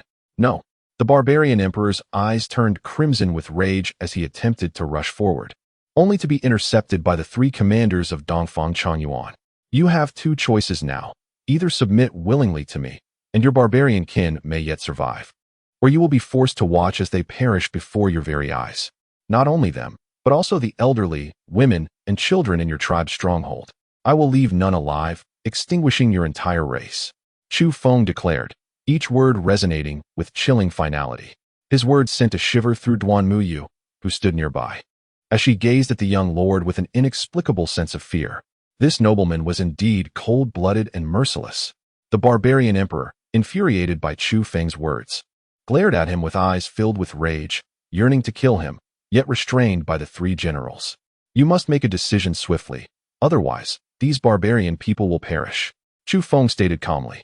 At that moment, the 10 shadow guards had already slaughtered thousands of barbarians, while the other troops of the Northern Guard were also mercilessly massacring them. Witnessing his kin being slaughtered before his eyes, the barbarian emperor was consumed with hatred and despair. The previous battle had already inflicted heavy losses on the barbarians, and this time, he had brought with him the last elite remnants of their tribe. If they were to be annihilated, the barbarian race would be left with nothing but the elderly, women, and children. "Very well, I am willing to submit to you." Finally, the barbarian emperor gritted his teeth and bowed his head to Chu Feng. "Kneel," Chu Feng commanded coldly. Immediately, the sound of kneeling echoed as the barbarian emperor fell to his knees. "No, barbarian emperor, do not kneel before him." The barbarian people shouted in anger as they witnessed their emperor's submission. The barbarian emperor turned to his people and whispered, as the emperor of the barbarians, "I cannot allow my people to perish by my hand. It is my incompetence that has led the barbarians to this plight. I am ashamed before the ancestors of the barbarian race." With his head bowed, he expressed deep remorse. In that moment of submission, his spirit seemed to dissipate entirely. Chu Feng waved his hand, signaling the Northern Guard and the 10 Shadow Guards to cease their attacks. Approaching the barbarian emperor, he declared, "To submit to this young lord is an honor for your barbarian race. I assure you, as long as you pledge your loyalty to me, I can make you even stronger." Huh. Hearing this, the barbarian emperor lifted his gaze and cast a skeptical glance at him. Clearly, he dismissed Chu Feng's words, as he would never submit to this mere human youth were it not for the sake of his people. Your barbarian kin have been afflicted with a mysterious curse that has sealed your bloodline, making it exceedingly difficult for you to enhance your strength, correct? Chu Feng suddenly remarked, looking directly at the barbarian emperor. Chapter 48. Who dares to steal what this young lord desires? Boom. Upon hearing this, the barbarian emperor's mind erupted in disbelief as he stared at Chu Feng. At that moment, the other barbarian warriors were equally astonished, gazing at Chu Feng in shock. How did this young man know such secrets? The curse placed upon the barbarians was their greatest hidden truth, known only to their kind. How could this human youth be aware of it? Observing their reactions, Chu Feng's lips curled into a slight smile as he thought, Master Tower, I never imagined your words were indeed true. The secrets regarding the barbarians had, of course, been divulged to Chu Feng by the Tower Master. Master Tower, who would dare to cast such a curse upon the barbarians? Chu Feng inquired curiously. Such a bloodline-sealing curse can only be wielded by a being of at least the Emperor level, the Tower Master responded. Hiss, an Emperor-level being? Startled, Chu Feng could not help but mutter to himself. What is the origin of this barbarian tribe that even a mighty emperor would intervene? It is known that within the entire Xian domain, not a single saint can be found, let alone the legendary Emperor-level beings. This barbarian tribe must possess significant power. Should one manage to subdue them, once the forbidden curse is lifted, a formidable force would emerge. Listening to Master Tower's words, Chu Feng inquired, what must be done to lift this curse? It is not so simple to break this curse. With your current strength, it is beyond your capability, Master Tower replied directly. Meanwhile, the barbarian emperor observed the fluctuating expressions on Chu Feng's face and took a deep breath, asking, how do you know all this? Chu Feng met his gaze and replied, you need not concern yourself with how I know. What is important is that I am the only one capable of lifting the curse within your tribe. If you wish for the barbarian tribe to reclaim its former glory, you must pledge your loyalty to me. When the time is right, I shall assist you in breaking this curse. Upon hearing Chu Feng's declaration, the barbarian emperor's countenance shifted repeatedly, evidently weighing the truth of Chu Feng's words. I understand your doubts regarding the veracity of my claims, but you currently have no other options. You must choose to trust me, Chu Feng stated coldly. Very well, I shall trust you this once. The barbarian emperor gritted his teeth and declared, the lifting of the curse within the barbarian tribe was a long-held aspiration of all past leaders, yet none had succeeded thus far. Due to this curse, the tribe's strength had diminished with each generation, and if this decline continued, they risked becoming mere mortals. With a glimmer of hope now presented, the barbarian emperor was determined not to let this chance slip away. Congratulations on making the right choice, Chu Feng said with a knowing smile. He then conversed briefly with the barbarian emperor before allowing them to depart. Young master, do you truly believe they will submit? Huang Zhan expressed his concerns. Rest assured, they will, Chu Feng replied confidently. Meanwhile, the members of the barbarian tribe looked to their emperor and questioned, Barbarian Emperor, can that young man truly help us lift the curse? He seems too young to be capable. The control over our fates lies firmly in his hands. There is no need for him to deceive us. Perhaps he is indeed the one foretold by our ancestors who can alter the destiny of our tribe. The barbarian emperor's gaze flickered with uncertainty. The following day, at dawn, Chu Feng set out with Duan Muyu towards the ancient ruins. Simultaneously, outside the northern king's residence, an elderly man with a hunched back appeared. Stop! Who are you? The guards of the residence demanded. However, the old man seemed oblivious to their words and proceeded towards the inner sanctum. The guards attempted to intervene, but before they could approach, an invisible force sent them flying. Boom! The grand entrance of the residence shattered instantly, and the guards were thrown inside, crashing to the ground, lifeless. This sudden turn of events startled those within the residence. Suddenly, a multitude of guards surged forth, and at that moment, an elderly man slowly entered, rasping, I seek the heir of the North Town. Summon him to meet me. Our heir is not present. Who are you? A guard retorted sternly. Not present? Then I shall first eliminate you all, and afterward, I will search for him. The elder replied calmly. Which faction do you belong to? At this juncture, Chu Longxiang stepped forward, scrutinizing the old man before him. Remember, my name is Afu. Boom. In an instant, the elder emanated a terrifying aura, revealing that his cultivation had transcended the realm of celestial beings, stepping into the realm of kings. Humph. I thought you were someone formidable, but it turns out you are merely an old man of the kingly realm. Chu Bahuang scoffed as he approached, casting a disdainful glance at the elder. You, an old fool, with half your body already in the grave. How can you still claim to be a king? Do you not feel shame? If I were in your place, I would certainly be too embarrassed to show my face. Listening to Chu Bahuang's brazen mockery, the elder's expression darkened, his eyes flickering with anger. Seeking death, with a swift motion, his wrinkled hands surged toward Chu Bahuang. Boom! As this strike was unleashed, the space before Chu Bahuang trembled violently, the surrounding air becoming utterly still, as if this space had been sealed. Upon reaching the kingly realm, the connection between oneself and the heavens attains a higher echelon, beginning to comprehend the might of the universe. Utilizing this cosmic force, the elder sought to suppress his adversary. In that moment, he had sealed this space, leaving Chu Bahuang with no avenue of escape. Yet, Chu Bahuang remained unfazed, exclaiming, "Get lost!" Slap! He swung his hand, and before the elder could even approach, he was sent flying. Uffed! The elder crashed to the ground, spitting blood in a frenzy. While within him, tumultuous waves of disbelief surged, his face a mask of incredulity. Before he could utter a word, Chu Bahuang placed his foot upon the elder's face, coldly demanding, "Speak, who sent you?" At that moment, the elder attempted to struggle, only to find that his cultivation at the kingly realm was entirely suppressed. This revelation filled him with terror. What kind of power is this person wielding? How can he be so terrifying? I am from the Xia Academy. The elder shouted in desperation. Xia Academy? Chu Bahuang paused, a smirk crossing his lips. So, that rascal Xia Feng has a vendetta with the Xia Academy? Release me at once. Or bang! The elder barely managed to speak before Chu Bahuang crushed his skull beneath his foot. He then turned to Chu Longxiang, saying, "Elder brother, should I venture to the central plains and annihilate this wretched Xia Academy? Or perhaps capture their esteemed scholar, so he may learn the fate that befalls those who provoke our Xia Feng?" Upon hearing this, a venerable man, clad in white robes and with hair as white as snow, within the Xia Academy in the central plains, suddenly sneezed. What is happening? Instantly, this esteemed scholar, holding the highest position in the Xia Academy, felt a chill of sweat trickle down his back. At this moment, within the Wangfu of the Northern King, Chu Changsheng emerged, gazing at Chu Bahuang. "Fourth brother," he remarked, "look at you, always clamoring for bloodshed. The Xia Academy is, after all, a revered institution of the Zhongshuan domain.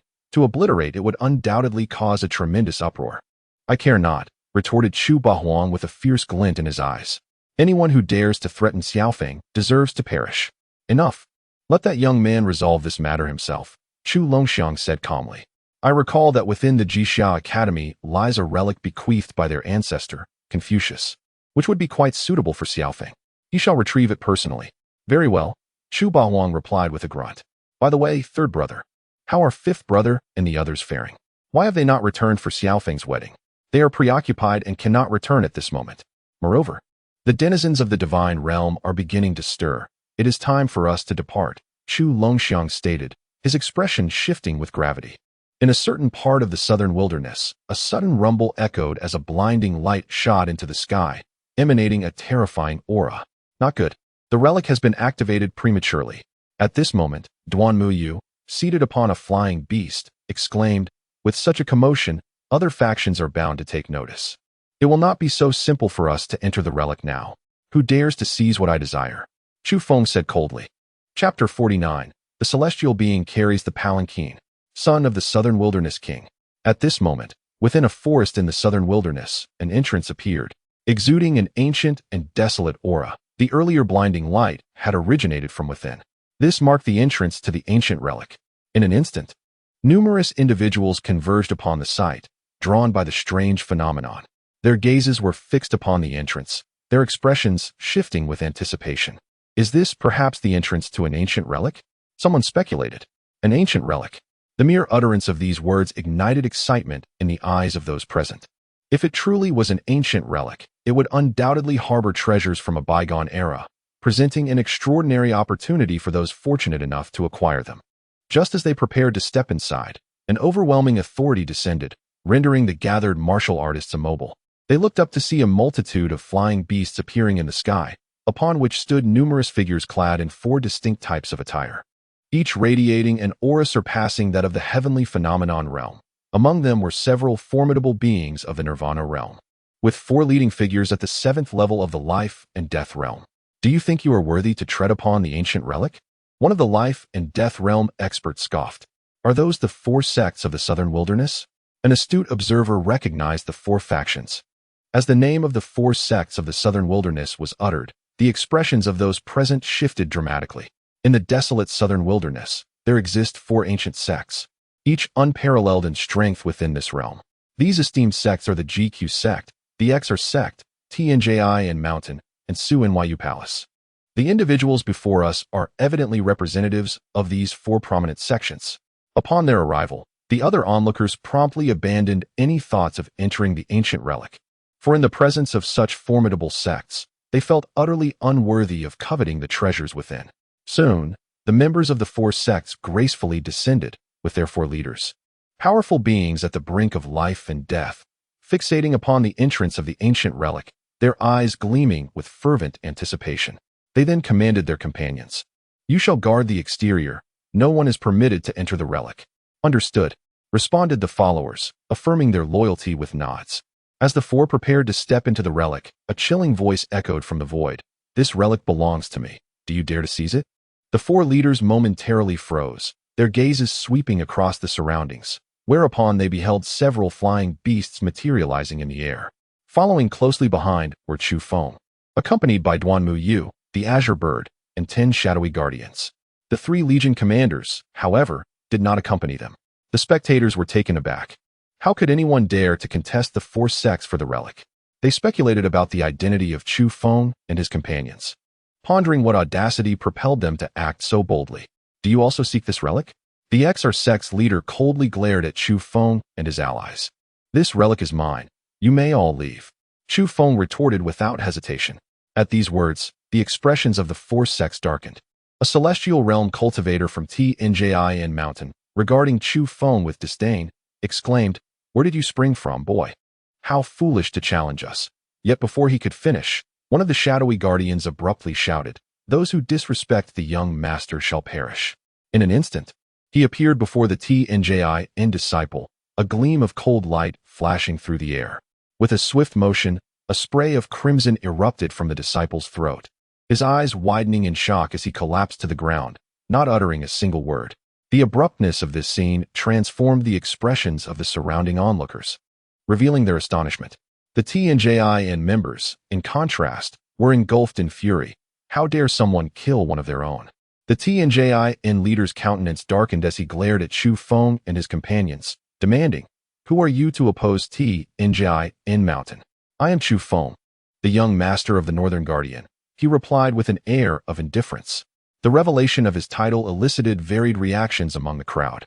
Was he not the notorious scion of the great Xia Dynasty, the heir of the Northern Guardian Manor? Speculation regarding his identity spread swiftly, as the ongoing conflict between the great Xia Dynasty and the other 6 dynasties had become a hot topic in the southern wilderness, with the Northern Guardian Manor drawing considerable attention from various factions. What audacity does a mere prince of a dynasty possess to challenge us, the 4 great sects? Even the emperor of the great Xia must bow before us. A strong figure from the Rising Sun sect sneered. "Is that so?" Chu Feng raised an eyebrow, about to act, when suddenly another voice echoed through the air. "I have long heard of the young master of the northern town. I never expected to meet him today." His gaze swept across, and he beheld 4 celestial beings lifting a palanquin into view, accompanied by an elderly servant. Celestial beings carrying a palanquin? This scene left the onlookers utterly dumbfounded. The 4 death realm powerhouses from the 4 major sects, upon seeing the emblem on the palanquin, recoiled in shock, kneeling in reverence, as if in a posture of homage. The rest of the members from the 4 sects followed suit, kneeling in unison. This sight astonished the others anew. Who could command such submission from the 4 great sects of the southern wilderness? Chu Feng regarded the palanquin with keen interest. Having celestial beings bear it was indeed a display of grandeur. Before long, The palanquin settled on the ground, and the elderly servant stepped forward to gently lift the curtain. A youth clad in a brocade robe adorned with flowing clouds, with long hair tied back, holding a feather fan, emerged, his complexion pale and appearing somewhat frail. "We pay our respects to the young master." The four Death Realm powerhouses chorused, their demeanor marked by utmost respect. The crowd buzzed with speculation regarding the identity of this youth. Even Chu Feng felt a hint of curiosity. How audacious! To stand before the young master without kneeling in reverence. Admonished the elderly servant beside the youth, directing his ire towards Chu Feng and the others. "I don't even know him. Why should I kneel?" Chu Feng retorted, rolling his eyes. "Impudent! How dare you show disrespect to the young master? My master is the son of the king of the southern wilderness. Kneel and pay your respects immediately," the elderly servant commanded coldly. Chapter 50. The King's Fury. 1,000 corpses lie. The king of the southern wilderness? What is that? Chu Feng scoffed, glancing at the youth with indifference after hearing the servant's introduction. Truly a frog at the bottom of a well, unaware even of the king of the southern wilderness. The members of the four sects sneered at this. Meanwhile, the other martial artists present trembled upon hearing the title of the southern wilderness king, hastily dropping to their knees, fear evident in their eyes. "Young master, the southern wilderness king is the current ruler of the southern wilderness, reputed to be a powerhouse of the king realm, commanding 4 powerful kings and standing as the mightiest figure in the southern wilderness." At this moment, Qing Niao explained to Chu Feng. "King realm?" Chu Feng raised an eyebrow. Above the king realm lies the realm of kings. He had not anticipated that there existed a powerhouse of the king realm in the southern wilderness. "Now do you comprehend my master's identity?" The elderly servant chided Chu Feng once more. "Hurry and kneel in reverence." "Enough." Chu Feng's expression turned cold as he waved his hand, and in an instant, a shadowy figure of an assassin vanished from sight. In the next moment, a fountain of blood erupted from the throat of the elderly servant, his eyes widening in terror as he instinctively clutched his neck. With a thud, he collapsed to the ground, while the previously vanished shadow guard reappeared, his blade dripping with crimson. This shocking scene caused the onlookers to change their expressions dramatically. Gasping in disbelief, they were astonished that this audacious youth would dare to slay someone in the presence of the son of the southern wilderness king. At that moment, the prince's expression also shifted slightly. The elderly servant, a skilled warrior of the 7th realm of the celestial stage, had been effortlessly dispatched by the companion of this brash young man. Such prowess was not to be underestimated. However, how could a mere heir of an imperial dynasty be accompanied by such formidable talent? The southern wilderness prince fixed his gaze on Chu Feng, his eyes briefly scanning the 2 women, Qing Niao and Duan Muyu, a flicker of intrigue passing through his depths. He then narrowed his eyes and addressed Chu Feng. "That servant was sent by my father. Do you comprehend the consequences of killing him?" "What consequences?" Chu Feng replied with an amused expression. "The wrath of a king can leave a trail of corpses for miles." The young man enunciated with gravity. "You, along with the Northern Guardian Prince's residence and the Xia Dynasty, shall cease to exist." At these words, the crowd collectively inhaled sharply, a chill coursing through the air. The declaration sounded quite ominous indeed. Chu Feng merely smirked. "Of course, if you are willing to kneel and bow before me, and offer me the 2 lovely ladies at your side for my amusement, I might persuade my father to show you mercy." His words elicited a glint of cold fury in the eyes of Qing Niao and Duan Muyu. Chu Feng regarded the prince with a light chuckle. "You wish to toy with them?" Indeed, the southern wilderness prince's eyes betrayed his unabashed desire as he fixated on the 2 women. "Alas, you shall not have that opportunity," Chu Feng responded, shaking his head. Suddenly, he invoked the star flash technique, vanishing from sight. In the next instant, he reappeared before the prince, seizing his throat with a swift grip. The southern wilderness prince's eyes widened in disbelief as he gazed at Chu Feng, astonished that this audacious youth would dare to strike at him. Was he insane? Did he not grasp the weight of the phrase "the wrath of a king can leave a trail of corpses for miles"? Before the prince could utter another word, Chu Feng crushed his throat with a merciless squeeze. With a casual motion, he discarded the once mighty southern wilderness prince as if he were a lifeless dog. His eyes forever closed in death. In that moment, whether it was the 4 celestial realm bearers or the members of the 4 major sects of the southern wilderness, as well as other martial artists present, they all stared in stunned silence, their expressions frozen in disbelief. The scene was enveloped in an eerie stillness, as if the world had come to a halt. You actually killed the prince?" The four Celestial Realm warriors soon regained their composure, their faces etched with horror as they fixated on Chu Feng. Kill! Chu Feng commanded without hesitation, and at his order, four shadow guards surged forth with blinding speed. In an instant, four sprays of blood erupted, and the four celestial beings carrying the palanquin collapsed to the ground, struck down in a single blow. Hiss, hiss, hiss. This scene caused everyone present to gasp in disbelief. For celestial beings, just like that, were annihilated? It was hard to fathom without witnessing it firsthand. After all, in the southern wilderness, celestial beings were regarded as top-tier powerhouses, with even the leaders of the four major sects barely reaching such a level.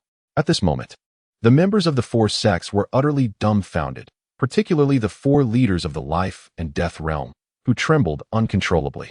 With a swift motion, Chu Feng turned and cast a glance at the members of the four sects, instilling in them a profound sense of dread, causing sweat to pour down their backs. Some even collapsing to the ground in weakness. Dull. Chu Feng curled his lip in disdain, showing no interest in them, and directly strode towards the ruins, with Duanmu Yu, the green bird, and the 10 shadowy guardians following closely behind. As Chu Feng and his companions vanished from sight, the members of the four sects finally sighed in relief. Gasping for breath, how could a mere son of the northern town possess such formidable allies? The life and death realm expert from the GQ sect could not help but exclaim. The other three bore expressions of horror. At that moment, the leader of the Xianyu Palace, a woman, coldly remarked to the son of the southern wilderness king, no matter how strong he is, if he kills the king's only son, he is doomed. We should immediately contact our sects. If we can capture this boy before the southern wilderness king does, we could not only acquire treasures from the ruins, but may also earn the king's favor. The leader of the Tianjian mountain spoke solemnly. The other three nodded in agreement. Soon, they began contacting their respective sections. In the central region of the southern wilderness stood a majestic peak, atop which loomed an opulent palace. This was the residence of the southern wilderness king. What? My son has been killed? Outrageous. Suddenly, a terrifying aura of slaughter erupted from the palace, soaring into the skies and scattering the clouds above. In that moment, the air within 100 miles seemed to freeze. By royal decree, notify the black armored army to capture the one who murdered my son. Spare none associated with him.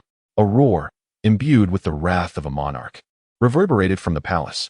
Chapter 51. The Great Wilderness Devouring the Heavens Technique. Within the ruins, Chu Feng and his group traversed a lengthy corridor.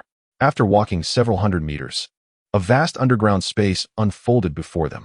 In this subterranean realm stood a palace, exuding an ancient and desolate aura. Above the palace, the words Wasteland Palace were inscribed. Flanking the palace were 4 colossal stone statues on each side, wielding long blades, standing as if 8 loyal sentinels guarding the entrance. Wasteland Palace? Could this be the remnants of the Wasteland clan from ages past? Duanmu Yu gazed at the inscriptions above the palace, her expression shifting as astonishment flickered in her eyes. What is the Wasteland clan? Chu Feng inquired with curiosity. Suddenly, Duanmu Yu's expression turned grave as she spoke. The Huang clan was once the most powerful clan in the southern wilderness, dominating the ancient era for an unfathomable number of years. However, for reasons unknown, the clan suddenly perished, vanishing completely from the world overnight. Since then, the southern wilderness has gradually declined, and today it can no longer be compared to the eastern realm, central continent, northern frontier, or the western desert. In fact, not a single prodigy from the southern wilderness has graced the Tsang Xian prodigy rankings for a century. Listening to Duanmu Yu's words, Chu Feng expressed his astonishment. What exactly is the Tsang Xian prodigy rankings? The Tsang Xian prodigy rankings is a list that gathers the finest talents from the entire Tsang Xian domain. Held once every 20 years to showcase the top 100 prodigies, Duanmu Yu explained. The southern wilderness has failed to place a single prodigy on this list for the past 5 sessions. Is the situation in the southern wilderness truly that dire? Chu Feng murmured. Suddenly, Duanmu Yu looked at Chu Feng and said, the new session of the prodigy rankings will commence in less than 2 months. If you participate, you should have the opportunity to secure a position, thus lifting the southern wilderness from this century-long humiliation. This is an opportunity for glory that cannot be missed. Chu Feng replied with a smile.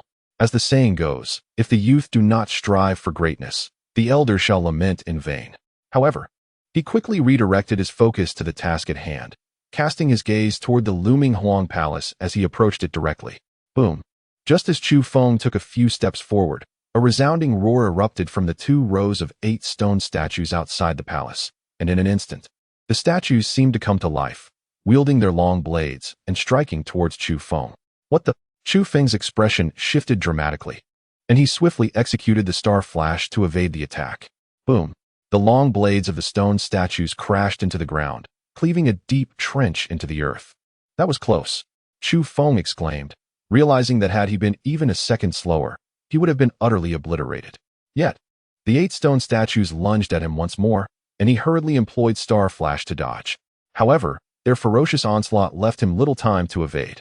At that moment, the 10 shadow guards rushed forward, but their cultivation levels were similarly suppressed by the stone statues, and their attacks failed to inflict any harm upon the statues. Master, help! Chu Feng silently cried out in desperation. Come now, they are merely a few stone statues. What is there to be afraid of? Did you not just master a form of earth fire? Use it to attack. The master replied with disdain. Recalling the earth fire, Chu Feng quickly summoned it. Boom! In an instant, the 8 stone statues were engulfed in flames, swiftly reduced to nothingness. Chu Feng took a deep breath, cursing, damn it, I was almost finished. If I don't gain something from this today, I shall tear this place apart. Muttering to himself, he approached the palace once more, albeit with a cautious demeanor. Fully on guard. Creak, creak, creak. The grand doors of the palace slowly began to open. Boom! As the grand door swung open, a formidable and terrifying pressure surged forth from within the hall, instantly propelling the 10 shadow guards, Duan Muyu, and Xing Yao away. In that critical moment, the chaotic yin-yang tower within Chu Feng radiated a brilliant light, shielding him from the overwhelming force. It turned out to be the aura of a saint. At that moment, the voice of the tower elder resonated. The aura of a saint? Chu Feng's pupils constricted in shock, realizing that a powerful saint resided within this palace. Perhaps it would be wiser for me to retreat, he thought, swallowing hard as he prepared to step back. However, the tower elder scoffed, nonsense. It's merely a corpse. Oh, so it's just a corpse. What a relief. Instantly, Chu Feng's expression shifted, and he strode proudly into the chamber. Meanwhile, the tower elder sighed silently, lamenting the choice of such a master. How embarrassing. Inside the palace, Chu Feng cast his gaze forward and beheld a figure seated in meditation. The individual had their eyes tightly shut, emanating a terrifying aura. The saintly pressure emanated from this very person. Tower elder, are you certain he is dead? Chu Feng inquired once more, staring at the figure before him. Rest assured, he has likely been dead for several millennia. However, as he was a saint, his physical form has not decayed, the tower elder replied. A saint indeed. At that moment, the astonished voice of Yun Qingzi echoed as well. This corpse could serve as your vessel for resurrection, Chu Feng remarked to Yun Qingzi. Upon hearing this, Yun Qingzi's expression transformed with excitement. If he could possess this saintly body, upon resurrection, he would undoubtedly rise to at least the realm of a revered being. Thinking of this, Yun Qingzi exclaimed, Thank you, Master. Chu Feng approached the corpse, noticing a small vial and a jade slip placed before it. He first picked up the jade slip, allowing his consciousness to enter it. Instantly, a deep and resonant voice reverberated in his ears. I am the current patriarch of the Huang clan. Our lineage has endured for 100,000 years. Yet I never anticipated that calamity would befall us through my hands. I am unwilling to accept this fate, and thus I leave behind a drop of my life essence and the supreme art of the Huang clan, hoping that a fated individual may obtain it and, after mastering it, avenge my clan. Annihilate those who have destroyed my Huang clan. Soon, the voice faded, and a surge of light from the jade slip entered Chu Feng's brow. An immense wave of information flooded into his soul, the great desolation devouring heaven technique. Immediately, Chu Feng's eyes sharpened, glimmering with brilliance. This was indeed the supreme art of the Huang clan. This technique is extraordinarily powerful, Chu Feng exclaimed in astonishment after perusing its contents. The essence of this technique was deceptively simple. It involved devouring all forms of energy to cultivate oneself, thereby augmenting one's physical might. Regardless of the type of energy, the great desolation devouring heaven technique could consume it directly. The Huang clan primarily cultivated their physical forms, and it was through this technique that they had attained such formidable strength. The calamity that befell the Huang clan was also tied to this very technique. It seems to resonate remarkably with you, the tower elder remarked. Subsequently, Chu Feng turned his attention to the vial, which clearly contained the patriarch's life essence. He directly uncorked the bottle, and an overwhelming aura of energy surged forth, striking him with great force. "How formidable!" Chu Feng exclaimed. "Although the energy contained within this essence of life is powerful, you possess the chaos divine demon body, so you should be able to withstand it." Master Ta remarked. "Is that so? Then I shall not hold back." Without hesitation, Chu Feng gulped down the essence from the bottle. The next moment, a piercing scream escaped Chu Feng's lips. Many readers have expressed confusion regarding the realms. Let me reiterate the classifications in this book. Qi Refinement Realm, Innate Realm. Sea Transformation Realm, Purple Mansion Realm, Golden Core Realm, Nascent Soul Realm, Transcendence Realm, Master Realm, Celestial Phenomenon Realm, Nirvana Realm, Life and Death Realm, Celestial Being Realm, King Sealing Realm, Monarch Realm, Celestial King Realm, Emperor Sealing Realm, Sovereign Realm, and Lord Sovereign Realm. Chapter 52. The King Takes Action, the Dark Guards Perish. At this moment, Chu Feng's anguished cries echoed through the desolate palace. "Young master." Outside the palace, Qing Miao and 10 dark guards exchanged worried glances, eager to rush in. Yet they found themselves restrained by an overwhelming holy pressure that made it difficult to enter. Could something have happened to him? Duanwu speculated silently. Inside the palace, as the drop of saintly blood coursed through his body, Chu Feng felt as though he might explode. His veins bulged and his face turned a deep crimson. Contorted in agony, as if on the brink of bursting. "You truly are bold," Master Ta remarked, speechless. "Didn't you say I could endure it?" Chu Feng replied, his face a mask of pain. "I said you could endure it, but I never advised you to consume it all at once. This is saintly blood. Even with your chaos divine demon body, taking it all at once is beyond even the sturdiest of bodies." Master Ta grumbled. "Damn!" Chu Feng exclaimed, expressing his frustration. "Enough of the chatter. Quickly activate the chaos divine demon body and the great desolation swallowing heaven technique to refine and absorb this drop of blood energy, or you will truly be finished," Master Ta urged. Immediately, Chu Feng began to simultaneously activate the chaos divine demon technique and the great desolation swallowing heaven technique, feverishly absorbing and refining the energy contained within the blood. Soon, a layer of blood light enveloped him, and his expression shifted continuously. In the blink of an eye, an entire day had passed. Swish, swish, swish. On this day, a large number of figures suddenly appeared in the ruins. Leading them were 4 formidable experts from the celestial being realm, 2 at the 8th level and 2 at the 9th level. In addition, there were several others from the celestial being and life and death realms. They were members of the 4 major sects of the southern wilderness, with the 4 leaders being the heads of the Jiushi, Tianjin, Shuri, and Xianyu sections. The Desolate Palace? This relic belongs to the Desolate Clan? The 4 sect leaders gazed at the characters inscribed above the palace, and their expressions shifted with intensity. Instantly, a fervent gleam ignited in their eyes. As representatives of the southern wilderness forces, they were acutely aware of the terror the Desolate Clan once wielded. Although the clan had been eradicated, it undoubtedly left behind numerous treasures. Now that this relic had surfaced, it was an immense opportunity. "Master, that young man is not here. He may have already entered the palace." At that moment, a formidable figure from the Sunrise sect cast a sweeping glance at the Bluebird and others, and immediately declared. He was one of the 4 Death Realm powerhouses leading the major sections. "Let us move." With that, the leaders of the 4 sects rushed towards the desolate palace simultaneously. However, the 10 shadow guards stood resolutely in their path. Although they were unaware of Chu Feng's current condition, they could not allow outsiders to disturb the air. "You seek death," the Sunrise sect leader bellowed, raising his hand to unleash a powerful strike. Boom! As his palm struck, a blinding surge of golden spiritual energy erupted, transforming into a resplendent sun that surged forth. The other 3 sect leaders joined the fray, unleashing their terrifying spiritual powers. The 10 shadow guards simultaneously revealed their celestial realm cultivation, brandishing their lethal blades to counterattack. Boom! The clash of powers resonated throughout the ruins, producing a cataclysmic sound. The 4 sect leaders were instantly forced back, coughing up blood in shock. How is this possible?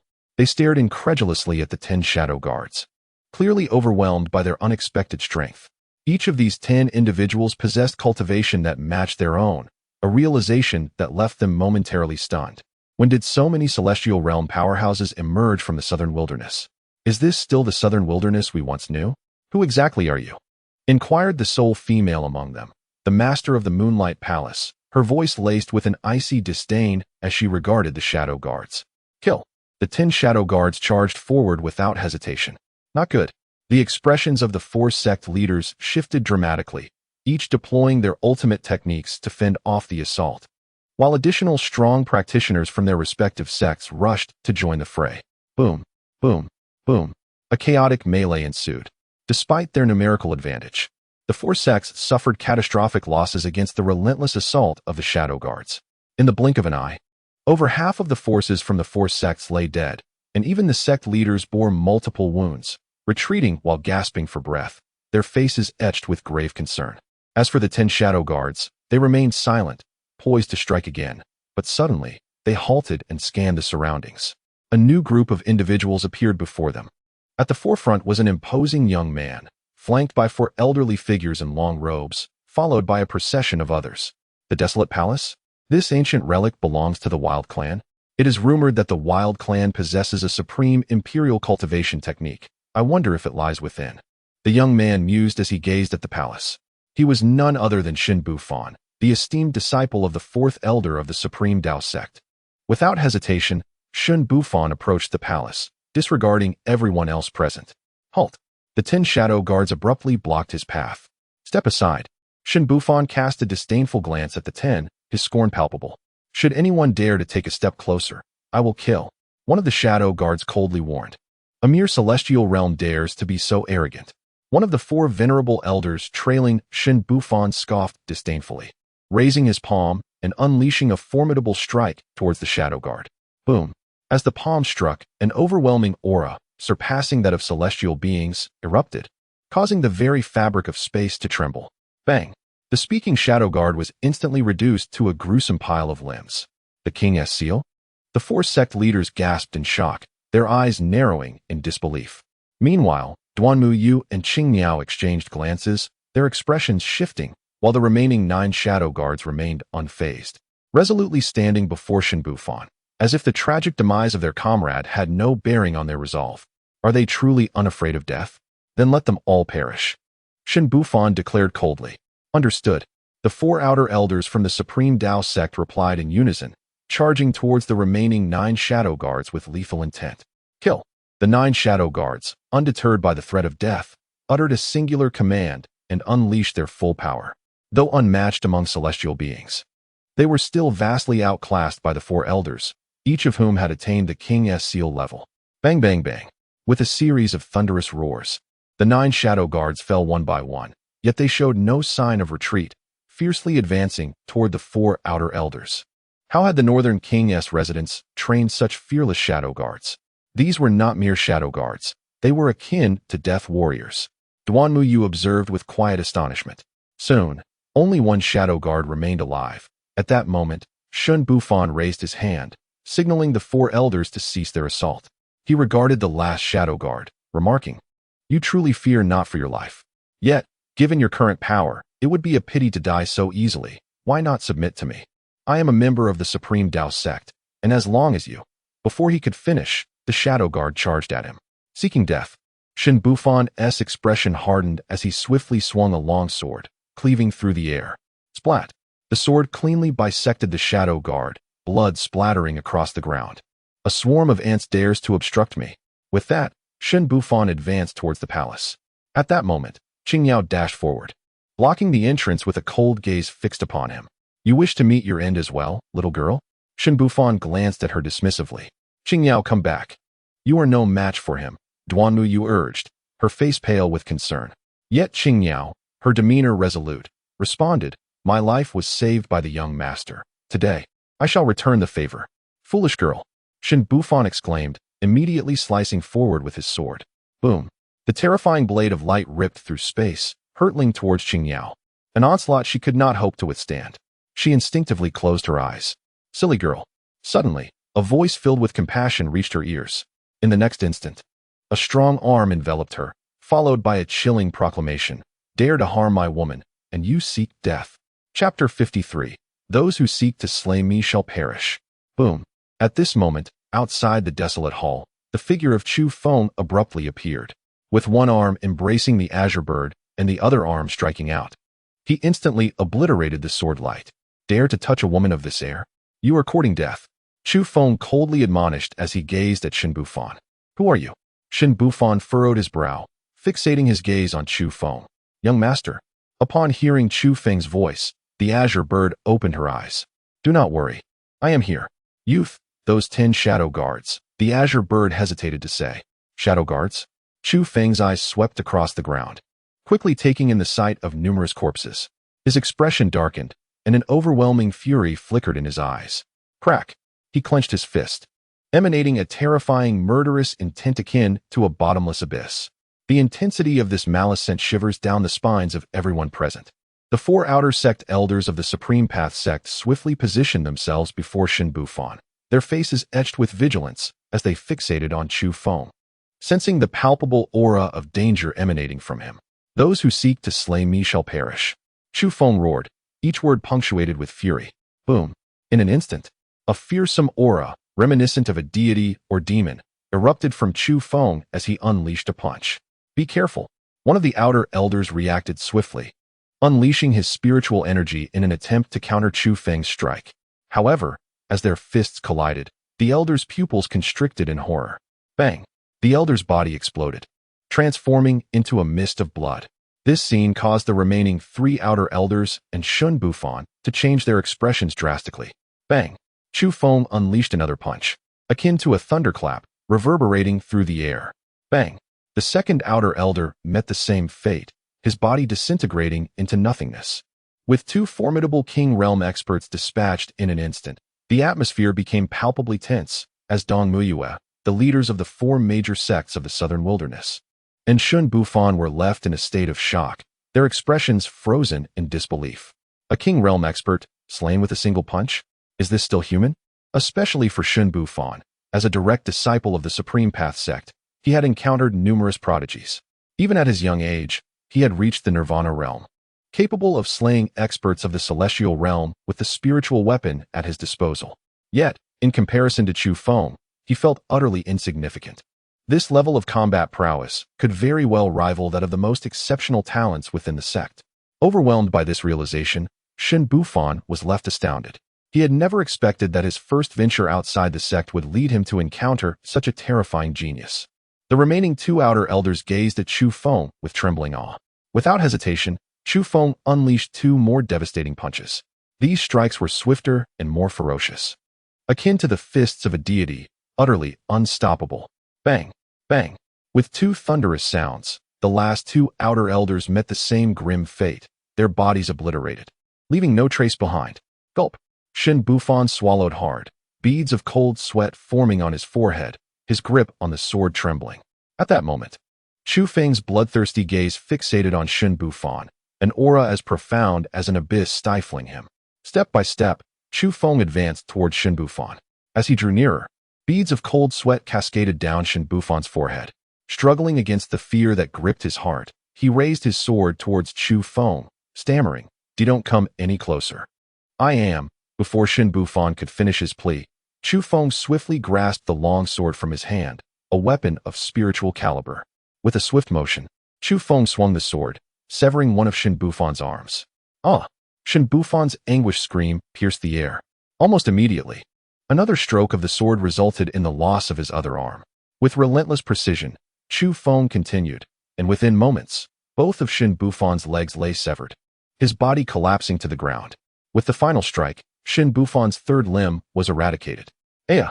In that instant, Shen Bufan emitted a wretched cry akin to that of a slaughtered pig. The esteemed disciple of the 4th elder of the Supreme Tao sect had been reduced to a mere wretch. The members of the 4 major sects trembled in fear, and even Duanmu Yu gasped in horror, perceiving Chu Feng as more terrifying than a demon. You shall not die a good death. Shen Bufan, enduring immense agony, shrieked at Chu Feng with a twisted expression. Chu Feng remained silent, methodically wielding his sword to slice away pieces of flesh from Shen Bufan's body. After unleashing over 100 strikes, Shen Bufan's entire form was reduced to a bloody mass, leaving only his head intact, contorted in a grotesque expression as he succumbed to the pain. At that moment, silence enveloped the ruins. After completing his grim task, Chu Feng cast his gaze upon the bodies of the dark guards, bowing his head in remorse. I am sorry for being late. Though he had known these 10 dark guards for a brief time, their unwavering loyalty filled him with gratitude. Their tragic end weighed heavily on his heart. My lord, their deaths are not your fault. It is the doing of those from the Supreme Tao sect. Qingniao consoled him. Once again, the Supreme Tao sect. Chu Feng's eyes narrowed, a cold and fierce killing intent flickering within. He gazed at the fallen dark guards and declared, You may rest in peace. I, Chu Feng, vow to ensure that the entire Supreme Tao sect accompanies you in death. Though merely a handful of dark guards, they were Chu Feng's own. For every 10 that fell, he would demand the entire Supreme Tao sect pay the price. Swish, swish, swish. At that moment, the remaining members of the Supreme Tao sect regained their senses. Terror etched on their faces as they fled without a word. My lord, they are from the Supreme Tao sect, Qingniao warned. Let them live a little longer. Chu Feng replied coldly. He then turned his gaze to the members of the 4 major sects, instantly recognizing the 4 formidable figures at the brink of life and death. Deducing their identities. Are you from the 4 great sects of the southern wilderness? Chu Feng spoke coolly. At that moment, the expressions of the 4 sect masters were exceedingly grim, rendered speechless by their astonishment. In response, Chu Feng did not waste words. He gripped his sword and swiftly unleashed a series of strikes. With a series of muffled thuds, the 4 sect masters were instantaneously slain by Chu Feng. As for the remaining individuals, he could not be bothered to engage. He turned to the Qingniao and tossed the sword to her, saying, This sword is quite remarkable. You may wield it from now on. Thank you, young master. Qingniao exclaimed, grasping the spiritual sword. Let us depart. Chu Feng instructed as he led Qingniao and Duanmuyu out. Just as they exited the ruins, a mocking voice echoed, Oh, isn't this the esteemed young lady Duanmu from the Misty Rain Pavilion? How did you become someone else's follower? Chapter 54. You are not worth that price. Suddenly, outside the ruins, a group emerged, led by a flamboyantly dressed woman. She regarded Duanmuyu with a scornful expression, exuding arrogance. Duanmuyu frowned at her. What are you doing here? Where is Elder Quan? Elder Quan had been the one who previously protected her and had been allowed to leave by Chu Feng. Ordinarily, he should have brought the Misty Rain Pavilion's people to rescue her, yet unexpectedly, it was this woman who had arrived. That old fool failed to protect the young lady and still has the audacity to return to the Misty Rain Pavilion. My father has already dealt with him. The woman retorted coldly. Instantly, Duanmuyu's expression darkened, and she shot back angrily. What did you do? The woman smirked, continuing, By the way, I must inform you of another matter. The pavilion master has fallen ill and is currently in a coma. My father now manages the Misty Rain Pavilion entirely. Upon hearing this, Duanmuyu's face changed dramatically. How could this be? My grandfather would never fall ill so suddenly. Suddenly, Duanmuyu's expression hardened as she fixed her gaze on the woman. Shi Yanyan, was it your father who orchestrated this? How dare you conspire against my grandfather? Heh, Duanmuyu, do not utter baseless accusations. My father is the chief steward of the Misty Rain Pavilion. How could he possibly harm the pavilion master? Unfortunately, you will not have the chance to see him one last time. The woman sneered, her eyes glinting with a cold, murderous intent. With a flick of her hand, a figure behind her surged towards Duanmuyu, emanating a fierce killing intent. However, before the assailant could reach Duanmuyu, Chu Feng seized him by the throat. With a sharp crack, the man's throat was crushed, and with a wave of his hand, he discarded the body at the woman's feet, coolly stating, She is now my maid. Did you seek my permission to kill her? You are the young master of the northern town? Quite handsome indeed. Shi Yanyan remarked, a flirtatious smile gracing her lips as she glided toward him, her hand trailing down to his chest.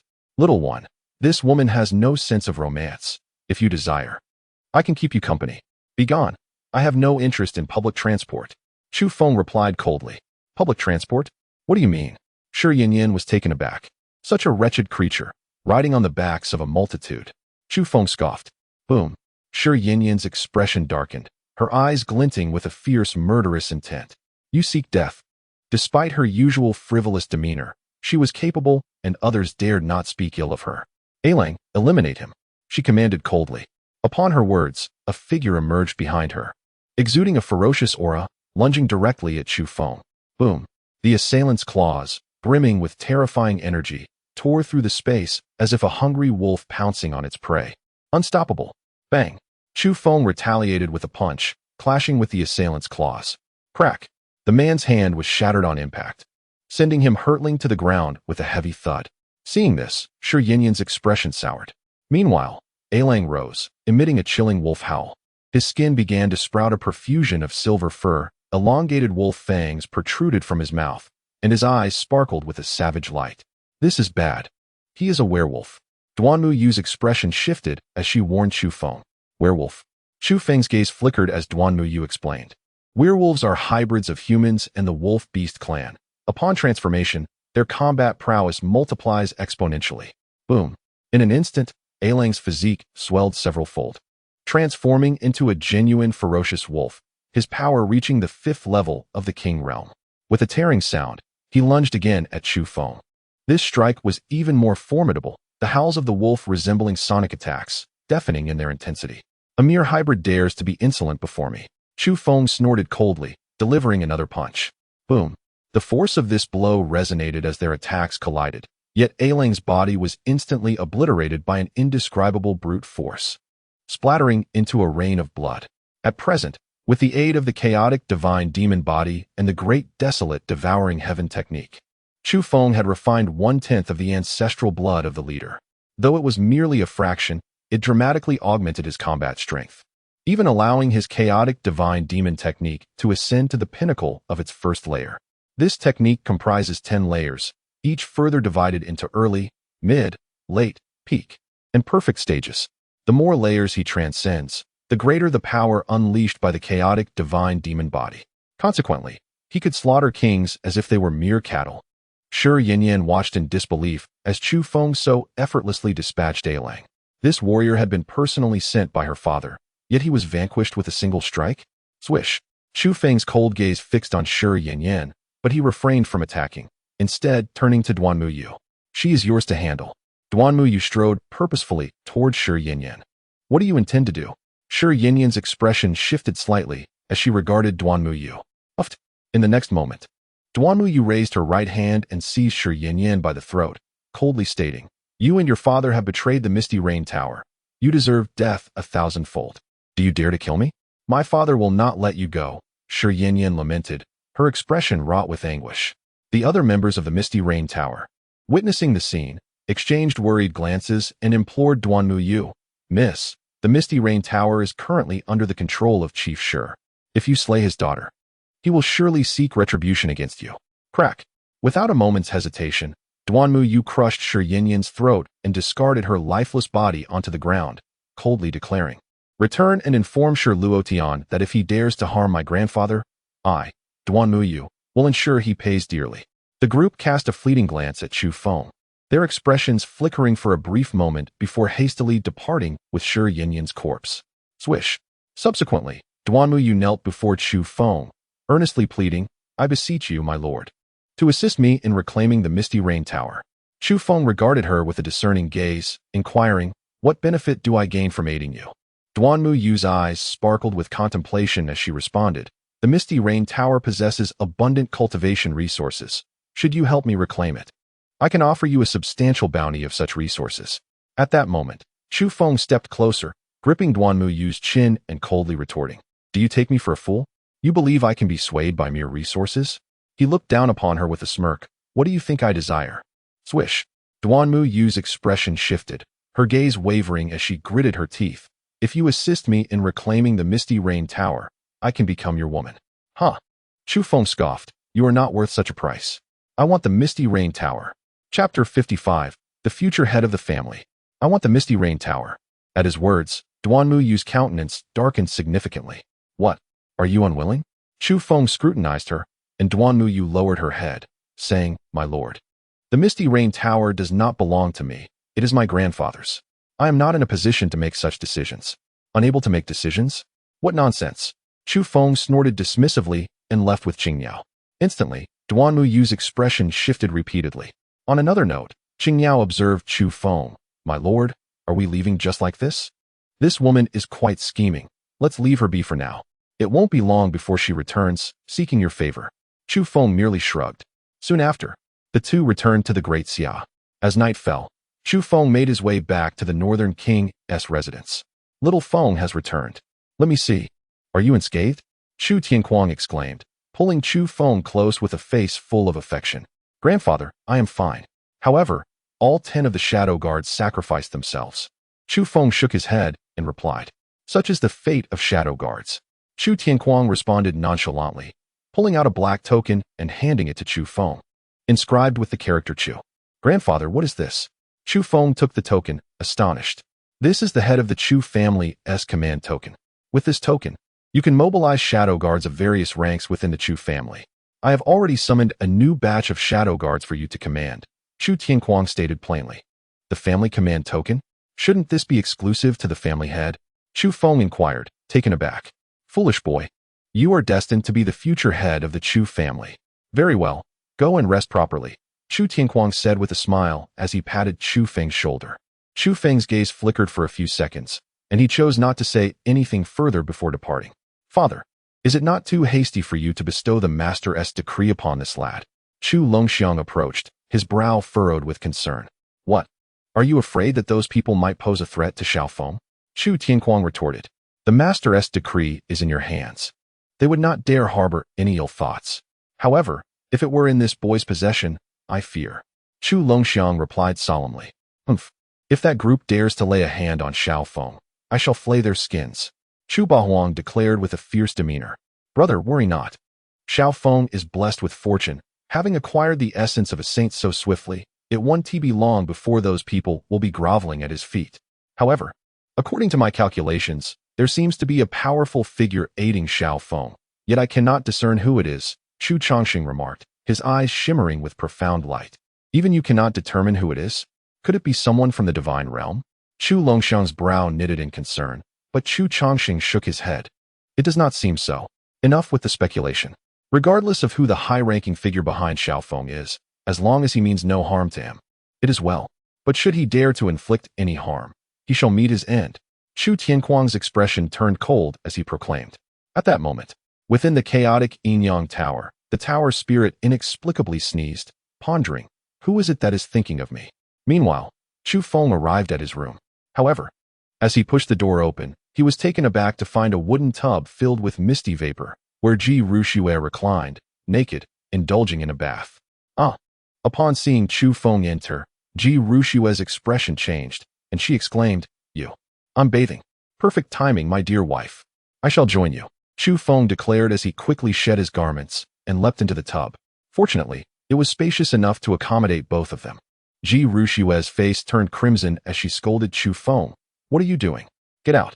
Although they had been intimate before, she still felt an overwhelming sense of shyness at that moment. "We're an old married couple now. Why be shy? Come, allow me to assist you," Chu Feng said with a mischievous grin as he moved closer. "You." Ji Ruxue began to protest, but was silenced by Chu Feng's kiss. What followed was a delightful scene of playful splashing in the water. 2 hours later, Ji Ruxue lay on the bed, utterly exhausted and devoid of strength. Chu Feng, however, appeared unsatisfied, feeling an inexplicable surge in vigor as his cultivation progressed. "Wife, shall we?" Chu Feng looked at Ji Ruxue, but she interjected, "Go find another woman. Do not bother me any longer. If this continues, I fear I might perish from exhaustion under your relentless pursuit. You are simply insatiable." Ji Ruxue silently cursed him. "Ha, my dear wife, you are truly wonderful." Chu Feng kissed her cheek before departing. Ji Ruxue then quietly resumed her cultivation. After 2 hours of tumult, her cultivation began to ascend once more. As for Chu Feng, upon leaving the chamber, he initially intended to seek out the Qing Niao, only to discover that she was already engrossed in her training, prompting him to abandon that thought. He then resolved to head to the imperial palace to reward the esteemed empress of the great Xia. However, just as he was about to step out of the Wangfu, he halted abruptly. The estate was enveloped in an eerie silence, yet the air was thick with a faint, menacing aura. In the blink of an eye, figures clad in black materialized unexpectedly, charging towards the interior of the Wangfu. The members of the Huangquan Pavilion. Chu Feng's gaze sharpened, and just as he prepared to act, a cold voice reached his ears. "Are you the esteemed Prince of the North?" He glanced up to see a man in a black robe, masked, with silver hair, standing above the entrance of the Wangfu. This man was none other than the leader of the Huangquan Pavilion. "Who are you?" Chu Feng replied icily. "The leader of the Huangquan Pavilion," came the indifferent response. Chu Feng's eyes narrowed in realization. I didn't expect you to actually come. It seems the secret of the 7-killing pavilion is of great significance to you. With a flash, the leader's eyes glinted with overwhelming murderous intent as he coldly remarked, "You have indeed discovered it. Unfortunately, you know too much. Tonight, you are destined to die, along with the entire great Xia. All who are aware of this secret must perish. Who bestowed upon you such confidence to utter those words?" Chu Feng scoffed. Suddenly, within the Wangfu of the Prince of the North, figures clad in blood-red garments emerged. Their eyes were hollow, and they exuded a suffocating aura of bloodthirst, resembling a horde of executioners risen from a sea of corpses. "What is this?" Chu Feng frowned at the sight, to which the leader of the Huangquan Pavilion coldly declared, "Tonight, let you experience the might of my blood puppets." "What nonsense! Are they not merely a bunch of lowly puppets?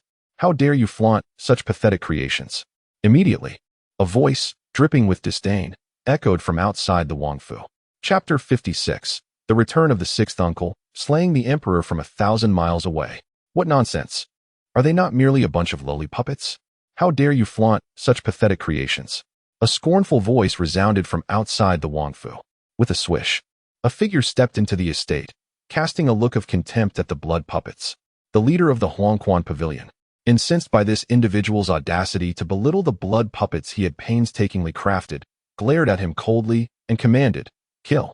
At his command, the blood puppets surged toward the figure, each exuding a fierce, killing intent, their gazes vacant. "Stop!" The figure uttered a single word, and instantly, the blood puppets froze in place. "How is this possible?" The leader of the Huangquan Pavilion's expression shifted, disbelief etched across his face.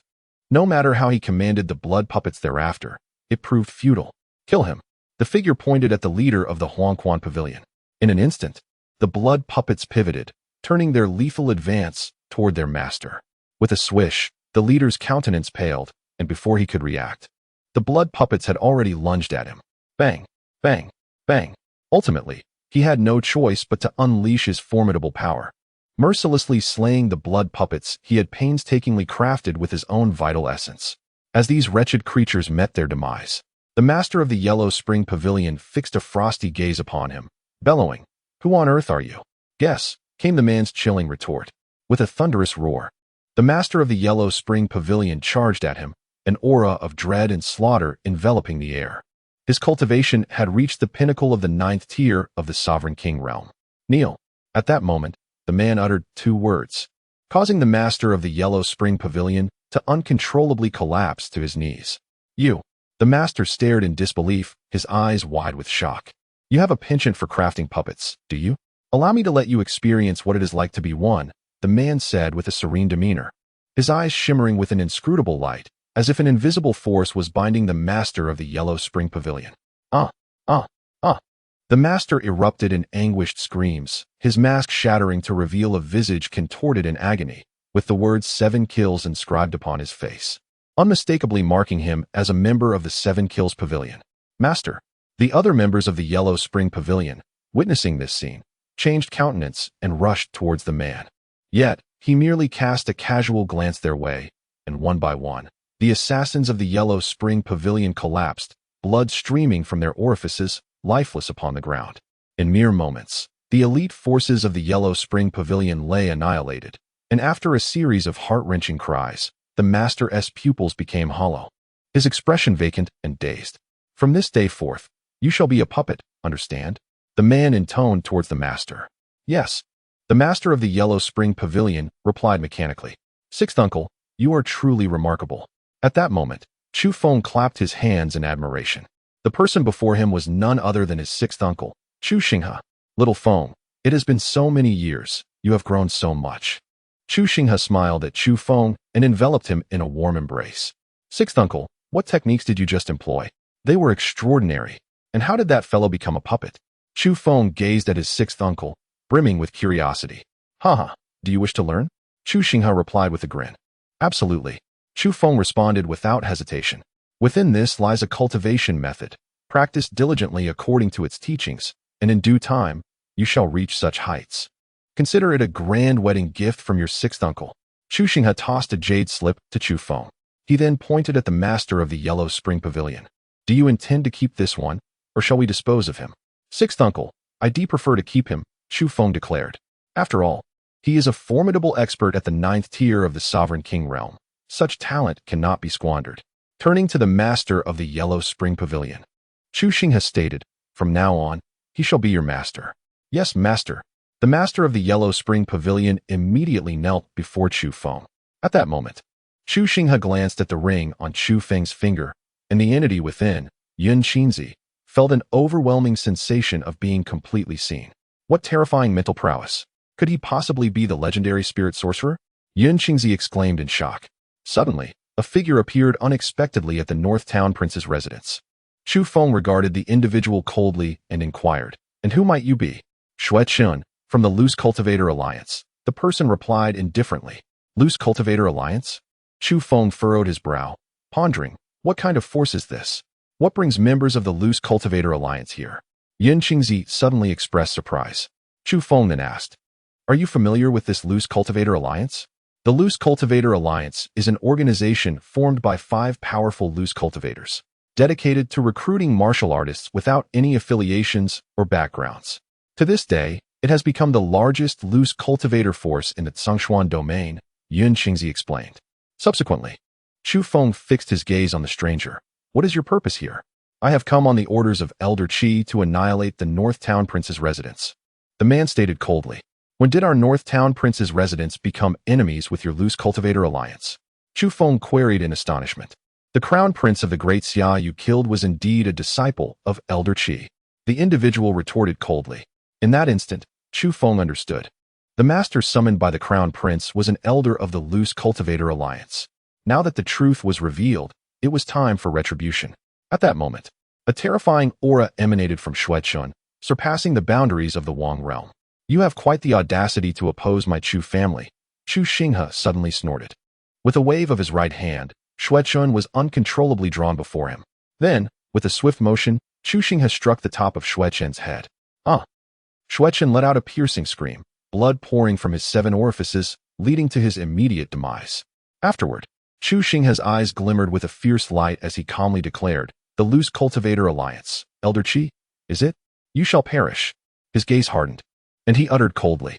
Simultaneously, far away in the central continent, at the Loose Cultivator Alliance headquarters, an elder whose cultivation had reached the Emperor realm suddenly sensed something amiss.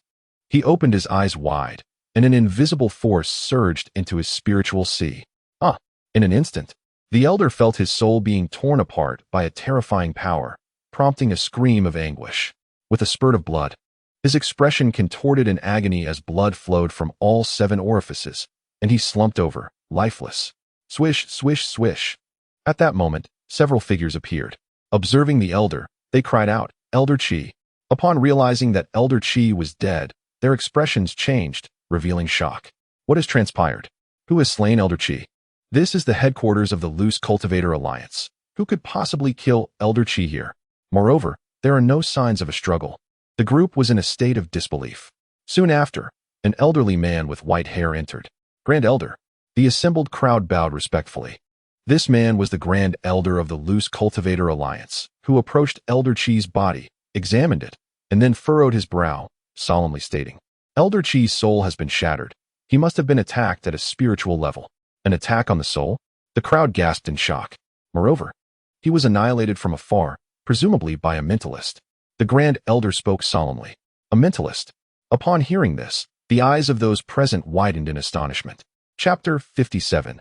The Ruler of the Southern Wilderness. It is time for a change. At the Northern Town King's mansion, Chu Feng looked at Chu Xinghe and remarked, "Uncle, you didn't just kill that Elder Qi from a distance, did you?" "Of course, he intended to eradicate our Chu family, so he had to perish," Chu Xinghe nodded. Instantly, Chu Feng inhaled sharply.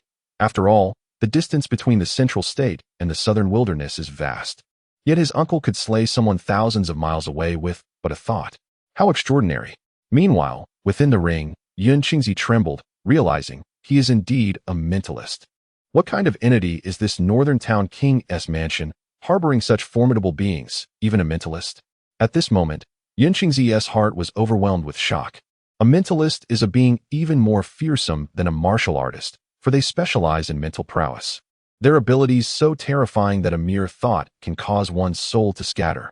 As an alchemist, Yun Qingzi had dabbled in mental energy, yet he was far from reaching the level of a mentalist. In summary, the methods of mentalists are extraordinarily mysterious and unfathomable. Should they wish to kill, they can do so without leaving one the slightest inkling. However, the conditions to become a mentalist are exceedingly stringent, making them far rarer than martial artists, even scarcer than alchemists.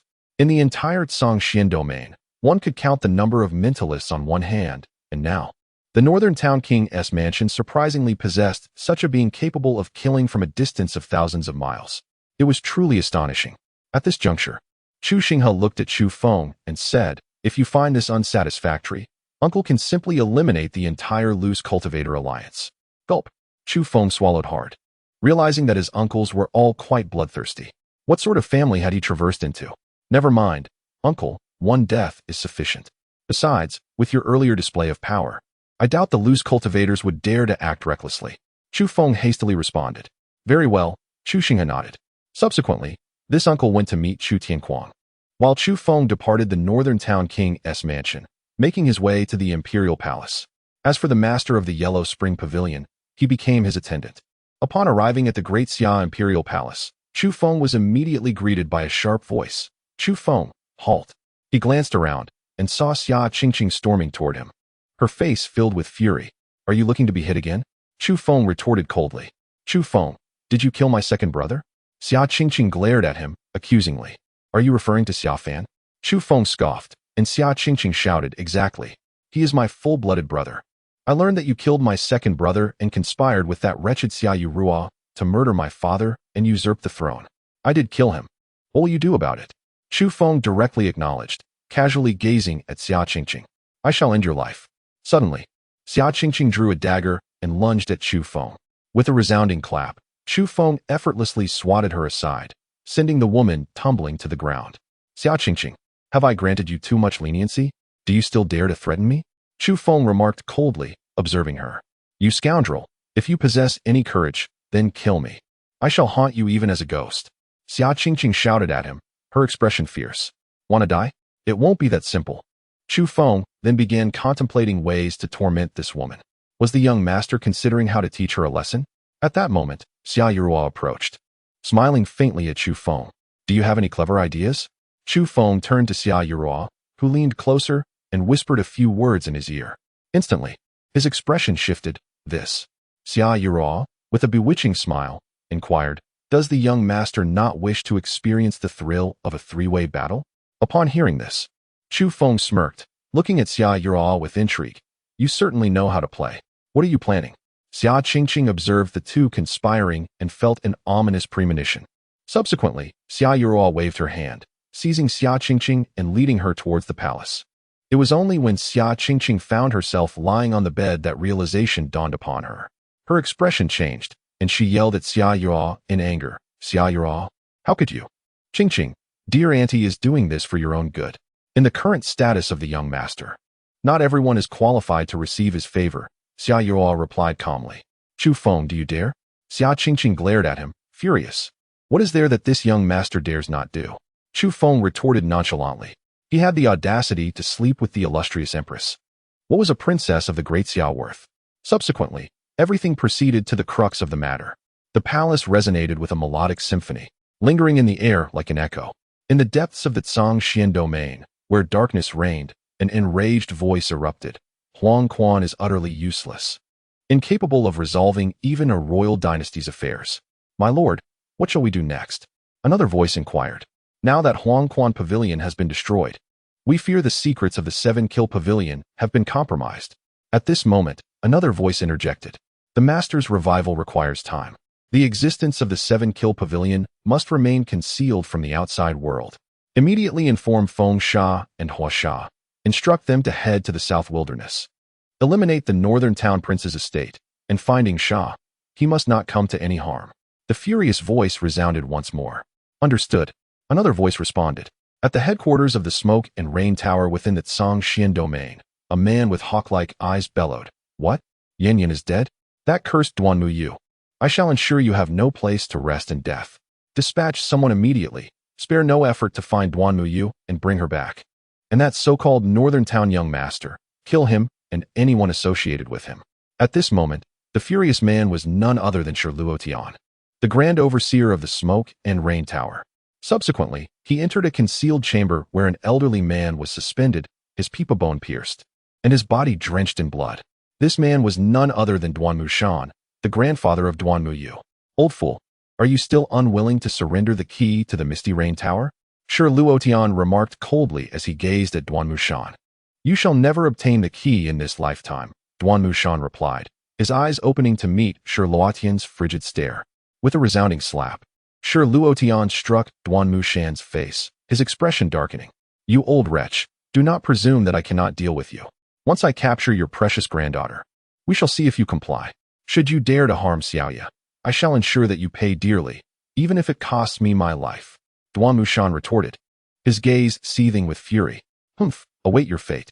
Once I acquire the key and my powers surge, I, Luotian, shall become the true master of the northern tower of the Misty Rain Tower. Perhaps one day, I shall unify the four towers and restore the former glory of the Misty Rain Tower. Luotian declared, his demeanor icy. The following day, at the imperial palace of the Great Xia, outside the Empress's chamber, an urgent voice resounded. Your Majesty, we have received pressing news from the border. The chamber doors then opened, revealing Xia Yao, who inquired coldly, what has transpired at the border? The black armored army under the Southern Wilderness King has arrived at the border, demanding the surrender of the one who killed the Southern Wilderness King's son, or else they will raise the Great Xia today. The messenger replied. Upon hearing the name Southern Wilderness King, Xia Yurua's expression shifted. As the ruler of the Great Xia, she was well acquainted with the powers and strong figures of the Southern Wilderness. The Southern Wilderness King was the current sovereign of the entire Southern Wilderness, and his black armored army was reputed to be a ruthless legion, having annihilated countless factions in the region. With the black armored army now descending, was the Great Xia not in peril? Who is responsible for the death of the Southern Wilderness King's son? Xia Yurua asked, her countenance grave. I did. Emerged a voice as Chu Feng stepped forward. It was you? Xia Yurua exclaimed in surprise, then added, Indeed, perhaps only you possess such audacity within the Great Xia. However, with the Southern Wilderness King's forces pressing upon us, what shall we do? What is there to fear? What a load of nonsense, the black armored army. Since they have come, let us annihilate them. And as for the Southern Wilderness King, he too must perish. It is time for a change in the ruler of the Southern Wilderness. Chu Feng declared, his expression devoid of warmth. Amidst the Great Xia border, 5,000 warriors clad in black heavy armor, wielding black long spears, and wearing half-masks rode atop crimson steeds of fifth-tier, demonic beast strength. These horses were similarly adorned in black armor, resembling a formidable cavalry unit. This scene delivered a powerful visual impact. Should any other factions from the Southern Wilderness be present, they would undoubtedly be astounded, for these 5,000 warriors were none other than the most formidable black armored army under the Southern Wilderness King. It was this very army that had obliterated innumerable factions in the Southern Wilderness, ultimately leading to the Southern Wilderness King's ascendance to power. Wherever the black armored army roams, rivers of blood shall flow. At this moment, two figures stood suspended in the air before the black armored army, exuding an unparalleled aura of sovereign authority. They were two of the four formidable warriors under the command of the king of the Southern Wilderness. What are we waiting for? We might as well charge in directly and let all the lowly subjects of the Great Xia accompany our young master to the grave, remarked one of the sovereign warriors, gripping a massive hammer, his tone icy. As the other sovereign warrior was about to speak, a cold voice interrupted. Accompany your young master to the grave? Who does he think he is? In a flash, Chu Feng appeared with his hands in his pockets. Who are you? The two sovereign warriors demanded, their eyes narrowing at Chu Feng. Are you not searching for the murderer of the son of the king of the Southern Wilderness? Chu Feng responded indifferently. Instantly, the expressions of the two hardened. The hammer-wielding warrior glared at Chu Feng. Did you kill my young master? Indeed, Chu Feng replied coldly. At once, a terrifying intent to kill erupted from the two warriors. You brat, die. The hammer-wielder bellowed, swinging his weapon mercilessly towards Chu Feng. Boom. The hammer struck with a tremendous force, echoing like thunder. Yet, Chu Feng remained remarkably composed. Suddenly, the Lord of the Yellow Springs darted forward, delivering a punch that sent the sovereign warrior and his hammer flying. With the opponent being only at the 6th level of sovereign realm, he stood no chance against the 9th level Lord of the Yellow Springs. The other sovereign warrior's expression changed dramatically. Just then, the sound of hurried footsteps approached. The four commanders of the Eastern Long Yuan, Mad Warrior, Blood Fiend, and Dragon Mountain led the Northern Guardian army directly into the fray. "Kill. Leave none alive," commanded Chu Feng coldly. Instantly, the four commanders charged ahead, followed closely by the Northern Guardian army, engaging in a fierce battle with the elite black armored army under the king of the Southern Wilderness. The sovereign warrior who had yet to make a move was soon beset by the four commanders and was torn to pieces in mere moments. The sovereign warrior, severely wounded by the Lord of the Yellow Springs, was struck with terror. Without a word, he attempted to flee. However, Chu Feng activated Star Flash, instantly blocking his path. "Where do you think you're going?" The man, seeing Chu Feng before him, changed his expression and shouted, "I am a man of the king of the Southern Wilderness. If you dare to harm me, the king will not let you go." As his words fell, Chu Feng appeared before him, seizing his throat with a hand, and coolly replied, "Rest assured, your master will soon join you." Crack! In an instant, the sovereign warrior's neck was snapped, his body discarded carelessly on the ground. After a fierce battle lasting over 10 minutes, the entire force of 5,000 black armored soldiers was annihilated, not a single one remaining. Although their average strength surpassed that of the Northern Guardian army, they could not withstand the sheer number of troops, especially with the assistance of the four commanders. The armor and weapons of the black armored army were indeed formidable. Chu Feng gazed upon the heavy armor and long spears of the black armored army, his eyes shimmering with insight. He discerned that these armaments were crafted from extraordinary materials, possessing defensive and offensive capabilities far superior to those of the Northern Town Army's gear. It was evident that an enhancement of weaponry for the Northern Town Army was imperative, a resolution Chu Feng silently embraced. Given the Northern Town Army's comprehensive combat prowess, the addition of formidable weaponry would undoubtedly amplify their might. Clearly, Chu Feng aspired to transform the Northern Town Army into an invincible legion, unstoppable in their pursuits. However, such ambitions required a gradual approach. "My lord, should we not directly annihilate that king of the Southern Wilderness?" At this moment, the fervent warrior, Huang Zhan, expressed his eagerness. "I shall personally deal with the Southern Wilderness king. Your task is to eradicate all 6 major dynasties." Chu Feng replied coldly. Previously, he had extended an opportunity for the 6 dynasties to surrender and submit, yet none complied. Thus, Chu Feng felt no obligation to show mercy. "Understood," the 4 army commanders promptly affirmed. However, Dongfang Chanyuan regarded Chu Feng with concern. "My lord, it is said that the Southern Wilderness king possesses the strength of a monarch. Should we proceed with caution? Do you doubt my capabilities?" Chu Feng reassured him with a confident smile. "A mere monarch, I can handle." Subsequently, the 4 army commanders led the Northern Town Army in 4 divisions towards the Eastern Islands and the other 6 dynasties. Chu Feng, accompanied by the Lord of Huangquan, made his way to the estate of the Southern Wilderness king. Along the journey, Chu Feng seized the opportunity to enter the Chaos Inyang Tower, continuing to refine the vital essence of the leader of the savage tribe. Meanwhile, within the imperial palace of the great Xia Yurua swiftly learned of the obliteration of the black armored army. "Indeed, I chose the right person." A smile graced her lips. Suddenly, her expression shifted, and she clutched her head in anguish, her face contorted in pain. In another secluded chamber, Xia Qingqing sat cross-legged with disheveled hair, her blood boiling within her as a terrifying bloodline power awakened. Boom!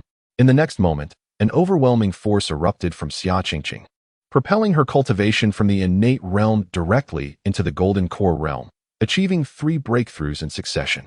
With a swish, Xia Qingqing opened her eyes, murmuring to herself, "I never anticipated awakening such a potent bloodline." After being thoroughly ravaged by Chu Feng the previous night, she had initially contemplated ending her struggles, only to find herself unexpectedly empowered by a formidable bloodline force. This newfound strength ignited a flicker of hope within her previously desolate heart. "Chu Feng, once I surpass you with this bloodline power, I shall ensure your dismemberment. And as for Xia Yurua, you all deserve to perish." Xia Qingqing growled with a fierce countenance.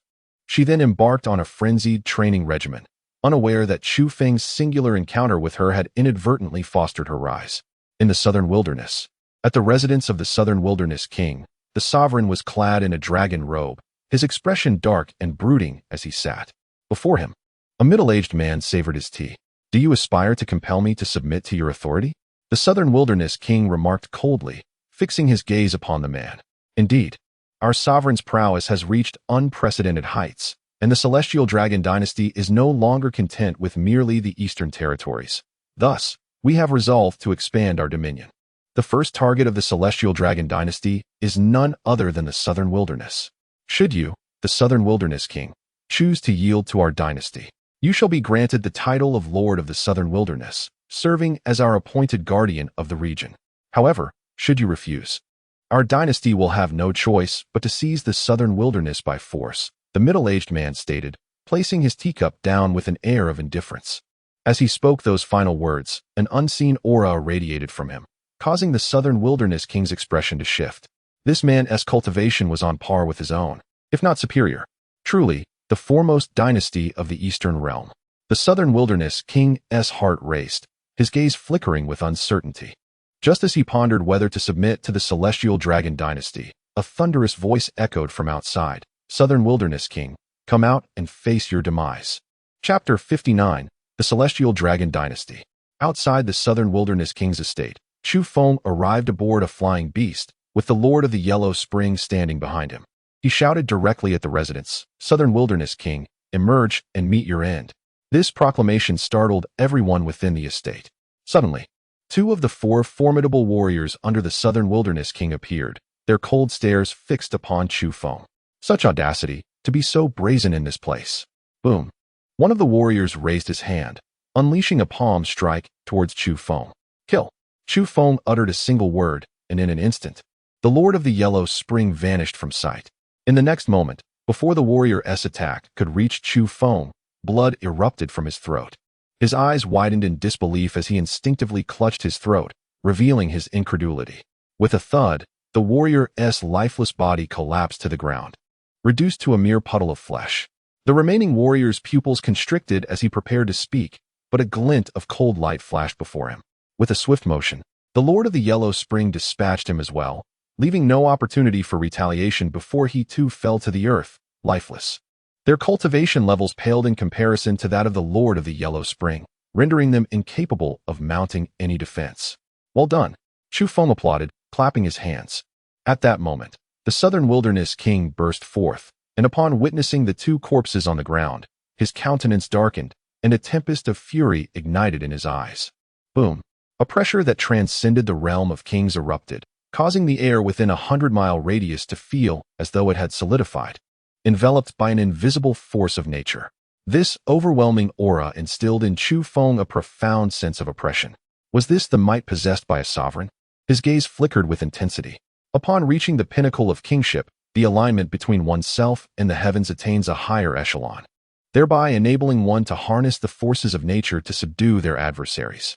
In the realm of kings, the power derived from the heavens is even more formidable. With this celestial force alone, one can easily dominate any formidable being of a lesser realm. However, Chu Feng possesses the chaotic divine demon body, endowed with demonic prowess, rendering the mere forces of nature ineffectual against him. Yet, the Lord of the Yellow Springs found himself kneeling before this overwhelming celestial might of the kingly realm. Though he had achieved the pinnacle of kingship, he remained utterly powerless in the presence of a king. At that moment, the king of the Southern Wilderness gazed at Chu Feng, who appeared unaffected by his celestial force, his eyes narrowing as he coldly inquired, "Who are you?" "The one who killed your son," Chu Feng replied directly. Boom!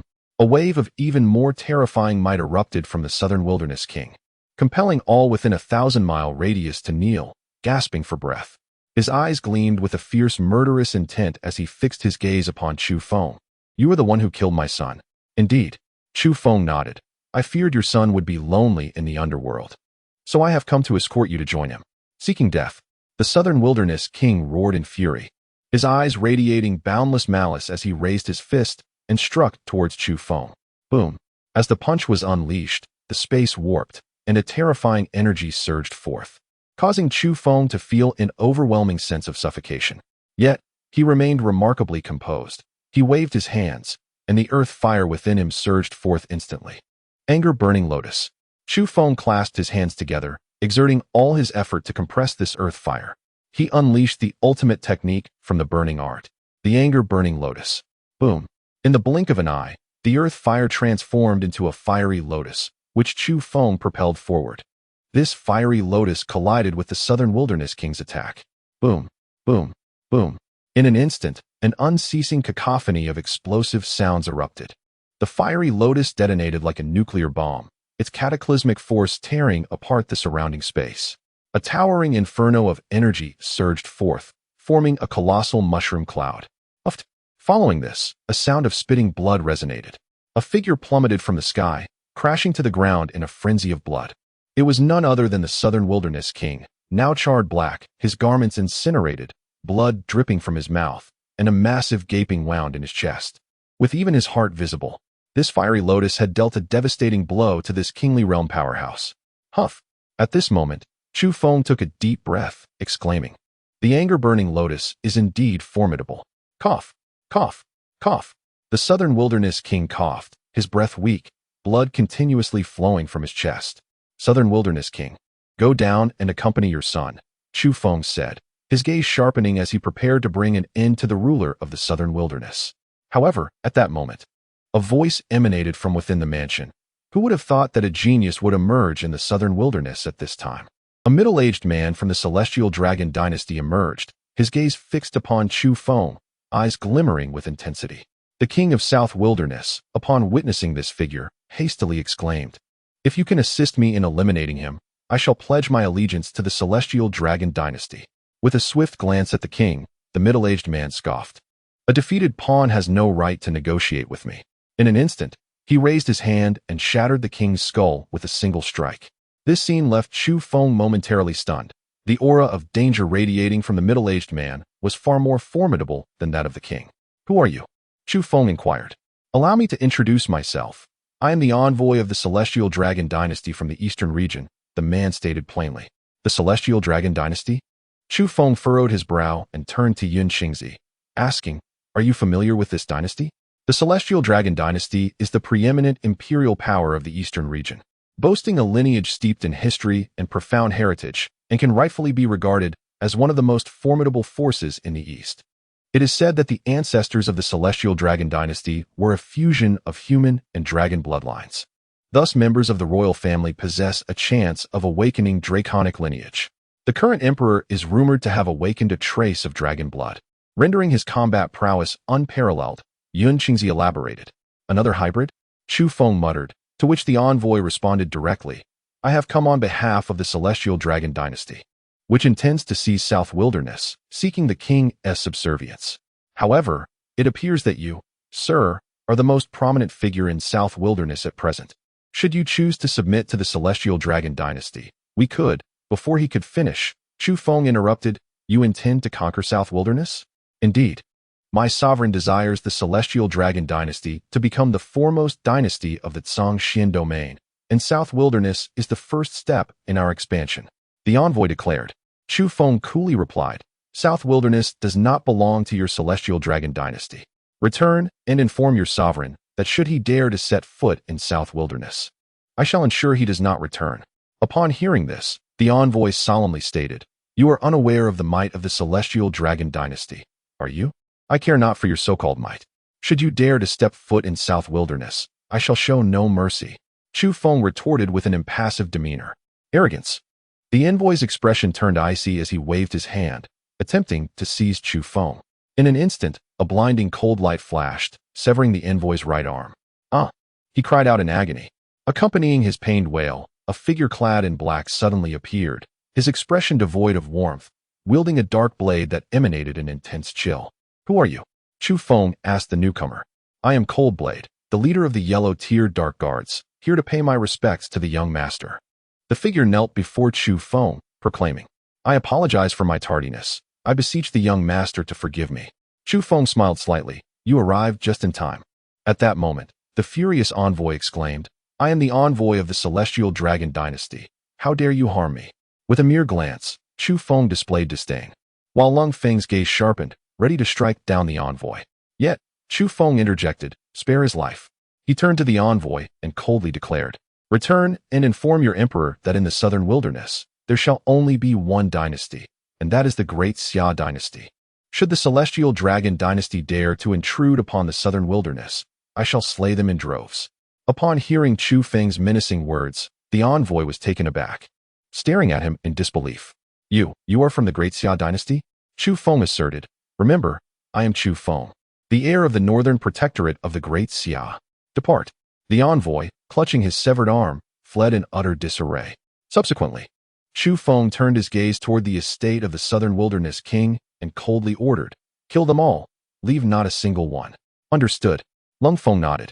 Instantly, 20 yellow-ranked shadow guards emerged, transforming into streaks of light as they surged towards the estate of the southern wilderness king, unleashing a massacre. Young master, please spare my life. Suddenly, a figure burst forth from the estate, pleading with Chu Feng. Chu Feng glanced at the individual and coldly responded, give me a reason to spare you. Young master, I am a weaponsmith. I can forge weapons for you. The man hastily replied. You are a weaponsmith? Chu Feng inquired, surprised.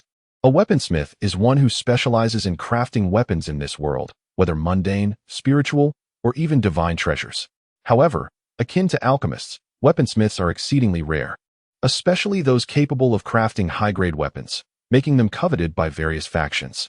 Indeed, the weapons of the southern wilderness king's subordinates and the equipment of the black armored army were all crafted by my hand.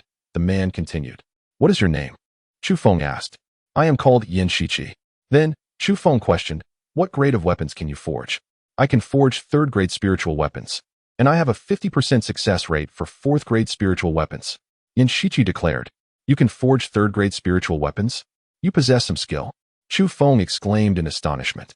Spiritual weapons are categorized from 1st to 9th grade, with higher grades corresponding to greater power. In the southern wilderness, 3rd grade spiritual weapons are indeed rare. Suddenly, Chu Feng conceived an idea. If the Northern Protectorate's army were fully equipped with 3rd grade spiritual armor and weapons, it would be formidable. He promptly shared this thought with Yin Shiqi. Can you accomplish this? Young master, if the materials are sufficient, I can forge 3rd grade defensive spiritual armor and 3rd grade spiritual weapons. But to equip an entire army, the required materials would be immense, Yin Shiqi responded. Upon hearing this, Chu Feng inquired, where do the materials for the armor of the black armored army come from? There is a mine in the southwestern region of the southern wilderness, abundant in black iron ore. The armor materials of the black armored army are derived from black iron ore. However, relying solely on black iron ore can only yield 1st grade defensive spiritual armor and 1st grade spiritual weapons. Additional materials are necessary, Yin Shiqi explained. List all the materials you require, and I shall ensure they are procured, Chu Feng declared. Understood. Yin nodded at 17 and then spoke. By the way, young master, the king of the South Wilderness possesses a treasure chamber, which houses many of his cherished artifacts. Is that so? Immediately, Chu Feng's eyes lit up, and he followed the other into the treasure chamber of the South Wilderness king. Indeed, within this chamber lay numerous medicinal herbs, elixirs, weapons, and techniques. That is the Xianling grass. Yun Qingzi exclaimed excitedly. Xianling grass? Chu Feng's gaze swept over a herb infused with spiritual essence. Yun Qingzi explained, Xianling grass is one of the essential ingredients for refining the soul-melding pill. Is that so? At once, Chu Feng's focus sharpened. Now that he possessed the corpse of the clan leader of the, if he could gather all the necessary materials for the soul-melding pill, Yun Qingzi could be reborn through that vessel. With Yun Qingzi's imperial-grade alchemy, his rebirth would greatly benefit Chu Feng.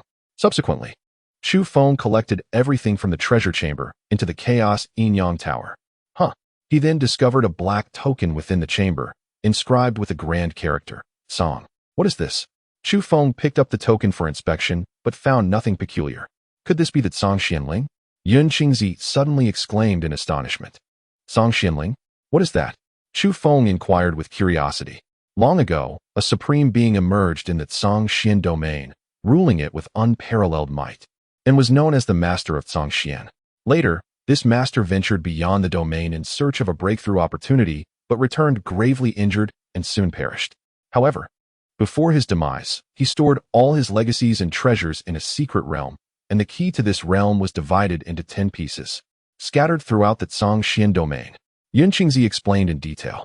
Chu Feng couldn't help but exclaim, you mean to say this token is the key to opening the secret realm? Indeed.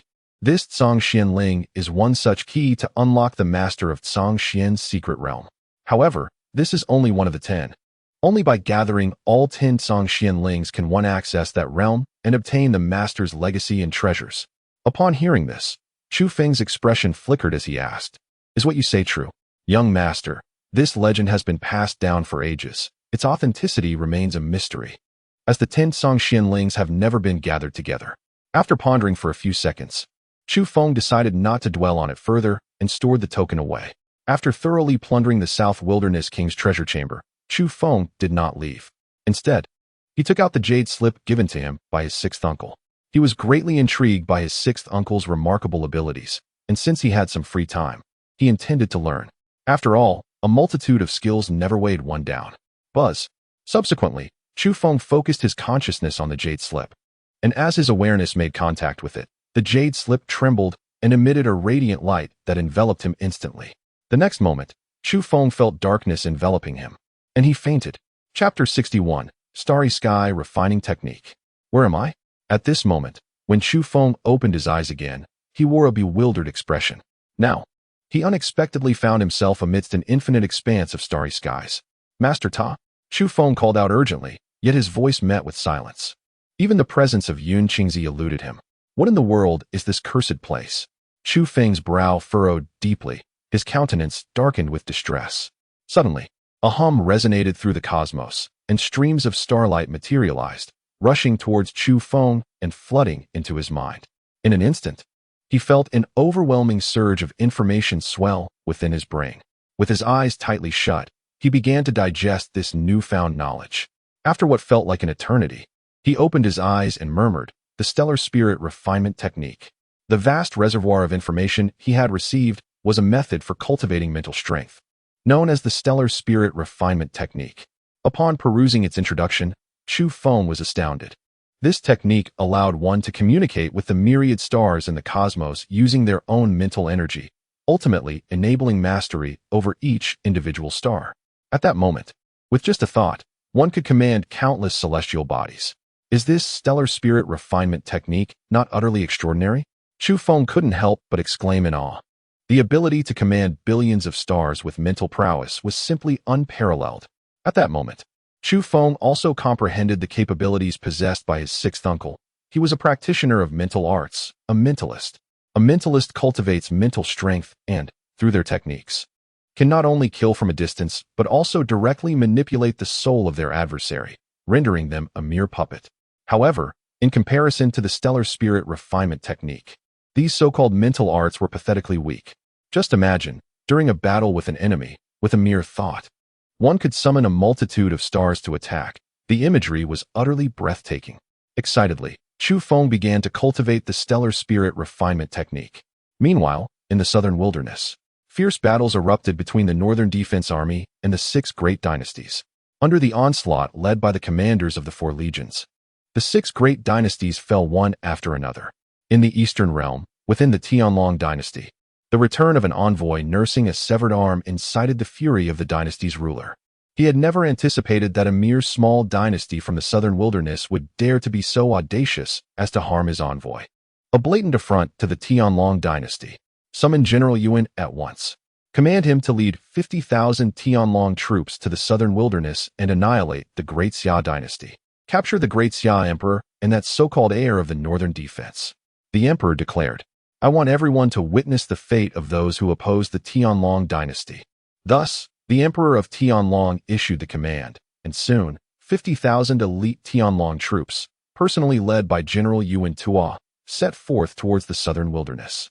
3 days later, outside the capital of the eastern Yamato dynasty, the commanders of the Northern Defense Army positioned their forces at the city gates. After 3 days of conquest, only the eastern Yamato dynasty remained of the 6 great dynasties, while the other 5 had been obliterated by the Northern Defense Army. The sovereigns of the 5 great empires hung lifeless outside their capital, with not a single member of the royal family or official remaining. All had perished. As the Northern Expeditionary Army approached the city, chaos reigned within the capital of the eastern land, with officials trembling in fear, devoid of any will to resist. Within 3 days, the Northern Expeditionary Army had annihilated the 5 great empires, a feat that instilled profound terror in every commander and soldier of the Eastern Empire. Consequently, the Northern Expeditionary Army encountered no resistance as they advanced to the outskirts of the Eastern Empire's capital, where the imperial forces either surrendered or fled in disarray. At this moment, in the grand hall of the Eastern Palace, an official urgently urged, "Your Majesty, we must flee. The Northern Expeditionary Army is about to breach the city." The officials glanced at the Eastern Emperor, Abe Tenkai, who sat upon the dragon throne, clenching his fists so tightly that they made a creaking sound. His eyes blazed with intense fury. "Damn the Northern Expeditionary Army. They are intolerable." Abe Tenkai bellowed in a fit of rage. He could never have imagined that the Eastern Empire would meet such a dire fate. "Report." A guard rushed into the hall, kneeling as he proclaimed, "Your Majesty. The Northern Expeditionary Army has breached the capital and is advancing towards the palace." "What? How could it be so swift? What of the city's defenders?" Abe Tenkai's countenance shifted dramatically as he shouted. He had mobilized a formidable force of 200,000 elite kamikaze troops to guard the city. How could it have fallen so quickly?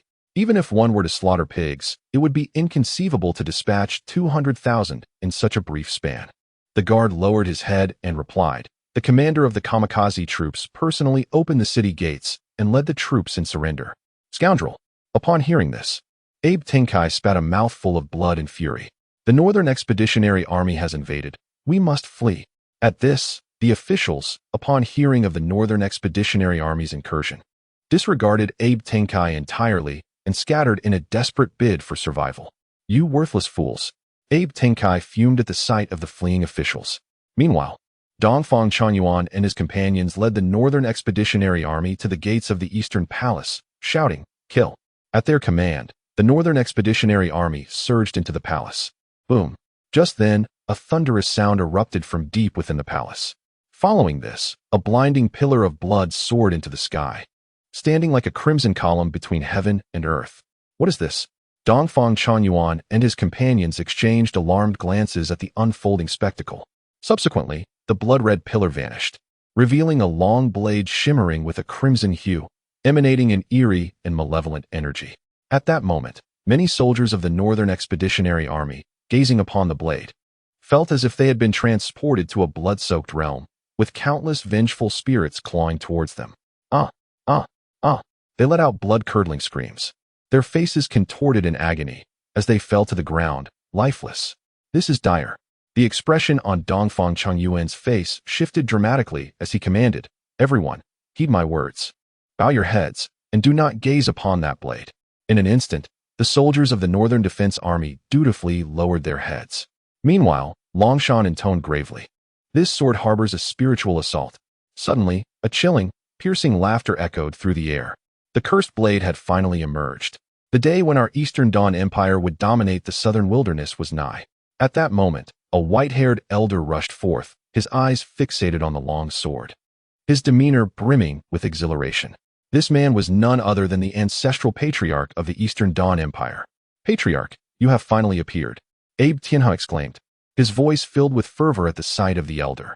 "What is happening? Who are they?" The patriarch's gaze swept across the Northern Defense Army. "Patriarch, they are the Northern Defense Army sent by the Great Xia Empire, here to obliterate our Eastern Dawn Empire. I implore you to take action and vanquish them, restoring our empire's might."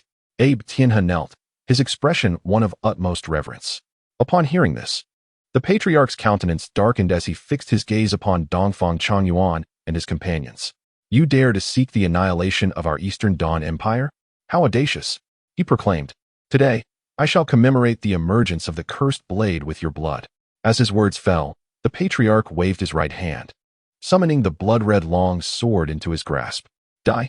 With a single command, the cursed blade unleashed an endless torrent of sanguine malevolence, enveloping Dongfang Chanyuan and the others instantly.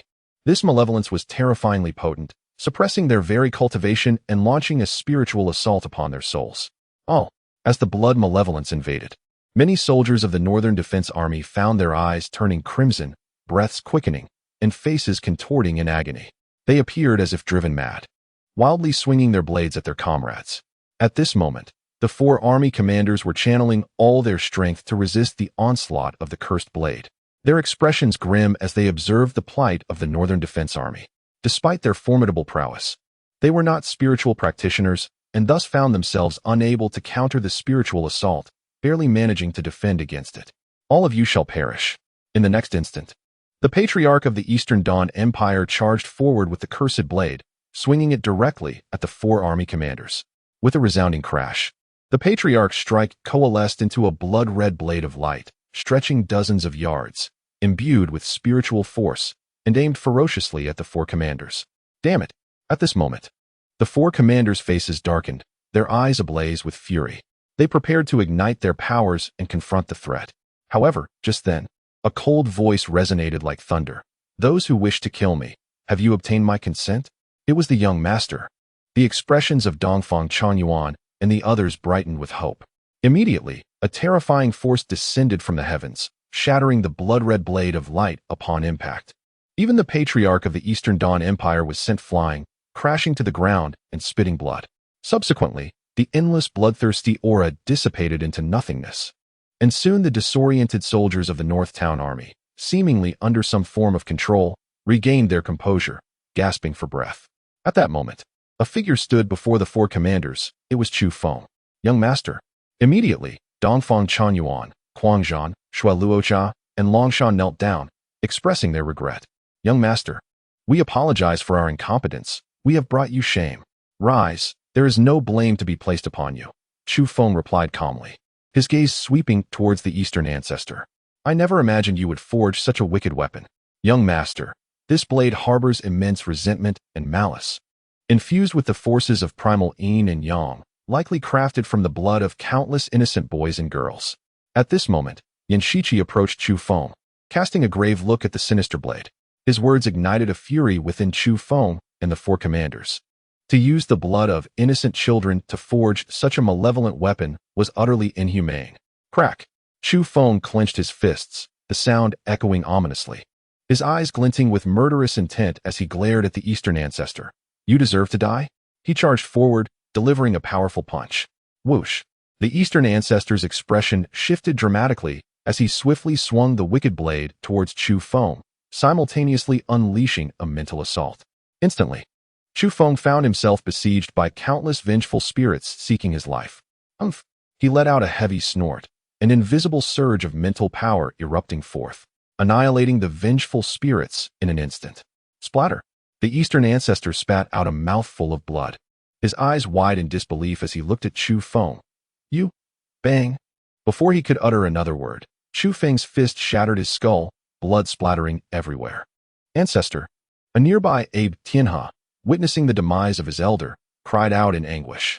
Terror gripped him as he gazed at Chu Feng, his eyes filled with rage and resentment. "You shall not die a good death. Die, you wretched beast." At that moment, Guangzhan rushed forward, wielding his great blade and severing Abe Tianha in two. Not yet satisfied, he violently hacked at the corpse, reducing it to a bloody pulp.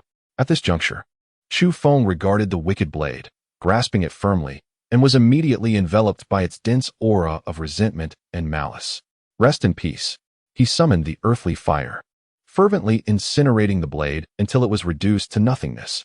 His expression turned icy as he commanded, "Eliminate every member of the Eastern royal family. Leave none alive." "Young master, there are still 200,000 troops from the Eastern royal family outside who have surrendered. How shall we deal with them?" Dongfang Chanyuan inquired. "Kill them all. Leave not a single soul," Chu Feng declared expressionlessly. His loathing for the people of the Eastern Empire, fueled by the wicked blade, was profound. He yearned for their complete annihilation. "Understood."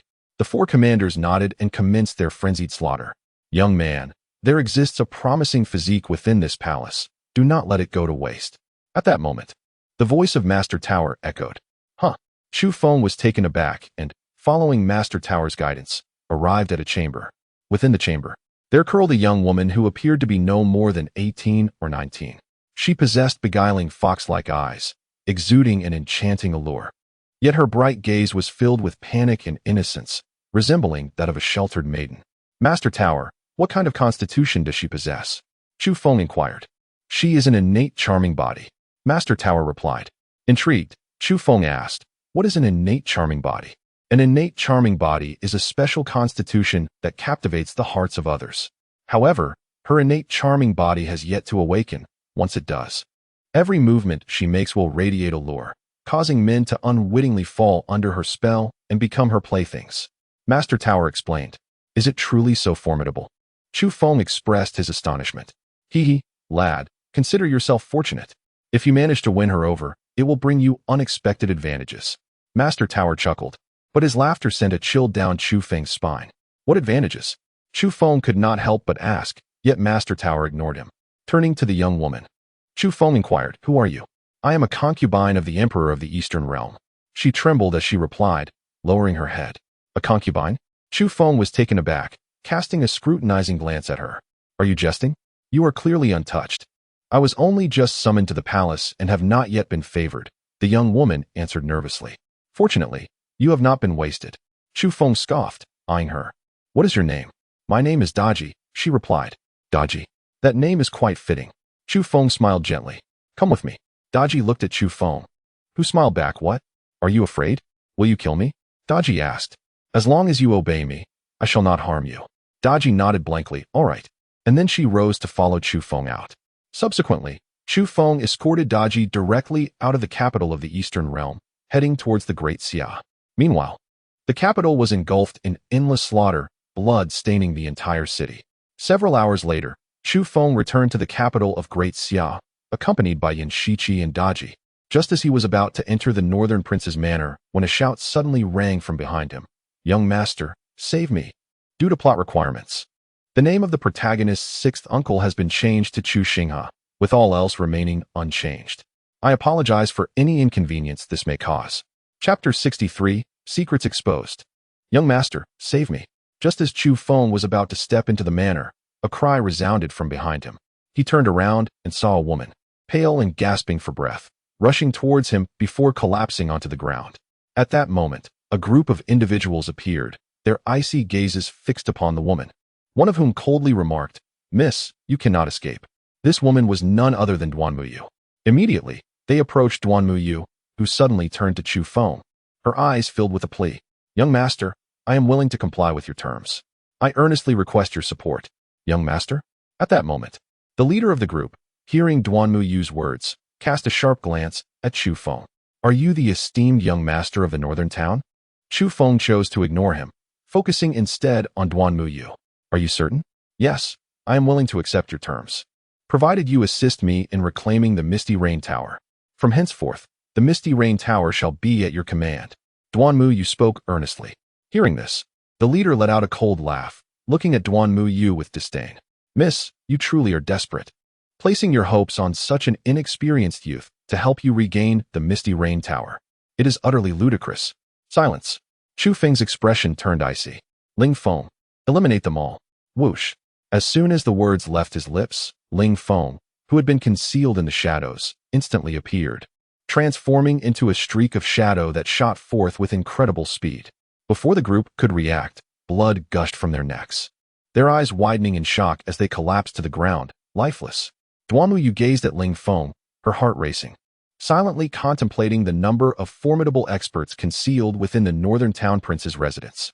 She then rose and respectfully addressed Chu Feng. "Duan Muyu pays her respects to the young master. From now on, you shall be my master. Merely uttering words is insufficient. I must imprint my spiritual mark upon you." Chu Feng stated directly. "A spiritual mark?" Duan Muyu gasped, looking at Chu Feng in disbelief. "You are a spiritual master?" The spiritual mark is a method of embedding one's mental energy into another's soul to exert control over them.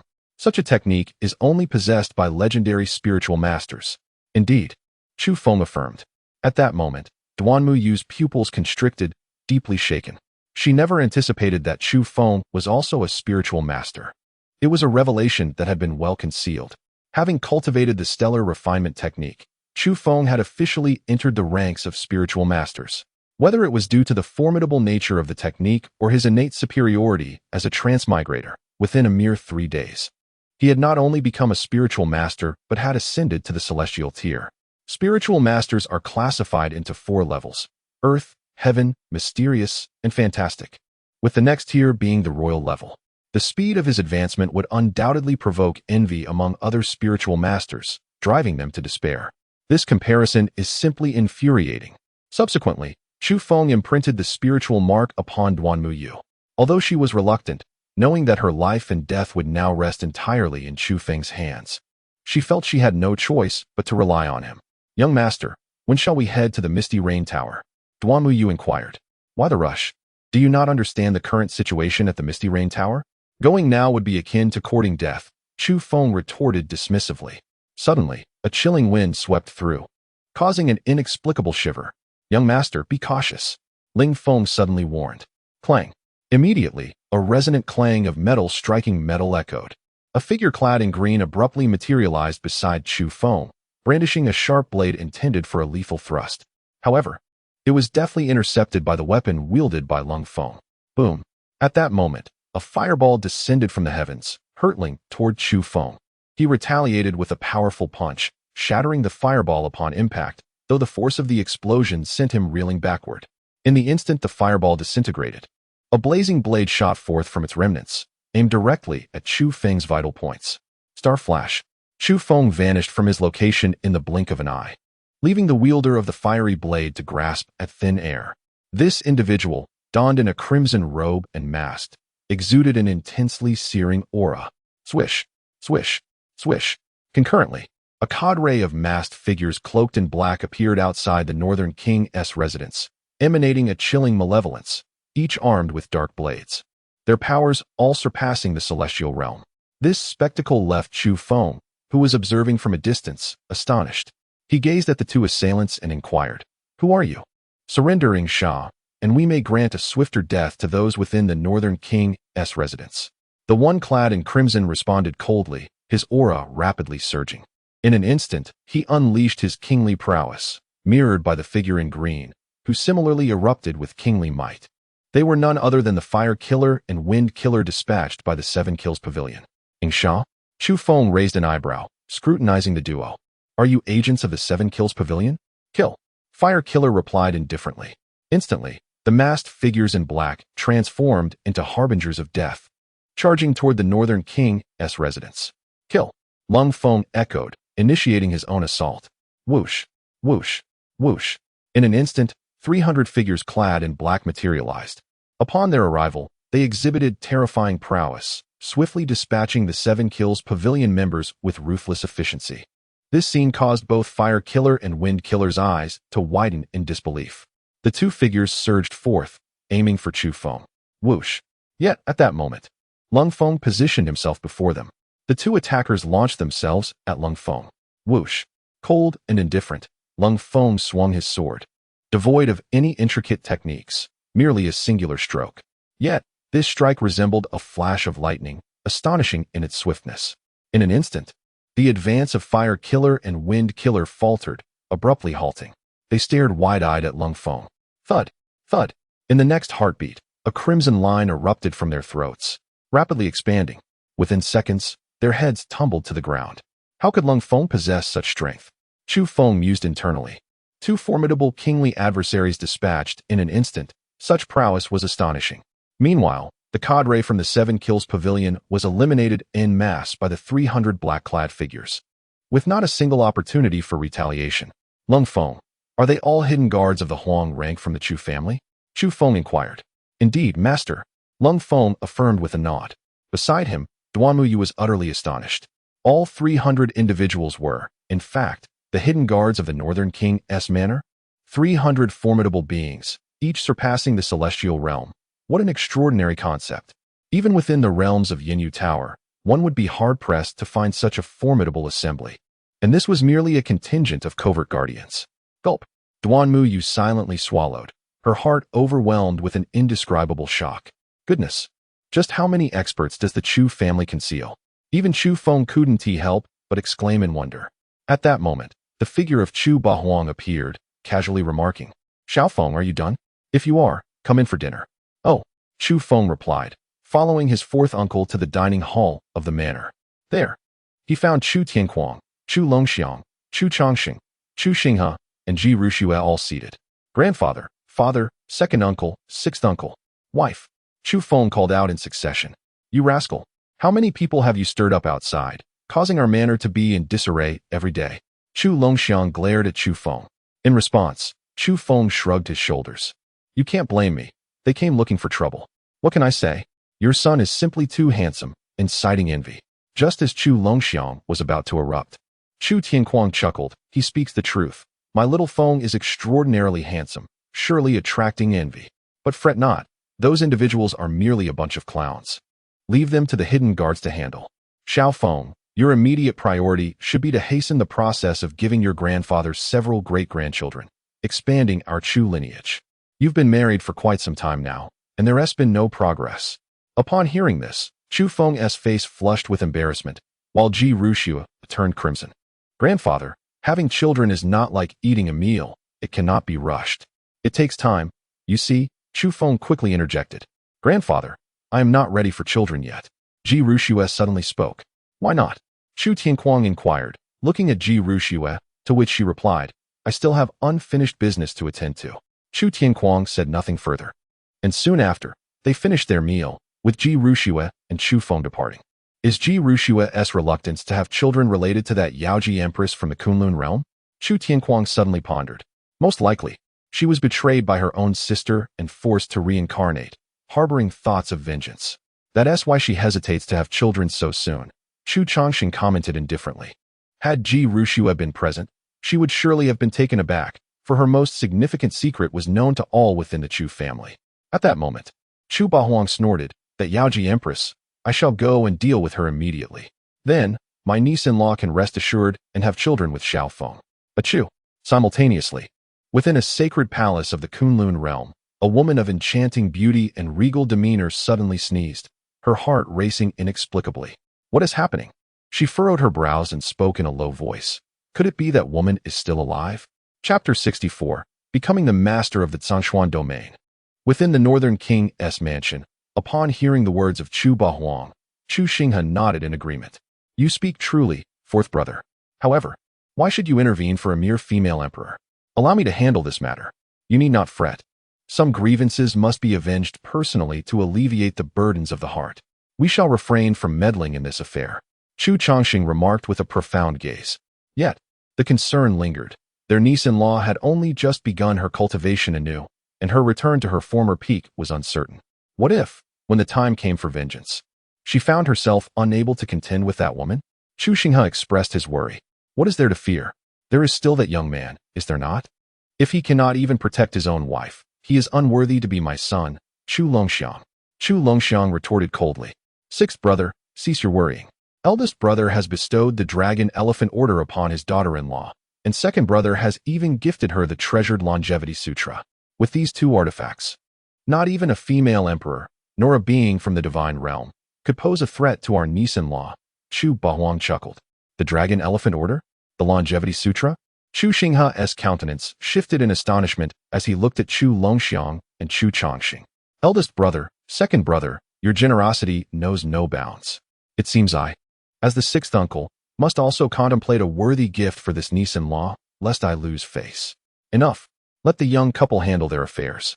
We should prepare to depart. After years of rest, these old bones need to be set in motion, Chu Tianquang stated with a frigid demeanor. Instantly, a glint of icy resolve flickered in the eyes of Chu Longxiang and the others. Meanwhile, Chu Feng and Ji Ruxue returned to their quarters. Ji Ruxue looked at Chu Feng and declared, Let me be clear, I cannot have children at this moment. Not now, but will it be possible in the future? Chu Feng replied with a teasing smile. In the future, it will also be impossible. I will never harbor feelings for you, nor will I bear your children. Ji Ruxue asserted with unwavering determination. No worries. I believe love will blossom over time. With that, Chu Feng scooped Ji Ruxue into his arms and carried her to the bed. In the southern wilderness royal mansion, two figures suddenly appeared, and their expressions changed upon witnessing the scene of bloodshed within. What has transpired? Who has slain the southern wilderness king? One of them furrowed his brow. The other, having surveyed the interior, spoke in a low voice. The Zhongshuan order has not been located. It must have been taken by someone. Quickly ascertain the facts. We have only just discovered the whereabouts of its Zhongshuan order, and we cannot allow it to fall into the hands of others. With that, the two vanished from the scene. The following day, a voice like a bluebird called from outside Chu Feng's chamber. Young master, the Eastern Legion commander has arrived. Chu Feng promptly rose, dressed himself, and stepped outside. At that moment, Ji Ruxue sat up abruptly, murmuring to herself, This cannot continue. I must hasten my recovery and return to the Kunlun realm. Swiftly, she retrieved the Longevity Sutra given to her by Chu Chongxing, her eyes gleaming with determination. On the other side, as Chu Feng left the chamber, he encountered Dongfang Changyuan, who inquired, "Young master, now that the 6 great empires have been utterly vanquished, what is our next course of action?" Chu Feng replied, "What you must do next is assist Yan Shiqi in gathering the materials for weapon crafting. I intend to equip the northern garrison with an entirely new set of armor and weaponry to enhance their combat prowess." "By the way, what of Xia?" Chu Feng inquired. "He remains confined within the northern garrison's camp. Bring him forth." Subsequently, Chu Feng made his way directly to the imperial palace. "Why have you come?" Xia Yuruo, engaged in state affairs, looked up at Chu Feng's arrival and remarked, "What is the matter? Am I not welcome?" Chu Feng swiftly embraced Xia Yuruo, who then entwined her arms around his neck, coyly responding, "How could that be? I owe you my gratitude. Now, only the great Xia remains among the 7 empires of the southern wilderness, and that is entirely your doing. Gratitude cannot merely be spoken." Chu Feng replied with a playful smile. Xia Yuruo leaned close to Chu Feng's ear and whispered, "Today, I wish to be on top." Thus, a fierce battle unfolded within the imperial study. Soon, over 2 hours passed, and it was only when Xia Yuruo could endure no more that Chu Feng finally relented. "Later, issue an edict commanding all factions of the southern wilderness to pay tribute to the great Xia tomorrow. Any who fail to comply shall face execution without mercy. I desire the great Xia to reign supreme henceforth in the southern wilderness." Chu Feng gently caressed Xia Yuruo's hair, speaking with a calm demeanor. "You intend to elevate me to the position of sovereign over the southern wilderness?" Xia Yuruo exclaimed in surprise. "Merely the lord of the southern wilderness? Is that all that satisfies you? What if I were to make you the master of the Zhongxian domain?" Chu Feng responded with a gentle smile. Immediately, Xia Yuruo laughed playfully. "Are you not afraid that I might kick you aside then? You may certainly try," Chu Feng declared confidently. After a tender moment together, he took his leave. At that moment, a glint of determination sparkled in Xia Yuruo's eyes as she murmured to herself, "Master of Zhongxian? Humph. Can such a trivial title truly ensnare you?" Suddenly, a cold, disdainful voice resonated within her mind. With a start, Xia Yuruo's expression changed, and she shouted, "Who are you?" After departing the palace, Chu Feng wandered alone through the streets of the capital, intending to visit Wang Pengzi, who had become one of his few friends since his arrival in this world. Just then, a shout pierced the air behind him, "Get out of the way. All of you, clear the path for this young master." He turned his head to see a young man galloping on a fierce steed, careening through the streets. The commotion he caused sent many citizens flying, some of whom fell, bloodied, from the impact. The young man, however, showed no sign of slowing down. Instead, he spurred his mount to greater speed, exuding an air of utter arrogance. In the blink of an eye, the steed bore down upon Chu Feng. The youth, seeing Chu Feng standing firm, coldly declared, "You seek death." He charged forward, aiming to collide violently with Chu Feng. Bang! In the next moment, Chu Feng unleashed a powerful punch, instantly obliterating the fierce steed, causing the young man to crash to the ground, howling in agony. He immediately directed an angry roar at Chu Feng. "You scoundrel! How dare you slay the mount of this noble heir? Who gave you the audacity?" "Noble heir?" Chu Feng raised an eyebrow, scrutinizing the individual before him. "Which family do you represent?" "I am the grandson of the Mountain Protector King, the heir of the Mountain Protector Manor," the young man proclaimed haughtily. "The Mountain Protector King? What a farce!" Chu Feng scoffed. The surrounding commoners, upon hearing the mention of the Mountain Protector King, gasped in astonishment. This king was once the brother of the late emperor, having carved out vast territories for the great Xia, and his merits were on par with the Northern Guardian King, earning him the title of Mountain Protector. However, this lord had retreated from public life many years ago, seldom engaging in court affairs, thus few were aware of him. To insult a king is to invite death. Suddenly, a chilling voice erupted, and a figure appeared abruptly, launching a palm strike towards Chu Feng. Smack! Chu Feng retaliated with a swift slap, obliterating the assailant on the spot, leaving the heir of the Mountain Protector King utterly dumbfounded. Approaching him, Chu Feng coldly remarked, "What nonsense about the Mountain Protector King? In the great Xia, there is but one king, and that is the Northern Guardian King." As his words fell, he swiftly grasped the young man's throat and squeezed. Crack! The heir of the Mountain Protector King met his demise in that instant. However, a voice filled with sorrow and fury thundered like a storm. At that moment, a robust elder with flowing silver hair rushed forward, tightly embracing the slain heir. Clatter! A battalion of armored soldiers soon arrived, encircling the scene. Swish. The elder fixed a piercing glare on Chu Feng, his eyes ablaze with rage.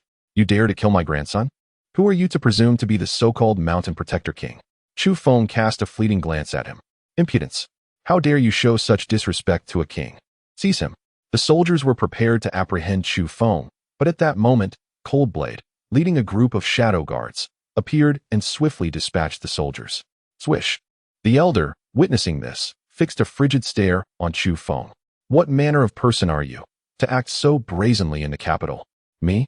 I am Chu Feng, the heir of the Northern Guardian Manor. Chu Feng retorted dismissively. You are that Northern Guardian heir? The elder sneered, a mere spoiled noble. And yet you dare to be so arrogant? Even your grandfather, the Northern Guardian King, would not have dared such insolence before me. What are you? Smack. In an instant, Chu Feng stepped forward and delivered a slap that sent the elder sprawling to the ground. You are not worthy to speak of my grandfather. Rascal. The silver-haired elder bellowed, his aura erupting with the intensity of life and death. With a wave of his right hand, a long blade materialized, aimed directly at Chu Feng. Boom. The strike surged forth, imbued with a terrifying, domineering essence, its power exponentially magnified as it sliced towards Chu Feng with unrelenting momentum. Bang! With a swift motion, Chu Feng delivered a powerful punch that shattered the blade's aura, obliterating the long sword held by his opponent. The silver-haired elder coughed up blood, propelled backward several meters, crashing to the ground and spitting blood in a frenzy. Chu Feng approached, placing his foot on the elder's chest, and coldly remarked, with such feeble strength, how dare you strike at me? How could you be so formidable? The elder stared at Chu Feng in disbelief. It was well known that at his current level of cultivation, even the ancestral figure of the Emperor's Mountain would not stand a chance against him. So how could he be so easily defeated by a debauched young lord? Unbeknownst to him, the ancestral figure had long since passed away. Go join your grandson. Chu Feng scoffed.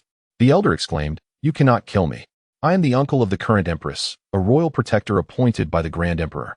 Humph. Chu Feng sneered. It seems you are unaware of who truly holds power in the great Xia Dynasty today.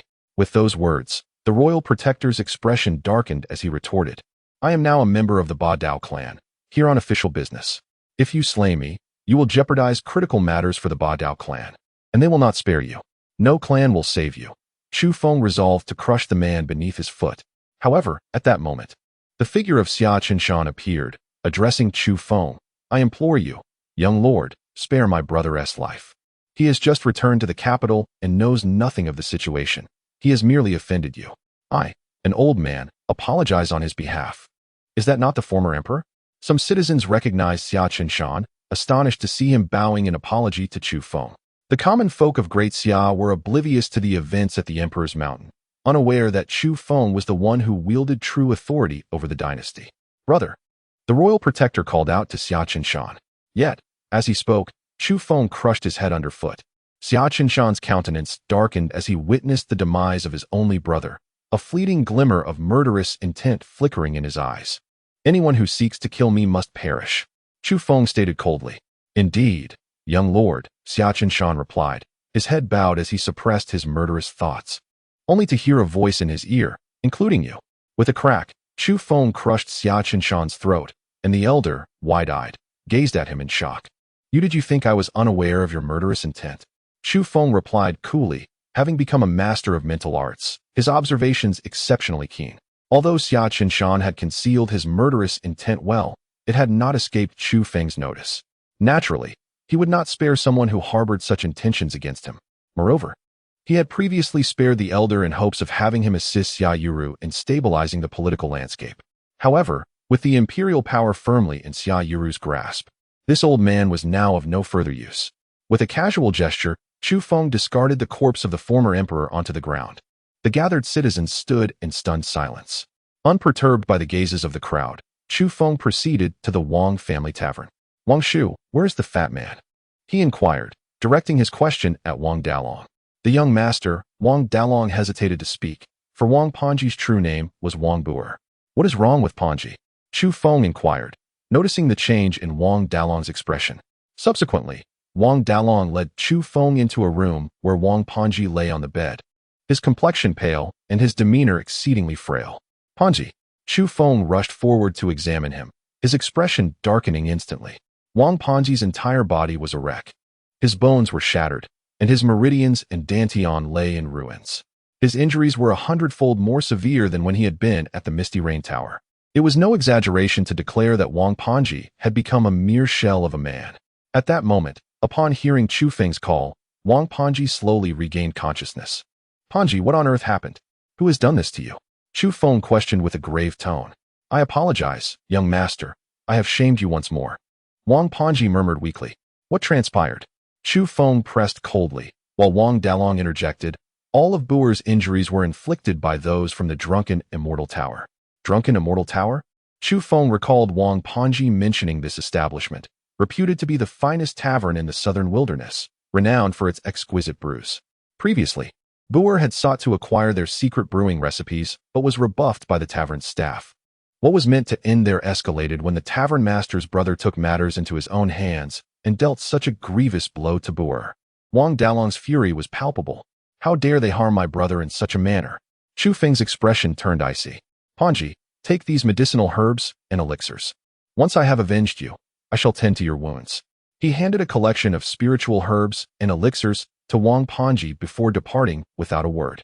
Touched, yet overwhelmed with guilt, Wang Panji felt unworthy of being the young master's brother.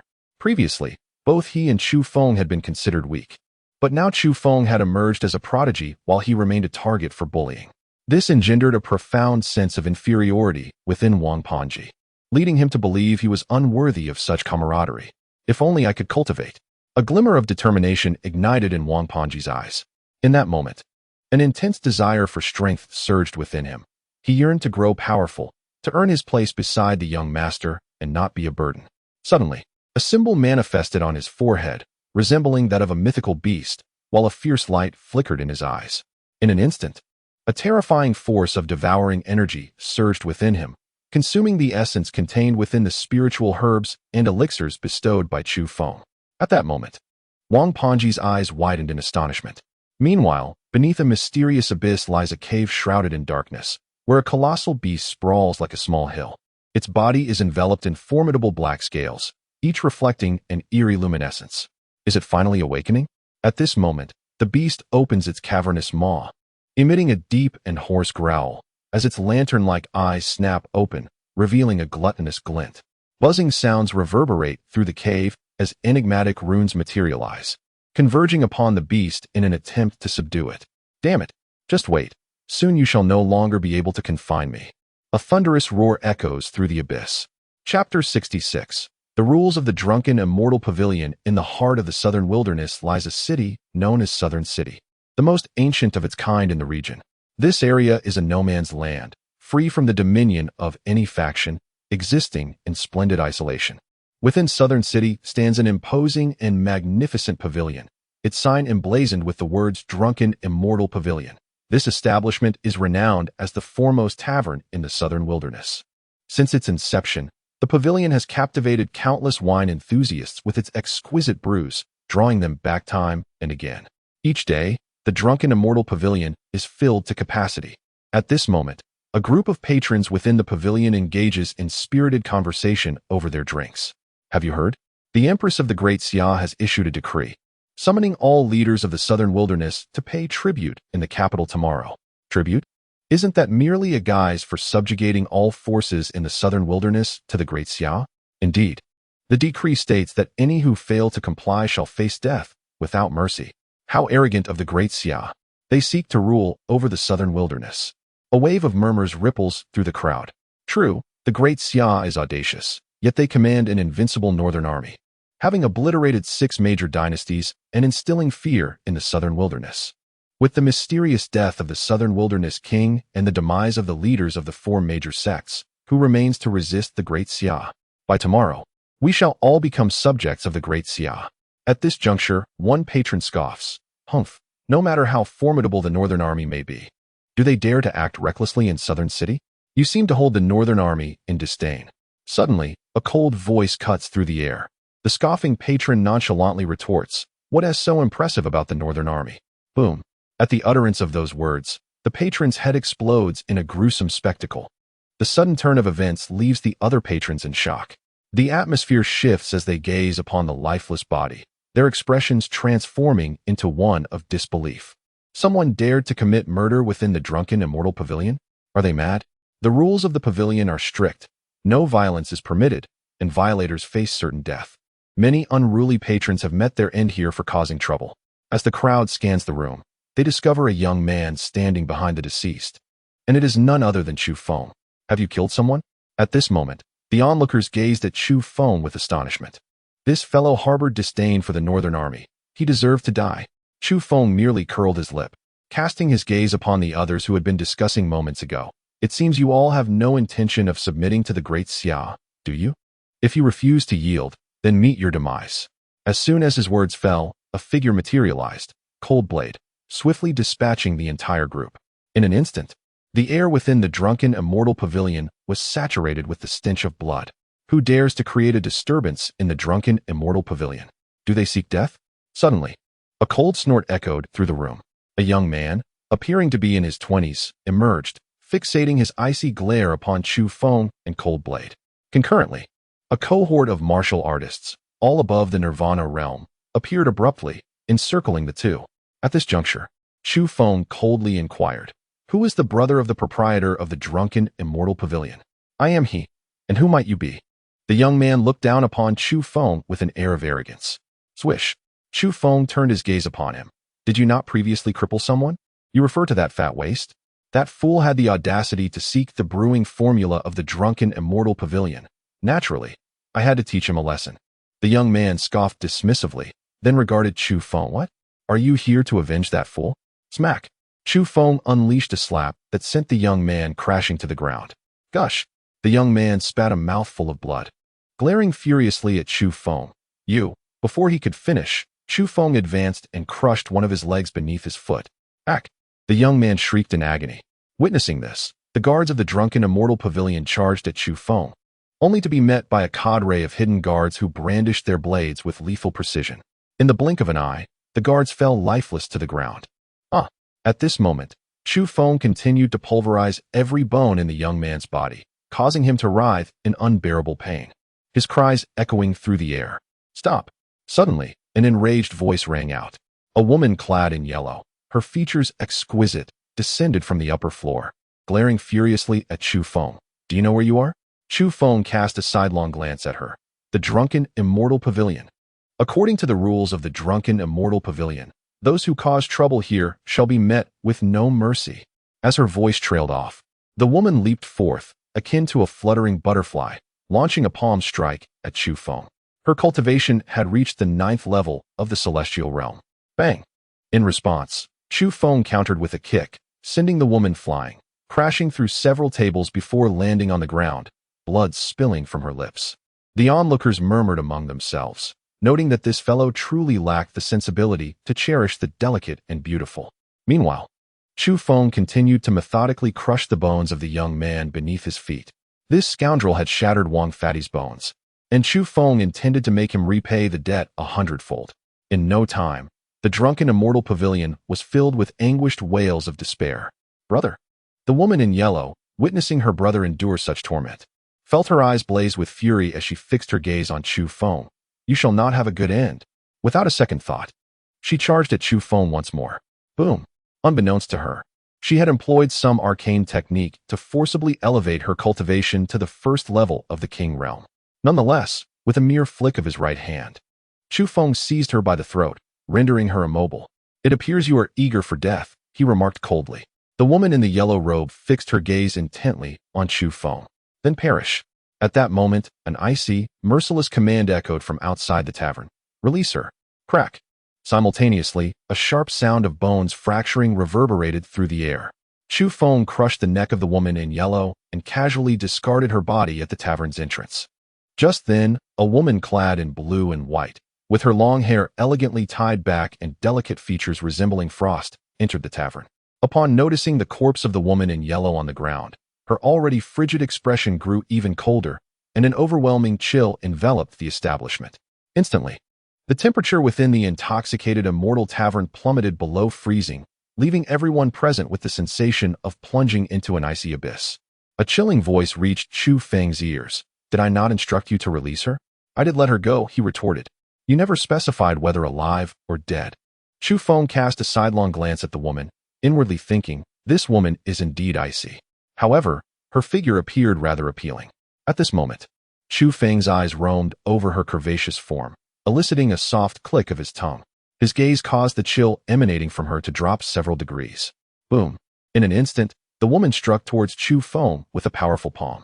Chapter 67. The Sacred Ice Spirit Root. Boom. As her palm approached, a terrifying wave of cold surged forth, leaving Chu Feng with the sensation of his entire body becoming frozen. He countered with a punch, which resonated like thunder. When their fists collided, Chu Feng felt a dreadfully intense chill penetrate his palm and invade his body, as if his blood was on the verge of congealing. Frost began to form on the surface of his skin, threatening to encase him in ice.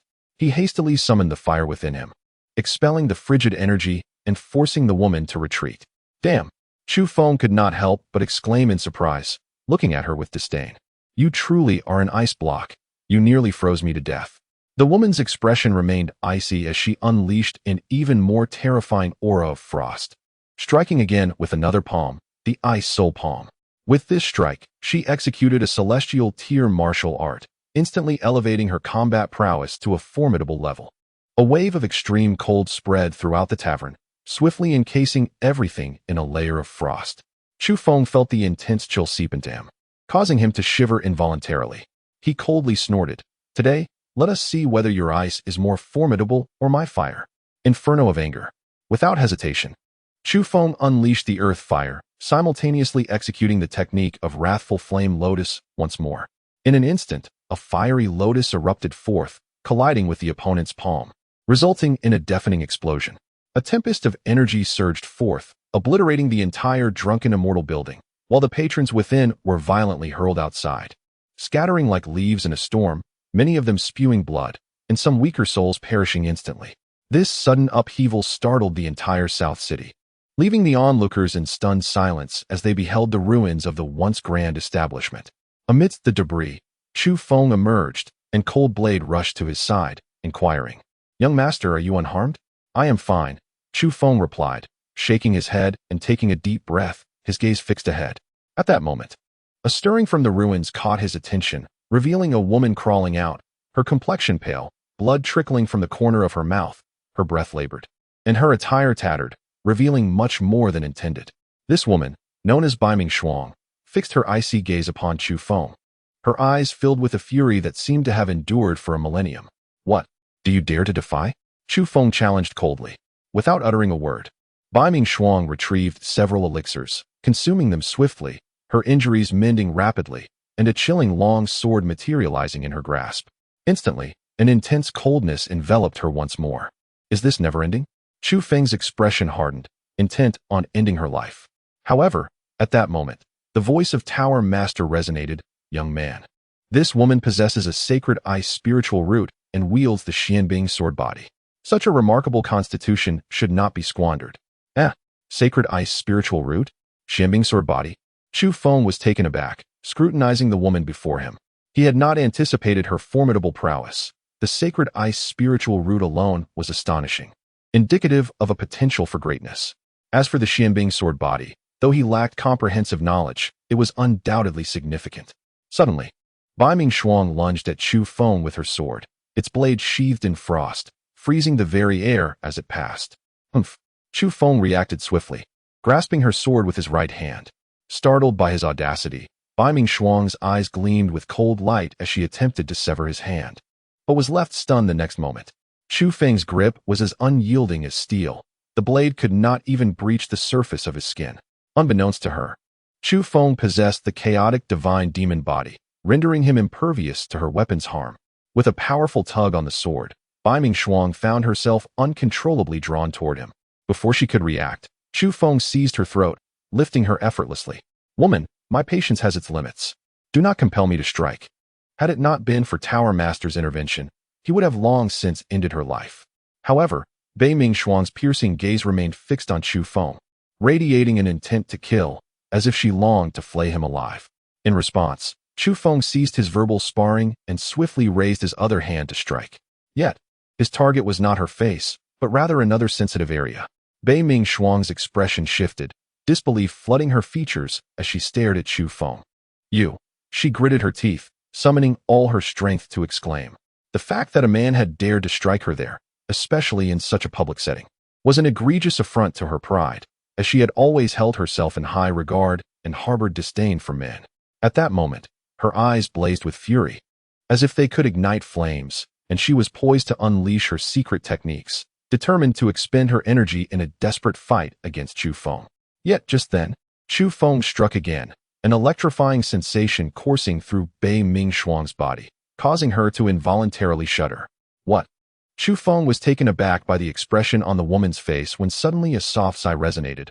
Ah, a fine establishment like this has been reduced to rubble. Where shall I drink in the future? In an instant, Chu Feng's gaze swept across the scene, landing on a disheveled man, with unkempt hair and a scruffy beard, casually strolling towards him, a jug of wine in hand, reeking of alcohol. Salutations, City Lord. Upon his arrival, the townsfolk of the southern city bowed with utmost respect. The man approached, surveying the ravaged, drunken, immortal pavilion, and sighed. It seems I shall have no fine wine to enjoy now. Then his gaze settled on Chu Feng. Young man, might you grant me a favor and release this young lady? And who are you? Why should I grant you any favor? Chu Feng replied coldly. The onlookers from the southern city gasped in astonishment at his words. They exchanged glances, silently lamenting that this young man was courting death by speaking so boldly to the city lord. It was well known that since this city lord had taken residence in southern city, no faction dared to encroach upon it. And even an imperial dynasty's attempt to seize control had been thwarted, resulting in the obliteration of 100,000 soldiers by the city lord's hand. Since then, southern city had stood alone, with no one daring to stir trouble within its walls. The audacity of Chu Feng to address the city lord so insolently was nothing short of reckless. However, the city lord did not seem angered by Chu Feng's retort. Instead, he smiled slightly. Ah, youth is indeed formidable. With a flick of his right hand, an invisible force surged towards Chu Feng. Chapter 68. The Mysterious City Lord. Boom. As the invisible force erupted, Chu Feng was overwhelmed by a profound sense of pressure. This man was extraordinarily powerful. His pupils constricted as he scrutinized the city lord. Although he could not discern the man's true level of cultivation, he was certain that this individual was the most formidable he had ever encountered since his arrival, excluding those from the Chu family. Bang! At that critical moment, a flash of cold light appeared, shattering the force. The one who intervened was none other than Lung Feng. He stood before Chu Feng, sword in hand, and coldly declared, "Anyone who dares to harm the young master shall die." In an instant, over 100 shadowy figures emerged from thin air, surrounding the city lord of Southern City. They all exuded an aura of terror. The lord of South City cast a glance at the group, and a flicker of surprise flashed in his murky, somber eyes as he murmured to himself, "Quite intriguing." Just as Lung Feng and the shadow guards were poised to strike, the opponent abruptly waved his hand, declaring, "No more fighting, no more. You may continue your play." With that, the lord of South City turned and vanished from sight. This scene left Chu Feng in astonishment once more. This individual was indeed unfathomable. How astonishing it was that such a formidable presence lurked within the southern wilderness. Chu Feng mused inwardly. He then directed his gaze toward Bai Mingshuang, tossing her to the ground. "Woman, I, the young master, am one who cherishes beauty and will not stoop to your level." Swish! Bai Mingshuang snapped back to reality. Her face flushed with shame and anger as she glared at Chu Feng, gritting her teeth.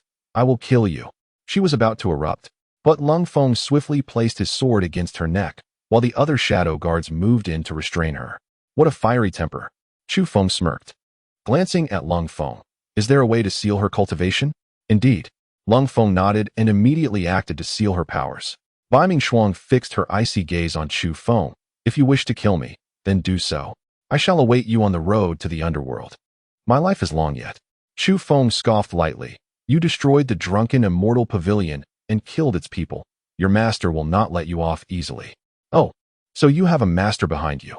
Chu Feng chuckled softly, his hand gliding gently over Bai Mingshuang's smooth face as he remarked, "Such beauty would be a waste to kill. Take her back to the royal residence. I shall educate her properly." Swish! Upon hearing this, Bai Mingshuang's expression shifted as she glared at Chu Feng. "You dare?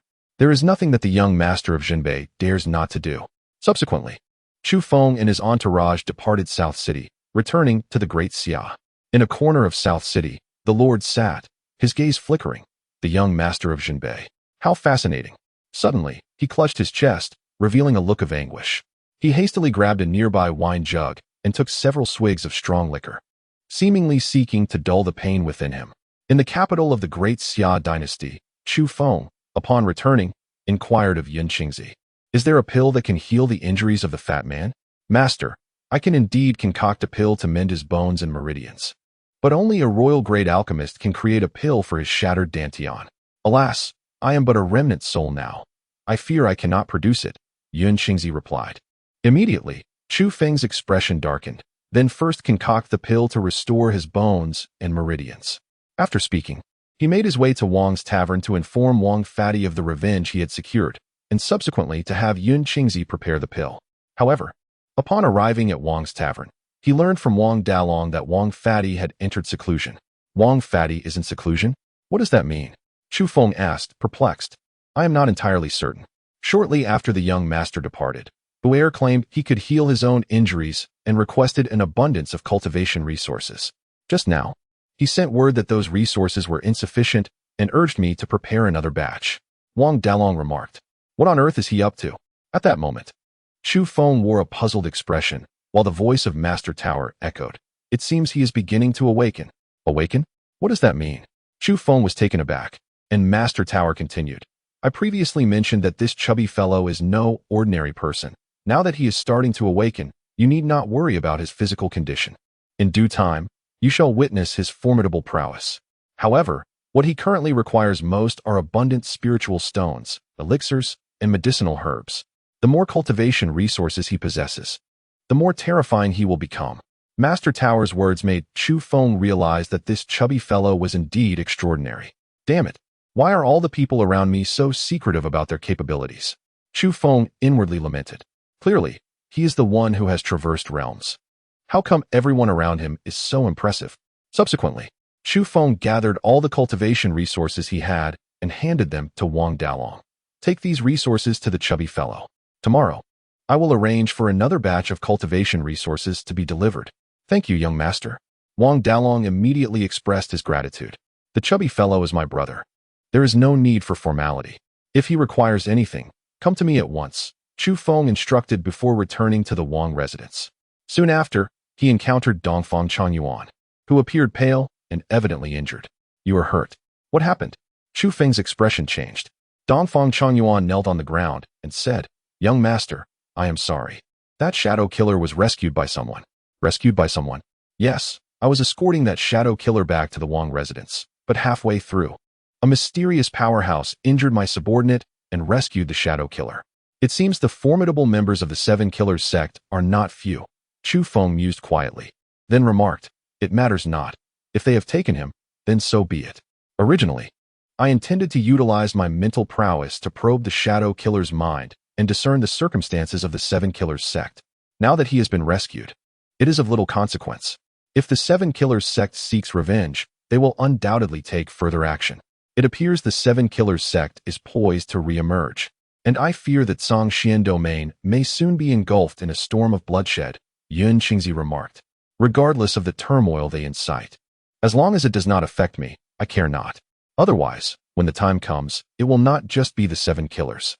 Even the 8 killers and 9 killers will face my wrath." Chu Feng coldly huffed. He then intended to seek Ji Rushua, but learned she was in seclusion for cultivation. In seclusion for cultivation? Does this woman intend to surpass me and free herself from my grasp? Chu Feng muttered. However, he dismissed the notion. Although she was the reincarnation of an empress, he was a traveler from another realm and possessed the formidable Master Tower as his ally. No matter how hard Ji Rushua tried, it was impossible for her to surpass him. He then proceeded to Qing Niao's room, where they engaged in an intimate encounter. Yet, it wasn't long before Qing Niao, thoroughly exhausted, looked at Chu Feng with pleading eyes and said, "Young master, I truly cannot endure any longer. Please spare me." "Well, then you should take a good rest." Chu Feng exited, yet he had not fully vented his emotions. Alas, possessing such a robust physique is not always a blessing. "My lord." At that moment, a delicate voice reached Chu Feng's ears. He cast a glance and beheld Daji standing before him. "Ah, how could I have forgotten you?" He regarded Daji with a playful smile. Without hesitation, he stepped forward, embraced her, and they made their way to his chamber, where a new battle was about to commence. In the uppermost level of an ancient, elegantly adorned pavilion in Central State, a woman clad in a purple gown, breathtakingly beautiful with a flawless figure, sat gracefully, delicately savoring a goblet of fine wine. Her every gesture exuded an enchanting charm, coupled with an air of unparalleled nobility. At that moment, a knock echoed at the door. "Enter." The woman in purple parted her crimson lips. Instantly, the door swung open, and a woman in red hurriedly stepped inside. Bowing her head as she addressed the purple-clad lady, "Mistress, there has been an incident concerning Schwanger." The red-clad woman recounted in detail the events that transpired at the South Wilderness Drunken Immortal Pavilion. The air of the North. The purple-clad lady set down her wine cup, a peculiar light glimmering in her phoenix eyes as she softly remarked, "It seems this renowned debauchee conceals his depths well, even managing to defeat Schwanger."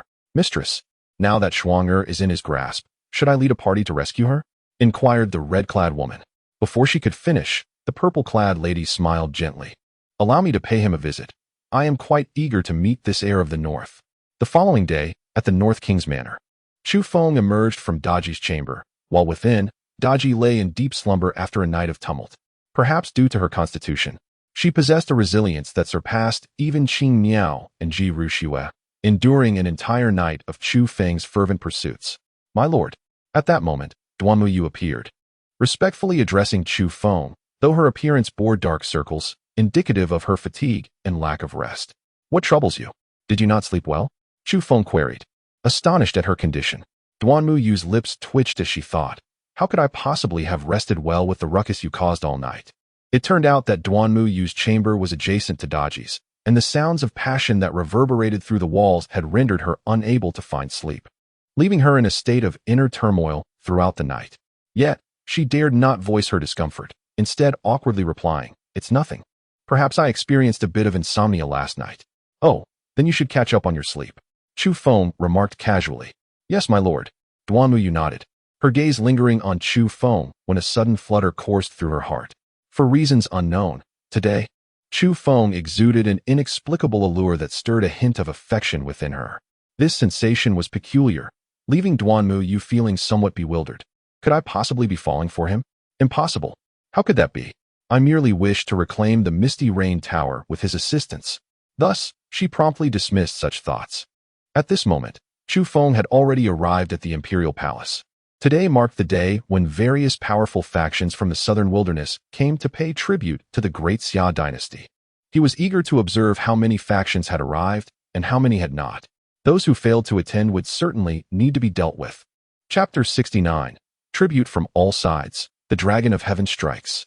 Outside the Golden Lawn Hall of the Great Xia Imperial Palace, the atmosphere was adorned with grandeur, rivaling that of a royal coronation ceremony. This display was, of course, intended to welcome the arriving factions for tribute. This day's tribute would fundamentally establish the Great Xia Dynasty's status in the southern wilderness, hence the great importance placed upon it. At this moment, a multitude of figures had already gathered outside the Golden Lawn Hall, consisting of the foremost authorities from the various factions of the southern wilderness, including leaders of sects, heads of families, and even some leaders of merchant guilds. "The Empress has arrived." A commanding voice rang out. Under the gaze of all present, Xia Yurua appeared, clad in a phoenix robe and adorned with a crown of 9 phoenixes bearing pearls. The civil and military officials present bowed in reverence, while the leaders of the southern wilderness factions also offered their respects, exclaiming, "We pay our respects to your majesty, the Empress." "All rise." Xia Yurua addressed the assembly, her demeanor exuding authority. "I, the elder of the Qingyun sect, present a yellow-tier cultivation manual as a tribute to the great Xia Dynasty." An elderly man in a green robe spoke directly. Subsequently, the leaders of various factions took turns presenting treasures as tributes to the great Xia Dynasty, signifying their willingness to submit. The civil and military officials were overwhelmed with excitement. They had never imagined that the great Xia Dynasty could attain such heights, commanding the attention of all factions in the southern wilderness. Xia Yurua remained remarkably composed, embodying the poise of an empress. Such arrogance from the Empress of the Great Xia. Suddenly, a deep and resonant voice thundered through the Great Xia Palace like a clap of thunder. In the void above, 4 elderly figures descended, exuding an aura of terrifying power. Each of these four emanated the oppressive presence of a king-level expert, causing the expressions of those present to shift dramatically. Xia Yurua calmly regarded the four individuals and coldly inquired, "Who are you?" "I am the ancestor of the Jukas sect," one of the elders declared coldly. The other three quickly revealed their identities, each representing one of the remaining three great sects of the southern wilderness. As their identities were unveiled, the leaders of the various factions were astounded. These are the members of the four great sects. Their demeanor suggests that they come with ill intentions. The four great sects, with a legacy spanning thousands of years, were naturally unwilling to be overshadowed by a dynasty with merely a millennium of history. At this juncture, the leaders of the various factions began to murmur among themselves. "It seems the four great sects have not come to pay tribute today," Xia Yurua remarked. "Tribute? You think a mere millennium-old dynasty like yours is worthy of tribute from the four great sects? That is utterly laughable. We have come today to send your great Xia Dynasty on its way." The elders of the four great sects proclaimed with an air of authority. Boom! As these words were spoken, before the four great ancestors could make a move, a thunderous roar suddenly echoed from the distant void. Instantly, the gazes of the crowd shifted, leaving them utterly bewildered. In the far expanse, colossal warships emerged, gliding toward them, evoking an ominous sense akin to dark clouds engulfing a city. The entire assembly within the Great Xia Imperial Palace was left in a state of shock, for they had never witnessed such a spectacle. Flying vessels. My goodness, what kind of force could mobilize over a dozen flying ships? At this moment, the four ancestral figures trembled, their expressions betraying their astonishment. Flying vessels were formidable aerial constructs, crafted only by the most skilled of artificers. Thus, not every faction could possess such aerial capabilities, let alone deploy more than 10 simultaneously. Since the end of the ancient era, the southern wilderness had been in decline, with few artificers remaining, much less the ability to forge flying ships. Consequently, the appearance of these vessels profoundly shocked the people of the south. Chu Feng, hastening toward the palace, was equally astonished by the sight of the numerous flying vessels, exclaiming, "By the heavens, space ships! Young master, what are space ships?" "These are flying vessels," Yun Qingzi interjected. "Flying vessels?" Chu Feng was taken aback as Yun Qingzi elaborated. Given the scale of this display, it must be a formidable power from the eastern region or the central plains that has arrived. These artificers are rather remarkable. I never imagined they could create such flying apparatuses. Chu Feng scoffed slightly. At that moment, the fleet of flying vessels hovered above the Great Xia Imperial Palace, casting a shadow that darkened the entire structure. It was then that the palace inhabitants noticed that the flying vessels were brimming with soldiers, each vessel teeming with tens of thousands, collectively amounting to several 100,000. Clad in standardized armor, armed with blades and spears, they emanated a palpable aura of lethal intent. At the forefront of the vessels stood a flag emblazoned with a soaring dragon, reminiscent of the emblem of the eastern region's Tianlong dynasty. The four ancestral figures exchanged glances at the dragon flag, their expressions shifting to one of reverence. Although both were dynasties, the Great Xia Dynasty paled in comparison to the Tianlong dynasty, akin to the disparity between heaven and earth. Indeed, the entire southern wilderness appeared as insignificant as ants before the might of the Tianlong dynasty, the foremost dynasty of the eastern region.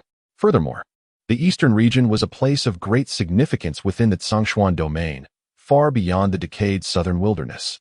At that moment, on the foremost flying vessel, a man clad in golden armor, wielding a long halberd, surveyed the crowd below with a disdainful glint in his eyes. "Who are you?" he inquired. Meanwhile, Xia Yurua furrowed her brows, gazing upward at this formidable army in the void. With a swift glance toward her, the golden-armored man revealed a glimmer of sharpness in his eyes as he asked, "Are you the emperor of the Great Xia Dynasty?" "Indeed," Xia Yurua replied. Unexpectedly, the emperor of the Great Xia Dynasty is a stunningly beautiful empress. It seems this time, I, the general, have not come in vain. The man clad in golden armor sneered. He is none other than the Grand General Yuan Tuo of the Heavenly Dragon Dynasty. "General, this empress is quite exquisite. Once we conquer the Great Xia Dynasty, you can indulge to your heart's content," remarked a subordinate with a grin. "Indeed, you speak the truth." Yuan Tuo laughed unabashedly, while another subordinate chimed in. "This empress is truly captivating. If we could share her beauty, even death would be without regret.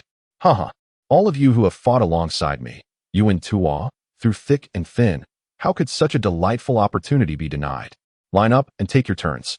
Yuan Tuo sneered. Thank you, General. The subordinates exclaimed with excitement. At that moment, Xia Yura, overhearing their vile words, wore an exceedingly grim expression, her eyes gleaming with rage. Meanwhile, the people of the great Xia Dynasty were equally indignant, yet none dared to utter a word.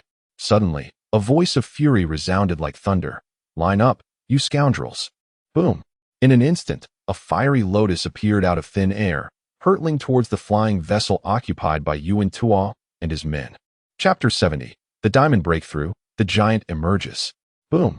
The sudden appearance of the fiery lotus crashed directly into the flying vessel of Yuan Tuo, producing a deafening roar. In that moment, flames erupted into the sky, a terrifying wave of energy sweeping forth, sending other flying vessels flying away. Countless soldiers of the heavenly dragon were instantly reduced to nothingness by the residual flames. As for the flying vessel carrying Yuan Tuo and his subordinates, it exploded on impact, disintegrating into debris scattered below.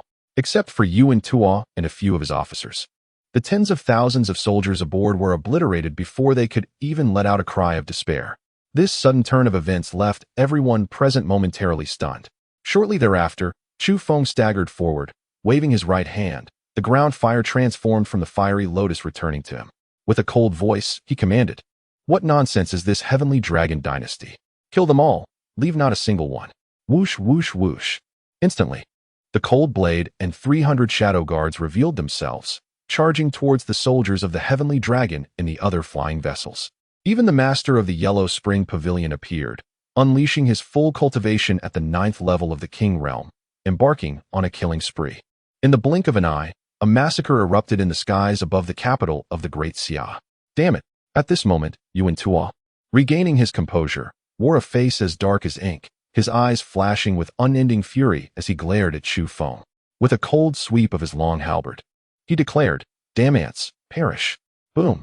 A terrifying pressure erupted from Yuan Tuo as the spiritual energy of the world surged wildly towards him, forming an immense oppression.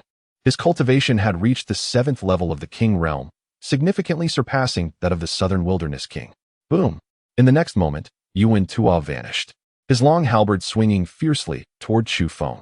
As the long spear was thrust forth, the space before Chu Feng twisted violently, rippling with waves of distortion. Accompanied by an overwhelming sense of pressure, Chu Feng, poised to engage, was suddenly interrupted by a thunderous roar emanating from the distant void. A magnificent divine light soared into the heavens, coalescing into a towering figure, a giant standing 100 feet tall. This colossal being radiated golden brilliance, resembling a divine warrior clad in golden armor, exuding an intense aura of dominance that enveloped the entire capital of the Great Xia. In that moment, everyone within the capital felt an immense pressure.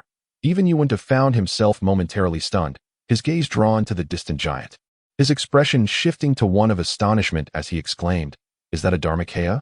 How is this possible? How could a venerable being exist here?"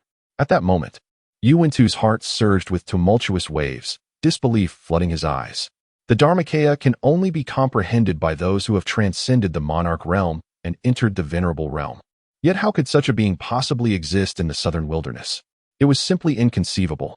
Chu Feng's gaze, fixed on the direction from which the giant emerged, also sharpened. Was that not the location of the Wangfu? Meanwhile, within the North Town King's residence, Chu Bahuang remarked, "I did not expect that this lad, King Kong, would awaken the bloodline of the giant spirit clan so swiftly. Brother, do you think that if the members of the giant spirit clan learned that you had taken their most pure-blooded progeny from millennia past and made him a guard, they would be enraged?" At this, Chu Changxing turned to the indifferent Chu Longxiang beside him and smiled slightly. "Humph. For their progeny to serve as a guard for my Chu family's young master is an honor for the giant spirit clan. Would they dare to object?" Chu Bahuang scoffed derisively. Chu Longxiang, maintaining his aloof demeanor, responded, "With King Kong's talents, remaining in the giant spirit clan would only stifle his potential. My actions are for their benefit." "Haha, brother, you certainly know how to articulate," Chu Xingha said with a playful grin. Just then, a figure soared into the sky from the North Town King's residence. King Kong had arrived. As he appeared, the golden-armored giant seamlessly merged into his being, unleashing a terrifying aura. In a flash, King Kong's eyes snapped open, gleaming with a chilling intensity, and he had ascended to the king's realm. He then cast his gaze around, taking a step that brought him directly into the royal palace. "Young master," King Kong addressed Chu Feng with utmost respect. "You have entered the king's realm?" Chu Feng observed King Kong's newfound status with astonishment. It was astonishing to think that he had only recently been at the master realm, and now he had directly leapfrogged to the king's realm. His progress was nothing short of meteoric. Indeed, King Kong nodded. Meanwhile, Yu Wentu, observing King Kong's serious demeanor, felt a slight relaxation, realizing that it was merely a newly ascended king, not a venerable being as he had initially thought. The earlier giant was not a Dharmakaya, but rather a mere phenomenon. With this understanding, Yu Wentu's murderous intent resurfaced, and he coldly declared die. The long spear in his hand once again surged towards Chu Feng with lethal intent. "Those who dare to challenge the young master shall perish." At this moment, Jin Gang let out a roar akin to that of a mighty lion, reverberating through the air. He swung his right fist, a colossal appendage akin to a meteor, directly colliding with the opponent's spear. What audacity! Observing Jin Gang daring to confront his spear with mere fists, Yu Wentuo revealed a look of disdain. This strike could easily shatter the body of a formidable king, let alone that of a mere prince.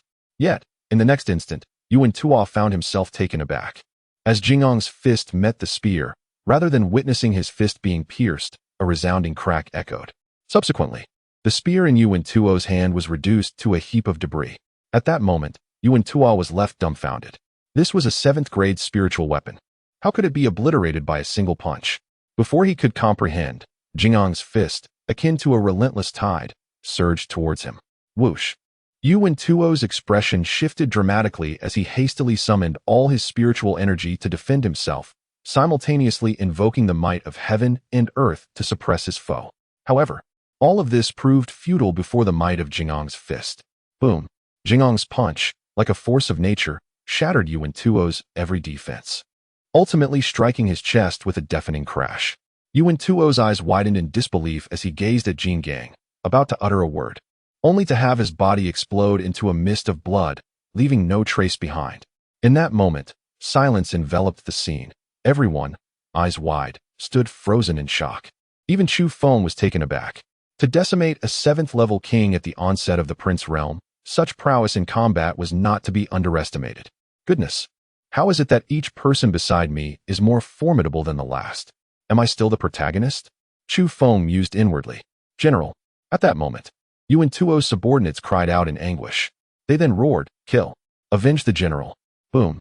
Upon hearing this, Jin Gang shot forth like a cannonball, delivering a punch that radiated golden light, resembling a colossal meteor descending, instantly reducing the group of prince-level subordinates to mere rubble. Gulp! Gulp! Gulp! This scene caused the leaders of the various factions present from the southern wilderness to swallow hard, cold sweat beading on their foreheads. The once arrogant elders of the 4 major sects now trembled in fear, their backs soaked with sweat. They had never anticipated that such terrifying power lurked within the great Xia. This was far beyond their expectations. From where did these formidable beings emerge? Meanwhile, the hundreds of thousands of Tianlong soldiers were decimated by Lung Feng, 300 shadow guards, and the Lord of the Yellow Springs, leaving the remnants in disarray, fleeing in all directions. Yet, Lung Feng and his companions had no intention of letting them escape, pursuing and slaughtering them relentlessly. "These flying vessels are quite splendid." Chu Feng observed the remaining flying vessels and promptly stored them all within the Chaos Inyang Tower. Immediately, a chilling voice echoed through the capital of the Great Xia. "Who is the North Town heir?" Chapter 71. "If you wish to see me, come down yourself." Who is the North Town heir? At this moment, 2 figures loomed above the Great Xia capital, surveying the entire city and emitting a resonant declaration that reverberated in the ears of every inhabitant, sending a shiver through their souls. At that instant, King Kong's gaze shifted towards the 2 individuals, and he coldly inquired, "Who are you? What business do you have with the heir? Are you one of the North Town heir's people?" The 2 figures scrutinized King Kong and retorted, "Speak. Where is the North Town heir? What do you want with my grandfather?" Chu Feng stood there, arms crossed, and snorted disdainfully. In a flash, the 2 figures turned their cold eyes towards Chu Feng in the palace and swiftly appeared before him. Their expressions icy as they demanded, "Is the death of the Southern Wilderness King related to you?" Upon hearing this, Chu Feng furrowed his brow and looked at them, asking, Have you come to avenge the Southern Wilderness King? The two exchanged glances, then turned back to him. Indeed, the Southern Wilderness King's death is connected to you. Do you possess the Zhongxian order that he held? So they are here for the Zhongxian order. Chu Feng smirked and readily admitted. The Zhongxian order is in my possession. Do you wish to have it? Hand it over. They shouted urgently. If you want it, just take it. Who do you think you are? Chu Feng scoffed.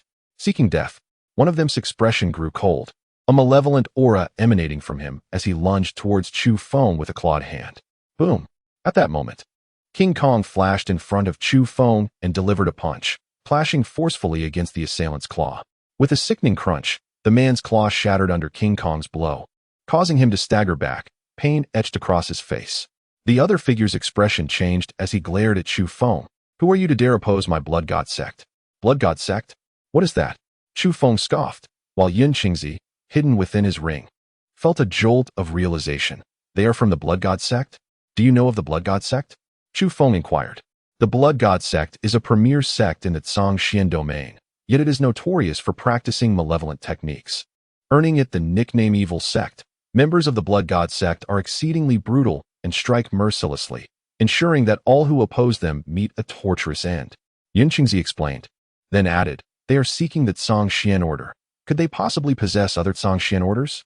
Upon hearing this, Chu Feng's eyes brightened as he looked at the two figures and asked coldly, does your blood god sect also possess a Zhongxian order? The two exchanged glances, their expressions shifting, but did not respond. The one with the severed claw glared at Chu Feng and warned, if you wish to avoid becoming an enemy of the blood god sect, you would be wise to surrender the Zhongxian order at once, or else, suddenly. Chu Feng utilized Star Flash, appearing directly in front of him and gripping his throat tightly. Or else what? He challenged. At that moment, the other figure's demeanor hardened, and a terrifying blood light erupted from him as he struck towards Chu Feng. Boom! As he made his move, King Kong charged forward to counter him. With a resounding explosion, the body of the blood god sect member shattered violently. At that moment, the individual whom Chu Feng had grasped by the throat narrowed his pupils. And Chu Feng coldly inquired, are you now prepared to answer my questions? Dare to oppose the blood god sect, and you are doomed. The man spat with a malevolent expression, his eyes glowing with a sanguine light as his aura surged violently. Be careful, young master, Jin Gang urged urgently. In an instant, the blood god sect member's body detonated, unleashing a tempestuous wave of bloodthirsty energy that surged outward in all directions. Chu Feng retreated frantically at the moment of the explosion, while Jin Gang acted swiftly to shield against the spreading energy. Nevertheless, the scene was left in utter devastation, with numerous members of the royal family and leaders of various factions from the southern wilderness either propelled away and severely injured or utterly annihilated. Are the members of the blood god sect truly this deranged? They resort to self-detonation at the slightest provocation. Chu Feng's expression darkened. The blood god sect is known for their madness and ruthlessness, and they are willing to sacrifice their own lives to achieve their goals. Thus, no one in the Zhongxian domain dares to provoke them, Yun Qingzi elucidated. Damn it, I must find a time to eradicate them all, Chu Feng scoffed coldly. At that moment, the ancestors of the four major sects attempted to seize the opportunity to flee. Swish! Chu Feng cast his gaze upon the four individuals, and with a wave of his right hand, earth fire erupted forth. Boom! In an instant, the earth fire surged exponentially, transforming into a sea of flames that consumed the four. In the blink of an eye, the ancestors of the four major sects were rendered into nothingness. Although Chu Feng was unaware of their identities, their attempt to escape amidst the chaos signified their malevolence, and therefore, they were deserving of death. As the ancestors of the four major sects met their grim fate, the leaders of various factions in the southern wilderness trembled in fear, promptly kneeling before Chu Feng to pay their respects. We pay homage to the young master of the north. Huh? Chu Feng responded, perplexed. Why are you bowing to me? I am not the emperor of the great Xia. Soon after, Lung Feng and others returned. Young master, all those people have been slain, not a single one remains. Well done. Chu Feng smiled slightly, then approached Xia Yuro. Your Majesty, I have alleviated a significant trouble for you today. How shall you express your gratitude? Feel free to take your pick. Xia Yuro replied with a charming smile. Instantly, the desire that had just begun to subside within Chu Feng was rekindled. He reached to embrace her, preparing for a passionate encounter when suddenly, a series of beastly roars echoed from the void above. Chu Feng glanced up to see 8 colossal demonic beasts pulling a grand palanquin that had materialized before them. Is this not the end? Chu Feng remarked in disbelief. 8 king-level demonic beasts carrying a palanquin. The person within must be extraordinary. King-level demonic beasts? Chu Feng's expression shifted in astonishment as he surveyed the 8 beasts. They indeed possessed king-level strength. Goodness, what kind of formidable individual commands such an impressive display? Chu Feng murmured. At this moment, a woman clad in red, following the palanquin, gazed at Chu Feng and proclaimed, "The heir of the northern town summons you." Me?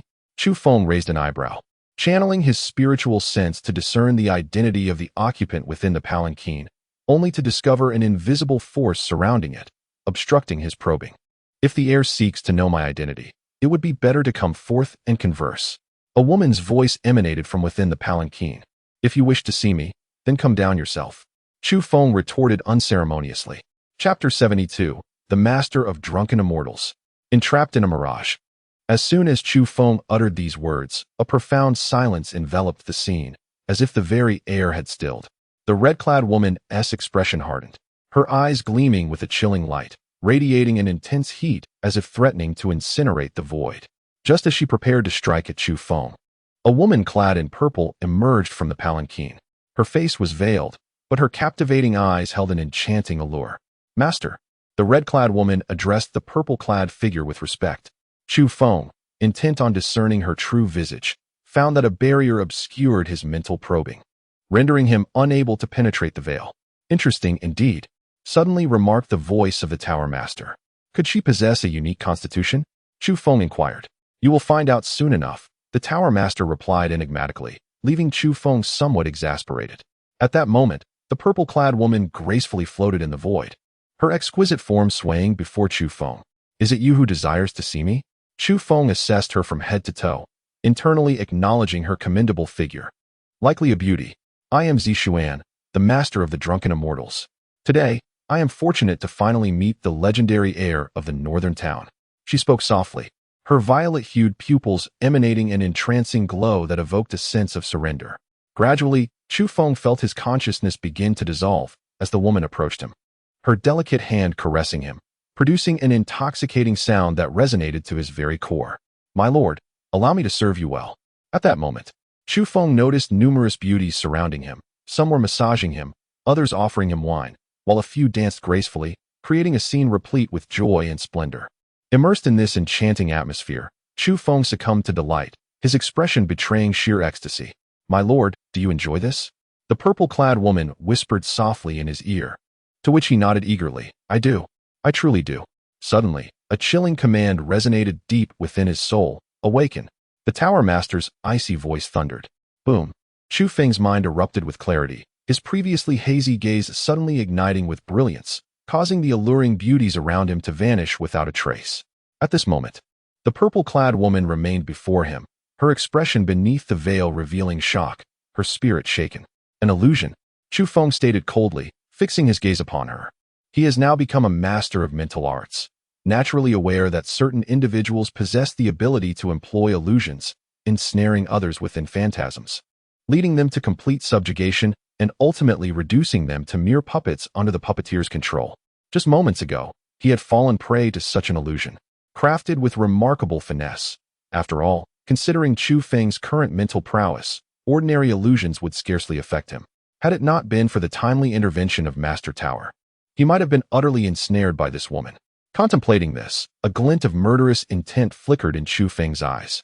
With a swift motion, he activated Star Flash, propelling himself directly towards her, his right fist coalescing into a strike.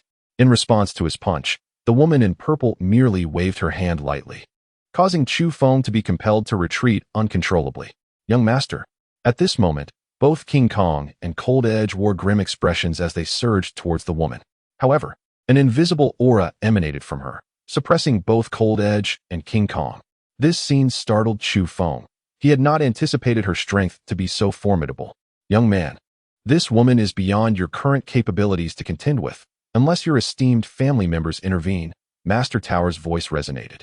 Chu Feng's expression shifted as he realized the woman's formidable power. She then spoke. "Jinbei, young master, I harbor no intention of enmity towards you. I have come today to reclaim my person.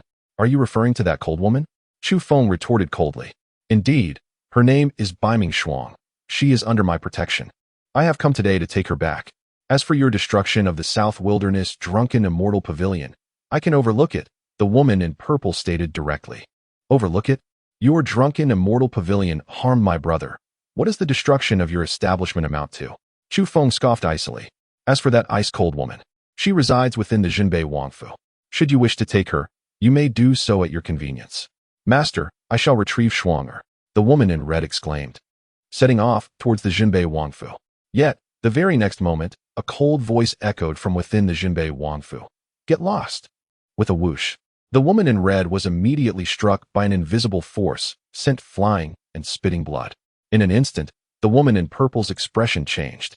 She swiftly appeared before the red-clad woman, catching her as the impact forced her to stagger back.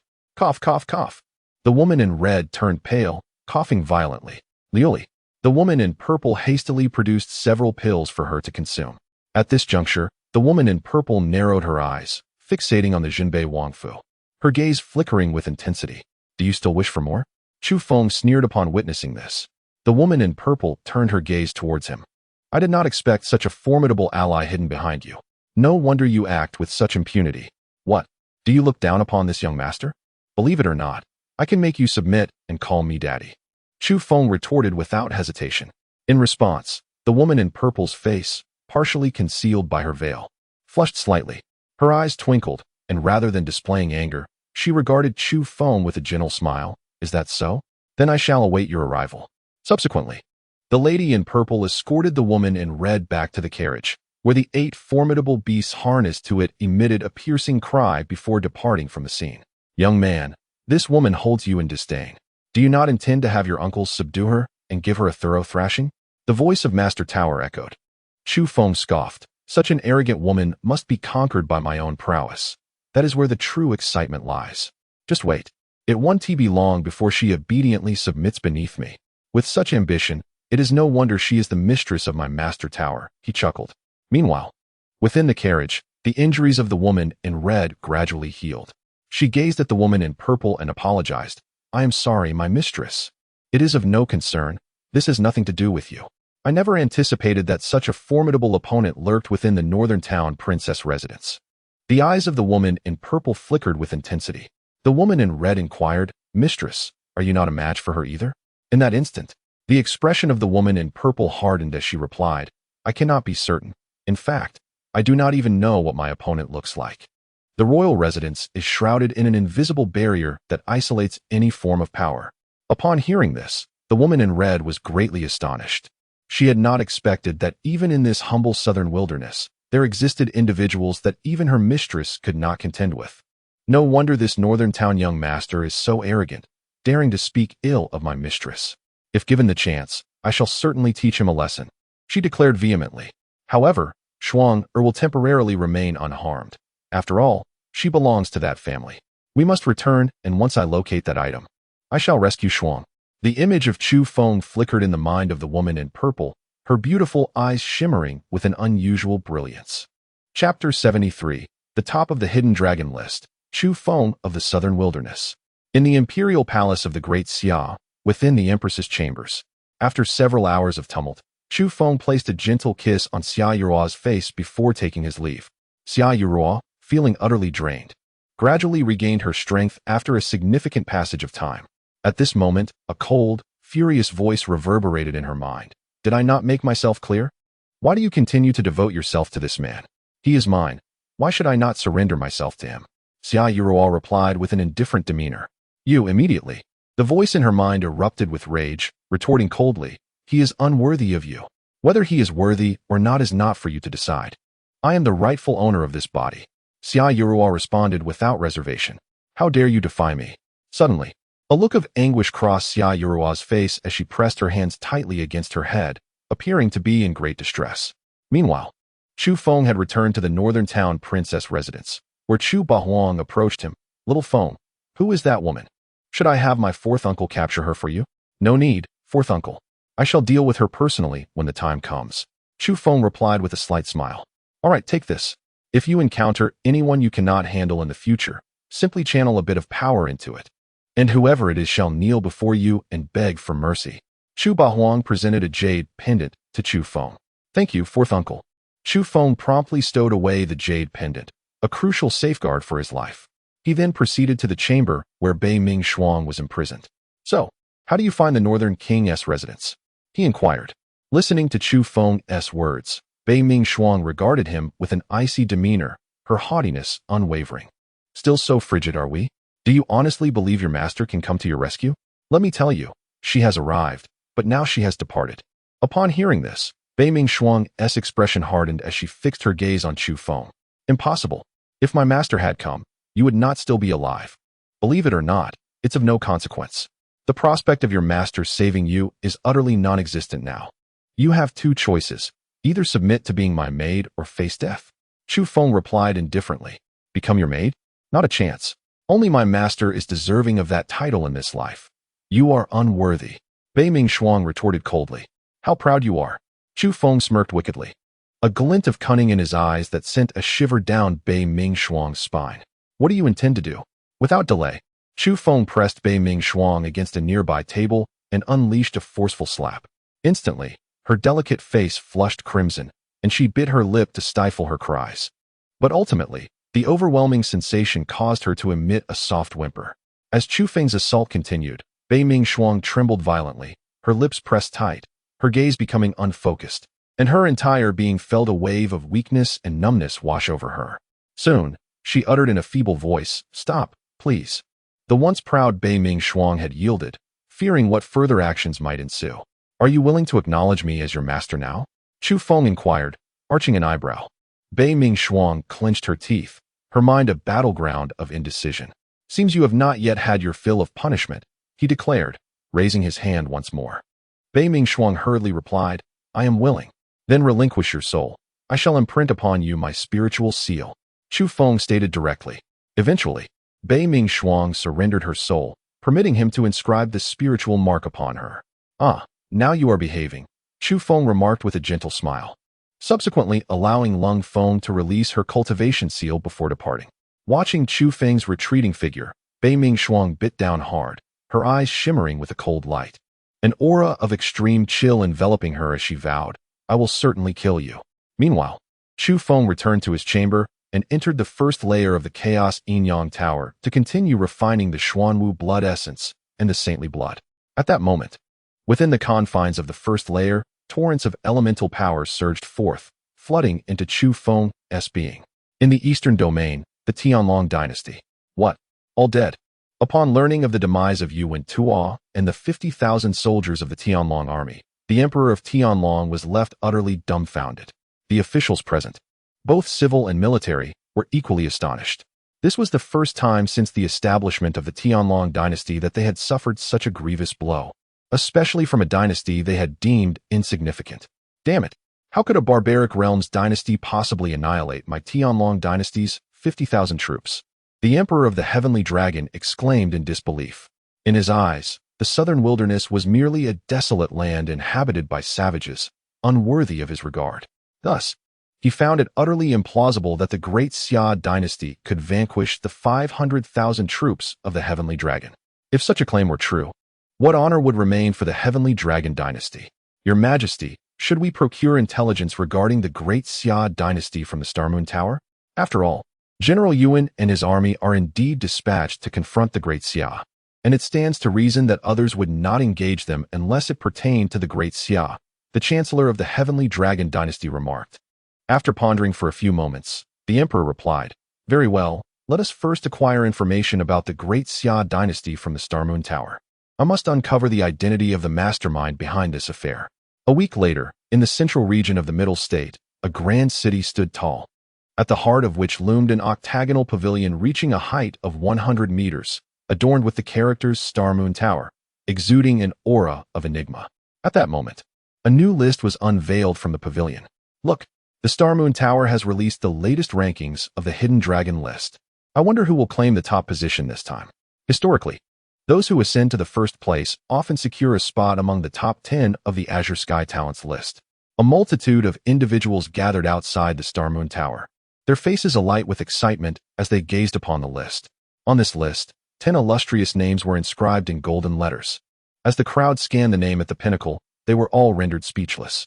The name occupying the top position was inscribed with 4 bold characters: Southern Wilderness Chu Feng. Chapter 74. The name of Chu Feng resonates throughout the Azure domain, as these 4 characters adorn the top of the Hidden Dragon list. All those outside the Star Moon Tower were struck dumb, their expressions frozen in disbelief. Who was this Chu Feng? From the Southern Wilderness? How could anyone from the Southern Wilderness possibly achieve the first place on the Hidden Dragon list? Was there a mistake? Countless people congregated outside the Star Moon Tower, gazing at the 4 characters that adorned the top of the list, their faces contorted with incredulity. Their skepticism stemmed from the fact that the Hidden Dragon list was a prestigious ranking crafted by the Star Moon Tower. Unlike the Azure Sky Talents list, which ranks the top 100 talents in the Azure domain based on competitions, the Hidden Dragon list ranks individuals based on their latent potential, featuring a total of 10 slots selected by the Star Moon Tower. Though these 10 individuals may not possess the highest cultivation among the youth of the Azure domain, their inherent talent and potential are unrivaled, thus earning them the title of the Hidden Dragon list. Historically, the first place on the Hidden Dragon list has consistently led to a top 10 placement, or even the pinnacle, on the subsequent Azure Sky Talents list.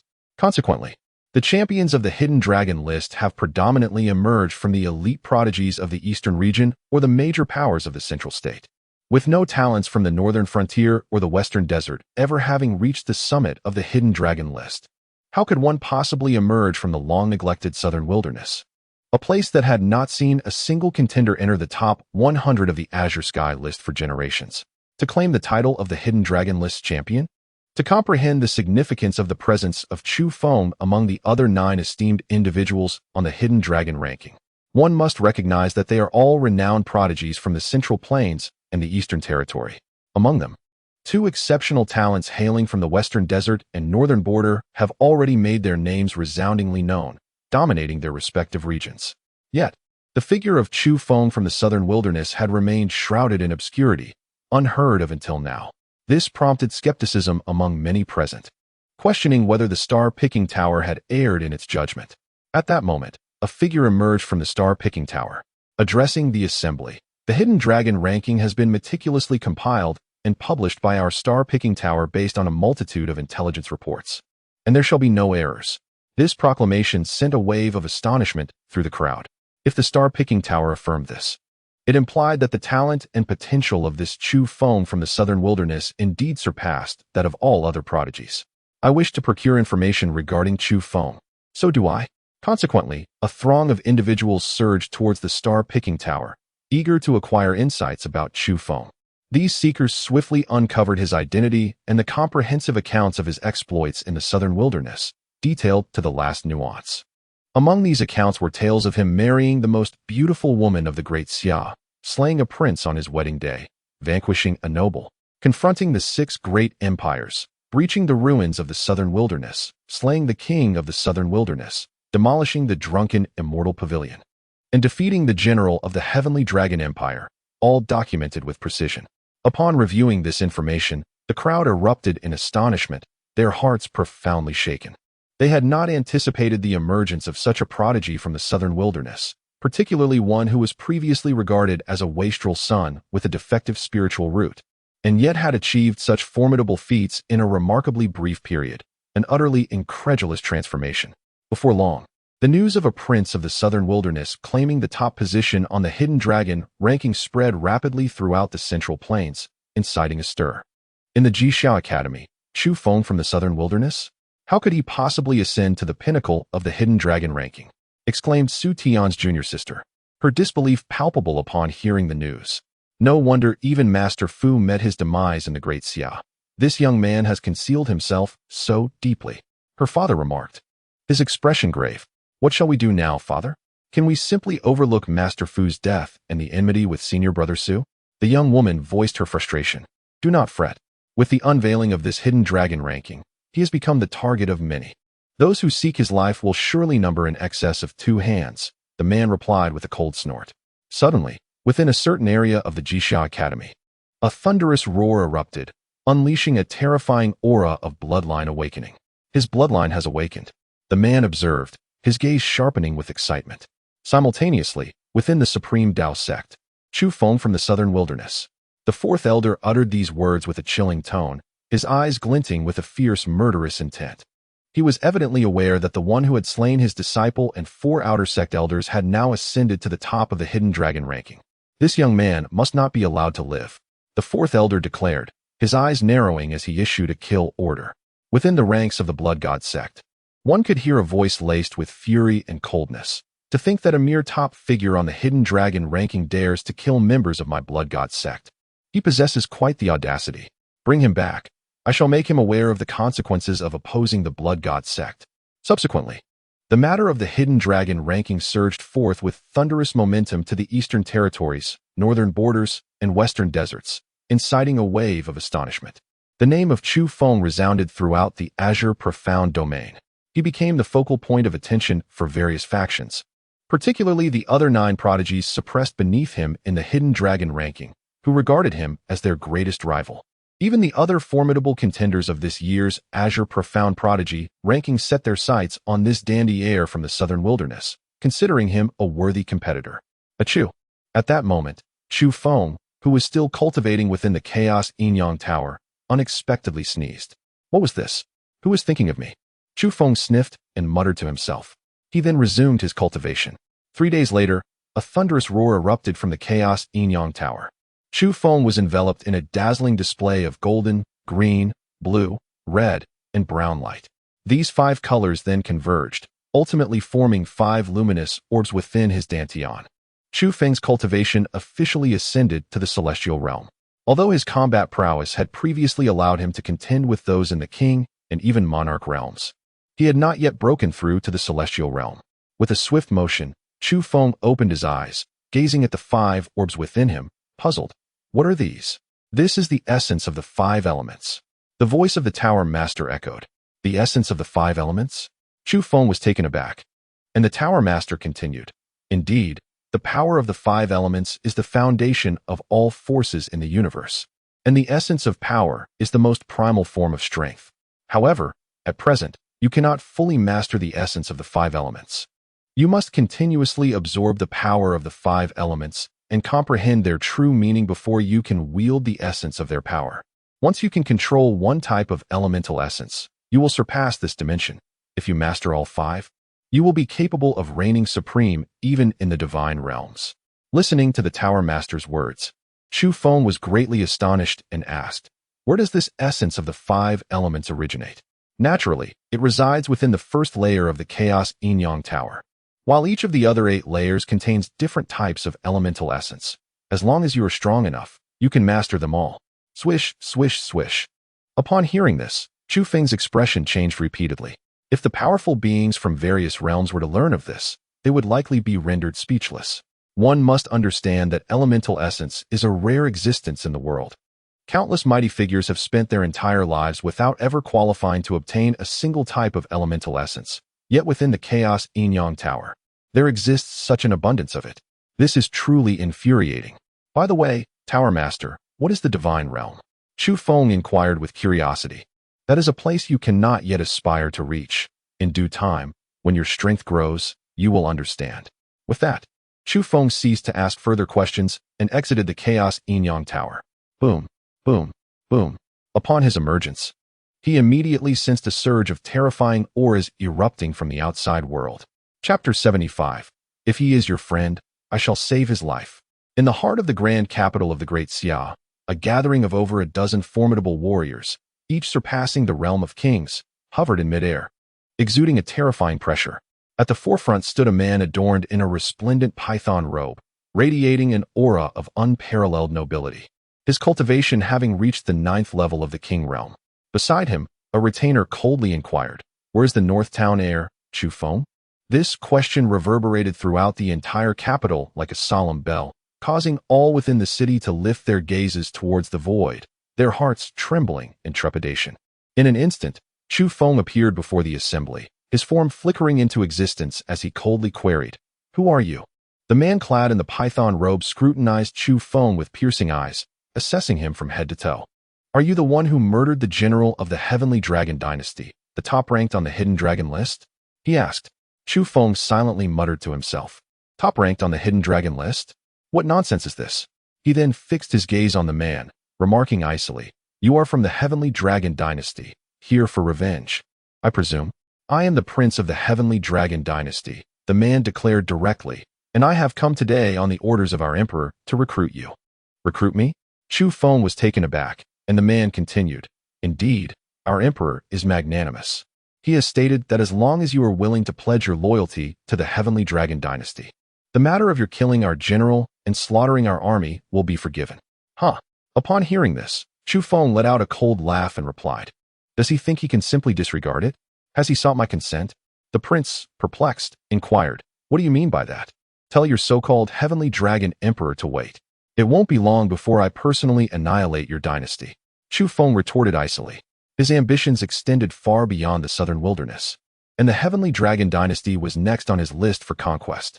Impudent. The prince's expression darkened, his eyes flashing with fury as a terrifying pressure emanated from him. Suddenly, a multitude of powerful warriors, each above the king realm, appeared, with the number of those at the king realm exceeding 10, the leaders among them being of the 9th level. As these strong individuals emerged, they all fixed their lethal gazes upon Chu Feng, their intentions far from benevolent. "Where do you come from?" Chu Feng scoffed. "The Supreme Dao sect, sent to escort you on your journey," declared one. "The Blood God sect, here under the orders of my master to take you back to the Blood God sect," proclaimed another. "The life of yours belongs to the Heavenly Divine Hall," echoed yet another among the King Realm warriors. "Quite the ensemble you've gathered." Chu Feng chuckled coldly. "Gentlemen, it seems rather shameful to bully a young junior like me with so many of you, wouldn't you agree?" At that moment, a drunken voice suddenly rang out. The gathered crowd turned their gazes to see a disheveled man, hair unkempt, beard untrimmed, and holding a wine gourd, had appeared. "It's him," Chu Feng exclaimed in surprise, recognizing the man as the Lord of South City. "Who is this drunken fool?"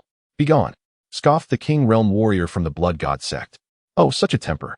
Here, let me help you cool down." With a swift motion of the wine gourd in the hands of the Lord of South City, several droplets of wine splashed forth, landing directly upon his adversary. The moment those droplets made contact with the formidable champion of the Blood God sect, he was violently struck from the air, crashing to the ground and spitting blood.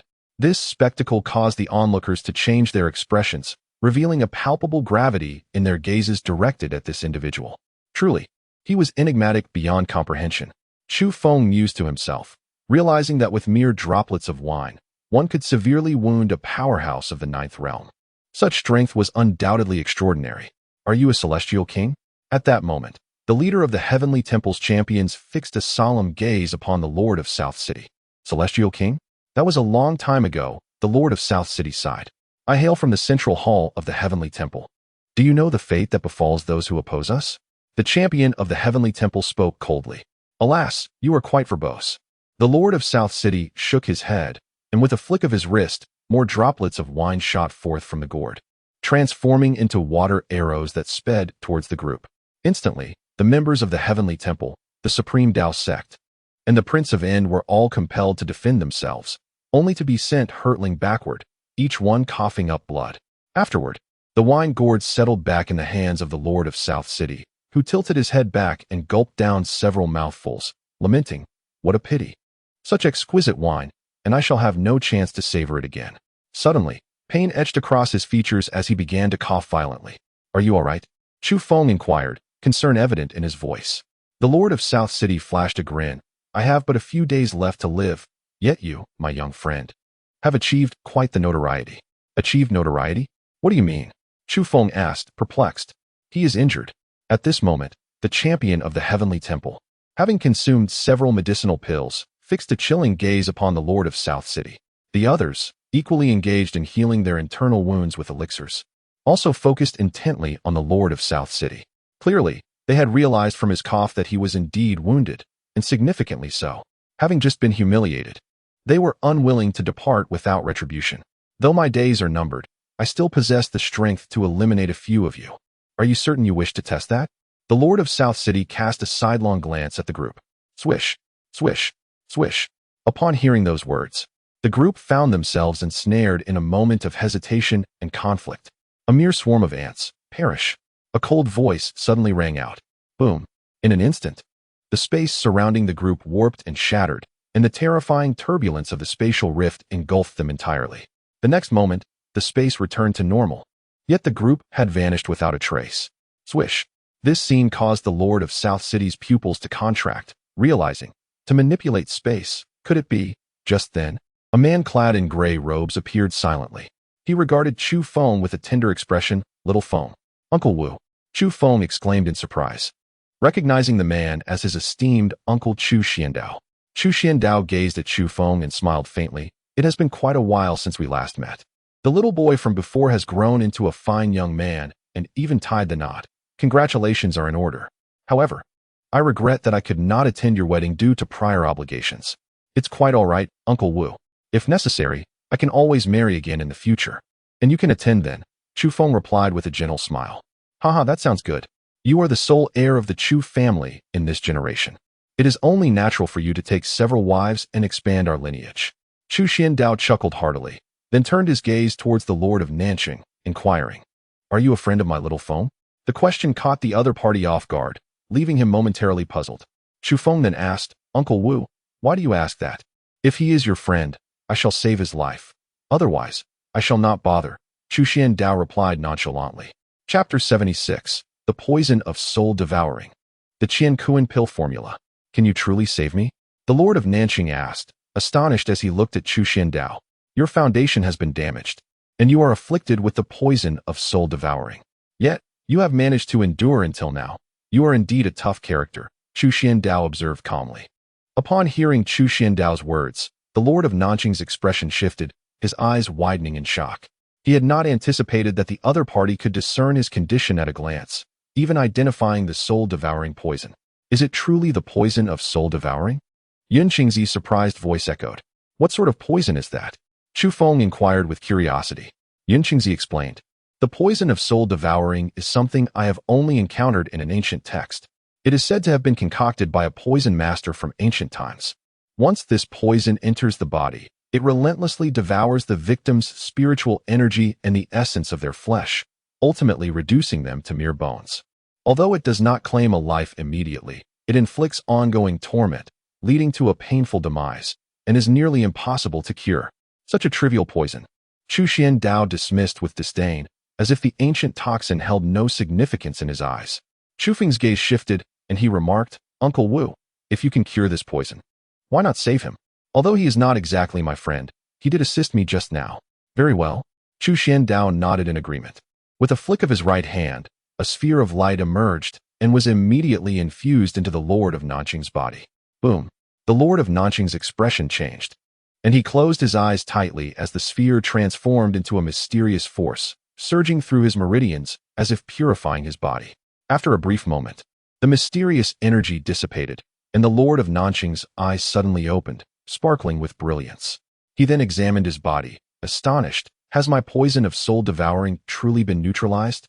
This mere toxin was hardly a challenge to resolve, Chu Xiandao remarked nonchalantly, then tossed a pill to the Lord of Nanqing. Take this pill. It will restore your damaged martial foundation. Thank you, my lord.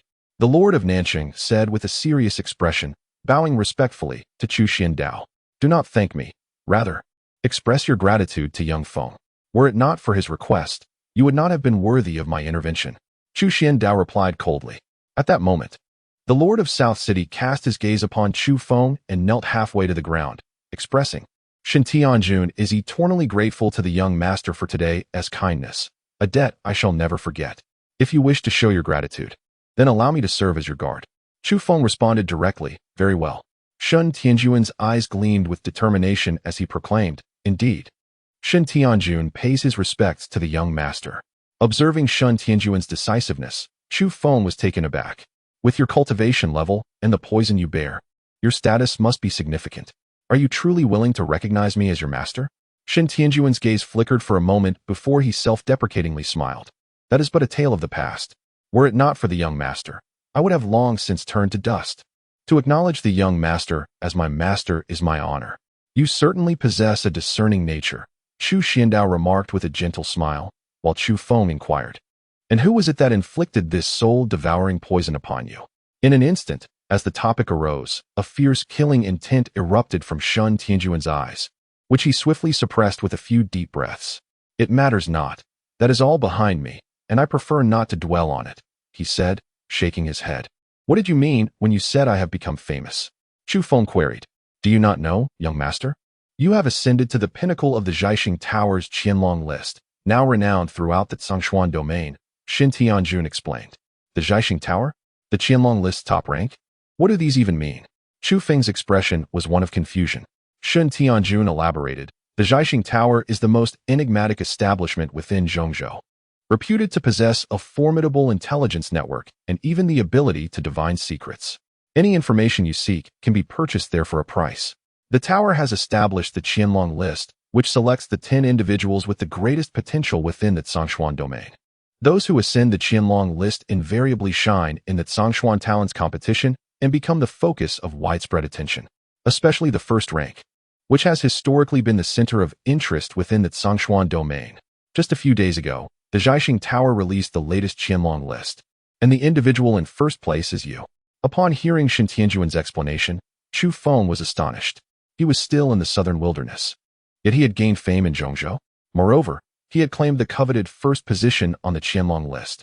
The Zhaixing Tower certainly had an eye for talent. A playful smile crossed his face. You have now become the target of various factions vying for your favor or wishing to eliminate you swiftly, Xin Tianjun cautioned.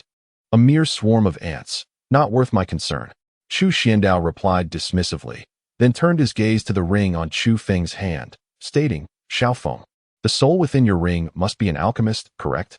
Startled, Chu Feng realized that his uncle had discerned the presence of Yun Qingzi so effortlessly. The latter, likewise surprised, felt as though he were completely exposed despite being within the ring. At this moment, Yun Qingzi made his presence known and respectfully bowed to Chu Xiandao, saying, I am Yun Qingzi, honored to meet you, senior. What was your alchemical proficiency before? Chu Xiandao inquired. Yun Qingzi promptly replied, I was previously a royal-level alchemist. Upon hearing this, Chu Xiandao furrowed his brows. A mere royal-level alchemist? How dare he linger beside my little Feng with such paltry skills? Swish.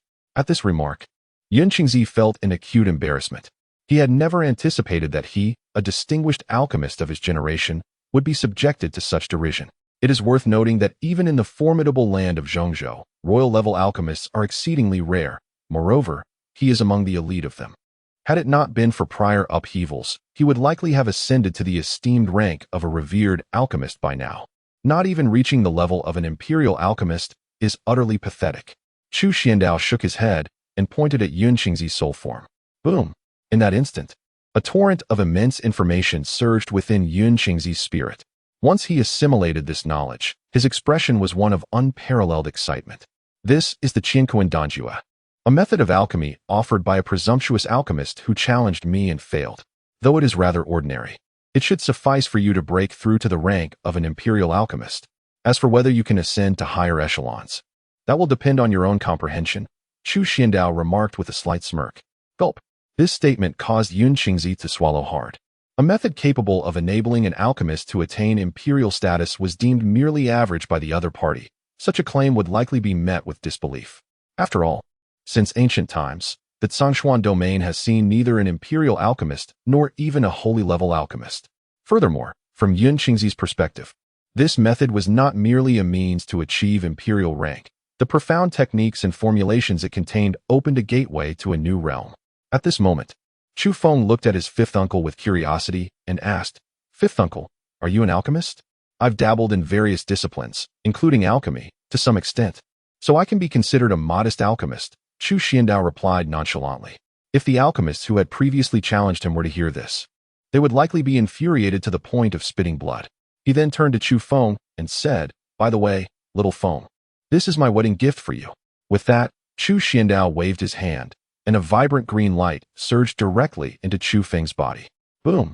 As the green light entered, it transformed into a sapling within his dantian. What is this? Chu Feng inquired with curiosity. Chapter 77, The Divine Tree of Life. This is the seed of the Divine Tree of Life. The voice of Tower Master echoed in Chu Feng's ears. A seed of the Divine Tree of Life? Chu Feng was taken aback as Tower Master elucidated.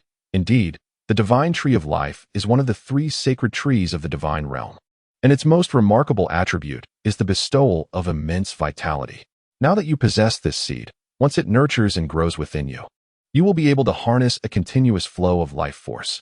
This essentially grants you an immortal body, as long as you are not slain in a single strike. The divine tree of life will ensure your revival. Hiss! Upon hearing the introduction by Master Tower, Chu Feng raised an eyebrow and exclaimed, "Goodness! Is Fifth Uncle's congratulatory gift truly this astonishing? Does this mean I need not worry about death any longer?" However, Master Tower cautioned, "Do not rejoice too soon. The life divine tree is still in its gestation. Moreover, should others discover that you possess such a treasure, you may become the target of countless formidable beings throughout the realms. What's there to fear? If it comes to it, we'll fight." Chu Feng replied nonchalantly. He then turned to Chu Xiandao and said, "Thank you, Fifth Uncle." Subsequently, the group returned to the royal residence, with Shen Tianjun accompanying Chu Feng, who then promptly entered seclusion to restore his damaged foundation. At this moment, Chu Xiandao entered the study of Chu Tianquang and stated, "Father, several locations have begun to awaken, and the abyss is also stirring. Third brother is currently suppressing it. These rascals seem unable to contain themselves." Chu Tianquang's expression turned icy as he uttered with a tone of authority, "It is time to depart." At this juncture, Chu Xiandao inquired, "Father, should we inform little Feng before we leave?" "There's no need. He will learn in due course," Chu Tianquang replied, shaking his head. Then, Chu Xiandao suggested, "Should we leave a few individuals to secretly protect little Feng? I fear that once the elders of the divine realm learn of his existence, they may take action." "Humph. They lack the courage." Chu Tianquang snorted coldly and added, "By the way, where is seventh brother? I am concerned as he has not been heard from since entering that place." Chu Xiandao furrowed his brow. "Indeed, that lad is quite cunning. He is not so easily perished." 3 days swiftly passed in the blink of an eye. On this day, after finishing his training, Chu Feng was approached by Duan Muyu, who immediately knelt before him, exclaiming, "Young master, what are you doing?" Chu Feng inquired, perplexed. "Young master, I have received word from Yinyu Tower. They have threatened that if I do not return soon, they will kill my grandfather," Duan Muyu replied, her face filled with worry. "You wish for me to accompany you to Yinyu Tower to rescue your grandfather?" Chu Feng asked, gazing at her intently. "Yes, I implore you, young master, to save my grandfather. If you can rescue him, I assure you that Yinyu Tower will henceforth be entirely devoted to you," Duan Muyu fervently pleaded. "With the resources and influence of Yinyu Tower, they would undoubtedly be of assistance to you. What is the cultivation level of the chief overseer who has imprisoned your grandfather?" Chu Feng inquired. "He is at the Heavenly Emperor realm," Duan Muyu responded without hesitation. "The Heavenly Emperor realm? So formidable?" Chu Feng murmured, realizing that he could at most contend with those at the Heavenly King realm, unable to even confront the Emperor realm, let alone a Heavenly Emperor. "Young master, he is merely at the Heavenly Emperor realm. Leave this to me," Shen Tianjun interjected as he entered the room, exuding an aura of vitality that starkly contrasted with his previous drunken demeanor. "You have recovered?" Chu Feng asked, turning to Shen Tianjun. "Though my previous fall in cultivation has not fully mended, I can certainly handle a Heavenly Emperor," he replied confidently. "Very well," Chu Feng declared to Duan Muyu. "Then I shall accompany you." "Thank you, young master." Duan Muyu expressed her heartfelt gratitude. Subsequently, Chu Feng, accompanied by his father and several uncles, bid farewell, stating his intention to journey to the Central Plains. "Go, but remember, under no circumstances should you bring disgrace to the Chu family," Chu Longxiang admonished with a grave expression. "Yes, father." Chu Feng nodded. Chu Longxiang continued, "Since you are heading to the Central Plains, you might as well participate in the Tsang Xian Talents ranking." "Pardon?" Chu Feng inquired, intrigued. "Why do you want me to engage in that ranking?" "The top 10 of the Tsang Xian Talents ranking can access a certain place, within which lies an item that should aid you," Chu Longxiang revealed. "What item?"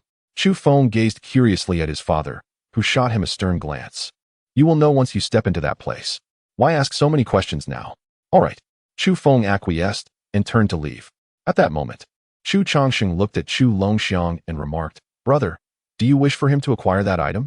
His rapid growth will undoubtedly benefit from it." "Indeed," Chu Longxiang replied calmly. Chu Feng attempted to inform Ji Ruxue, but learned that she was in seclusion. He then visited the palace, only to discover that Xia Yua was also in seclusion. "Why is everyone in seclusion?" Chu Feng murmured. "Where is the emperor of the great Xia?" Suddenly, a commanding and resonant voice echoed within the palace.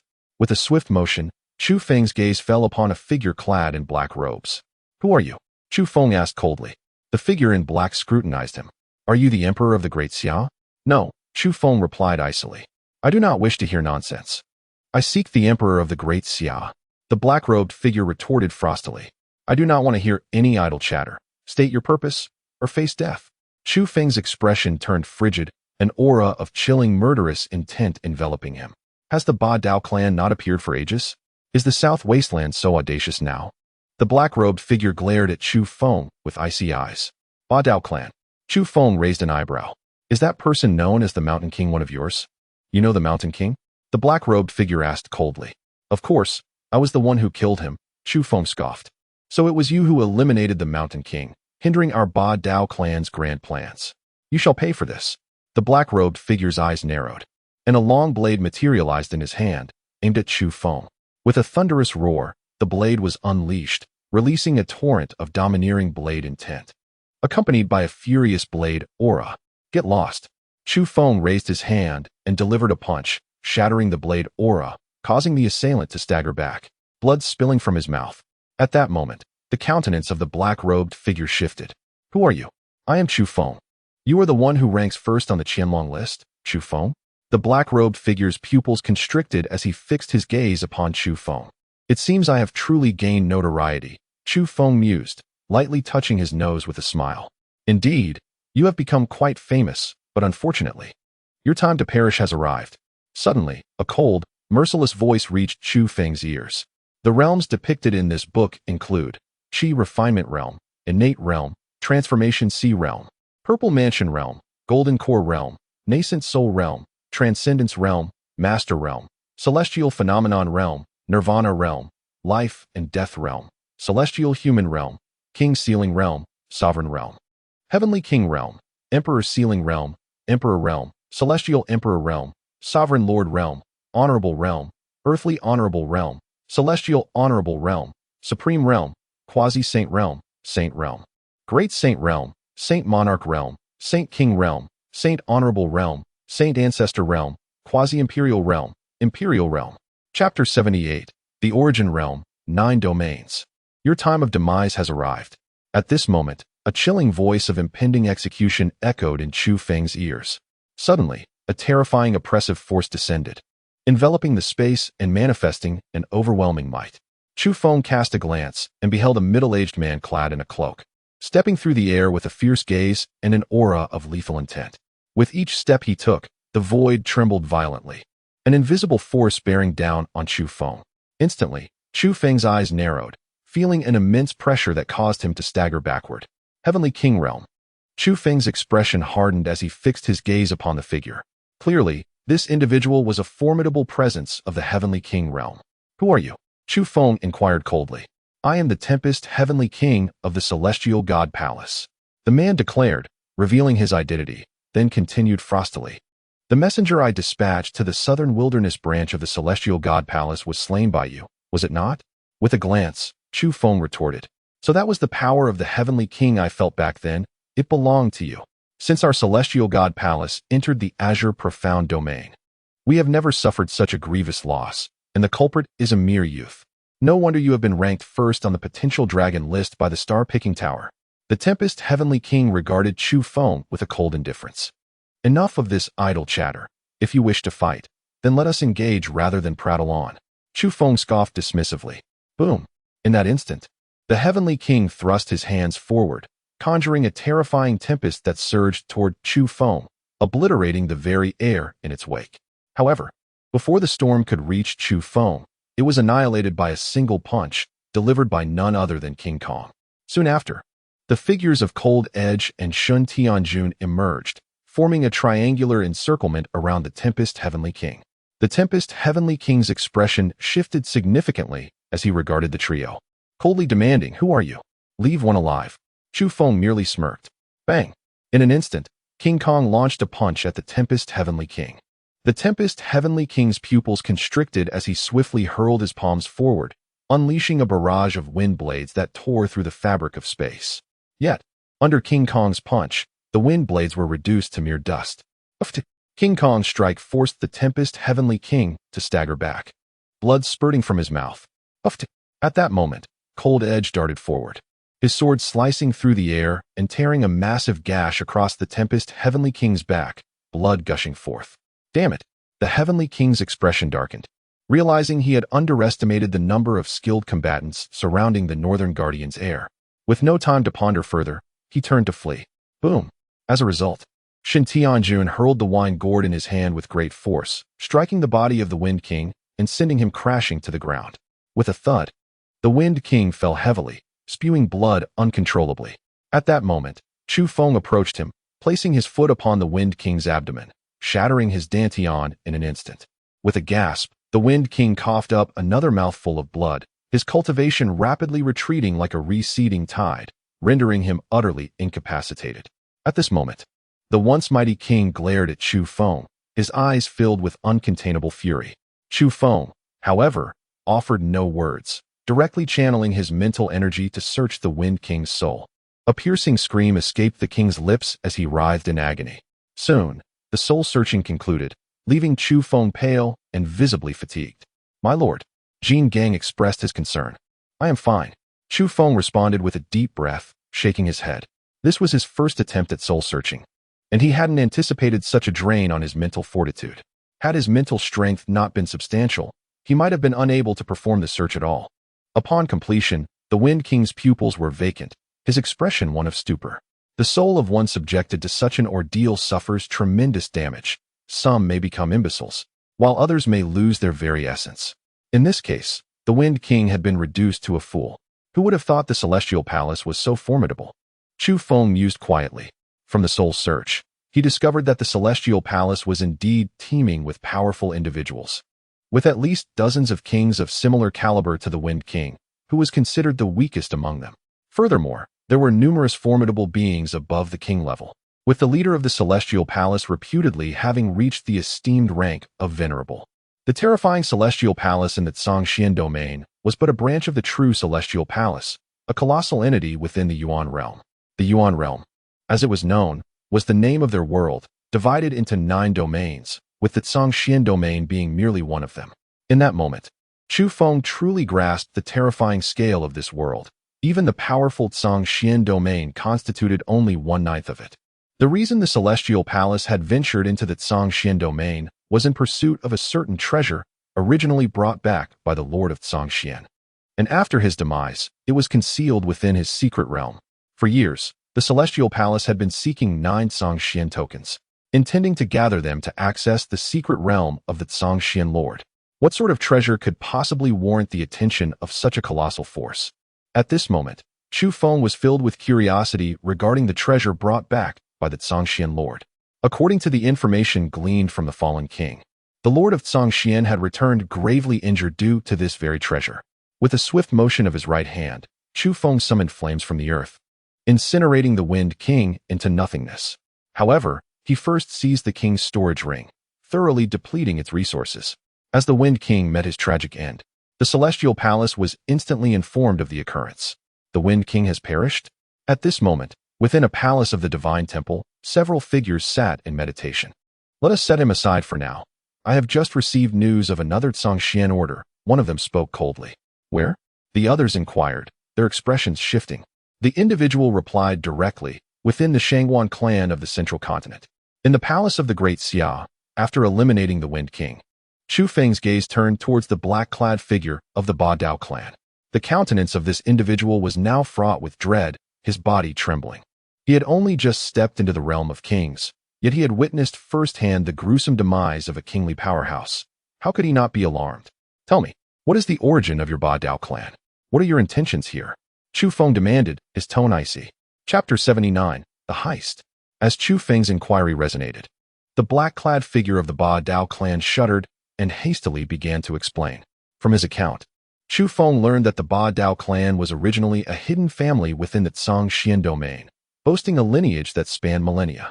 Recently, they had been endeavoring to restore a formidable sword left by their ancestors, known as the Ba Dao. The materials required for its restoration could only be found within the Great Xia Palace. Previously, a certain Wang, their ally, had sought refuge with the Ba Dao clan, prompting them to send him back to procure the materials, only to have him killed by Chu Feng. Ba Dao? Is this blade truly formidable? Chu Feng inquired with curiosity. The Ba Dao is a divine weapon wielded by our ancestors, said to surpass both spiritual tools and spiritual treasures, qualifying as a supreme war weapon.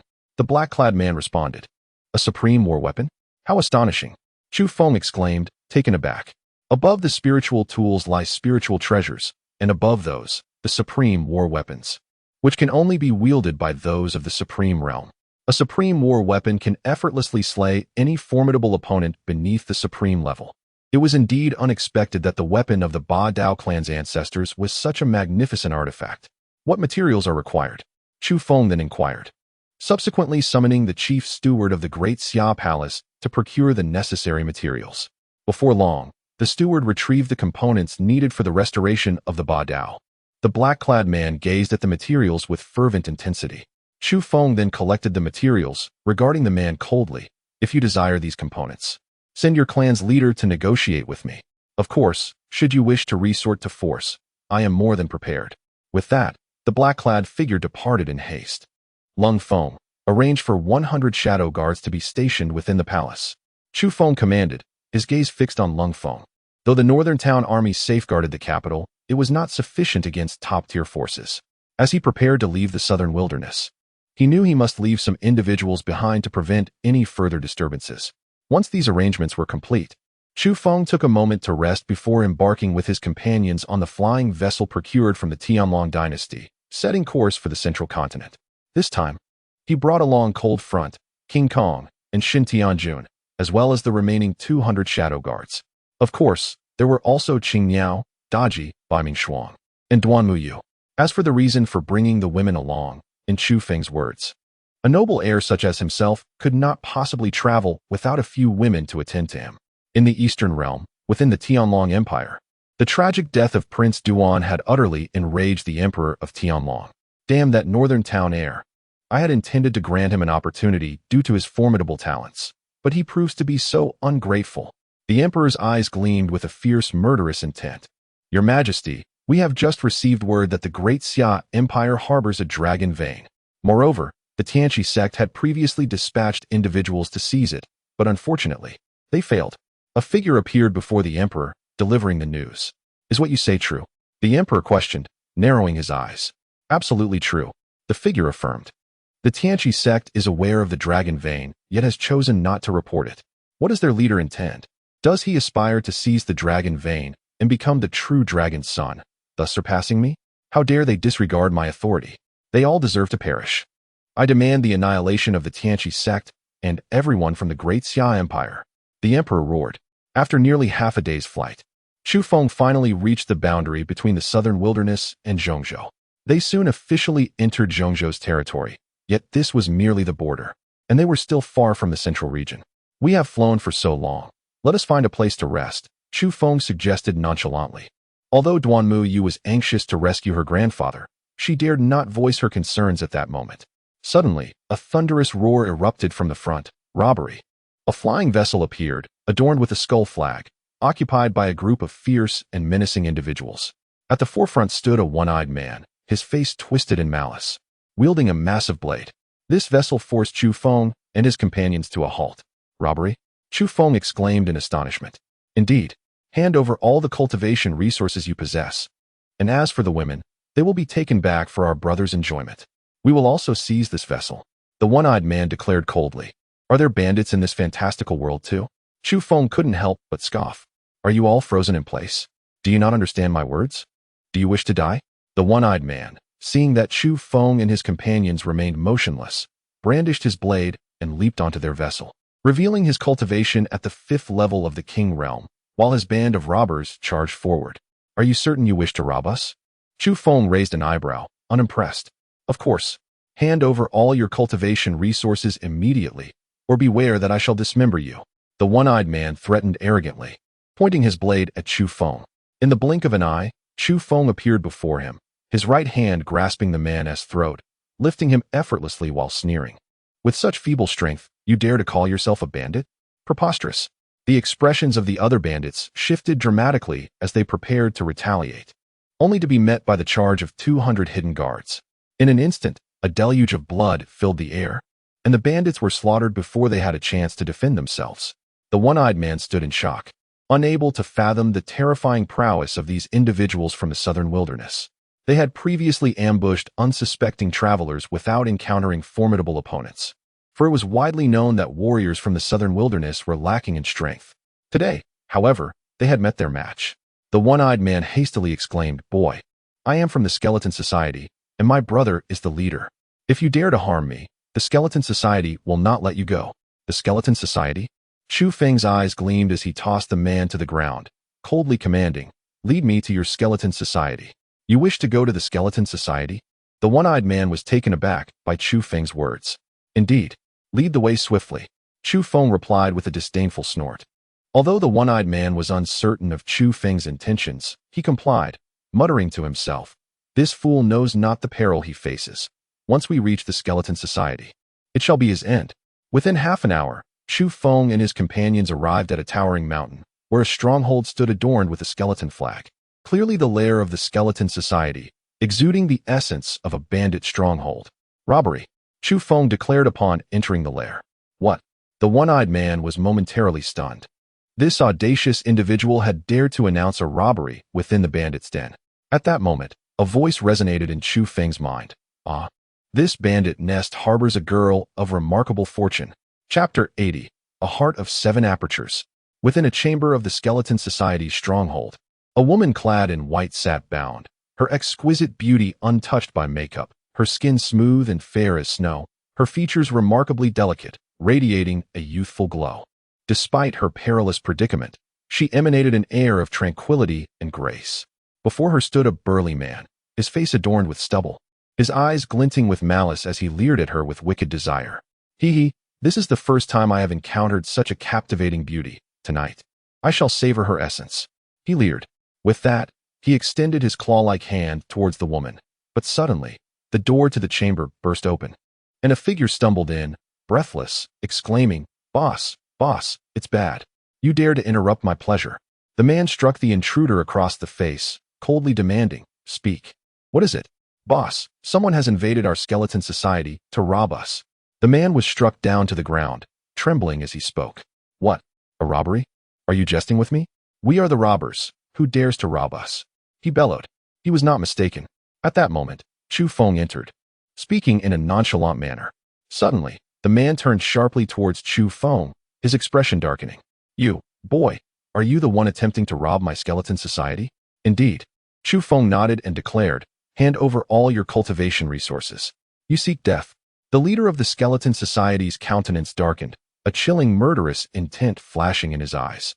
With a wave of his right hand, he launched a punch towards Chu Feng, his cultivation having reached the 3rd level of the King Realm. Bang! Chu Feng retaliated with a punch of his own, colliding fiercely with the man's fist, producing a muffled sound. The man's fist exploded on impact, while Chu Feng's blow descended irresistibly upon him, obliterating him entirely. Gulp! As their leader was vanquished. The subordinate who had come to report was so frightened that he collapsed to the ground. Chu Feng cast a glance at him and raised his hand to slay him as well. At that moment, the storage ring from the fallen leader clattered to the ground, which Chu Feng promptly retrieved. He swept it open and exclaimed, "Goodness, such an abundance of treasures. Robbery truly is exhilarating." Within the storage ring lay nearly 10 million spirit stones, numerous high-grade and top-grade spirit stones, as well as a plethora of elixirs, weapons, and spiritual herbs. "What is this?" Chu Feng withdrew a black token from the storage ring, emblazoned with a grotesque crimson skull. Gazing at the skull, he felt an unsettling sensation, as though his soul were being ensnared. "What is this object?" he wondered, his expression one of confusion. He then pocketed the token and turned his gaze towards the bound woman, his eyes lighting up. What beauty! The woman's visage rivaled that of Ji Rushua, radiating a gentle aura akin to orchids in a secluded valley, in stark contrast to Ji Rushua's icy, imperial demeanor. "Master Tower, is this woman the fated one you spoke of?" Chu Feng pondered within himself. Indeed, she possesses an exceptionally rare 7-orifice linglong heart, truly the embodiment of fate. The Master Tower stated unequivocally. "A 7-orifice linglong heart, what is that?"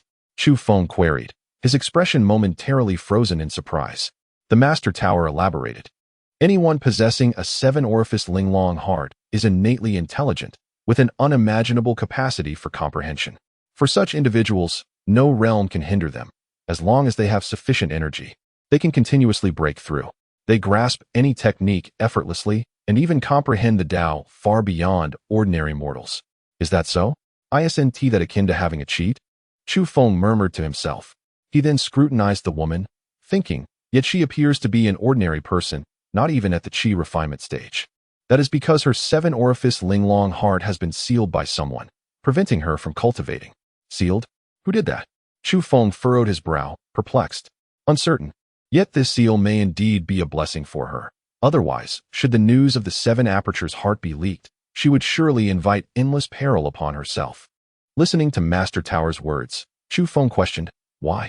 Because if others were to acquire the 7 apertures heart and integrate it, they too could attain unparalleled enlightenment. Thus, the 7 apertures heart is an invaluable treasure for the powerful. Hiss. Upon hearing this, Chu Feng inhaled sharply. Does this mean that this woman is akin to a coveted delicacy? His gaze then turned fervent as he fixed his eyes upon her. Master Tower, do you intend for me to extract her heart? What a disgraceful notion. You are the master of the chaotic divine demon body.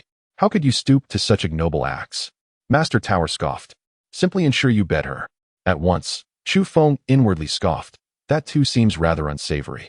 He then approached the woman, observing her closely. You appear unafraid of me? This woman maintained an air of calm throughout, which astonished Chu Feng. It was indeed rare to find an unrefined woman so composed in such circumstances. You are not a villain. Why should I fear you? She replied coolly. Oh, how did you discern that I am not a rogue? I am here to rob. Chu Feng remarked with a playful smile.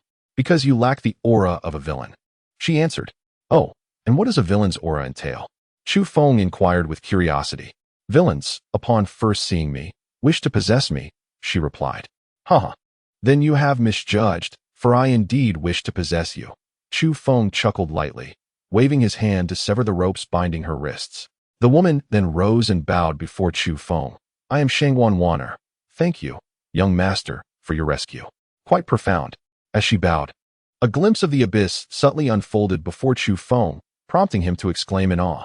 Shangwan Wanner initially froze, then noticed the intensity in his gaze, lowering her head to reveal a blush upon her fair cheeks. Yet, for reasons unknown, she did not feel anger towards his frivolous demeanor. Rather, she found an inexplicable allure in him. Suddenly, a furious voice echoed from outside. You members of the Skeleton Association dare to kidnap my sister? Slay them all. It's Chanqian. Shangwan Wanner exclaimed, her eyes sharpening. Outside, a young girl with a ponytail appeared, clad in a half-red leather armor that accentuated her slender waist, barely graspable. Her lower half was enveloped in tight black shorts, showcasing her curvaceous figure, and her long, fair legs were strikingly alluring. At this moment, she wielded a long sword, declaring fiercely, annihilate this band of robbers. Yet she soon froze, for she noticed the ground strewn with the bodies of the Skeleton Association, while a group clad in black stood among them, none other than Cold Blade and his dark guards. Who are you? The girl furrowed her brows as she scrutinized the dark guards. However, Cold Blade remained silent. No response. Then you must surely be robbers. The young maiden's expression suddenly turned cold as she lunged towards the cold peak with her sword. Chanqian, halt. Suddenly, Shangwan Wanner emerged and called out to the girl. Upon seeing her sister, the maiden came to a screeching halt, her face lighting up with joy. Sister, she exclaimed, rushing forward to embrace her. Sister, are you all right?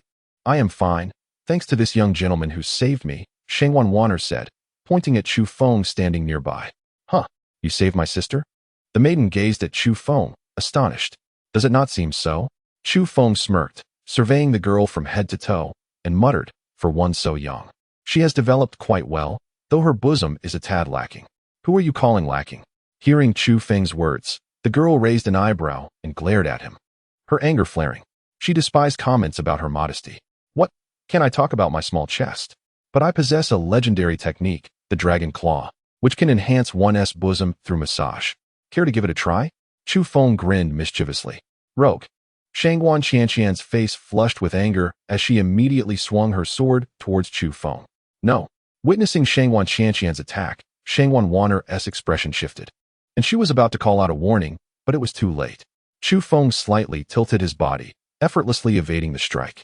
He then seized her sword hand with his left, twisting it and pinning her down, before raising his hand to deliver a resounding slap.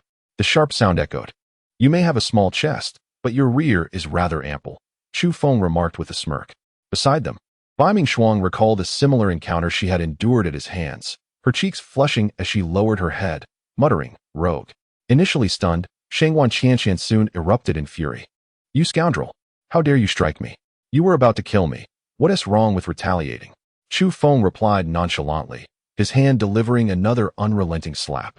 In no time, Shangwan Qianqian was left wailing, tears brimming in her eyes. "Young gentleman, my little sister is young and foolish. Please forgive her this once," Shangwan Wanner pleaded with Chu Feng. After relishing his moment, Chu Feng released Shangwan Qianqian, who glared at him with resentment. Qianqian quickly apologized to the young gentleman. Shangwan Wanner urged her sister. "Sister, he hit me. My bottom is swollen. Why should I apologize?" Shangwan Qianqian protested vehemently. "I command you to apologize. Have you disregarded your sister's words?" Shangwan Wanner's voice grew stern, prompting Shangwan Qianqian to lower her head and murmur, "I'm sorry. In light of your sister, I shall spare you today," Chu Feng said, rolling his eyes. "Young gentleman, may I know your name?" "Chu Feng." Shangwan Wanner regarded him thoughtfully. "From the looks of your group, it seems you have recently arrived in Zhongzhou and encountered an unfortunate incident with the Skeleton Society. Am I correct?" Chu Feng glanced at her. "You are quite perceptive. Since the young master and his companions have just entered the central continent, it would be a splendid opportunity for them to rest at my home, allowing me to express my heartfelt gratitude for the life-saving favor bestowed upon me." Su Wanner spoke with a serene demeanor. "Excellent." Chu Feng readily acquiesced. He had intended to find a place to repose, and with the invitation from such a beauty, he could hardly refuse. Moreover, he was contemplating how to win her heart.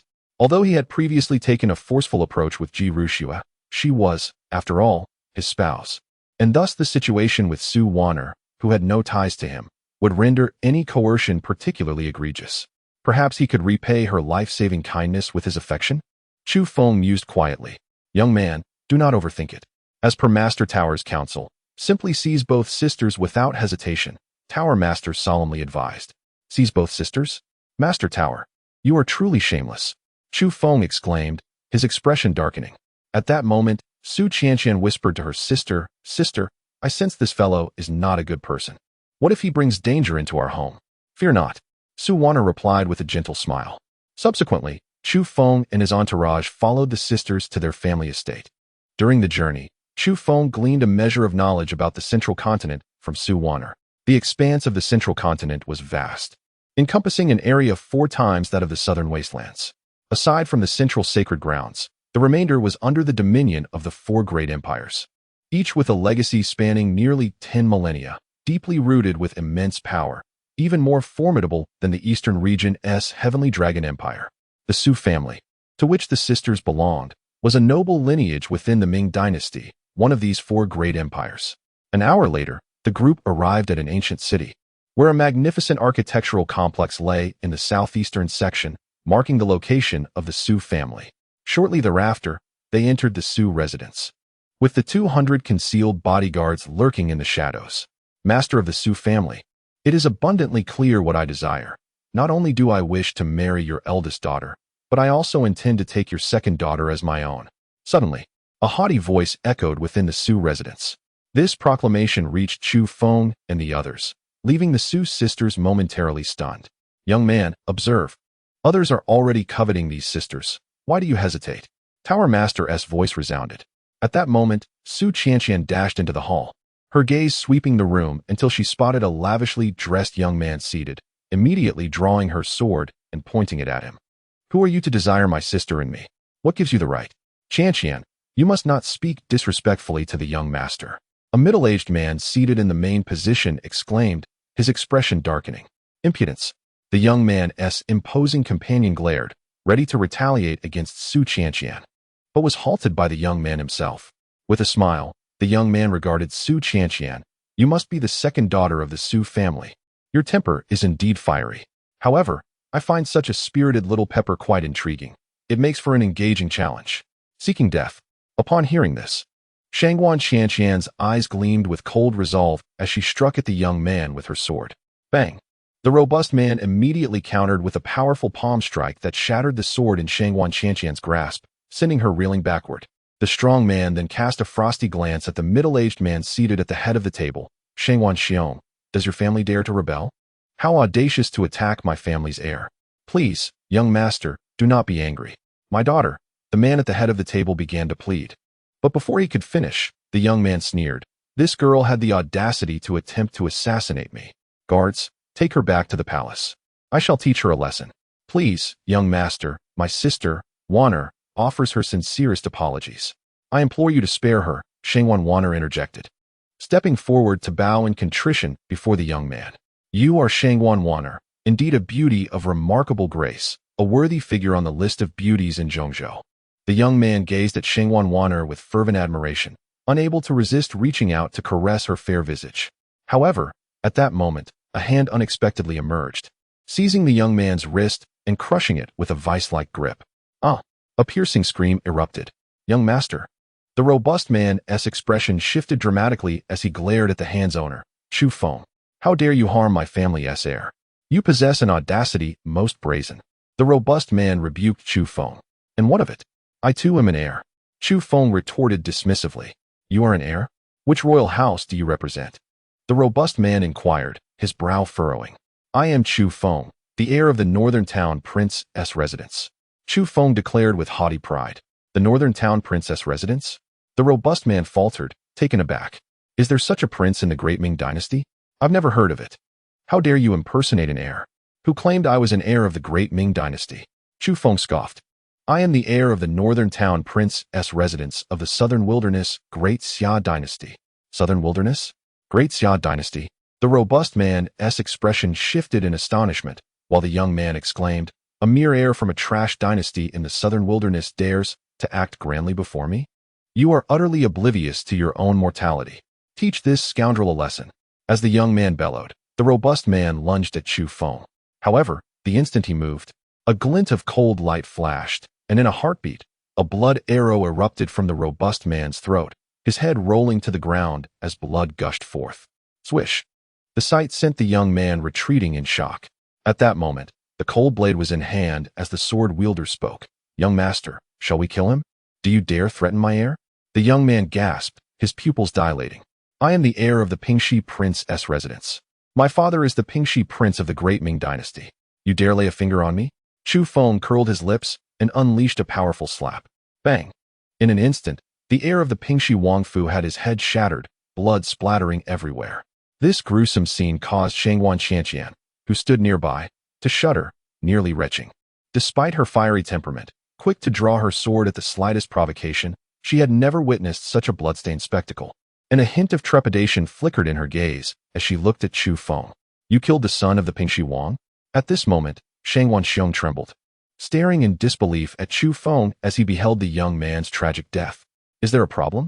Chu Feng cast a glance at Shangwan Xiong, who could not help but exclaim, do you comprehend who the Pingxi Wang is? His son lies dead here, and the entire Shangwan family is likely to face catastrophic repercussions. We are all doomed. Upon hearing this, Shangwan Qianqian's expression shifted. Father, is the Pingxi Wang truly that formidable? Our Shangwan family is, after all, a prominent clan in the Ming Dynasty. How could a mere prince act so recklessly against us? Sigh, you have no idea of the Pingxi Wang's terrifying influence. Shangwan Xiong lamented. He is the uncle of the current emperor of the Ming, renowned for his achievements, and a martial arts master at the 9th level of the Tianwang realm, commanding an army of 300,000. His power is immense. Most crucially, his eldest son is now a distinguished student at the Jixiao Academy, held in high esteem, and even likely to ascend the prestigious Songshuan Tianjiao list. With the backing of the Jixiao Academy, the Pingxi Wang wields unparalleled authority in the Ming Dynasty. Should he choose to act, it would not only obliterate our Shangwan family, but could annihilate entire noble families across the realm. After hearing Shangwan Xiong's words, Shangwan Qianqian's complexion darkened significantly as she exclaimed, Then what shall we do now? Father, sister, do not panic. Shangwan Wanner, maintaining her composure, offered reassurance. You need not worry. If the Pingxi Wang truly seeks his own demise, I shall simply eradicate them. Chu Feng stated coldly. At this declaration, both Shangwan Xiong and Shangwan Qianqian gazed at him in astonishment. Shangwan Qianqian, filled with dissatisfaction, retorted, "You truly dare to boast. As a mere heir from the southern wilderness, what do you possess to challenge the heavily armed Pingxi Wang, especially when he is a powerful master of the Tianwang realm, with the Jixia Academy backing him? And what of the Jixia Academy?" Once, a self-proclaimed member of the Jixia Academy found himself utterly defeated by me, Chu Feng replied dismissively, referring to Su Tian of the Su family. "You defeated someone from the Jixia Academy? Impossible. The Jixia Academy is a superpower in the Holy Land, the foremost academy of the Zhongshuan domain, representing the teachings of the sages. If you truly vanquished someone from the Jixia Academy, how could you still be alive?" Shangguan Qianqian expressed her disbelief, convinced that Chu Feng was merely bragging.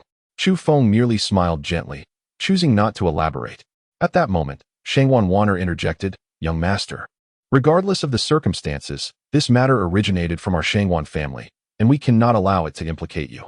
I had intended to host you, but it seems, dear young master, it may be best for you to leave. As the day wanes and I grow weary, I shall remain," Chu Feng replied. "If Miss Shangguan is unwilling to entertain us, we shall seek out an inn," remarked Chu Feng nonchalantly. "You are my benefactor. How could I allow you to stay at an inn?" She responded, "I shall send someone to prepare a few rooms for you all to reside in." Thus, Chu Feng and his companions settled in the Shangguan residence. Meanwhile, Shangguan Xiong gazed at Shangguan Wanner with a serious expression, saying, "Wanner, while the king of Pingxi has yet to react, you must swiftly take your sister and leave the great Ming dynasty. Father, how can we abandon you and flee? Regardless of what transpires, we shall face it together." Shangguan Wanner shook her head resolutely. "Alas, it is the fault of your father for being incapable, unable to restore the Shangguan family. Had we retained the strength of our family from yesteryears, we would not be facing such tribulations today." Shangguan Xiong sighed, his eyes filled with resentment. "Father, was our family truly that strong in the past?" Shangguan Wanner inquired. At the zenith of the Shangguan family, not even the great Ming dynasty was held in high regard, let alone the entire Central Plains. Shangguan Xiong replied, a hint of pride evident in his words. In the room, Chu Feng sat as Tai Yi questioned, "How do you plan to win over that young lady?" "Let me tell you, the seal of the 7 apertures Linglong heart within her is not something an ordinary warrior can cast. It is likely that she has already attracted the attention of formidable powers. Furthermore, there exists within the Shangguan family a half-alive entity. You ought to act quickly to secure that young lady." "A half-alive entity? What do you mean?" Chu Feng asked, perplexed. "Within the Shangguan family resides a being of the Emperor realm, yet their vitality has waned to its limits, essentially having one foot in the realm of the dead." Tai Yi stated bluntly, "The Shangguan family harbors such a powerful individual?" Chu Feng's eyes widened in astonishment. He had previously employed his mental energy to probe the family and discerned that the strongest among them was Shangguan Xiong, who had merely entered the Heavenly King realm. The rest were only at the king and sovereign levels, yet he had not anticipated the existence of an emperor realm being hidden within. Moreover, this individual bore a faint trace of imperial blood. Their ancestors must have produced an emperor. With Tai Ye's revelation, Chu Feng was once again taken aback. An emperor? Is the Shangguan family of such high lineage? He mused inwardly, shaken. There is no need for such astonishment.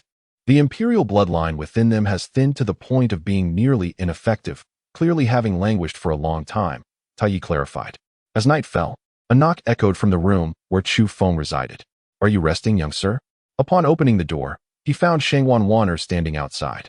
"What brings Miss Shangguan here?" Chu Feng inquired. "Younger sir, I have brought you some osmanthus cake that I made, specially for you to taste," Shangguan Wanner said, presenting a plate of pastries as she entered. Chu Feng took one and sampled it, exclaiming, "I did not expect Miss Shangguan to be not only beautiful, but also so skillful. This cake is delightful." "You flatter me, young sir." Wanner has been unable to cultivate since childhood, regarded as a waste, and thus can only dabble in these small creations. "I am glad you enjoy them." Shangguan Wanner replied with a serene demeanor. Miss Shangguan need not feel inferior. One's worth is not determined by others. Once, I too was labeled as worthless. Yet now I stand as a warrior. Chu Feng remarked, "Miss Shangguan, you too could embark on the path of martial arts and become a formidable force. Please, do not attempt to console me. My family has invested countless efforts to help me enter the realm of martial arts, yet all have proven futile. I have resigned myself to my fate," Wanner responded. Hearing this, Chu Feng's eyes sparkled as he suddenly declared, "Miss Shangguan, Would you believe me if I said that by engaging in dual cultivation with me, you could step into the world of martial arts? Upon hearing his words, a delicate blush spread across Shangguan Wan'er's exquisite face, her gaze shy as she softly replied, "Sir, do not jest."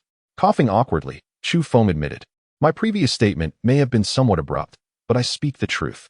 If you become my woman, I assure you that you can enter the realm of martial arts. In truth, you possess an extraordinary talent for martial arts, merely sealed away, which has hindered your ability to cultivate." Wan'er contemplated his words, her beautiful eyes glimmering for a few moments before she asked, "Is what you say truly the only way?" "Alas," Chu Feng replied, "this is the sole method I possess at present. Should Miss Shangguan refuse, it is of no consequence. In the future, I may discover other means to unseal the heart within you and assist you in entering martial arts." As Shangguan Wan'er fell into deep thought, Chu Feng silently mused, "Why do I feel like a wolf enticing a little lamb?" Suddenly, Wan'er turned to him and said, "Very well, I shall do as you propose." Chu Feng was taken aback. He had not anticipated her agreement, leaving him momentarily at a loss. He scratched his head, unsure of how to proceed, prompting Wan'er to ask, "Do you have any concerns, sir? Stop being a coward. Never claim to be the master of the tower when you go out." The tower scolded. "Very well." Chu Feng sighed deeply, locking eyes with Wan'er. An atmosphere of subtle intimacy began to envelop them. At that moment, Shangguan Wan'er slowly rose and began to loosen her garments. Soon, as her outer attire slipped away, only a white undergarment remained, delicately concealing her form, stirring a fervor within. Even having encountered many beauties before, Chu Feng found himself swallowing hard. Wan'er possessed an ethereal grace, a serene elegance reminiscent of moonlight, evoking a sense of beauty that was to be admired from afar, not trifled with. Just as she was about to remove her final garment, a voice from outside called out, "Young master, there is a situation."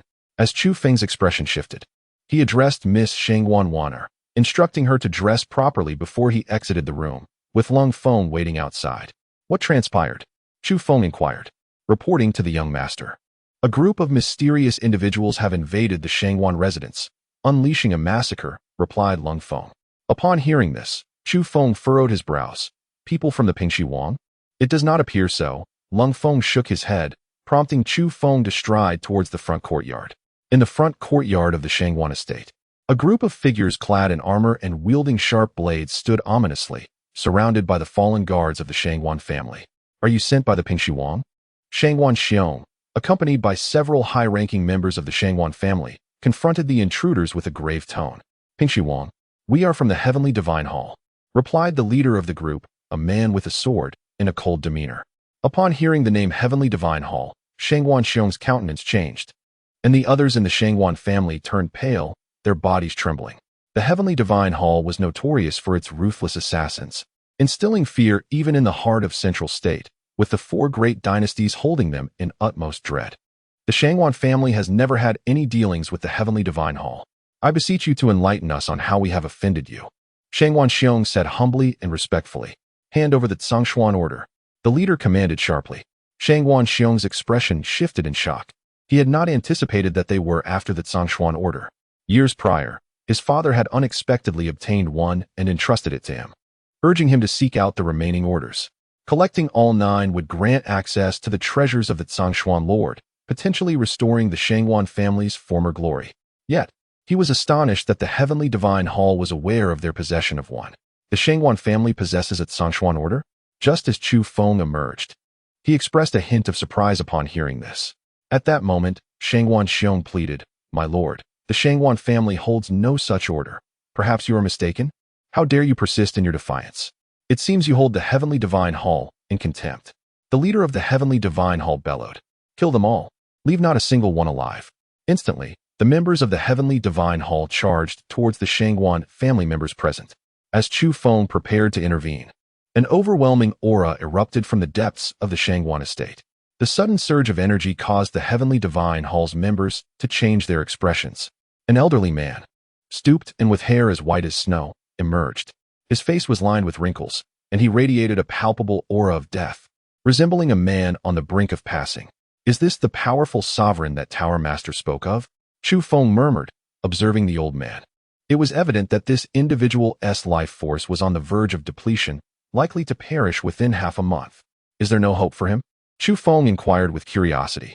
Unless he can break through to the celestial emperor realm within this half-month, or consume rare treasures that can extend his lifespan. Yin Qingzi responded. With the appearance of the elder, the members of the Shangwan family were filled with a sense of bewilderment. However, a glimmer of excitement flickered in Shangwan Xiong's eyes as he exclaimed, "Ancestor, have you broken through?" This individual was indeed an esteemed ancestor of the Shangwan clan, who had long secluded himself a millennium ago in pursuit of a higher realm, rendering him unrecognizable to the majority of the clan members today. Alas, the ancestor sighed, his gaze laden with melancholy, prompting a shift in Shangwan Xiong's expression to one of grave concern. It appeared that the elder's breakthrough had failed, and the aura of death emanating from him suggested that his time was limited. Who would have thought that the Shangwan family harbored such a formidable expert? Alas, it seems his days are numbered, remarked the leader of the divine temple, an expression of astonishment crossing his face before a cold smile emerged. At that moment, the elder of the Shangwan family fixed his gaze upon the divine temple representative and declared, "Though my days are few, my Shangwan clan shall not permit you to wreak havoc here." Boom! Raising his hand, he unleashed a devastating strike towards his adversary. Chapter 84, Sacred Technique. A life offered. Boom! The elder of the Shangwan family struck out with a palm, causing the void to resonate with thunderous sounds as an overwhelming surge of spiritual power erupted forth. Although his lifespan was waning, he remained a formidable monarch-level warrior, and his full-force attack still unleashed a terrifying might. Boom! The leader of the divine temple similarly unleashed his cultivation, revealing his power at the third level of the realm. Despite the vast disparity in strength between him and the Shangwan elder, he charged forward unflinchingly, sword in hand. Bang! In an instant, a thunderous clash ensued. The elder's strike was unexpectedly shattered, and the fierce sword light descended, forcefully sending him reeling backward. The elder coughed up blood, his body trembling. "Ancestor!" Shangwan Xiong's expression changed dramatically as he shouted.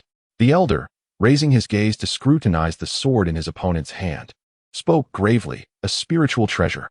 The sword wielded by the leader of the divine temple was not merely a spiritual weapon, it was a spiritual treasure. The power of a spiritual treasure far surpassed that of a spiritual weapon. A potent spiritual treasure could significantly enhance the wielder's combat prowess. Furthermore, although the elder was of the monarch level, his vitality had diminished, and his lifespan was nearly at an end, preventing him from fully harnessing his true power. In this interplay of strengths, the leader of the divine temple, despite being at the third level of the realm, successfully subdued the elder of the Shangwan clan. "You old fool, since you have but a few days left to live, allow me to send you on your way today," the realm expert declared with a sinister glint in his eyes as he lunged forward with his sword once more. "Stop!" Shangwan Xiong rushed forward in haste, only to be violently knocked aside by a single swing of the sword. Shangwan Xiong crashed to the ground, blood spewing from his mouth. "Father!" At that moment, Shangwan Wanner and Shangwan Qianqian rushed onto the scene, their faces etched with concern as they approached Shangwan Xiong. Meanwhile, the realm expert had already reached the elder of the Shangwan family, unleashing a powerful sword technique aimed directly at him. Boom! With a single stroke of the sword, infused with the formidable power of the divine treasure sword, an overwhelming surge of lethal energy erupted forth. Mountain River Seal. Suddenly, the venerable ancestor of the Shangwan clan bellowed, igniting the last remnants of his vitality to unleash a martial technique. In an instant, the spiritual energy within a 100-mile radius converged frantically above his head, manifesting a grand tableau of mountains and rivers, which he directed with ferocity towards his adversary. The force of this strike reverberated throughout a 1,000-mile expanse, producing a cataclysmic explosion that left countless onlookers in sheer astonishment. Waves of terrifying energy rippled outward, exuding an aura of annihilation that threatened to obliterate everything in its path. The expressions of all the powerful members of the Shangwan family shifted dramatically as they sprang into action to thwart the impending disaster. Similarly, Chu Feng and his companions joined in to contain the spreading energy, lest the entire Shangwan clan face utter destruction.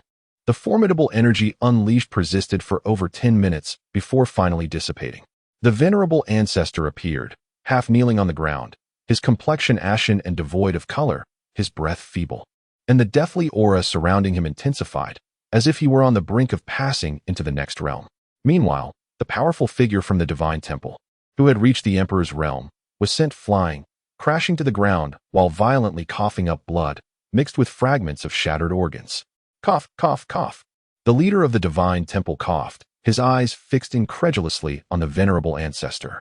What martial technique did you just employ? How could it be so terrifying? It is a sacred technique, the venerable ancestor gasped. A sacred technique? The opponent's pupils constricted in disbelief. How is that possible? You, a mere emperor, could comprehend a sacred technique? A sacred technique, by definition, is a martial art of sacred quality, one that can only be created and wielded by those who have reached the saint level. Only forces with a lineage of saints might possess the means to cultivate such techniques. Even the four great empires lack the qualification to own a single sacred technique. The Shangwan clan, being merely a dynasty family without even a formidable figure at the respectable level, could not possibly possess a sacred technique. Observing this, Chu Feng smiled gently. Indeed, it is no surprise that a family with a lineage of emperors possesses certain depth. Damn it, kill them. Annihilate them all. The emperor-level adversary roared. His expression twisted with rage as he ordered his accompanying divine temple warriors to charge forth. Just as they were about to unleash their massacre, Cold Edge, leading 200 shadow guards, made their entrance. With swift precision, the shadow guard struck, and the members of the divine temple were dispatched before they even had a chance to react. The emperor-level adversary's pupils narrowed as he called out, "Who are you?" "They are all my people," Chu Feng replied nonchalantly, his hands tucked into his pockets as he strolled forth with the poise of a protagonist making an entrance. "And you are?" The emperor-level adversary glared at Chu Feng, his brow furrowed in concern. "Who I am is of little importance. What matters is that your divine temple must perish," Chu Feng declared coldly. In the blink of an eye, the members of the divine temple met their grim fate. One by one, the emperor-level expert glared furiously at Chu Feng, who, without hesitation, struck him on the head. Bang! The man's skull exploded like a watermelon, crimson blood mingling with white brain matter splattering everywhere. "Who are you?" At that moment, the elder of the Su family regarded Chu Feng with a wary gaze. "Fear not. I am not a malevolent being." Chu Feng smirked, and Su Xiong began to introduce Chu Feng's identity to the elder. The heir of the Southern Wilderness Empire? The elder of the Su family assessed Chu Feng upon hearing this. Meanwhile, Chu Feng turned his attention to Su Xiong. "I heard from the people of the Heavenly God Palace that your Su family possesses its Songxian order as well." At this, Su Xiong's expression shifted, and he replied, "My Su family does not possess its Songxian order. The people from the Heavenly God Palace must be mistaken." Chu Feng cast a scrutinizing glance at Su Xiong. "Patriarch Su, I have always preferred directness. Hand over the Songxian order." In that instant, Su Xiong's face changed repeatedly, while Su Wanner interjected, "Father, if our Su family truly possesses that Songxian order, you should give it to the young master. The Heavenly God Palace is already aware of this matter. If we continue to hold on to the Songxian order, they will undoubtedly not let us go. Just give it to him." The elder sighed, saying, "Merely possessing a Songxian order will not allow my Su family to rise again. Rather, it may invite our doom." Cough, cough, cough. Just after he finished speaking, he suddenly coughed up blood, his vitality waning to its utmost. "Elder." Su Xiong's countenance changed, disregarding his injuries to rush to the elder's side, who, in a feeble voice, said, "It seems this old man is destined to perish today. I entrust the future of the Su family to you." At this moment, Su Wanner looked at Chu Feng. "Young master, do you have a way to save our elder?" Chu Feng's gaze flickered, while the elder shook his head, declaring, "My vital energy has been exhausted. There is no way to turn back. Young master, within my Misty Rain Tower, there exists a royal-grade healing pill, the blood recovery pill. Once consumed, it can restore lost vitality." Suddenly, Duan Muyu interjected. Chu Feng glanced at her. "Are you certain?" "Absolutely." Duan Muyu nodded earnestly. "I implore you, young master, to save the elder's life. Wanner is willing to dedicate herself to you, becoming your servant or maid." Su Wanner bowed deeply. "Sister, how could you?" Su Qianqian's expression changed as she was about to dissuade her, but Su Xiong's voice resonated. "This is the Songxian order. I beseech you, young master, to save the elder." Su Xiong produced its Songxian order and handed it to Chu Feng. "I will not take this Songxian order for free. I will retrieve the blood recovery pill in exchange." Chu Feng accepted the Songxian order and declared, "Lung Feng, Tianjun, take 100 shadow guards and accompany me to Misty Rain Tower. The rest shall remain here." Following this, Chu Feng and his entourage, under Duan Muyu's guidance, headed straight for Misty Rain Tower. Chapter 85. You are not adequate. You must train. In the central continent, Misty Rain Tower. After 3 hours of flight, Chu Feng and his companions, led by Duanmu Yu, arrived directly at the headquarters of Misty Rain Tower. Shi Luotian. Upon entering Misty Rain Tower, Duanmu Yu's expression turned icy as she called out, "Swish, swish, swish." In an instant, within the rainy mist tower, all gazes converged upon Duanmu Yu. The young lady. Many recognized her, their expressions shifting dramatically. "Duanmu Yu, you have finally returned." Suddenly, a chilling voice pierced the air as Shi Luotian emerged, his slanted eyes glinting with a menacing light, fixed on Duanmu Yu. Duanmu Yu glared back, her eyes flickering with rage. "Shi Luotian, what have you done to my grandfather?" "Fear not, your grandfather is quite well. Bring our master out," Shi Luotian commanded, and immediately, Duanmu Shan was brought forth, bound. "Grandfather!" Duanmu Yu exclaimed upon seeing her grandfather's battered condition, her face paling in horror. "Shi Luotian, you scoundrel, how dare you treat my grandfather this way? Were it not for him, you would not be where you are today, you ungrateful traitor. Xiaoya, hurry and leave." Duanmu Shan looked up at Duanmu Yu, his voice frail and weak. Yet Shi Luotian remained unfazed by Duanmu Yu's outburst, directing his cold gaze at Duanmu Shan. "Old man, now that your precious granddaughter is here, if you do not hand over the key, I assure you I will make your granddaughter wish she were dead." "You," Duanmu Shan glared at Shi Luotian with a fierce expression. "Enough of this noise." At that moment, Chu Feng scoffed, addressing Shi Luotian. "You must be the chief steward of the Rainy Mist Tower, correct?" "Huh." Shi Luotian's gaze turned to Chu Feng. "Who are you?" "Cold Feng, Tianjun. Which of you will take him down?" Chu Feng stated plainly. "Young master, allow me. It has been a while since I last fought, and today is a perfect opportunity to stretch my limbs." Shin Tianjun unscrewed his wine gourd and took a hearty swig before striding towards Shi Luotian. "What a drunken fool. Get lost." Shi Luotian sneered at Shin Tianjun, unleashing a terrifying pressure that descended upon him. Boom! As this oppressive force enveloped the area, it crushed everything around into powder. Yet Shin Tianjun was undeterred, advancing step by step towards him. Suddenly, Shi Luotian's expression changed as he focused on Shin Tianjun and unleashed a powerful punch. Bang! Shin Tianjun raised his fist, the two strikes colliding with a resounding thunderclap. Staggering back, Shi Luotian stared at Shin Tianjun in disbelief. "You!" Before he could finish, Shin Tianjun charged at him. Bang! A more deafening thunderclap erupted as Shi Luotian was sent flying once more, and Shin Tianjun unleashed a flurry of punches, leaving Shi Luotian defenseless and on the receiving end of the assault. Soon, the chief steward of the Rainy Mist Tower crashed to the ground, violently coughing up blood. In an instant, the others within the Rainy Mist Tower were left dumbfounded. Bang! Shin Tianjun planted his foot on Shi Luotian's head, took another swig from his wine gourd, and remarked, looking down, "You are inadequate. You still need practice." Listening to Shin Tianjun's unabashed mockery, Shi Luotian's face twisted with rage, and he let out a furious roar, on the verge of a breakdown. Bang! In an instant, Shin Tianjun crushed Shi Luotian's skull beneath his foot. With Shi Luotian's demise, his subordinates were left in stunned silence. Meanwhile, Duanmu Yu glared at those holding Duanmu Shan and scolded, "Your master is dead. Do you still wish to serve the tyrant?" In that moment, everyone from the Misty Rain Tower knelt on the ground. "Grandfather, are you all right?" Duanmu Yu hurried to Duanmu Shan's side, supporting him with concern. "Xiaoyu, who are they?" Duanmu Shan's gaze shifted to Chu Feng and the others, his expression shifting. "Grandfather, this is..." Just as Duanmu Yu began to introduce Chu Feng, he interjected, "I am her master." "Master?" Duanmu Shan's demeanor changed instantly, while Duanmu Yu quickly provided an explanation. After grasping the situation, Duanmu Shan sighed, "Alas, it is my inadequacy that has brought you trouble, Xiaoyu." "Grandfather, I am fine," Duanmu Yu reassured him hastily. "Enough. You two can reminisce later. It is time to discuss serious matters. Henceforth, I shall be the master of this Misty Rain Tower. Now, what is this key that the previous fellow mentioned? Hand it over." Chu Feng spoke nonchalantly. At once, Duanmu Shan's expression shifted, and he regarded Chu Feng with concern. "Young Master Chu, you have saved my life today, and I am deeply grateful. Now that Xiaoyu has become your subordinate, and this Misty Rain Tower is entrusted to you, I have no objections. However, the matter of the key is of utmost importance, and I cannot hand it over."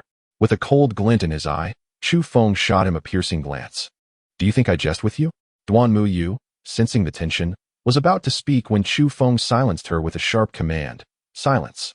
He turned his icy gaze to Duanmu Shan. You can either willingly surrender it, or I will delve into your soul to retrieve the key myself. The choice is yours. Upon hearing this, Duanmu Yu's expression changed dramatically as she quickly looked at her grandfather. Grandfather, what exactly is this key? You should just give it to the young master. Duanmu Shan's aged eyes flickered with indecision as he opened his mouth to speak, only to be interrupted by the entrance of a group of cloaked figures into the misty rain tower. The leader, a middle-aged man clad in a cloak, scanned the crowd and declared, Who is the master of the North Tower of the Misty Rain Tower? At the mention of the North Tower, Duanmu Shan's expression shifted, and he inquired, Who are you? I am a messenger of the Misty Rain, sent by the young master to summon the master of the North Tower of the Misty Rain Tower. The man stated directly, Misty Rain Messenger. Duanmu Shan's pupils contracted as he regarded the man. Are you referring to the young master? The ninth descendant of the Rain Emperor, Yu Lintian. The man said coldly.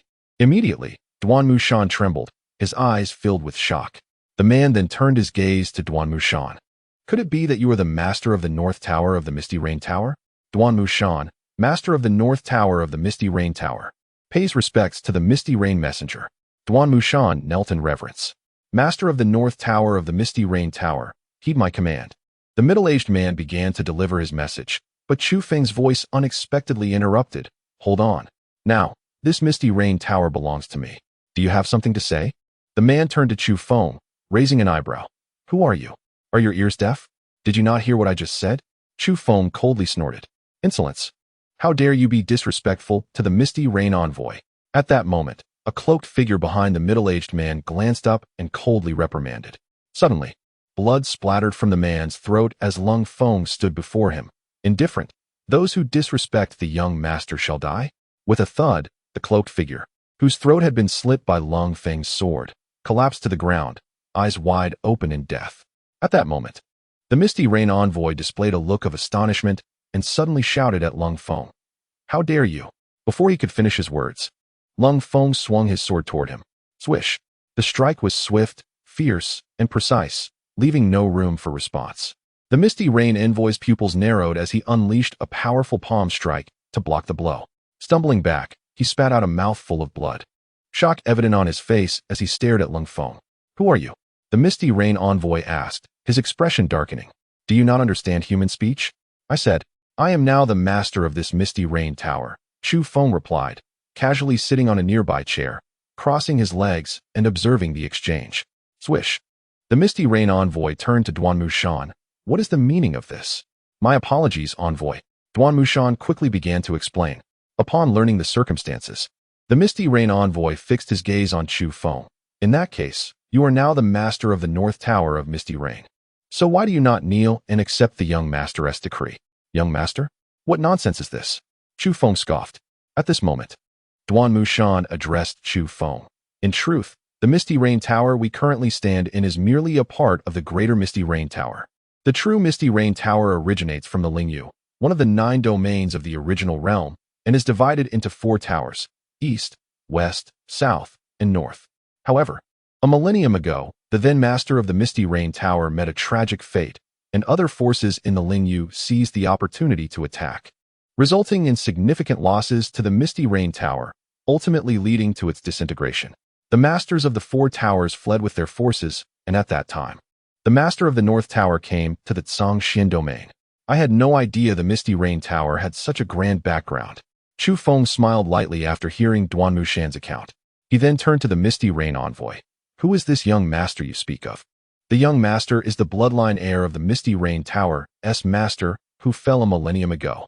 After years of dormancy, the young master intends to revive the Misty Rain Tower, specifically dispatching the 4 great Misty Rain envoys to seek out the 4 towers, with the aim of reuniting them under the young master's leadership and reclaiming the Lingyu. However, prior to this, the masters of the 4 towers must surrender the key. The Misty Rain envoy stated coldly. Another key. Chu Feng's eyes narrowed as he looked at Duanmu Shan. What exactly is this key? This key is the means to unlock the legacy of the Misty Rain Emperor. Before the fall of the Misty Rain Tower's master, To prevent the legacy from falling into the hands of outsiders, he divided the key to the legacy into 4 parts, entrusting them to the 4 tower masters. Duan Mushan explained directly. The legacy of the emperor? Chu Fu raised an eyebrow, his eyes betraying a look of astonishment. The Yinyu envoy stated directly, "Where is the key to the North Tower?" At that moment, Duan Mushan produced a key, declaring, "The previous master of the North Tower said that only when the Yinyu envoy, who guards the bloodline of the Yinyu emperor, appears can this key be entrusted." As the Yinyu envoy gazed at the key, just as he was about to take it, a large hand snatched it away, belonging to none other than Chu Fu. "Hand over the key." The Yinyu envoy's expression shifted dramatically as he witnessed Chu Fu seizing the key. "I am now the master of this North Tower. Naturally, it is my duty to safeguard this key. As for your young master, let him come personally to speak to me," Chu Fu retorted, disdain evident on his face. Suddenly, the Yinyu envoy's demeanor darkened, glaring at Chu Fu with fury. The young master is the heir of the Yinyu emperor's bloodline, destined to be the future master of Yinyu Tower. Do you truly believe you are worthy enough to demand such an audience? In an instant, Chu Fu executed the star flash technique, teleporting directly in front of the envoy, delivering a resounding slap that sent him tumbling to the ground. Although the Yinyu envoy was more powerful than Chu Fu, he had never anticipated an attack from him, and Chu Fu's speed caught him completely off guard. Fuming with rage, the envoy glared at Chu Fu and attempted to rise to strike back, only to find a cold blade poised at his throat. Chu Fu had placed his foot firmly on the envoy's head, looking down upon him. "Am I now deemed worthy? You dare lay hands on me, envoy? If the young master were to learn of this, you would not escape unscathed." The Yinyu envoy bellowed. "Is that so?" Chu Fu continued to apply pressure to the envoy's face until it was unrecognizable, finally releasing his foot and coldly stating, "Return and inform your young master that I await his esteemed visit in the Zhangxian domain." At that moment, Lung Feng sheathed his sword, yet maintained a vigilant gaze on the envoy, clearly prepared to strike at a moment's notice. The Yinyu envoy, filled with resentment, fixed a furious glare on Chu Fu, clenching his fists as he suppressed his anger before retreating with his companions in disarray. Sighing heavily, Duan Mushan remarked, "Alas. What? Do you disapprove of my actions earlier?" Chu Fu shot a glance at Duan Mushan, who hurriedly responded, "Young master, please do not be angered. My grandfather merely allowed you to speak." Chu Fu cast a cold look at Duan Muyu, who trembled and lowered her head in silence. Then, Chu Fu inquired icily, "What about the healing pill? Grandfather, where is the healing pill we had stored in the Yinyu Tower?" Duan Muyu turned to Duan Mushan for clarification. "It is in the treasure vault," Duan Mushan replied, looking at Chu Fu. "The key you hold can unlock the treasure vault of the North Tower." Subsequently, Chu Fu followed Duan Mushan to the entrance of a secret chamber, where a powerful barrier prevented any forced entry. As Chu Fu inserted the key into the lock of the chamber door, it slowly creaked open.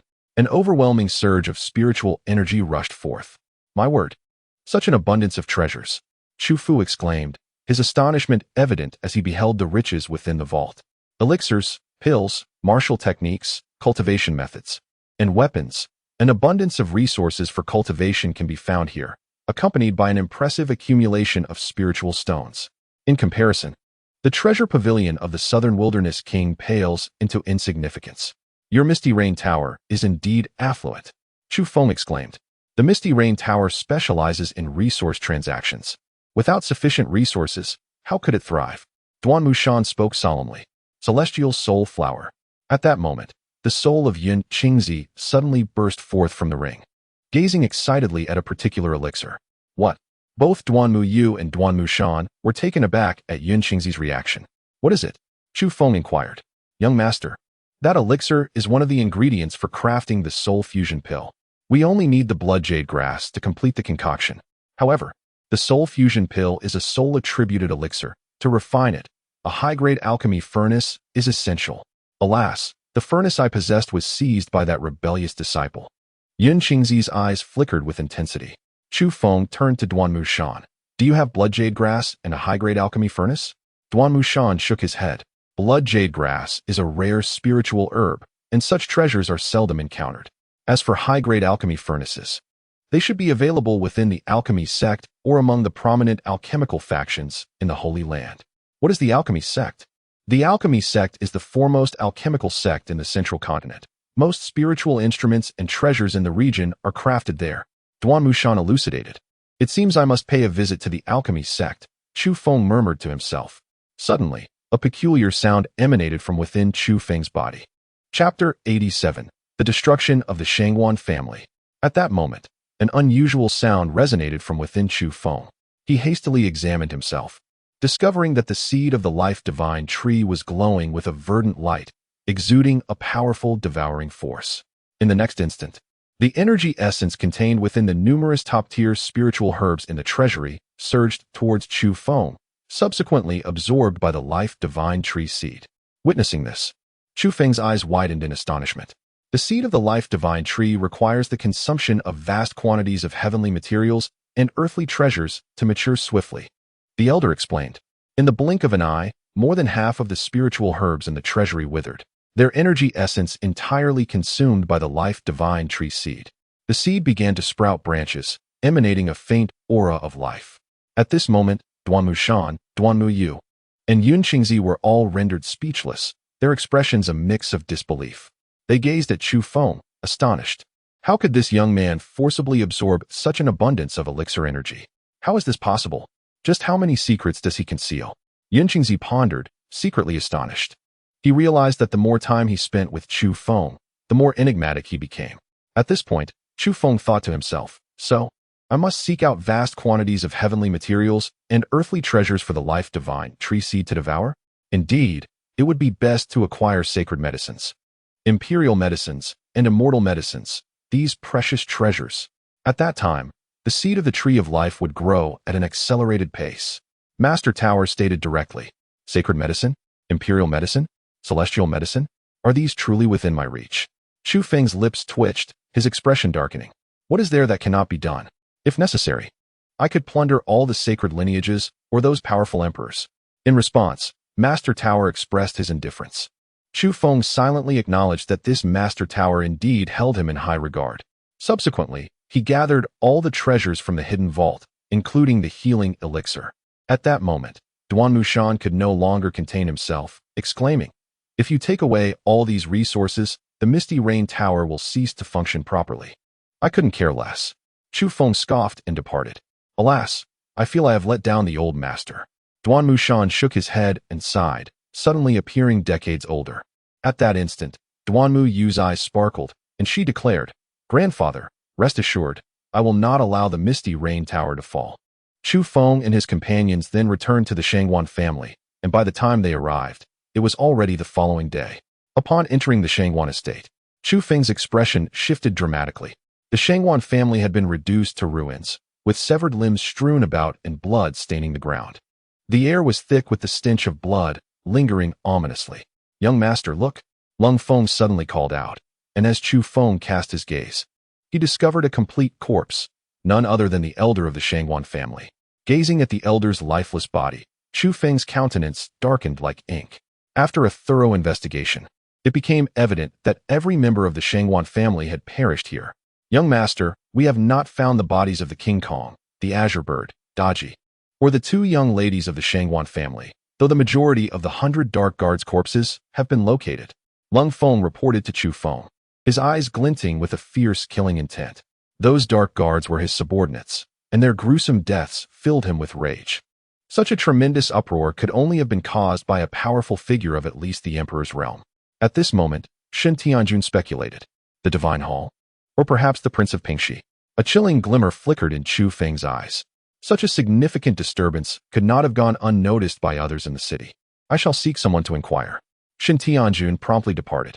A few minutes later, he returned, informing Chu Feng, I have found out that it was the Prince of Pingxi who led an army to annihilate the Shangwan family. And several mysterious strong figures appeared as well. Crack! Crack! Immediately, Chu Feng clenched his fists, the sound echoing ominously, his gaze radiating a cold light, to the Prince of Pingxi's residence. In the royal residence of the great Ming Dynasty, the Prince of Pingxi's abode was currently arranged to resemble a mourning hall. At the center of the grand hall, a coffin lay, containing the headless corpse of the heir of the Prince of Pingxi. Before the coffin hung two women, their bodies drenched in blood. These two women were none other than Shangwan Wanner and Shangwan Qianqian. At that moment, a robust man, his temples graying, clad in armor, was wielding a military whip and mercilessly striking the two women, leaving their bodies battered and broken, their cries echoing in despair. The man before us is none other than the Prince of Pingxi. After delivering over 100 lashes, he approached the coffin, his expression devoid of warmth, and spoke coldly. Son, were you not longing to wed the enchanting sisters of the Shangwan family? Allow me to send them to the underworld to accompany you.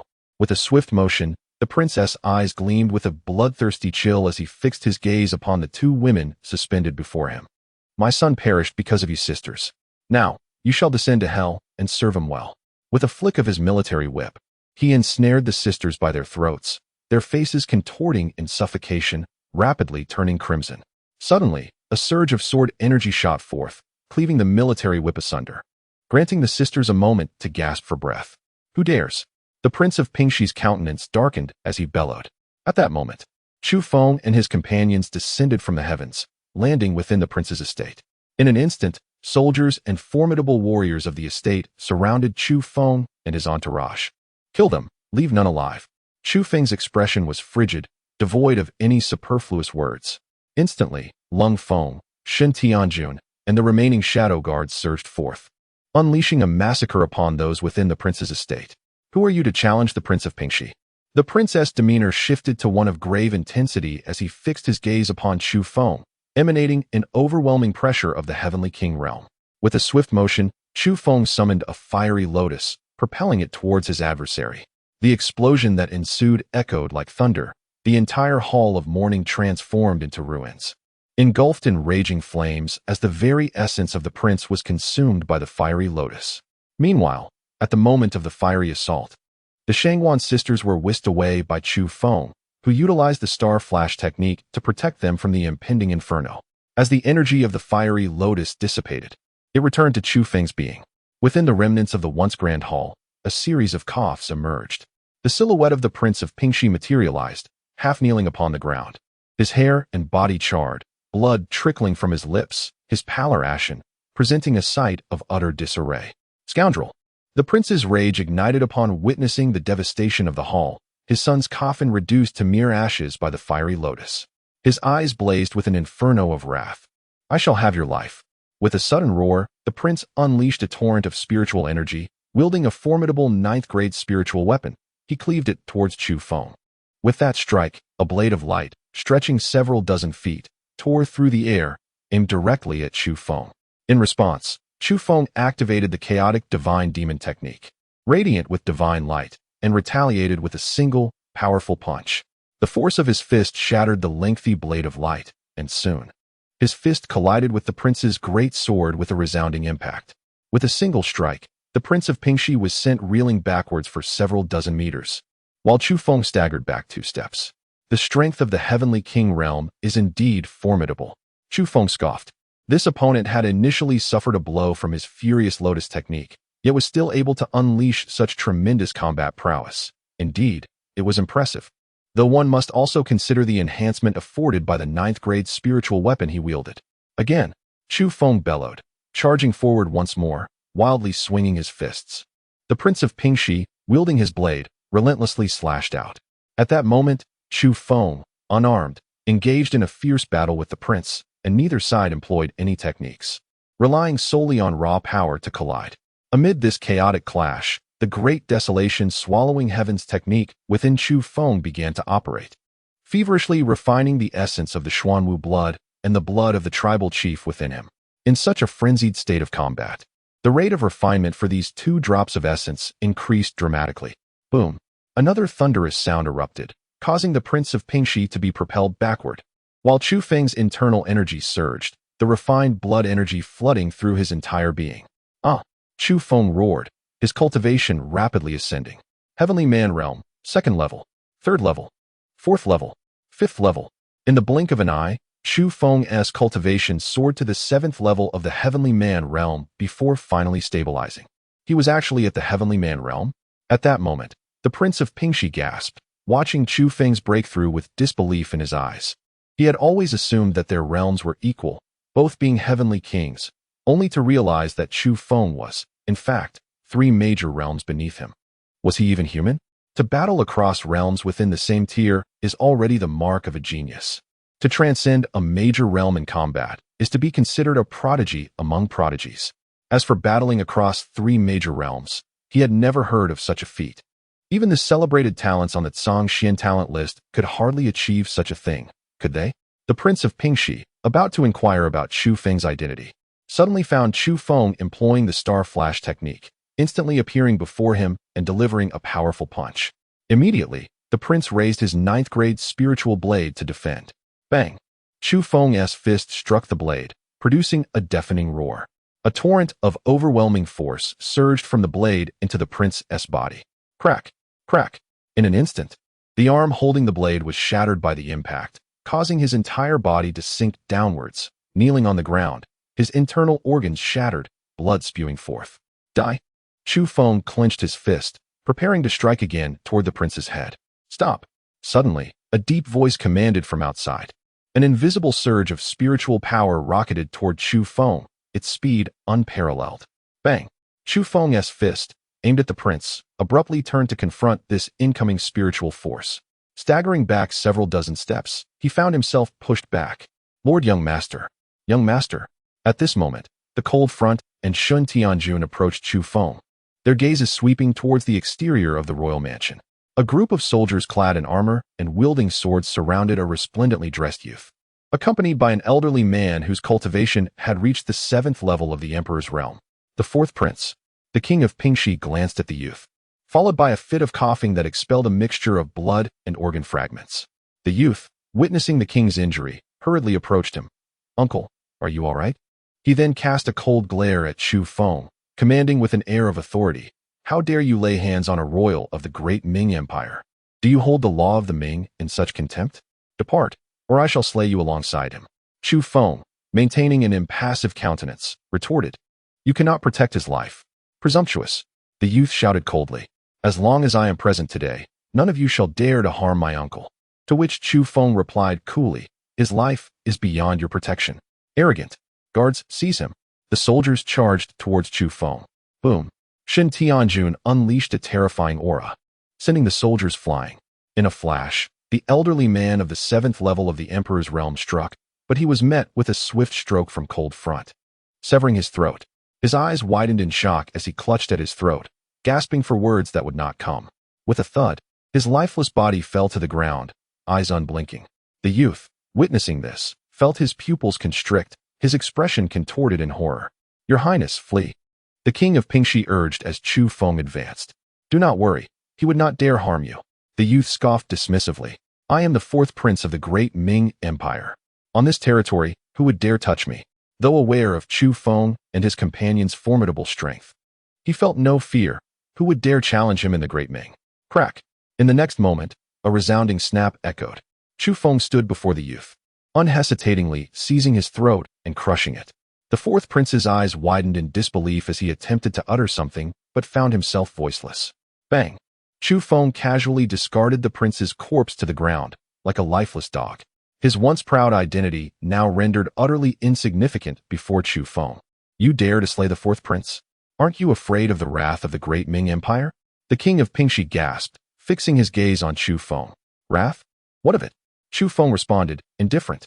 His simple words left the king of Pingxi momentarily speechless, unsure of how to respond. What of the others you captured from the Shangwan family?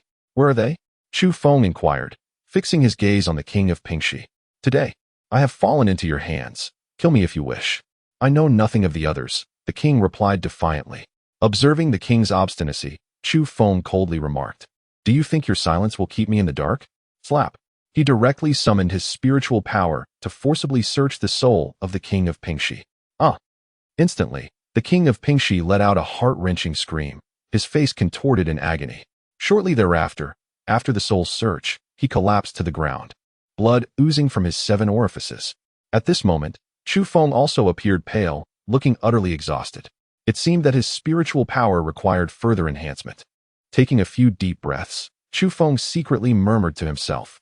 Through the soul search, he learned that the 4, Jinggang, Qingyao, Daji, and Baiming Shuang, had all been taken away by the forces of the Ming royal family. Eliminate everyone in this royal residence. Leave no one alive. Chu Feng commanded coldly. He then approached the sisters, Shangwan Wan'er and her sibling, both of whom lay unconscious due to their severe injuries. Observing the welts and bruises covering their bodies, Chu Feng couldn't help but frown. He first administered a few healing pills to the two women, then carried them into a room within the king of Pingshi's residence. The most severe injuries they sustained were external. If not treated promptly, they would inevitably be left with scars, a fate intolerable for women. Next, Chu Feng placed the two on the bed and carefully removed their tattered garments. Instantly, a breathtaking sight unfolded before him. However, Chu Feng did not indulge in such views. Instead, he focused on tending to their wounds and applying ointment to heal the scars. Fortunately, the treasure trove he had plundered from the Misty Rain Tower contained an array of medicinal supplies for treating injuries, which proved invaluable at this moment. After attending to the sisters' wounds, Chu Feng instructed Cold Wind to procure 2 dresses for women from the royal residence, preparing to dress the sisters. Just then, Shangguan Qianqian regained consciousness first, having a foundation in martial arts, thus recovering more swiftly. Upon awakening and noticing her lack of clothing, and seeing her sister beside her in the same state, she glared at Chu Feng with indignation and exclaimed, "Rogue, what have you done to my sister and me?" As she spoke, she attempted to confront Chu Feng, who promptly tossed a dress to her, saying, "Put on your clothes first. With your underdeveloped figure, I have no intentions." "Who are you calling underdeveloped?" Shangguan Qianqian retorted indignantly. At that moment, Shangguan Wan'er also stirred awake, and Shangguan Qianqian immediately expressed her grievances. "Sister, I told you this rogue is no good. Look at him." In contrast to her sister's fury, Shangguan Wan'er regarded Chu Feng with calmness and inquired, "Sir, did you save us?" "Indeed, the reason for removing your garments was solely to treat your wounds, nothing more," Chu Feng replied directly. "Thank you, kind sir." Shangguan Wan'er expressed her gratitude, while Shangguan Qianqian, now realizing the truth, gazed at Chu Feng in astonishment. "You saved us? Who else could it be?" Chu Feng retorted with a roll of his eyes. At that moment, a look of sorrow flashed in Shangguan Wan'er's eyes. Chu Feng consoled her, "Please accept my condolences. I still need to head to the capital of the Ming Dynasty to save others. What are your plans, sisters?" "I intend to return to the residence of the Shangguan family to attend to their affairs and ensure a proper burial for my father and the others." "Very well. I shall send individuals to escort you home." Chu Feng promptly dispatched a dozen shadow guards to accompany the two sisters back, while he and the others hastened towards the capital of the great